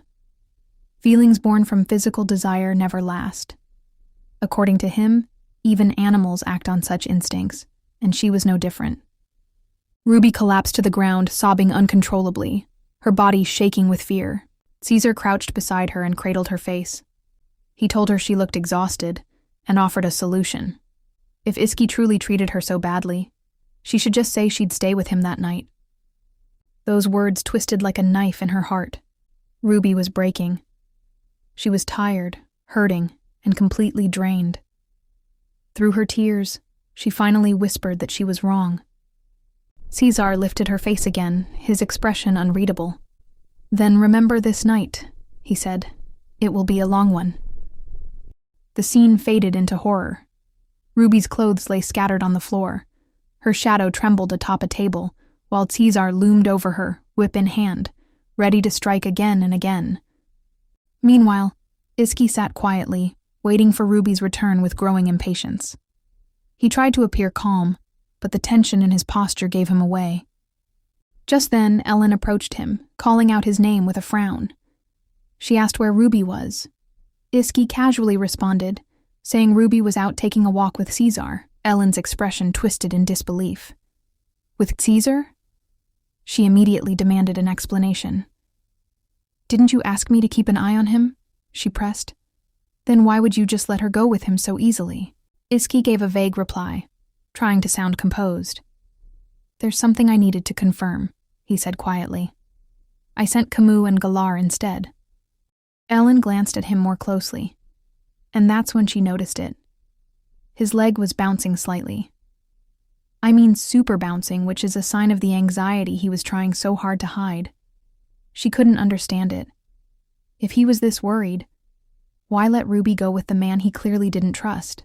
She then warned him that a snowstorm was coming and asked when he expected Ruby to be back. Suddenly, a faint sound echoed from outside. Both siblings froze for a second, then rushed out to the balcony. Ellen peered into the distance. "Is that Ruby?" she asked quickly. Iski nodded with visible relief. "Yeah." She made it back just in time. Without wasting a moment, Iski made his way downstairs. Afterwards, Iski's eyes went straight to Ruby. "I'm glad you're home before the snow got worse," he said, his tone gentle. Caesar quickly explained the delay, saying that Ruby had taken a fall during their walk, so he had to take care of her. Iski's brows furrowed with concern. "Did it hurt?" he asked Ruby directly. Ruby, keeping her smile steady, shook her head. "It wasn't that bad, just a little scratch," she said sweetly, as if nothing was wrong. Iski sighed with a mix of relief and worry. "You have to be more careful." Still smiling, Ruby replied, "It was just so much fun. I got too excited." From the outside, everything seemed peaceful. But anyone looking closely could tell. There were layers of emotion hiding behind every word. As the wind began to pick up outside, Iski gently told Ruby they should check her injury again before she went to bed. Ruby nodded in agreement, still smiling faintly. He reached out, brushing a strand of her hair aside. "You even let your hair down as a disguise," he murmured, then looked more closely at her. "Why are your eyes so red?" Ruby replied softly, "It's just the cold." Before Iski could say more, Caesar suddenly stepped forward and placed a hand on Ruby's shoulder. "She's very tired," he said sharply. Iski didn't argue. "Then I'll take her home." Caesar looked at him for a moment before responding. "Shouldn't you rest too? Tomorrow's battle might not go as planned." but Iski only said, "It's fine. I'll bring Ruby home and come back." Caesar hesitated, still holding Ruby protectively and not wanting to let her go, but he eventually nodded. "All right, I'll leave her to you." Inside the carriage, silence fell between the two. Ruby turned her head to gaze out the window, snowflakes softly sticking to the glass. Iski watched her from across the seat, noting how drained she looked. "You seem really tired," he said. Ruby blinked in surprise. "I guess I played too much." Iski didn't respond immediately. Instead, he stood and quietly moved to sit beside her. She looked at him, confused. "What's wrong?" He patted his lap. "You can rest here during the ride." The offer stunned Ruby. Her cheeks turned pink, and her heart swelled at the simple gesture of care. She nodded shyly and laid her head on his lap. As the carriage moved forward through the snow, Iski ran his fingers gently through Ruby's hair, his thoughts quiet but full of warmth. Eventually they arrived home. As Iski offered to call a servant to help, Ruby quickly declined. "There's no need. I want to take a bath alone." Iski frowned. "I know it's just a scratch, but in your condition, it's not ideal to be alone." Ruby tried to reassure him. "I'm all right," but that only deepened his concern. "Did something happen?" She cut him off, her voice low. "Iski, there are just days like this. Today, I want to be alone." The words hit him harder than she realized. His hands clenched at his sides. Still, he forced a calm nod. "All right, just take care of the wound and get some rest. Sleep tight."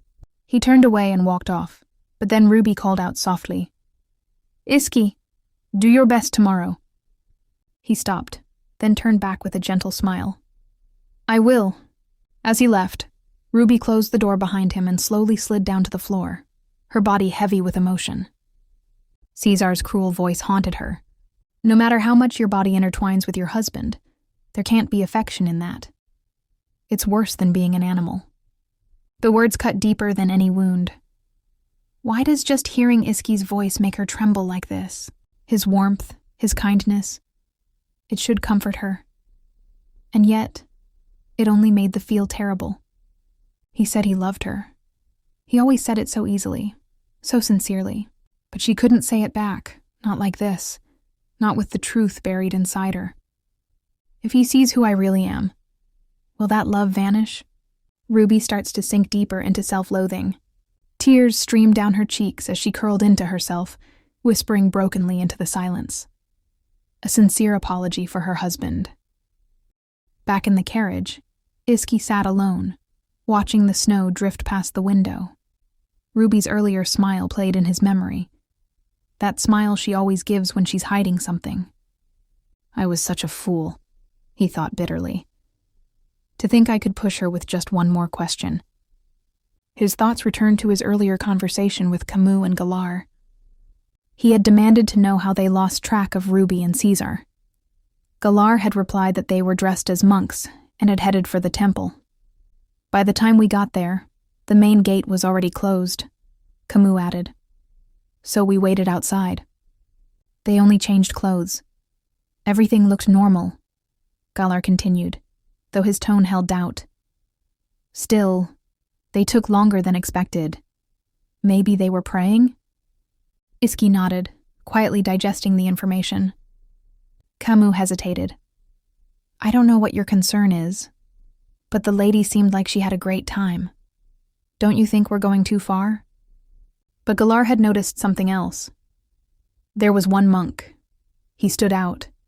He had a big scar on his face. Seemed suspicious. Iski's eyes had narrowed. "Would you recognize him if you saw him again?" Now, returning to the present, Iski's heart sank. Ruby looked lifeless. Those red, puffy eyes weren't from the cold. That wasn't her at all. He gripped the seat tightly. He wanted to know what really happened out there, but couldn't. As snow continued to fall gently outside, Iski made a silent vow. "No matter what Ruby says, I'll stay by her side. But the more I try to understand her, the farther she seems to drift away." He then whispered her name as if praying. "Ruby, Please, just tell me what I can do for you." The next day arrived, marking the start of the long-awaited tournament. Ellen and Freya sat together, quietly waiting for the opening festivities to begin. The air buzzed with anticipation, but Freya couldn't help glancing around. Then, she leaned closer to Ellen and spoke in a hushed voice. "I don't mean to sound like I'm nitpicking, but isn't it strange over there? Look, shouldn't Ruby be sitting elsewhere?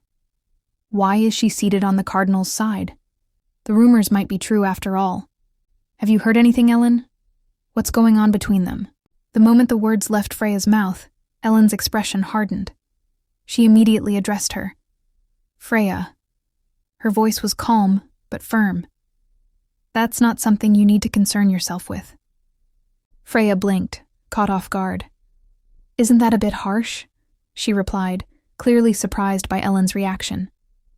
"Was it really necessary to shut me down like that?"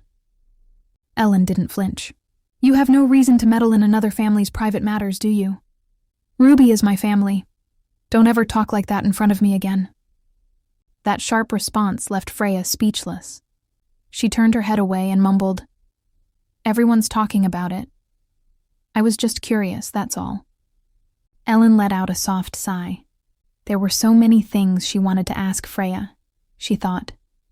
But now wasn't the right time. She knew that if she questioned her now, Freya would only give answers that served her own benefit.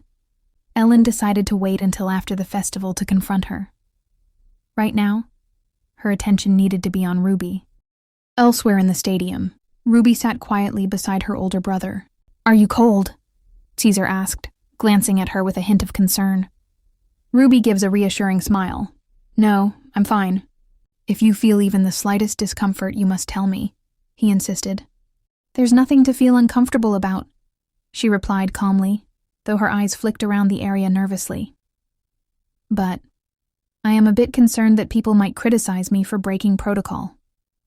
Caesar brushed off her worries. "There's nothing wrong here, and besides, your husband isn't even in the audience." That last comment struck Ruby like a silent blow. Even if her father-in-law, who was known for being a stickler for tradition, didn't object to her sitting beside the cardinal, she thought, maybe it was because he still didn't see her as part of the Omerta family. The thought left a bitter sting, but she didn't let it show. Soon after, the crowd erupted into applause as the participants arrived. Among them, Iski. Ruby's eyes immediately searched the stadium, her heartbeat quickening the moment she spotted her husband. There he was, riding confidently on horseback, drawing cheers from the spectators. Ruby felt her cheeks flush. This is it, she reminded herself, the moment to give him the handkerchief. She was grateful she remembered this detail from the original story. Suddenly, Iski's gaze locked onto her, and he called her name out loud, right there in front of everyone. Startled and flustered, Ruby blushed even deeper. "Iski," she whispered in response. "Are you feeling okay?" he asked with genuine concern. "Yes," she replied softly. "Thanks to you, I was able to sleep well." She then held out the handkerchief she had made with care. "Would you take this?" That small gesture caught Iski completely off guard. His eyes widened for a brief moment. "I hope you'll come back safely, without getting hurt," Ruby added, her voice trembling slightly with sincerity. Iski accepted the handkerchief, his expression touched. Then, in a moment that made Ruby's heart skip a beat, he gently took her hand and pressed a soft kiss to it. Iski smiled and thanked her, then rode off into the stadium, still looking back at her, as if he couldn't bear to turn away. Once Iski was out of sight, Caesar turned to Ruby. "Are the two of you always like that?" he asked casually. "Like what just happened earlier. Is that normal?" The question made Ruby freeze. His voice sounded innocent, but there was an edge to it, an underlying warning. She quickly tried to calm herself, but inside, her nerves were rattled.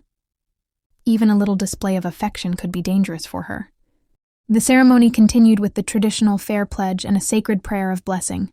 As the audience bowed their heads in silence, the air shimmered faintly from the protective energy forming above them. Ruby stood among them, her hands clasped, but her thoughts drifted elsewhere. What is it this time? She wondered. Why does Caesar look so displeased again? It puzzled her. He was sitting right beside her, after all. Shouldn't that be enough to keep him satisfied? As the solemn chants echoed around the arena, a massive divine shield began forming overhead. A barrier woven from sacred energy, meant to keep demonic beasts at bay during the festival. Maintaining such a powerful defense required the combined presence of cardinals, which is why they were an essential part of the tournament. Once the prayer ended and the energy stabilized, Ruby sighed inwardly. Whatever it is, I just hope this exhausting festival ends soon, and that Caesar returns to Romana quickly. After the first day of the tournament wrapped up, groups of noble ladies gathered around, chatting eagerly about the competition. Most were swooning over who they believed would win this year's grand title, and unsurprisingly, most of the votes went to Iski. Unbeknownst to them, Ruby was hiding quietly inside one of the washroom stalls, listening in on their conversation. She kept still and silent, not wanting to be seen or dragged into small talk. Once the women finally left, she let out a soft breath of relief. Peeking outside to make sure the coast was clear, she stepped out and made her way to the wash basin to wash her hands. As she cleaned herself up, Ruby's thoughts wandered again. Lately the nausea seems to have eased a bit, she mused. But the pain. It feels like it's gotten worse. She reached into her small pouch, pulling out a piece of candy and slipping it into her mouth, anything to soothe the discomfort. At that moment, Ellen walked into the washroom. "Ruby," she greeted calmly. Ruby flinched slightly but quickly masked it with a nervous smile. "Oh, Ellen. Hello." Her heart raced a little. It's still awkward to face her like this, Ruby thought. Did she notice I threw up again? But since they ran into each other while she was eating candy, maybe Ellen hadn't seen anything suspicious. Ellen asked, "Did you enjoy the tournament?" "Huh?" "Oh, yes," Ruby stammered. "To be honest, I was extremely nervous, especially when the trolls appeared. I was so worried something might happen to Iski." And that wasn't a lie. The monsters she'd seen today were unlike anything she had encountered before. Yet somehow, that unfamiliarity made it slightly easier to bear watching the brutal fights. Ellen nodded gently. "I understand. But don't worry too much. Compared to what my brother went through a year ago, this was tame." Ruby's eyes widened slightly at the comment. Then she responded quietly. "I see. Thank you." She thought back to how Iski had emerged unscathed. Yet nearly half of the other contestants were critically injured, some fighting just to stay alive. To think Ruby feared speaking with Ellen after the tea party incident. And yet, here she is, speaking to Ruby like nothing happened. Although Ruby is grateful, she still feels awkward, especially Ellen's gaze lingered on her a little too long. Ruby quickly composed herself, stepped back and said politely, "I've finished up, so I'll take my leave now." As she began walking away, Ellen called out, "Ruby, wait, is there anything strange going on lately?" Ellen asked, eyes narrowing slightly in concern. Ruby hesitated. "What do you mean by strange?" Ellen tightened her grip on her purse, then quickly looked away. "Forget it. It's nothing. Please just disregard what I said." Ruby responded softly. "All right, I understand. I'll head out first then." Ellen remained standing there, her gaze drifting downward. A deep sense of unease settled in her chest. A little while later, the Omerta Castle hosted a grand banquet to celebrate the day's events. As Ruby stepped into the glittering hall filled with noble chatter and golden light, an unsettling thought immediately crept in. Of all the people in this world, why does it have to be him? She thought, her eyes flickering with unease. Caesar, seated among the guests, instantly noticed her entrance and called out her name, his voice carrying just enough weight to make her skin crawl. Ruby forced a polite expression, but inside she felt suffocated. Is it because Iski isn't here? Is that why it feels like I can't breathe? Like I'm constantly being invaded? Ruby thought for a moment. The matches were scheduled for 2 straight days, which meant all participants, including those disqualified, were forbidden from leaving the palace. Doing so was considered cheating, so Iski couldn't be at the banquet tonight. His absence left Ruby exposed, vulnerable in a room full of people. She quietly took her seat, trying not to draw attention. If only Iski were here. She sighed inwardly. At least I'd feel a little safer. But before she could disappear into the background, a voice addressed her. It was her father-in-law, Duke Omerta, formally welcoming her to the banquet. Startled by his direct approach, Ruby instinctively straightened. As her eyes scanned the table, an unpleasant realization hit her. Her entire troubled life was seated at the same table.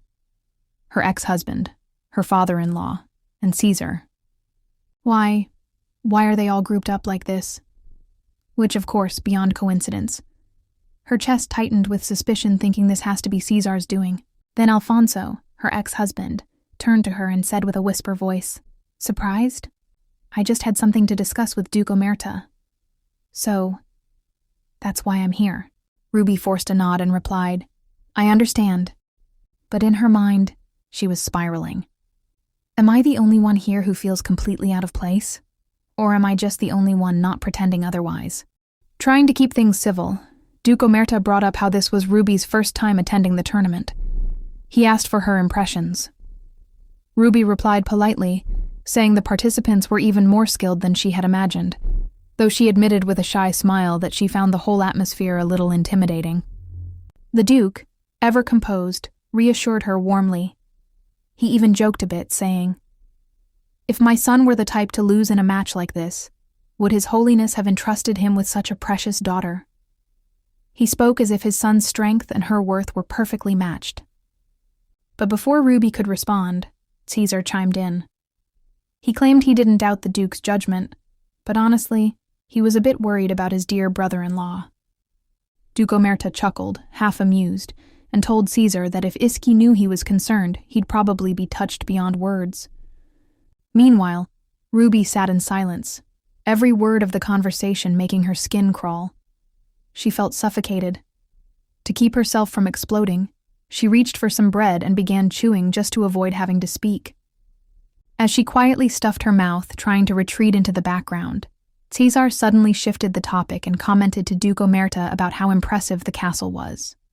With a smirk, he added that Ruby really landed herself a fine marriage, and that he was, frankly, a bit jealous. The Duke responded humbly, brushing off the compliment by saying their castle was modest compared to the grandeur of southern estates.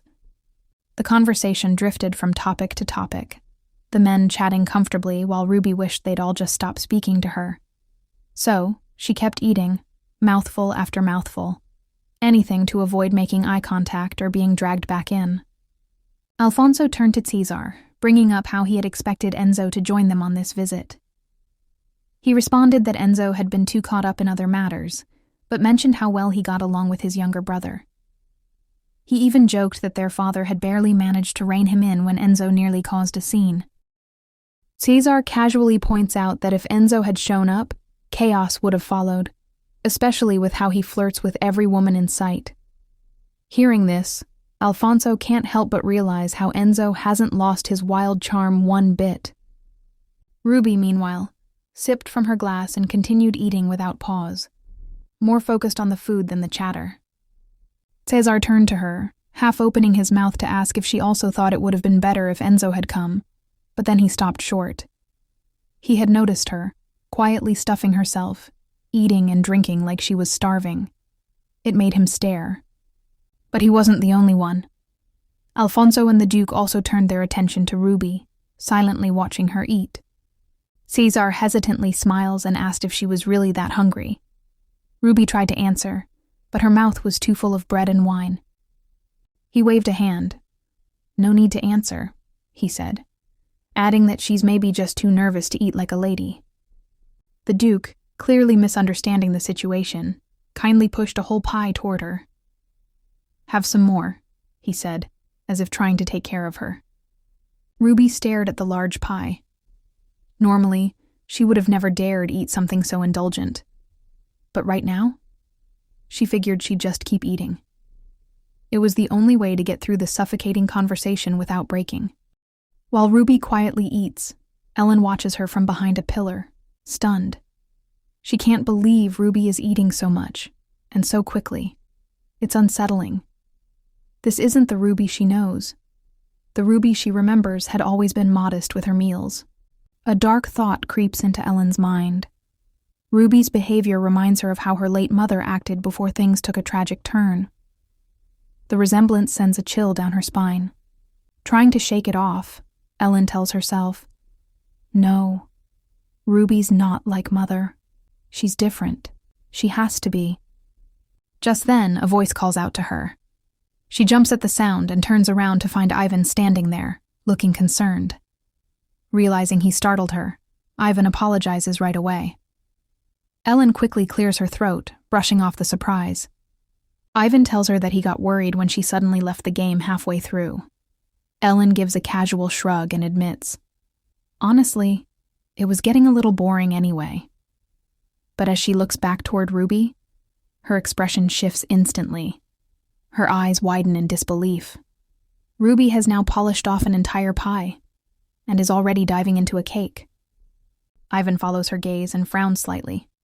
"Does she usually eat this much?" he asks. When she dined with the Knights before, she barely touched her food. That catches Ellen off guard. She steps closer, realizing Ivan has noticed something's off too. "Do you think she's overdoing it?" she asks quietly.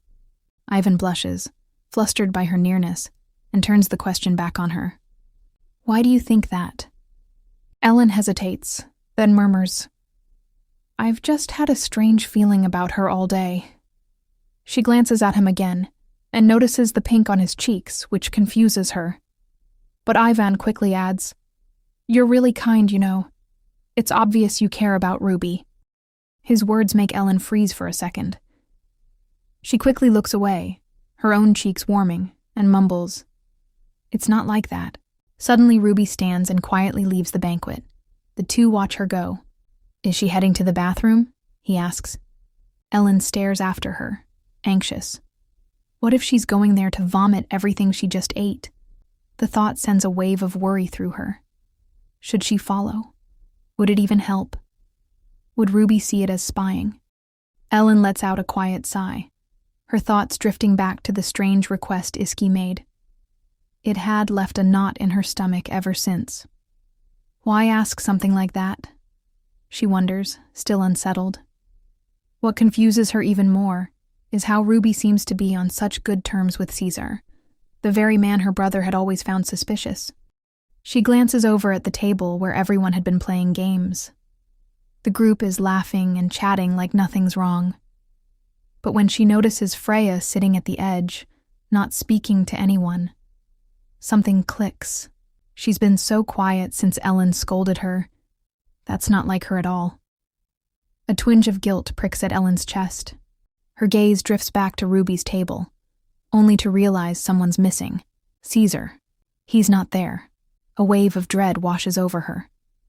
Did he go after Ruby? And if he did, what now? Inside the bathroom, Ruby leans over the sink, her stomach aches, and her mind races with disbelief. Did I really eat that much? Am I going crazy? She thinks, exhausted and disoriented. As she pulls herself together, she mutters inwardly, "Just a little longer. If I can hold out, I won't have to face Caesar anymore." But the moment she steps outside, fate isn't kind. Caesar is already there, waiting. He approaches her with a concerned expression and asks, "Are you all right?" Ruby forces a nervous smile and answers quickly, "Yes, I'm fine." Deep down, his sudden appearance has startled her. Still, she reassures herself, "It's okay. He doesn't know anything about my condition. I just have to act normal." Trying to mask the discomfort, Ruby tells him, "I think I just ate too many sweets. My mouth feels sticky." Caesar nods thoughtfully and replies, "That makes sense. By the way, it's been a long time since I've seen you like this." Ruby frowns a little. "Like this?" she echoes, confused. "It's been a while since you've eaten so well," he explains. "The last time was when you were a child."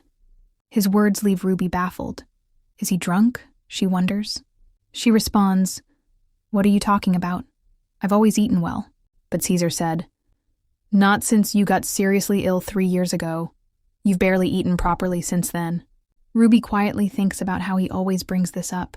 those nostalgic childhood memories, as if he's clinging to the past. He talks like he misses those days. But why?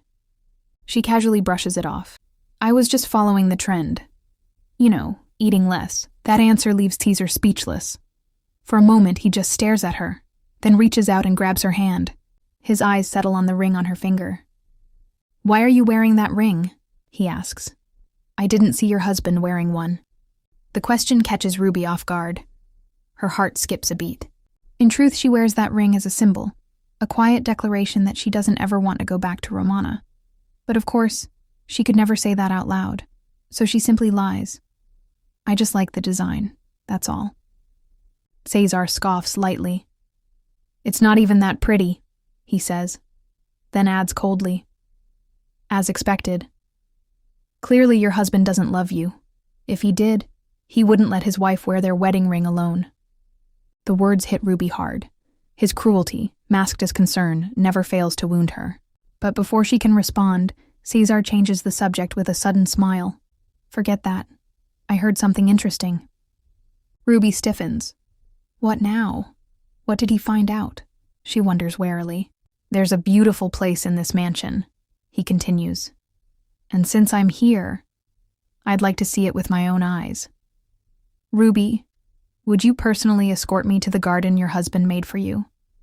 The sun filters gently through the leaves, casting dappled patterns across the garden path where Ruby and Caesar walk side by side.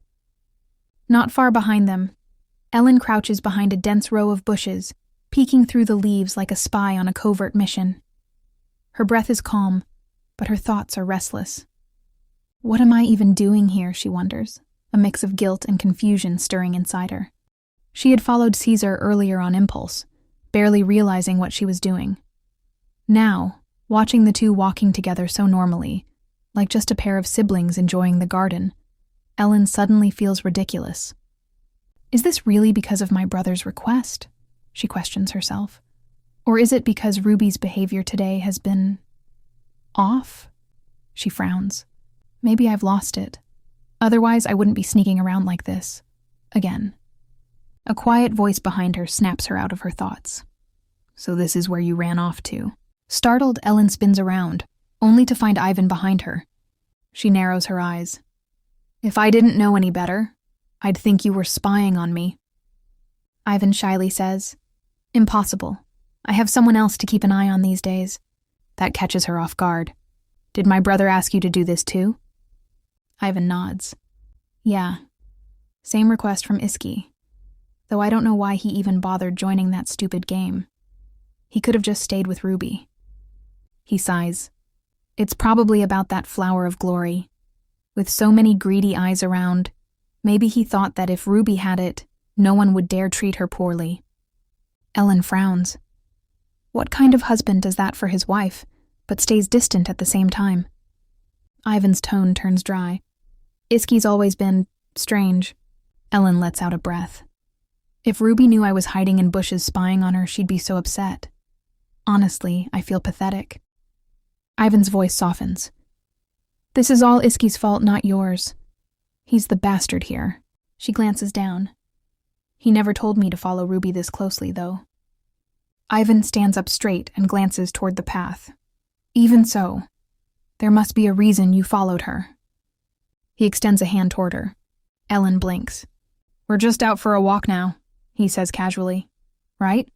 Understanding dawns on her. She takes his hand, rising to her feet. Yeah, she thinks. Let's call it a walk. As Ruby and Caesar stroll through the serene garden, a breeze rustles the flowers around them. Then, Caesar abruptly stops, pointing ahead. What's that? He asks, narrowing his eyes at a quaint little structure nestled between the bushes. Is that where you go to play? Ruby blinks, then scoffs lightly. Of course not. That's where Princess Arian keeps her toys. She often comes over to play with her friends, so I put her things there. But as she says this, a strange feeling creeps in. This was supposed to be Arian's secret haven, she thinks. So why do I feel like the intruder? Caesar gives a dry chuckle. That thing comes over often, huh? You two seem awfully close. Ruby pauses, thrown off by his words. Did he just call the princess that thing? She glances at him. Well, I think Princess Arian likes this place mostly because it's her cousin's house. Caesar's mocking voice echoes. Calling that half-breed their relative makes even a passing dog laugh. Ruby flinches at his bluntness. The words sting more than she expected, not just because of the cruelty in them, but because they sound familiar. Freya said something like that once too, she remembers. So, it's not just Caesar who thinks this way. The truth was, before Arian grew close to Ruby, she'd barely even interacted with the Omerta family in private. In fact, Ruby recalls how the little princess had barely any presence in the original story at all. Caesar breaks the silence again, more quietly this time. Well, if our father wasn't in his current position, we might have ended up in a similar place. But even then, we'd still be better off than those with heretic blood. That's why he wants me to take his place as Pope one day, not that it surprises me. Ruby turns to him. Even if he weren't the Pope, I'm sure our father would still push you into a high position. He's that kind of man. Caesar studies her. You really think I would do well regardless? Ruby nods with a soft smile. Of course I do. But inside, she's wary. I should just go along with it for now, she tells herself. Agreeing with Caesar is safer. For both of them. Caesar smiled softly at Ruby, a look that didn't quite reach his eyes. Ruby, if father hadn't become the Pope, don't you think we would have been happier? Sometimes I imagine it, just you and me, running away to some distant island where no one knows who we are, a place without judgment or interference. He paused, then looked at her more seriously. Are you happy here? Ruby's smile faltered, but she kept her tone light. Brother, I don't know why you're asking me this. You know I've always wanted to swear a life of celibacy for God, and yet, you were the one who sent me here, remember? Her words made Caesar's expression darken slightly. A life of celibacy for God, huh? He then continued. You don't know what really goes on behind the gray monastery walls. Those corrupt people drowning in greed. And what kind of lives do those nuns there are like? His voice grew colder. Can you even imagine it? Our father, the Pope, is the head of that filthy, rotten system. They're all disgusting. Suddenly, he placed a hand on Ruby's shoulder. His touch is not heavy, but still unsettling. Seems like you've been hiding a grudge against me. Ruby quickly shook her head, trying to steady her voice. It's not like that. I just think becoming a nun is too late for me. Anyway, you asked me something strange, and I just answered. Caesar arched an eyebrow. Strange? Do you really think my question was strange? Nervously, Ruby nodded. A little, yes. At that moment, Caesar gently touched her cheek. The gesture might have seemed affectionate to an outsider, but Ruby stiffened. His fingers lingered, too long. Was it really strange? He whispered. All I said was that I wanted to run away. Just the two of us. Leave everything behind. From an outsider's view, this might seem like a brother reminiscing, but anyone who looked a little closer would feel the tension in the air, the kind that clung like a storm cloud about to break. The scene shifts back to Ellen and Ivan as they stroll quietly through the serene garden. The peaceful moment is broken when Ellen notices a dark stain on Ivan's sleeve.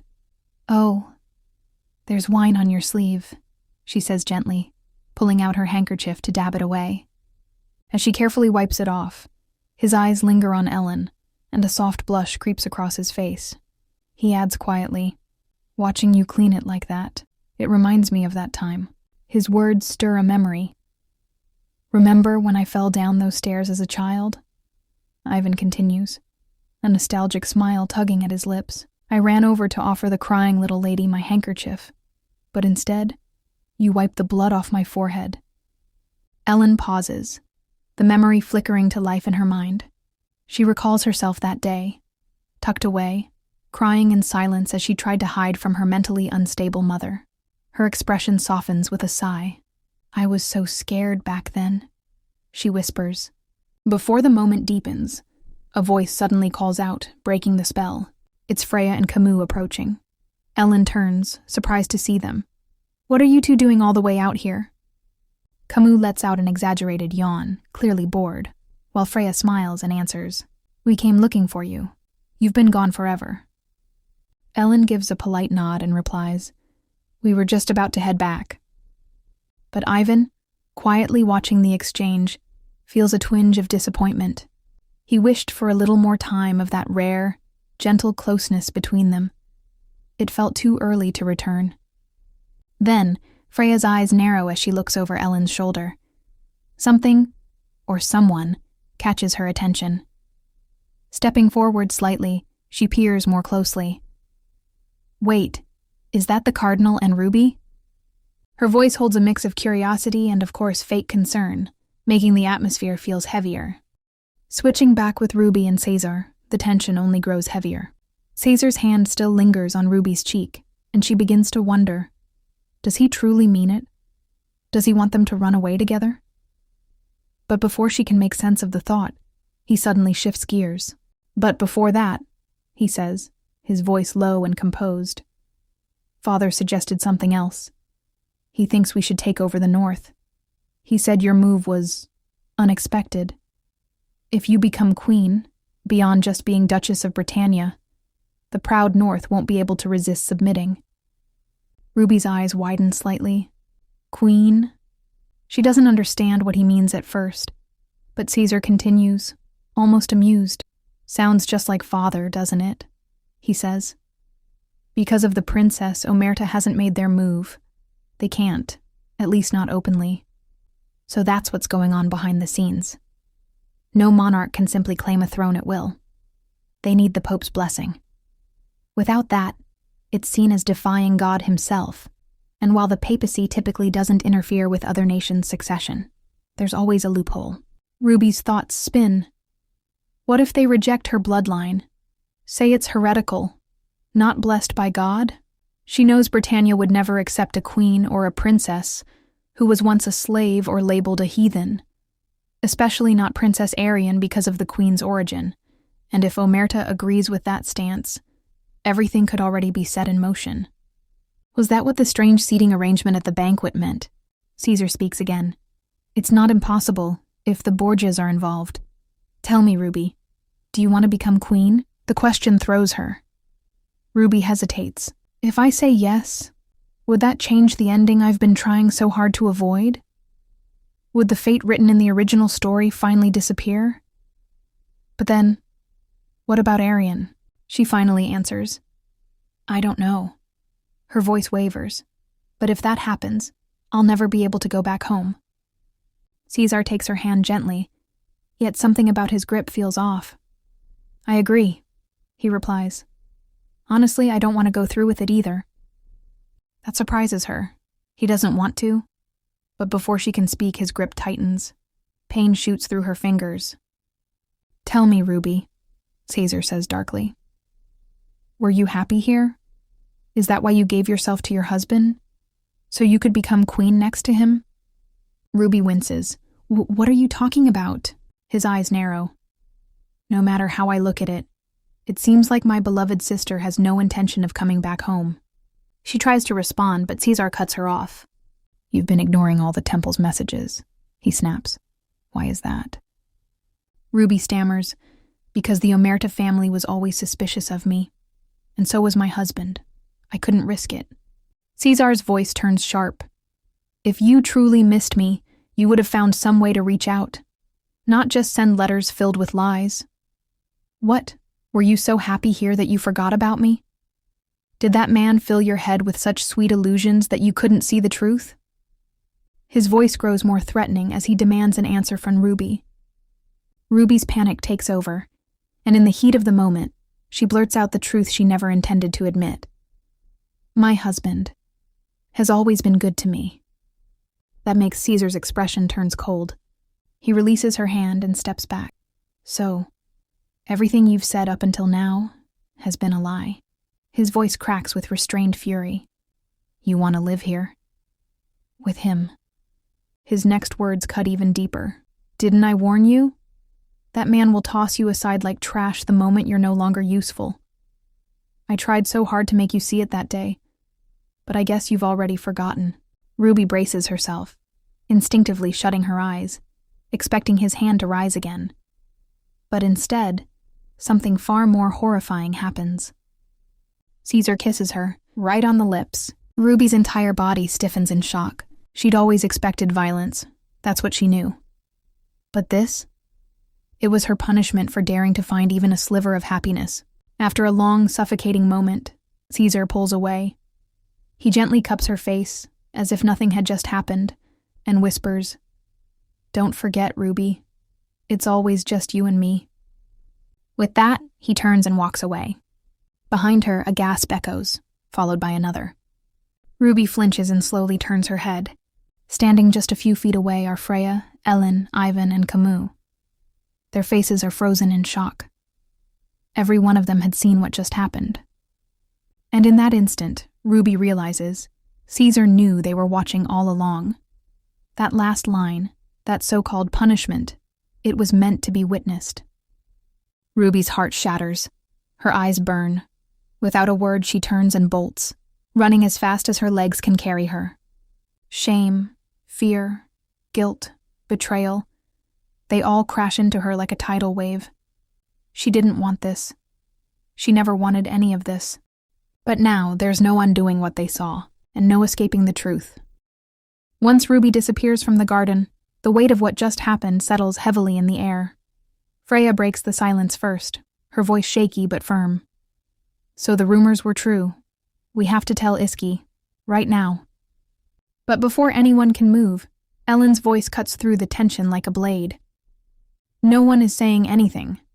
Freya turns to her, eyes wide. "Ellen, get a grip. Do you really think staying silent will help? We need to tell him the truth before it's too late." Ellen calmly places a hand on Freya's shoulder, her expression unflinching and cold. "Did you not hear me? Stay quiet. Or do you think Omerta is something to be taken lightly?" That sharp response chills Freya. Her defiance falters. The warning in Ellen's words is clear and terrifying. "This is a matter of our family," Ellen adds, voice low and resolute. "You will say nothing." Camus, who had remained silent up to now, finally speaks up, his tone hesitant. "Lady Ellen, we agreed not to say anything until after Iski's match. But what about after that? The festival isn't over tomorrow. We must consider the possibility of the news getting out." Ellen remains silent, but her thoughts churn. If Iski were to catch even a whisper of what happened tonight. She can't finish the thought. She knows her brother. She knows his fury, his loyalty, and his love for Ruby. And with Caesar remaining in Arendelle during the festivities, if Iski finds out, there will be blood. Ellen's gaze shifts toward the wider stakes. The gladiator matches have drawn guests from across the continent, including representatives from the Vatican. One wrong move could destroy not just Omerta's dignity, but spark of international chaos. Britannia's future is hanging by a thread, and it's all tangled around this one moment. "I understand what you're thinking, my lady," Camus says gently. "But you shouldn't carry this burden alone. I can't stand the thought of Iski showing kindness to that shameless Borgia scoundrel." Ivan nods in agreement, casting a look toward Ellen that speaks volumes. His loyalty is with his friend, no matter what. Her voice is soft but steady as she looks at both Camus and Ivan. "Then do what you must, and I'll do the same." We transition into a quiet, dimly lit hallway just outside Ruby's chambers. Her maids stand at the doorway, anxiously peeking in but too afraid to step inside. The curtains are drawn, and the once vibrant lady lies motionless in bed, her back turned to the world. Inside, Ruby is still. Her eyes are open, but there's no light in them. Her mind drifts in silence. I should feel something. Shame, fear, disgust. But instead, nothing. The emotions swirl like mist and vanish before she can grasp them. Time blurs. At some point, Ruby realizes she's walking, barefoot, the air around her cold and heavy. Am I dreaming? Her surroundings shift, unreal and mist-covered. Distant sobbing echoes faintly. The sound is haunting and familiar. The banshee, Ruby thinks. It's that voice again, just like back then. They say a banshee's cry means death is near, but nothing happened the last time she heard it. Or maybe something did. She had died once before, and woke up in this body. Ruby's body. A name that doesn't truly belong to her. Just a wandering soul inhabiting a shell. A puppet playing the part of nobility. Pretending to be human in a role written for someone else. How am I any different from a golem? A hollow laugh escapes her lips. The monsters. They're like me. I'm one of them.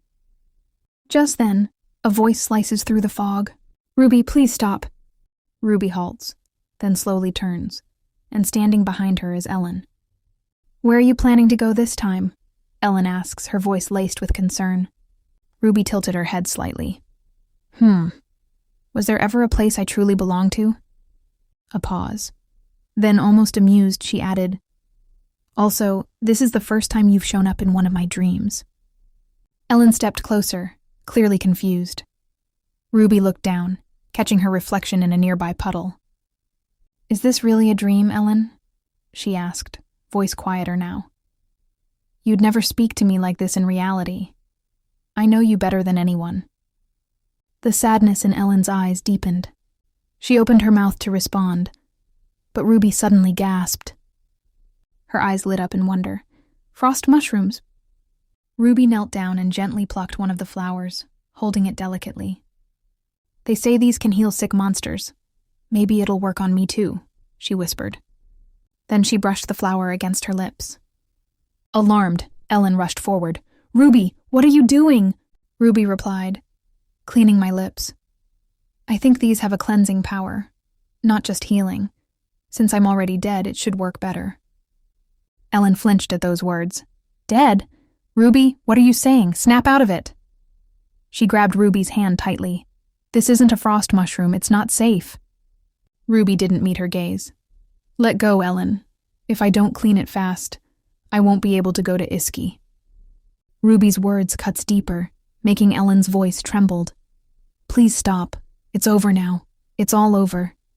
Ruby touched Ellen's cheek, her expression unreadable. Then why do you look like that? If this isn't a dream, you wouldn't make that face. Then she took a breath, as she says that she wants to see Iski. Ellen shook her head gently. You can't. Not until the match ends.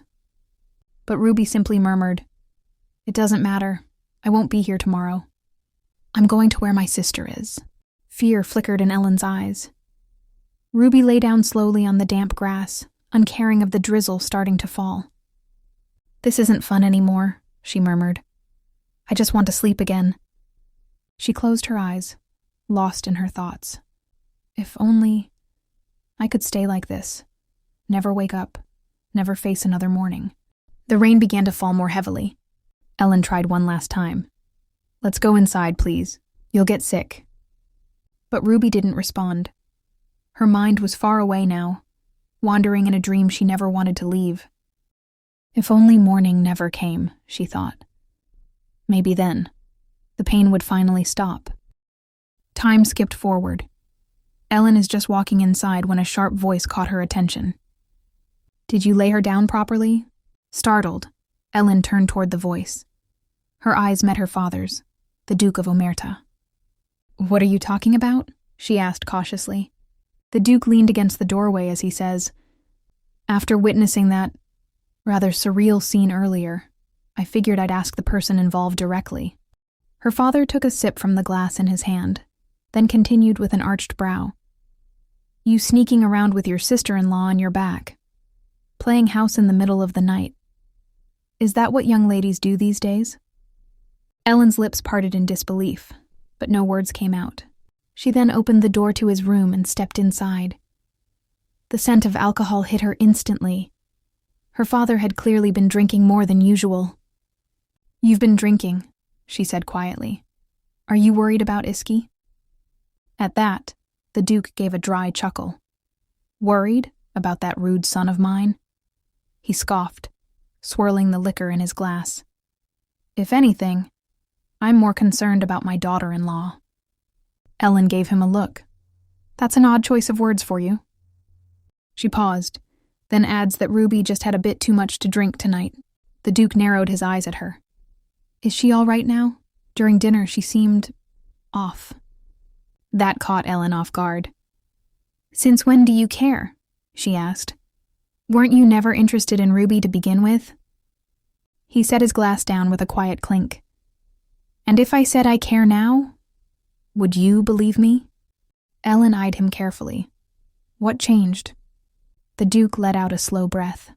At first, I pitied her. I was selfish. But thanks to that child, I got to protect my daughter. And I got to see my son, truly in love, not out of obligation, but devotion. Do you really think he loves her? She asked softly. Even if something terrible happens, would he still choose Ruby? Something in her tone made the Duke pause. His expression sobered as he studied her face. Something happened to her, didn't it? He said, voice low. I can see it in your eyes. You wouldn't look like that if everything was fine. Inside, Ellen's thoughts were spiraling. She's scared that just like with her mother, Ruby would vanish too. And that same fear gripped her now. Once, Ellen only pitied Ruby, married off to Iski so Ellen herself wouldn't have to wed Ruby's brother. But things had changed. She never expected this knot of fear in her chest. She never imagined she'd see her mother's shadow in Ruby, fragile and fading. And the worst part? Ellen had no idea how to stop it. The Duke watched his daughter, then spoke with gentleness. You look troubled. You've always kept your worries to yourself, just like your mother. So, let me tell you this. Don't waste time worrying about your brother. Worry about Ruby. Even if a man gives everything, if the woman can't open her heart, it's all for nothing. Just like it was with Isis and me. The second day of the tournament rolls in. Ruby sat in the stands, eyes turned toward the blazing sun above. She stared at it so long, she almost wished it would blind her. Maybe then she wouldn't have to see any of this. Especially his face. The shameless man sitting beside her, acting as if nothing had happened. As if he hadn't done something unforgivable just the day before. Everything felt like a bad joke now. Numbed by the chaos, Ruby found herself strangely unafraid. Even of the inevitable end she felt creeping closer. What was there to fear when she was already so hollow? She was sure Iski had heard about the incident. How could he not? The crowd had seen it. Whispers must have spread like wildfire. Ruby didn't even need to explain herself. Others would do it for her, twisting the truth to fit their version of events, just like always. Like they were all reading from the same cruel script. The thought left her cold and speechless. She was tired. Tired of the games, the lies, the weight of it all. On the flip side, Ivan turned to Galar with a tense expression. What do you think the chances are that Lady Ruby breaks through that holy barrier and runs straight into a den of monsters? Galar blinked, unsure how to answer, until he scoffed and said, You're clearly still hungover. I think the chances of you running off like that are higher. Ivan's brow twitched in annoyance. You're useless, he muttered. Galar glanced over at Camus and rolled his eyes. Ivan's acting weird today, huh? But as soon as he looked at Camus' face, the sarcasm faded. The man looked genuinely troubled. Galar narrowed his eyes. You're hiding something, he said cautiously. Camus stiffened. What are you talking about? What could we possibly be hiding? Trying to lighten the tension, Galar asked. Are you worried Lady Ruby might lose her composure if Iski gets injured in the match? Ivan shook his head. If only it were that simple. That reply made Galar pause. He looked over at Ruby sitting quietly in the stands. She looks fine to me, he muttered. Honestly, she seems even calmer than yesterday. And that was exactly what unnerved Ivan. The truth was, he and Camus had spent all night tossing and turning over what they'd learned. They had planned to visit Ruby early in the morning to talk, to clear things up. But she was nowhere to be found. Instead, they found Ellen and got another story from her. Every disturbing detail about what Ellen saw the night before. Both Ivan and Camus already knew the truth about what happened to the late Duchess Omerta. And now, They couldn't ignore the similarities. Ellen's words haunted them. Ruby is starting to resemble her mother. They were terrified the same tragedy was going to play out all over again. And today, Ruby was different. Her demeanor, her energy. It was like she wasn't even here. Like she was just waiting for the right moment to vanish. She looked like someone who had already given up in life. It shook them to the core. At this point, they didn't even know who they should be more worried about. Iski in the arena, or Ruby in the stands. Ivan clenched his fists in frustration. All they could do now was sit, watch, and wait anxiously. And it was driving them all insane. As Ruby rose from her seat, Caesar's sharp gaze followed her. "Where are you going?" he asked, his voice neutral, but his eyes unreadable. "To the bathroom," Ruby replied casually. Caesar didn't say a word in response, just stared, as if trying to read something deeper in her simple answer. Once inside the washroom, Ruby turned on the faucet and began washing her hands. The cold water stung a little, but she doesn't care. As she rubbed her fingers, her ring slipped off and clinked softly as it landed in the sink. Ruby picked it up. Was it always this loose? She wondered, staring at it in her hand. Suddenly, the door opened with a creak. A familiar saccharine voice cut through the silence. "Oh my, what do we have here?" Freya cooed. "The star of every rumor, hiding in the bathroom? Don't tell me you're embarrassed by all the attention." Ruby didn't even look up. Her eyes were still fixed on the ring, her fingers gently testing its looseness. Freya frowned at being ignored. "Are you seriously ignoring me right now?" Ruby finally glanced up with disinterest. "Were you talking to me? I didn't realize." Freya's face twisted in irritation. "Who else would I be talking to?" Ruby tilted her head, unfazed. "A hiccup might help a startled heart," she muttered absently, still inspecting her fingers. Freya scowled. "You're finally showing your true colors now that your brother is here. The oh-so-lovely lady, married into the Duke's family. You fooled everyone." Ruby nonchalantly response. "So you knew about my status?" she said, her voice cool. "I thought you were just clueless, flouncing around like that." Freya blinked, momentarily thrown off. "And last time?" Ruby continued. "Pouring tea on your own head, playing the victim. It was a clumsy act. But I'll give you this. Entertaining. Now you're dreaming of being Queen of Arendelle?" Her tone sharpened. "A Marquez daughter, rambling about treason in front of a Duke's family member. Do you even realize who I might tell?" Freya's eyes narrowed. She gave a breathy, bitter laugh. "Poor Iz. I really feel bad for him. I can't wait to see his face when he learns who you really are." Ruby's gaze chilled. "That's not something you should be curious about." Her voice dropped. "Still don't know your place, do you?" Freya scoffed. "Isn't it you who doesn't know yours? What you did yesterday insulted the entire North." But Ruby cut her off, voice as cold as ice. "Watch your mouth," she warned. "You're just the daughter of a puny Marquez. Were your parents the ones who taught you to speak of treason like it's part of polite conversation?"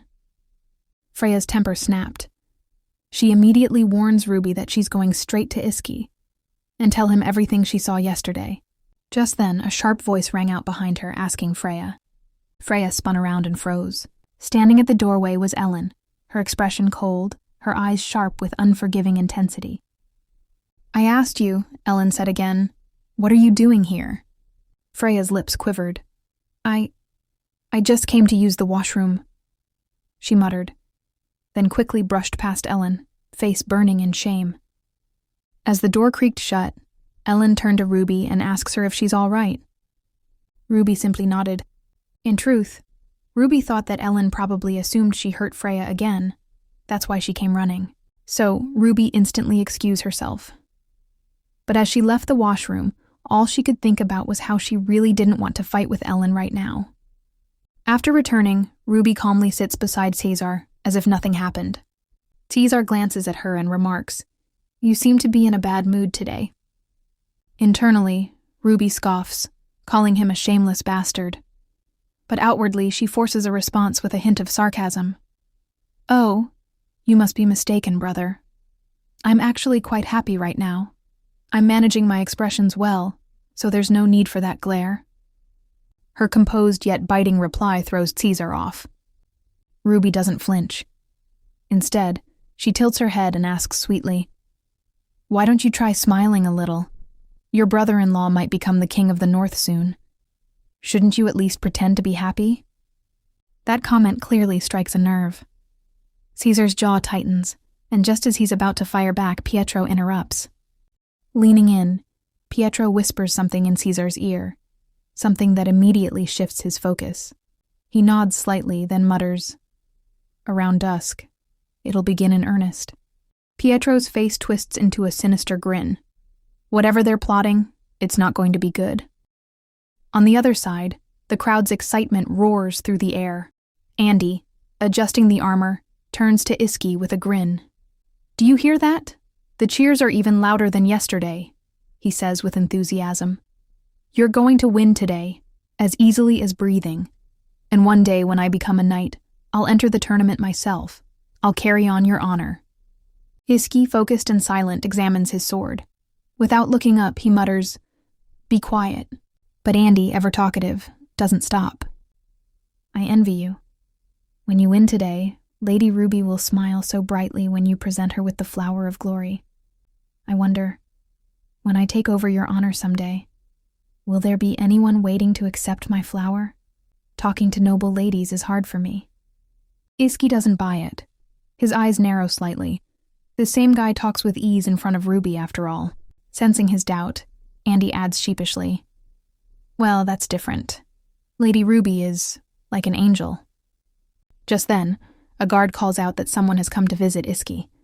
Both men glance at the door, expecting, it must be Ruby. With a smile creeping onto his face, Iski strides to the door, imagining Ruby's cheerful voice calling his name. But when he opens it, instead of his beloved wife, he's met with Freya, with tears streaming down her face. His smile fades instantly. Without hesitation, he begins to shut the door in her face, uninterested in whatever she's about to say. But Freya blocks it with her hand and pleads. Still refusing to listen, he turns away. But Freya suddenly cries out, "It's about Ruby and her brother." Those words stop him cold. His entire posture shifts as he turns back slowly, eyes sharp. "Do you have a death wish?" Freya trembles but insists. "I know how it sounds, but I'm not the only one who saw it. Your friends, Ellen, everyone was there. If you don't believe me, ask them yourself." Iski glares at her coldly. He instantly responds that he doesn't care what Freya or anyone else has to say. Because if something happened to Ruby, she would have told him herself. Cornered, Freya blurts out the truth that she saw the two kissing in the garden Iski built for Ruby. The shock hits like lightning. Both Iski and Andy freeze, but Iski quickly pulls himself together and storms toward Freya, grabbing her by the collar. "What are you saying? You expect me to believe such filth? What do you gain from this?" Freya breaks into sobs. "I wish I was wrong. I wish I hadn't seen it. But everything they said about Ruby, it's all true. We've all been tricked by the Borgia family's wicked games." Before he can respond, a loud announcement echoes across the grounds, calling all tournament participants to gather. The battle is about to begin. Iski shoves her back and turns without another word, walking away. But Freya isn't done. Desperate, she rushes forward and grabs his arm. "Please don't go. Withdraw from the match. If something happens to you, what will I do?" He yanks his arm free, cold and unbothered. "Let go." Freya clings tighter, voice cracking. "You don't understand the tricks they played on you. You're walking into a trap." But Iski's mind is already made up. He shoves her away so hard that she hits the ground with a loud thud. Even Andy, watching nearby, turns his eyes away from the sight. Stunned and trembling, Freya cries out, "You fool! You've been used from the very beginning. Can't you see? If you keep going like this, you'll be the one who ends up dead." But her words fall on deaf ears. Iski keeps walking, his eyes locked forward, silent, determined and completely unaware of the storm he's about to walk into. Inside the arena, the atmosphere turns brutal as the knights battle a massive beast. The audience, growing impatient, hurls insults at the knights, demanding they stop hesitating and kill the monster already. Some even shout, wondering what the knights are gawking at, calling them fools in frustration. Among the chaos, Ruby sits in the stands, watching the clash unfold. A sudden wave of dizziness hits her as she observes the action. At that moment, one of the knights takes a devastating blow from the beast. His body is flung across the arena, crashing hard into the wall. Blood pours from his mouth as he hits the ground, leaving a haunting silence in the air. Now, the beast locks eyes with Iski, trying to intimidate him. But without flinching, Iski unleashes his signature move. With one powerful slash, the beast collapses instantly, dead in a single blow. The crowd erupts, cheering wildly for the overwhelming strength Iski just displayed. Ruby, watching from above, isn't surprised in the slightest. The outcome felt inevitable to her. Even though she had initially feared for him, the monsters in the arena were no match for him at all. Once again, Ruby is reminded that all her fears and desperate attempts to avoid death might have been in vain. After everything, it all felt meaningless. She couldn't help but remark how dull things had become. Caesar, hearing this, finds it unexpected and comments on her reaction. Ruby replies without hesitation, questioning whether anyone here even cares if people die, and adds that she certainly doesn't. He then pointedly asks if she doesn't even care that her husband is the one fighting. Ruby responds without emotion, admitting there's nothing for her to worry about. She sincerely believes Iski will win easily, with or without her concern. That cold confidence brings a smile to Caesar's face. Back on the field, the atmosphere shifts again. One by one, the knights are falling, this time by ghouls. Camus and Galar are stunned. They can't believe the tournament has escalated to using a ghoul army. Ghouls are especially dangerous, not because of their strength, but because of their power to invoke deep psychological torment. They drag their victims through the worst memories of their lives, often destroying them from the inside out. Considering that, it's no surprise most of the participants are overwhelmed, yet Iski stands firm. He has summoned a holy shield around himself to block their influence. Then, with a swift move, he imbues his sword with lightning magic. After dismissing the shield, he charges forward and strikes. In a brilliant flash, all the ghouls surrounding him vanish instantly. As the dust settled in the arena, Caesar leaned back and casually remarked to Ruby, "Seems like the final winner has already been decided." Even he had to admit, seeing Iski fight in person was something else. The man's reputation clearly wasn't exaggerated. But Ruby, she barely reacted. With a flat voice, she muttered that it was all too predictable. Boring, even. She added that she'd rather sleep, shutting her eyes with clear intent to avoid further conversation. Deep down, her exhaustion ran far deeper, brought on by another sleepless night spent because of a certain someone. Caesar knew her words were just an excuse, but for now, he let her be. For a moment, silence. That is, until chaos erupted in the crowd. The sudden rise in commotion jolted Ruby awake from her short, unintentional nap. She blinked, trying to steady her vision, only to find the scene before her had transformed into something horrifying. A monstrous, rotting creature loomed in the center of the arena. A lich. Her breath caught in her throat. That wasn't just any beast. It was a creature so dangerous it required a special permit from the papacy to even be summoned. Ruby's heart began to race. This wasn't supposed to happen. She turned instinctively to her brother, and there it was. That wicked, bone-chilling smile painted across Caesar's face. He was enjoying this. He wanted this. There was no mistaking it now. Caesar had a hand in bringing the lich here. Ruby's gaze snapped back to the arena.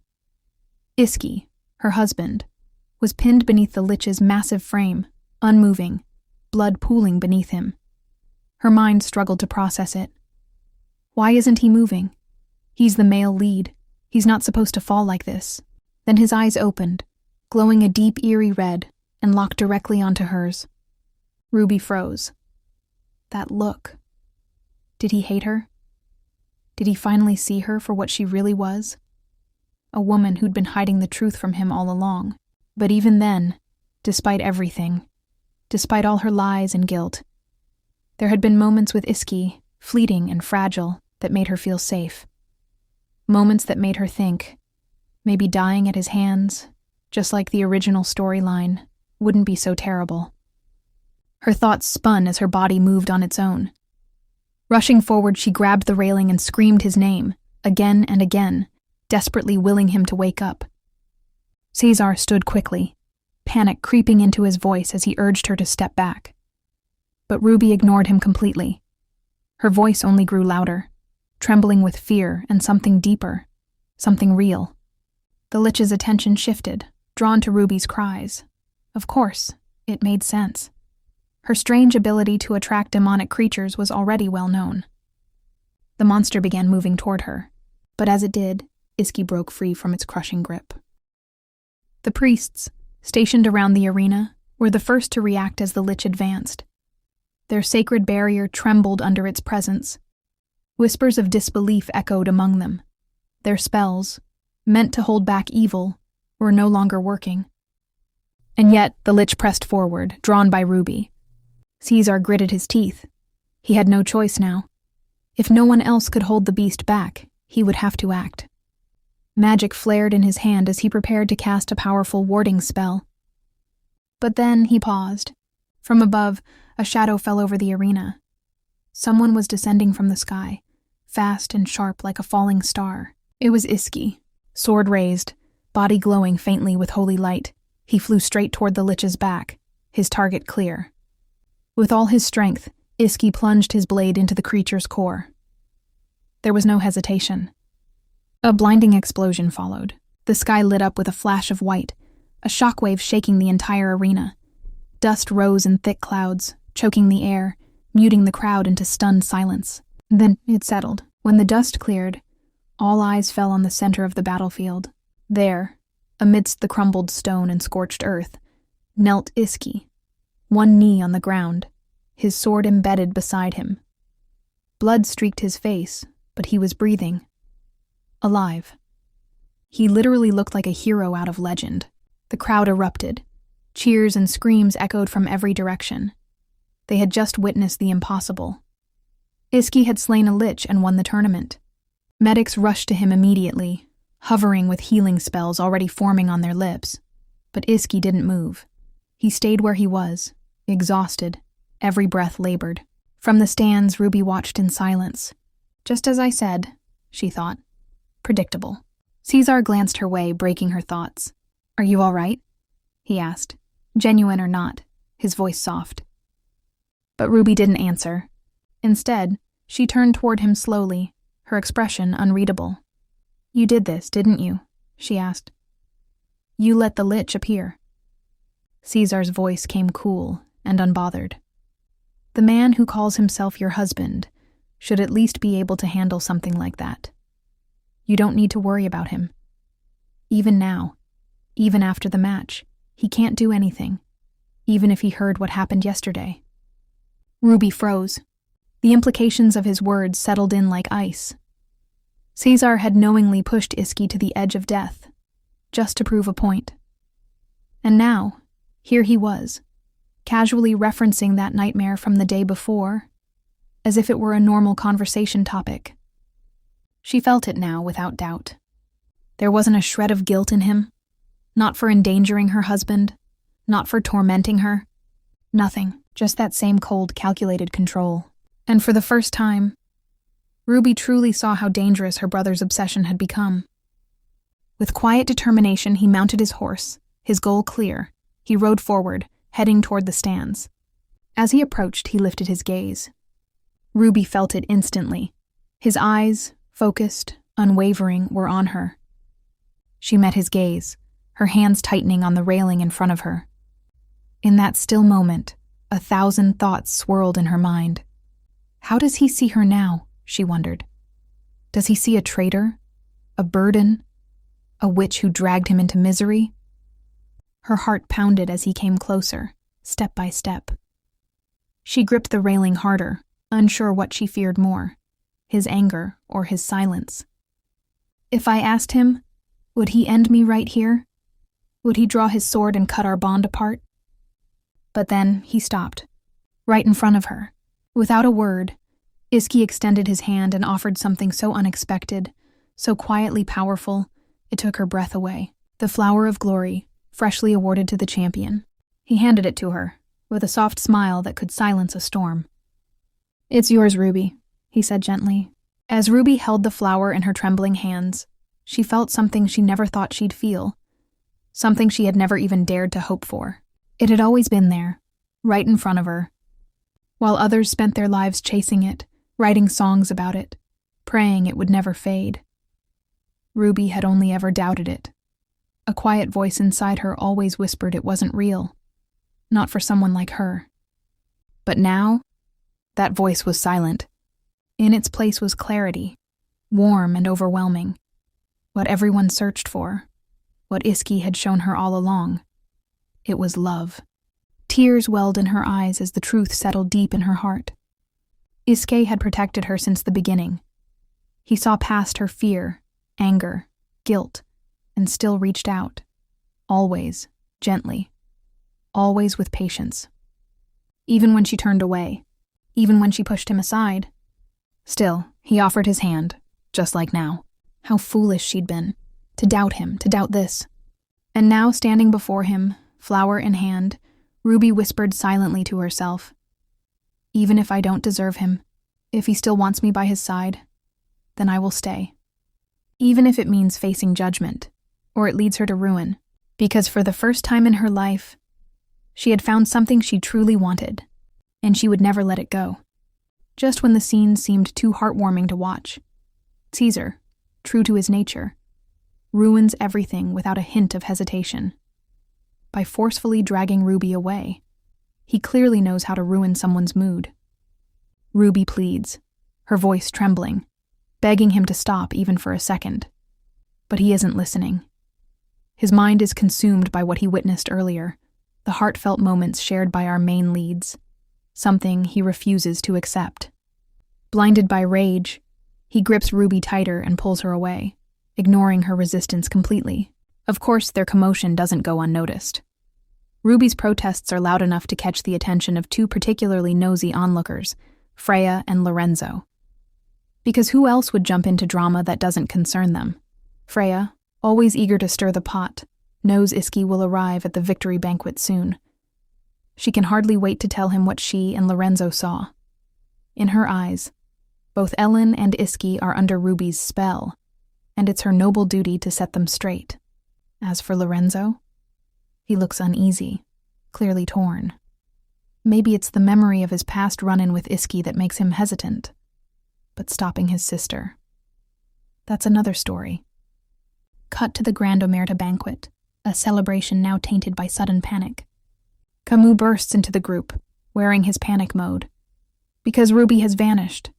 1 second she was there, and now she's gone. And he has no clue where she went. Ivan quickly hushes him, pointing out that people are starting to stare.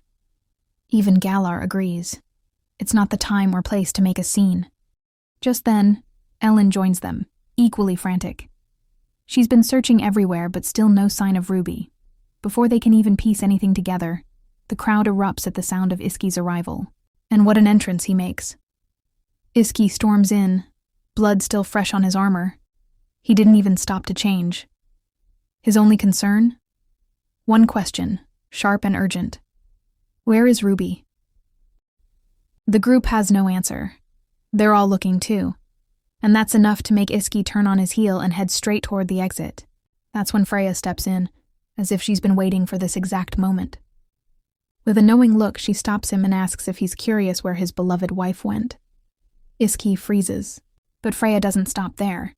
She claims she saw Ruby holding hands with Caesar as they walked out of the banquet, like it was some romantic stroll. Really, Freya? Holding hands? Is that what you call being dragged against your will? Either she's blind, or she only sees what she wants to believe. So where is Ruby now? Well, she's been dragged. Yes, dragged into a mysterious mirrored chamber by Caesar.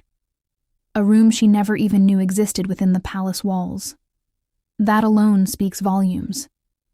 If Romana's spies could know a secret space like this inside Arundel's royal palace, Then they've infiltrated deeper than anyone realized.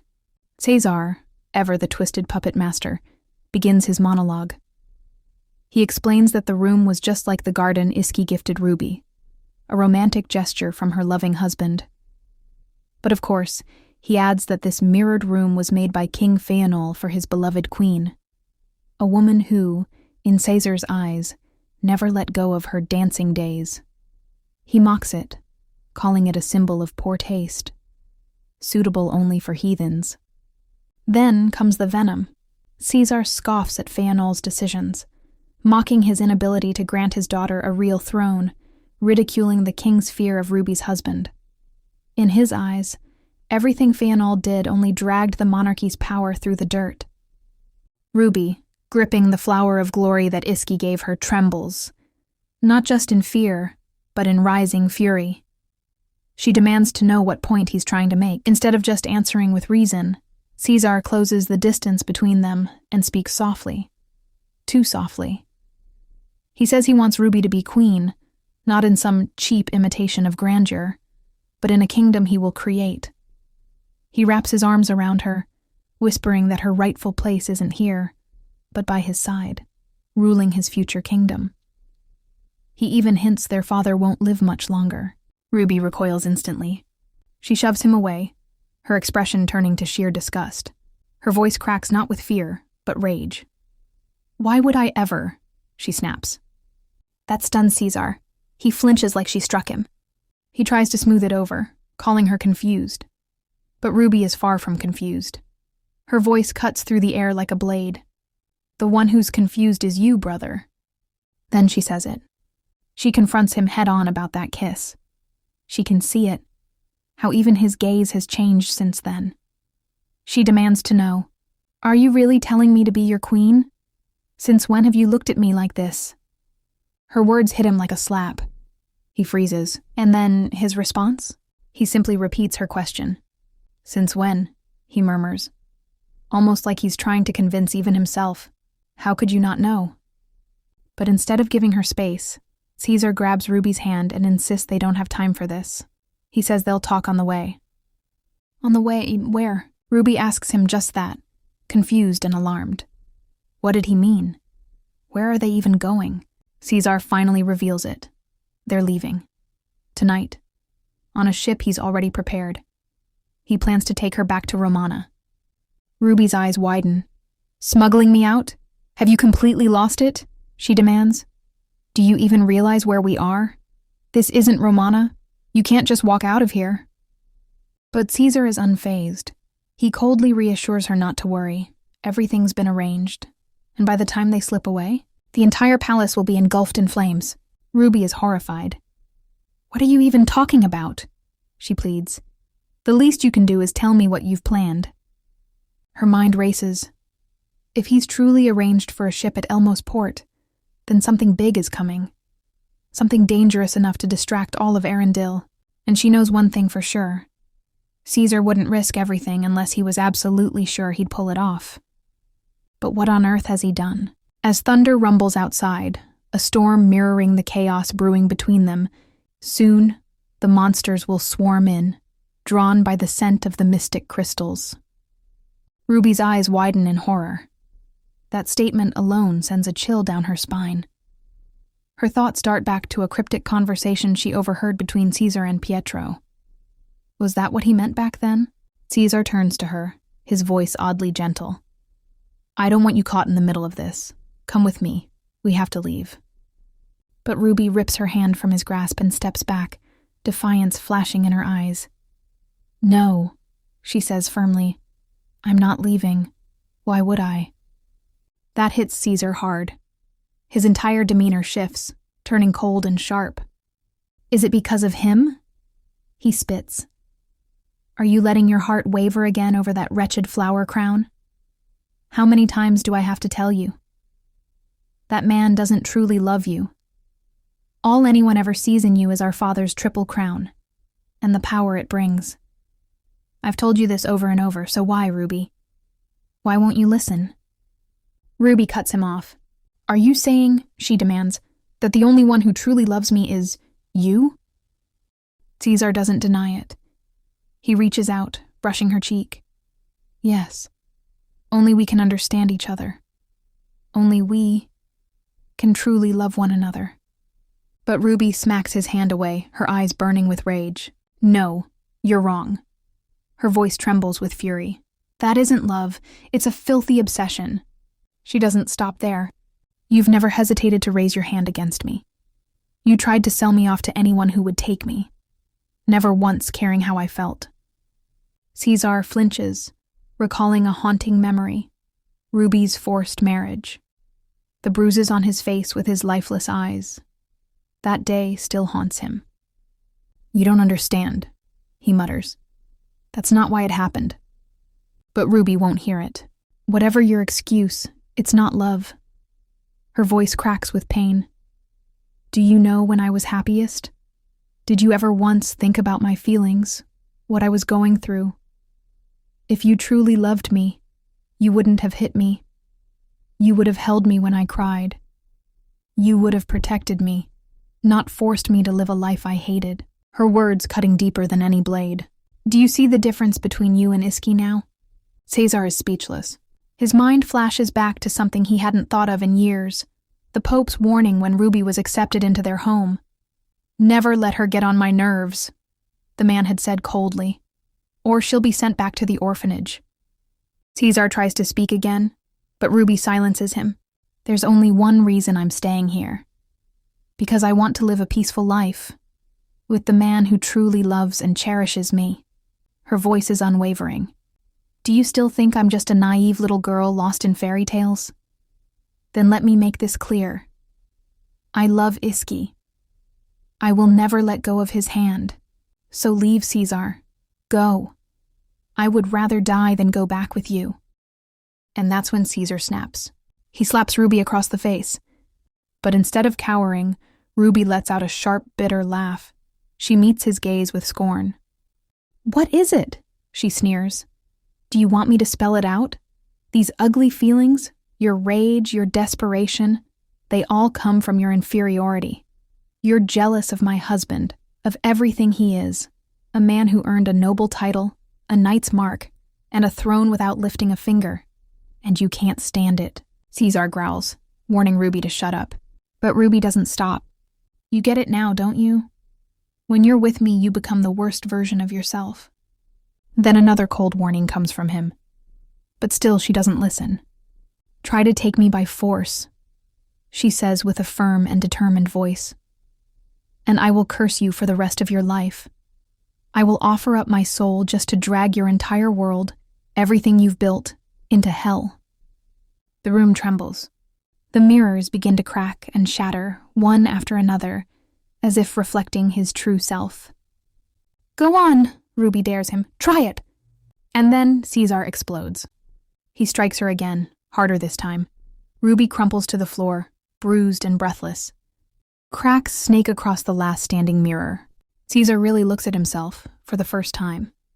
And just like the shattered glass surrounding them, he realizes something inside him has broken beyond repair. You're right. You really do bring out the worst in me. But even now, I still can't let go. Just then Caesar freezes. He senses someone behind. Before he can fully react, Iski lunges forward, steel-piercing flesh, and drives his sword straight into Caesar's chest. Then the door bursts open. Ruby! Voices cry out in unison. Ellen, Ivan, Camus, and the two siblings all rush into the room. Their eyes widen in horror at the scene before them. Freya and Lorenzo stare, speechless, at the bruised woman lying on the floor. Then Ellen drops to her knees beside Ruby and cradles her protectively. She immediately checks if Ruby is all right. Ruby meets her worried gaze, eyes softening. I'm fine, she murmurs. Ruby can't help but feel glad that everyone all came for her. She then glances briefly at Freya. In truth, Ruby had noticed Freya and Lorenzo watching when Caesar dragged her away earlier. It hadn't been part of any plan, but somehow, Freya had proven useful. Ruby never thought she'd say that to herself. Suddenly, Ellen tries to hold her down. Don't move, Ruby. You're injured. But Ruby shakes her head. I have to. We need to stop Iski. If he kills my brother, even with his strength, there will be consequences. Iski will be in danger. Meanwhile, Iski's rage only intensifies. He twists the blade deeper, glaring down at Caesar. Caesar winces, but with a grimace he raises a trembling hand, and his energy flares.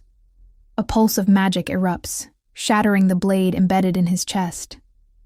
Iski snarls at him. Before he can attack again, Ivan and Camus rush to his side. Ivan urges Iski to stop, but Iski can't hear them. His rage has taken over. With a furious shout, he charges forward once more, and the room erupts into chaos. Holy energy clashes violently as Caesar and Iski summon their sacred shields, blades of light and waves of divine power colliding with explosive force. The others in the room flinch and cover their ears. The pressure from their battle creates a deafening hum that makes it nearly impossible to stand. Everyone except Ruby. She blinks. Then she looks down and sees it. Her bracelet. It's glowing, pulsing with a soft, ethereal light. Realizing she might be the only one capable of moving through the storm of power, she steadies herself and stands. Ellen grabs her hand again. Ruby, don't. It's too dangerous. But Ruby only turns to meet her eyes. It's okay, Ellen. Please trust me. Ellen hesitates for a moment, then slowly releases her grip. As the fierce clash between Iski and Caesar intensifies, Iski's voice cuts through the chaos. He demands to know if Caesar still dares to call himself Ruby's family after everything he's done. Without hesitation, he spits out his disgust, calling Caesar nothing more than a disgrace of a son. That moment seems to tip the scales. With righteous fury backing his blows, Iski begins to overpower Caesar, his strength now breaking through. A flicker of fear flashes in Caesar's eyes. For the first time he realizes he might actually lose. Then, a sharp voice echoes through the room. Duke Omerta storms in, his face a mixture of rage and disbelief. He demands an explanation. What in the world Iski thinks he's doing? Without waiting for an answer, the Duke jumps into the fray, shielding Caesar from the assault. Now with both father and son unleashing their holy powers, the tension skyrockets. The Duke doesn't hold back. He reminds Iski in a booming voice that Caesar is the Pope's son. He warns him not to lose his reason, not to throw everything away in his anger. Suddenly, someone else also steps into the light, Ruby. She rushes to Iski's side, grasping his arm with trembling hands. Her touch alone makes Iski falter, and when she pleads for him to stop, his fury begins to crack. It wasn't just a battle, it was a breakdown. With both his wife and father urging him, Iski finally forces himself to calm down. But the divine energy he unleashed isn't something that disappears with a word. It lingers, unstable and glowing fiercely, and then a blinding light consumes the room. When the brightness fades and silence returns, Caesar and Duke Omerta are nowhere to be found. Iski, breathing heavily, lets his sword fall to the ground. His heart pulls him before his thoughts can. He wraps his arms around Ruby, finally able to do what he wanted from the very beginning. Ruby trembles in his hold, tears spilling down her face. She can only whisper her apologies again and again, each one soaked in guilt and pain. Among those witnessing the aftermath is Ellen, watching the couple with deep concern etched across her face. Ivan quietly steps up beside her, his gaze scanning her worried expression. He gently asks if she's all right, and Ellen quickly assures him that she is. But it's Ivan who isn't looking well. There's blood on his face, a reminder of the earlier chaos. Still, he brushes it off like it's nothing, just a small scrape from flying debris. Yet Ellen's guilt kicks in.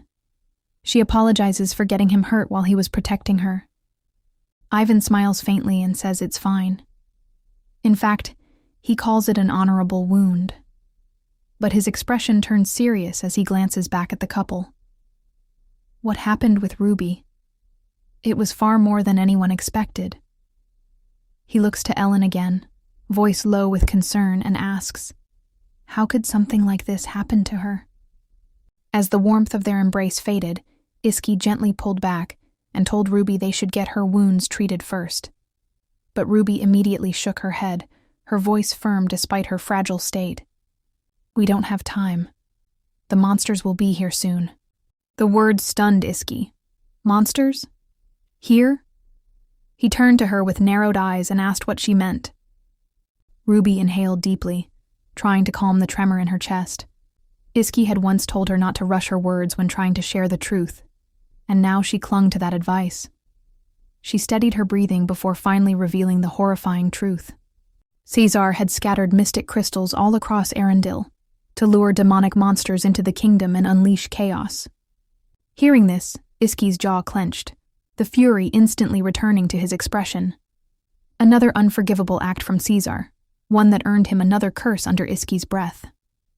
Ruby reached out and cupped Iski's face gently, her voice soft and filled with desperation. She swore she had no idea Caesar planned anything like this, her eyes silently begging him to believe her. And as always, Iski didn't hesitate. He looked at her with unwavering trust, a reassuring smile forming at the corner of his lips. Ruby's shoulders sagged slightly in relief as they leaned into another embrace, but Ruby wasn't done yet. As they held each other, she murmured a request. She wanted to go with him. If monsters were coming, maybe she could help. Iski immediately refused. He knew what Ruby was capable of. She could communicate with demonic creatures, but it came with risks he wasn't willing to take. Letting her anywhere near danger was out of the question.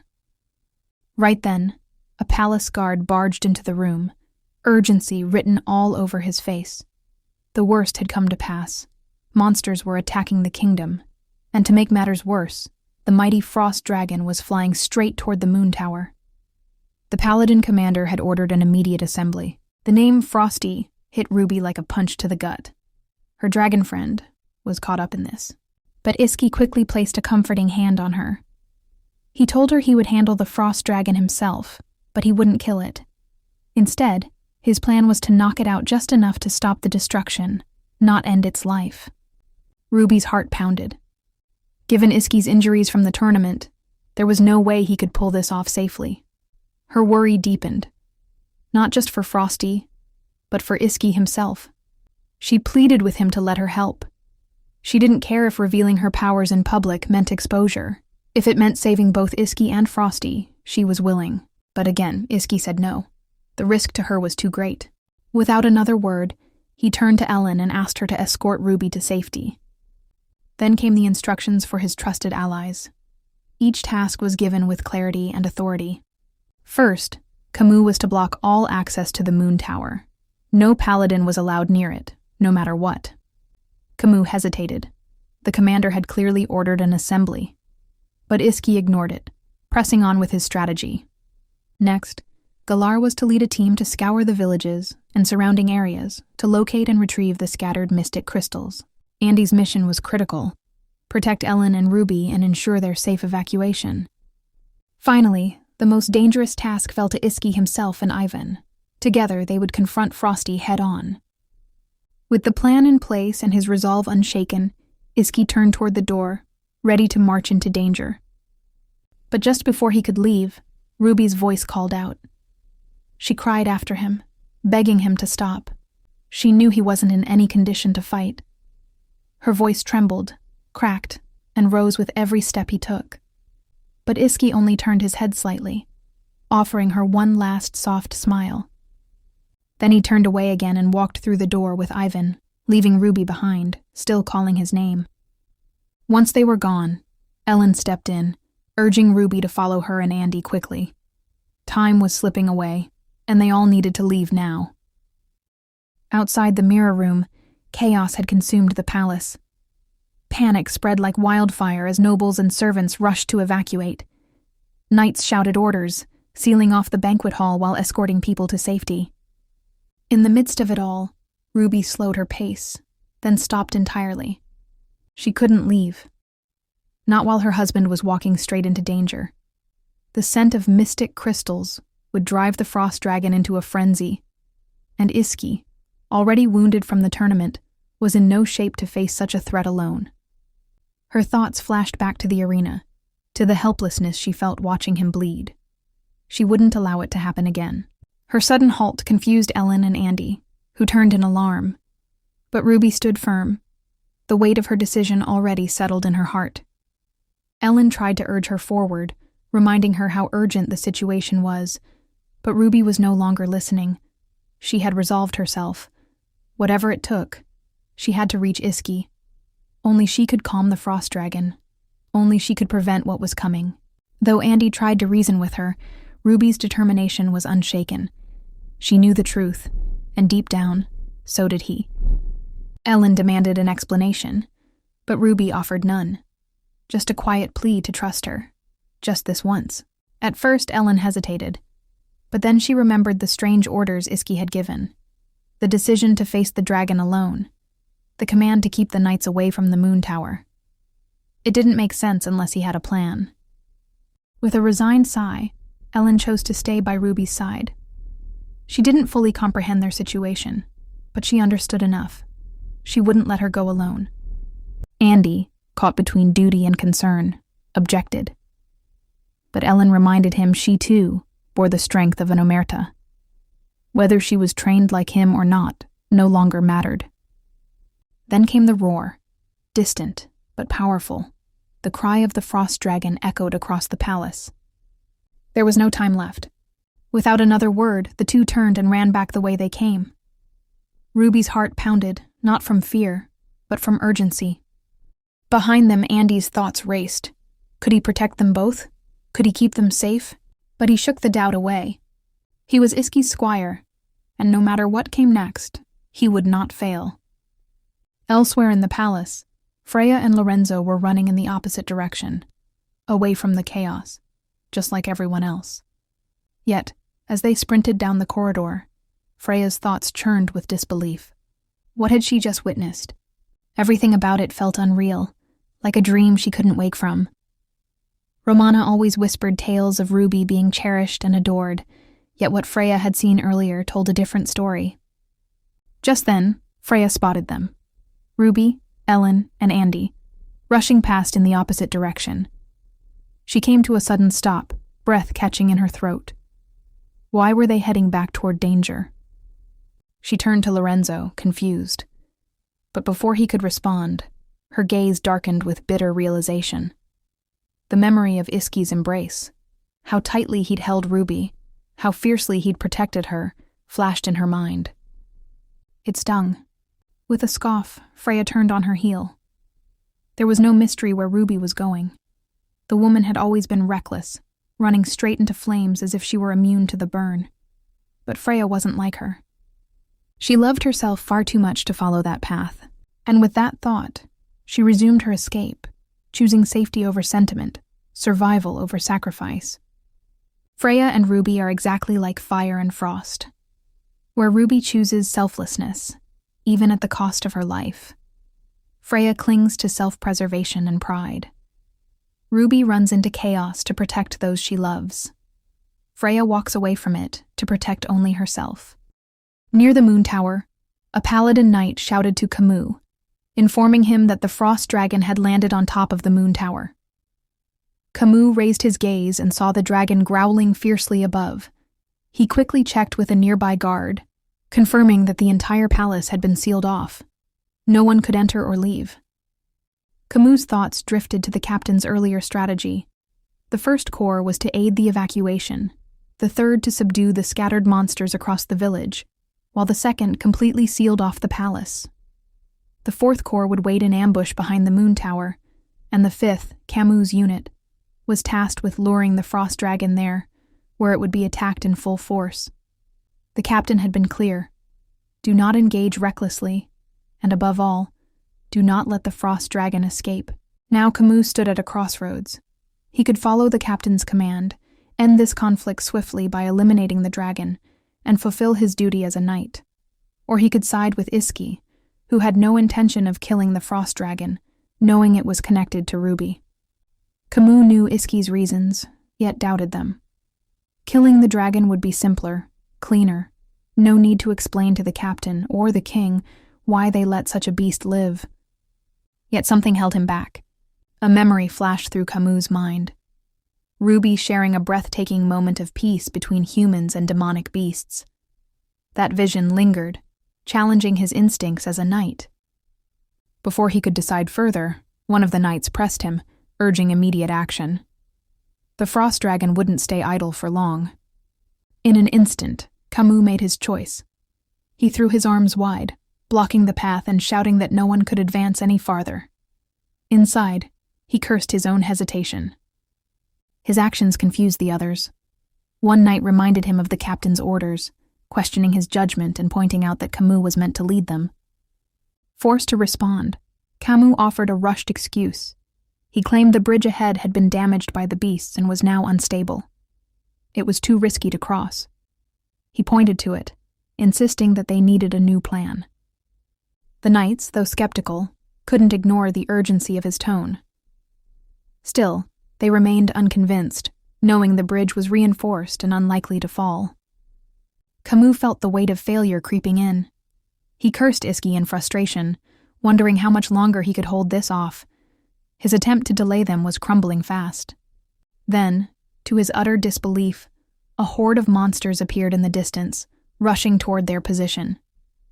For the first time in his life, Camus felt genuine relief at the sight of monsters.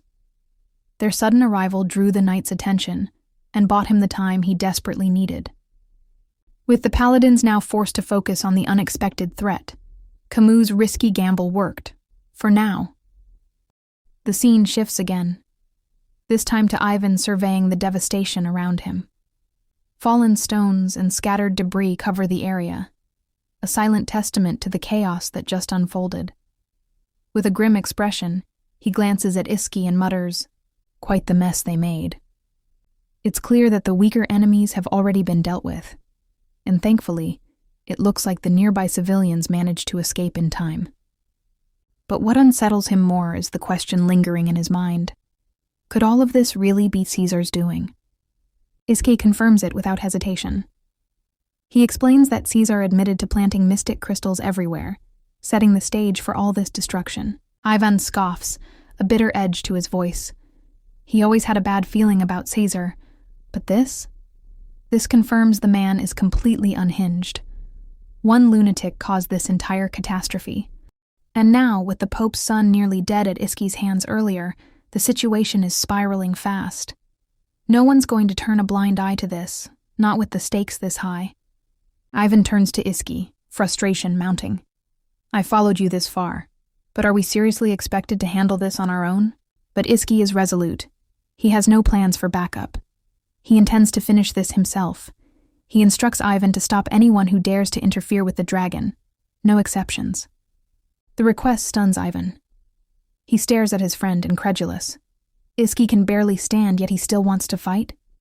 Even his sword is in no shape for battle. What could he possibly achieve like this? Before Ivan can protest further, Iski speaks calmly but firmly, urging Ivan to follow his lead. Ivan exhales sharply, clearly conflicted, but ultimately relents. Arguing now won't change anything. With a heavy heart, Ivan hands over his sword and tells Iski not to rely on willpower alone. Ivan himself is nearly out of strength.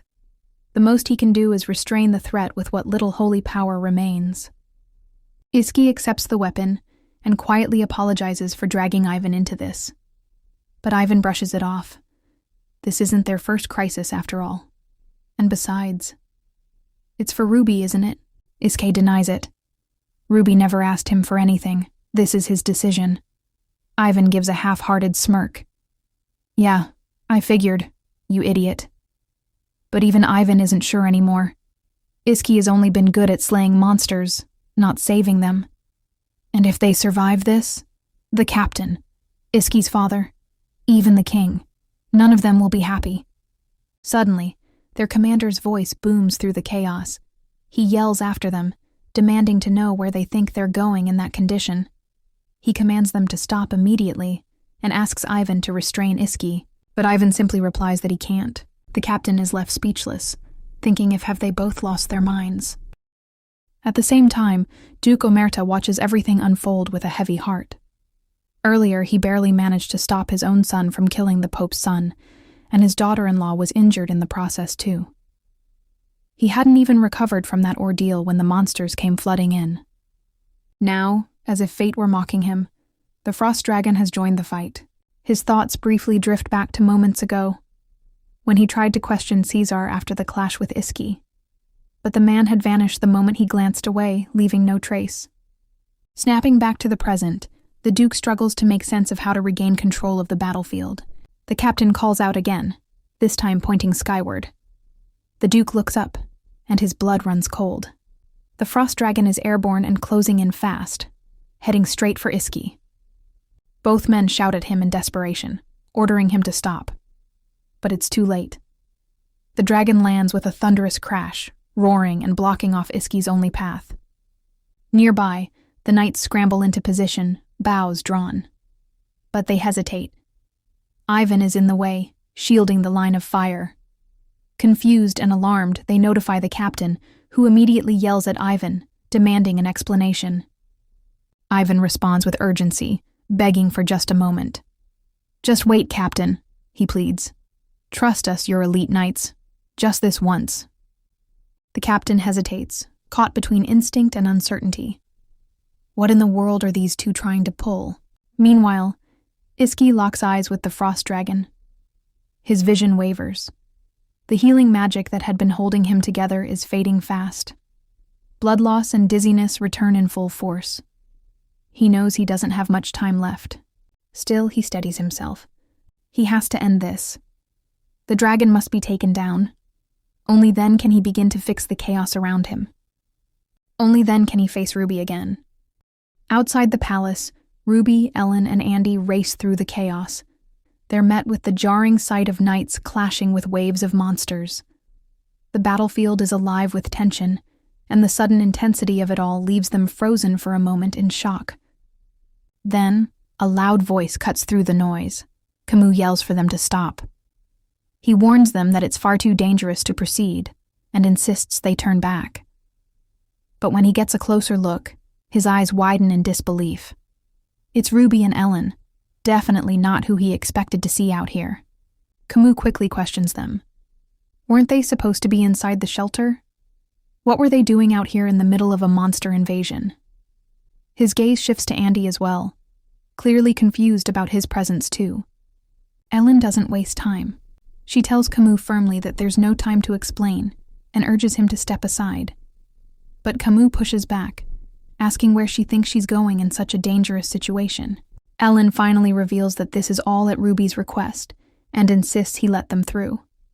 But Camus can't allow it. The monsters aren't slowing down. The battlefield is only getting more deadly. Before the conversation can go any further, Ellen suddenly unleashes her holy powers, striking down a monster approaching in a brilliant flash. The scene leaves Camus completely stunned. Ellen calmly tells him that there's no need to worry. Her composure surprises Ruby, and seems to ignite a spark of determination in Andy too.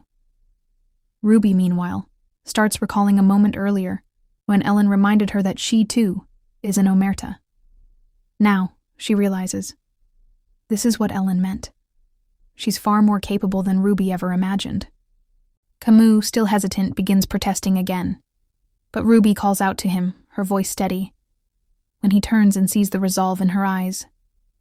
Sighing in resignation, Camus warns her that the situation is calm for now, but more monsters could appear at any moment. He urges her to move quickly. Ruby nods, offering a gentle reassurance that she'll be fine. Her confidence brings a faint smile to Camus' face. He immediately shifts into action, barking orders to the surrounding knights to give a pathway. Camus then instructed Ruby and others on how they can find Iski. With a grateful nod, Ruby thanks Camus. Then, without wasting another second, she takes off running alongside Ellen and Andy, heading straight for the battle's epicenter. As they race across the bridge, Ruby turns to Ellen with amazement. She had no idea Ellen possessed holy powers. Ellen responds simply, "Yes, I'm an omerta. That means I inherited the holy power within our bloodline. After my mother passed, my father taught me everything I needed to know to protect myself." But the toll of using her powers soon catches up to Ellen. Beads of sweat form on her brow, and her breathing grows heavy. Ruby notices her faltering and quickly moves to support her just as she starts to lose her balance. She catches Ellen in time and helps steady her. Ellen insists she's fine. It's just a temporary side effect. She explains that to wield holy power properly, one must first take a sacred vow. Since she hasn't done that yet, Using her powers comes with side effects. Ruby's heart sinks. She feels guilty. Ellen is pushing herself this hard because of her. But Ellen quickly shuts that thought down. She assures Ruby that she's not doing this because of her. She's doing it for her own reasons too, to protect the people she loves. That simple truth strikes deep. Ruby is visibly moved, her eyes locked on Ellen's. In this moment, their bond as family feels unshakable. Elsewhere, Galar's squad is in the middle of a rough interrogation. Pietro is being forced down, his face pressed into a puddle of muddy water as they demand answers. Galar steps forward, cold and composed, his sword pointed straight at Pietro. He tells him plainly, it was his face he saw back then. There's no mistaking it. Without mincing words, Galar demands to know the locations of the mystic crystals. Pietro, coughing yet clearly amused, throws the question back at him. How would I know something like that? He mutters. But Galar isn't buying the act and warns Pietro not to bother pretending. If it wasn't him, then who else could it have been? Pietro simply shrugs. That vague response is all Galar needs to hear. He sheathes his sword and declares there's no point continuing. Pietro is coming with them, whether he likes it or not. Galar adds pointedly that he already knows who Pietro's master is, so the smart thing would be to cooperate. But instead of fear, Pietro lets out a low chuckle. His tone is smug as he responds, I serve no master. The Northern Knights are just chasing shadows. His voice drips with mockery. Let me save you the trouble. I won't say a thing. That attitude hits a nerve. Galar's face hardens, and he growls that Pietro sure knows how to spew nonsense. He's had enough. Without hesitation, he orders the knights to tie Pietro up and take him to the basement. As they drag him away, Pietro's mind flashes back to a chilling warning from Caesar. He had said, Remember this, Pietro. If anything goes wrong, the place you're headed to will be your final resting place. You know exactly what that means, don't you? The memory weighs heavily on Pietro. He lifts his eyes to the sky, frustration etched across his face. And with quiet acceptance, he admits. He knows exactly what Caesar meant. On the battlefield, Iski is already in rough shape, coughing up blood and struggling to stay on his feet. As he wipes the blood from his mouth, he locks eyes with the frost dragon, who glares back with a terrifying, icy rage. Without warning, the dragon charges forward in a blur of movement. Iski, though still catching his breath, raises his sword and counters with a swift strike, clashing directly with the beast. Sparks fly, and the air around them trembles from the impact. Off in the distance, Ivan is watching closely. He manages to block one of the dragon's scattered attacks, but his focus is on Iski. It's obvious that Iski is struggling. This battle is testing his limits. Iski had promised to hold back, only doing enough to subdue the dragon without killing it. But now, the reality of the situation is far messier. Ivan realizes that if they were trying to kill the dragon outright, it might have been easier. But instead, they're walking a razor-thin line, and Iski can't afford to rush in recklessly. Back on the bridge, Ruby continues sprinting with Ellen and Andy at her side.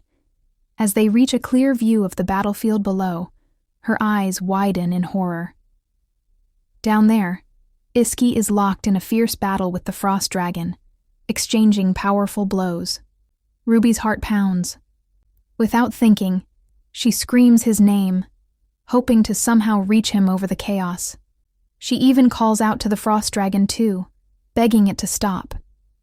But her voice is lost to the wind, and the dragon doesn't react at all. Desperation takes over. Ruby no longer hesitates. Despite the danger, despite Ellen and Andy behind her, she runs forward, her only thought being to reach her husband. On the other hand, Ivan is struggling on the ground below. His holy shield is now barely holding together. His divine energy has completely run dry. Just as the frost dragon unleashes a deadly volley of ice spikes in his direction, Ivan narrowly evades them, leaping aside at the last second. Once at a safer distance, Ivan breathes heavily and glances at Iski with guilt in his eyes. He then mutters an apology to Iski, though his voice is barely audible. He admits his divine power has been completely depleted.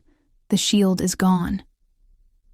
But even without words, he knows Iski understands. They've fought together long enough to read each other without speaking. Then, the dragon turns its fury toward Iski. More spikes are hurled at him, but Iski reacts instantly, using one of his advanced techniques to evade them. Swift and focused, he maneuvers high into the sky, ascending above the beast. "Just hang in there for a little longer, but it will hurt a bit," he mutters under his breath, clearly addressing the dragon. Not as an enemy, but something else.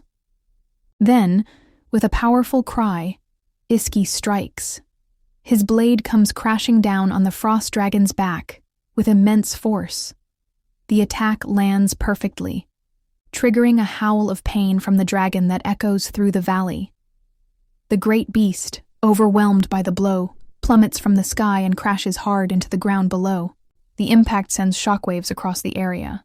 Rocks scatter, dust clouds rise, and debris flies in every direction. As the dust begins to settle, Ivan shields his eyes, scanning the scene for signs of movement. He wonders anxiously, did Iski succeed? But then, amid the rubble and broken ground, he spots Iski's figure, partially buried under heavy debris. Panic instantly sets in as Ivan races toward his fallen comrade, yelling his name, desperate for any sign of life. But before he can reach him, Ruby dashes past, her voice filled with fear as she screams her husband's name. Ruby frantically begins clearing the debris off of Iski, her hands trembling as she digs through the rubble. She can hardly believe what just happened, but there's no time to waste. Desperation fuels her movements as she silently pleads that nothing has happened to him. After a tense struggle, Ruby finally uncovers Iski's blood-covered body. Her heart sinks. Overwhelmed by emotion, she pulls him into a tight embrace and bursts into tears. Suddenly, she hears heavy breathing behind her. It's Ivan. Without even thinking, she spins around and yells at him to summon the healers right away. Ivan, alarmed and clearly just as shaken, rushes off without question. Cradling Iski in her lap, Ruby gazes down at his wounded face, her fingers gently tracing over the blood and bruises. Her expression is full of sorrow, fear, and silent hope. But then, a low, guttural growl rumbles nearby. Ruby's eyes widen as she realizes, it's the frost dragon. He's alive. Turning toward him, she touches his scaled body with care. "I'm so sorry," she whispers. Seeing his injuries, she gently asks if he's in pain. The dragon answers her with another deep growl. Ruby, moved by his response, strokes him with even more tenderness. Her voice shakes as she speaks to him again. Being dragged into this place was already unfair. And now, even though it wasn't your fault, people are attacking you. I know you're gentle. I promise. From now on, I'll protect you. So please, you must not scare people anymore. Okay? The frost dragon growls once more, as if acknowledging her promise. Ruby smiles faintly, realizing he missed her too. Without hesitation, she tells him she missed him just as much. This touching exchange, between Ruby and a once-feared dragon, is silently observed by Ellen, Andy, the Duke, and the surrounding knights. No one dares to interrupt this rare, emotional moment. Just then, a faint voice calls out Ruby's name. It's Iski. Startled, Ruby quickly turns back to him. Relief floods her face as she leans in, calling his name too. He reassures her softly, telling her everything will be fine and not to worry, no matter what anyone else says. His calm words bring tears to Ruby's eyes once again. "Why do you always risk your life for me?" she asks, her voice breaking. Iski reaches up and cups her face gently, gazing at her with quiet determination. "Because I told you," he says. "I'll always be on your side." That one simple vow breaks her completely. Ruby cries again, her voice trembling as she calls him a fool, but the kind of fool her heart clearly can't let go of. A haunting dream. Iski stands frozen as he watches a sword pierce straight through Ruby's heart. Blood spills from her chest, and in the dream, She's crying, desperately calling out his name. With a sharp gasp, Iski jolts awake, sweat beading on his forehead. He presses a hand to his head, breathing heavily. That same dream again, it won't leave him alone. In truth, ever since Ruby arrived at Omerta Castle, Iski had been plagued by recurring visions of a mysterious woman. She looked just like Ruby, yet something about her felt off. A subtle difference he couldn't quite name, but it unsettled him. Snapping out of his thoughts, Iski glances to the side, only to find the bed empty. Ruby is gone.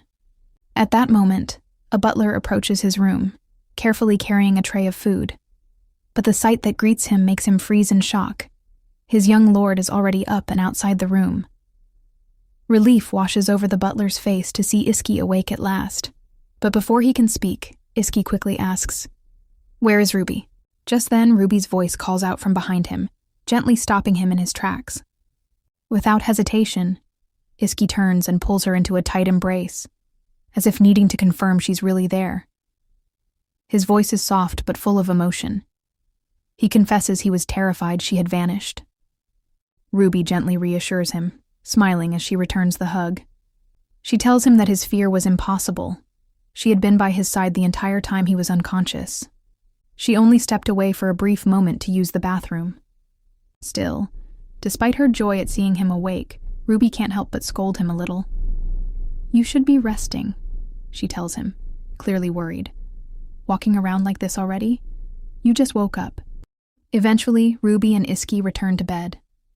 As they settle in, Ruby gently breaks the news. Iski had been unconscious for 3 full days. The revelation leaves him stunned. She explains softly that his condition was caused by a dangerous mix of holy power depletion and severe blood loss. "No matter how strong you are," she says with concern, "you still need rest if you want to heal properly." A quiet moment passes before Iski's thoughts drift back to the incident with Caesar. His gaze turns to Ruby, and with tenderness, he brushes his hand against her cheek. "Why didn't you tell me sooner?" he asks. Ruby lowers her eyes, her voice trembling as she confesses, "Because I was scared you'd change like everyone else. People only see the image I let them. Once the illusion breaks, they treat me like a stranger." Hearing this, Iski frowns. "They were fools," he says firmly. Ruby nods with a sad smile. "Our family already has a bad reputation, and with all those ugly rumors about Caesar and me, I figured I deserved the hate." Trying to lighten the mood, she stretches Iski's cheeks playfully and scolds, "Don't look at me like that. None of this is your fault." But Iski grabs her hand gently and confesses something of his own. "Honestly, I started to suspect something ever since that incident at the stables. But I couldn't bring myself to ask. I was afraid that if I pushed too hard, you'd vanish. That everything you felt for me was just an act. So I tried to find out the truth myself. I thought meeting your brother would give me answers. But when I saw how different you were around him, I felt like I'd been wrong all along. Like none of my suspicions were real." Ruby's eyes soften, her heart aching with guilt. She clasps his hand tighter. "That's probably because of everything Caesar's done to me. I react to him instinctively now." She then looks at him and asks with a hint of vulnerability, "Do you think I was just pretending to care about you? And liking you?" Iski turns his face away. "I know the difference between fear and love, but maybe I was no better than the others. I was so afraid of losing you. I selfishly held on. And when I saw you smile at him so easily, I felt relieved. Like maybe I wouldn't lose you. I was terrified, more afraid of losing you than dying. And because of that, you ended up getting hurt." Ruby reaches out, cupping his face with trembling fingers. "That's not true. You gave me something no one else ever did. Trust. Even when everything was misunderstood, you honored me. I never had anyone like that. I used to think I didn't deserve good things, that joy would always be followed by pain. I've lived my life like I was on stage, pretending to be someone I'm not, just to survive." She pauses, her voice catching as she continues. You were right. I was pretending at first. I wore a mask around you so I wouldn't be sent back to Romana. I didn't trust anyone, so when misunderstandings happened, I didn't even try to fix them. I was scared of being abandoned, even though I didn't believe in anyone too. I only cared about surviving. She looks him in the eyes. The truth is, I'm the real mess here, Is. And even after everything you did to prove yourself, I still couldn't trust you. And I just hurt you. But Iski shakes his head and pulls her into a warm, protective embrace. No, this isn't your fault, he whispers. None of it. Ruby begins to cry again, her tears soaking into his shoulder. Iski just holds her tighter, refusing to let go. When her tears finally subside, Ruby looks at him and speaks from her heart. I've been living in a cage of my own making. You're the one who showed me I could break free. You're the reason I feel like I've been born again. You're the first person I've ever truly wanted. So, is it okay if I allow myself to really want you? Iski is stunned for a moment, but then smiles sweetly. It would be an honor. Their smiles brighten, filled with a warmth that only comes after surviving a storm together. And with that, the two seal their heartfelt promises with a soft, tender kiss. But even in this quiet joy, one thought lingers in Iski's mind. I just want to see Ruby happy. And so, in the silence of that moment, he makes a vow, not to gods, not to fate, but from the depths of his soul. He swears he will do everything in his power to make her smile, that the only tears she ever sheds from now on will be ones of happiness, and that he will protect her until his very last breath.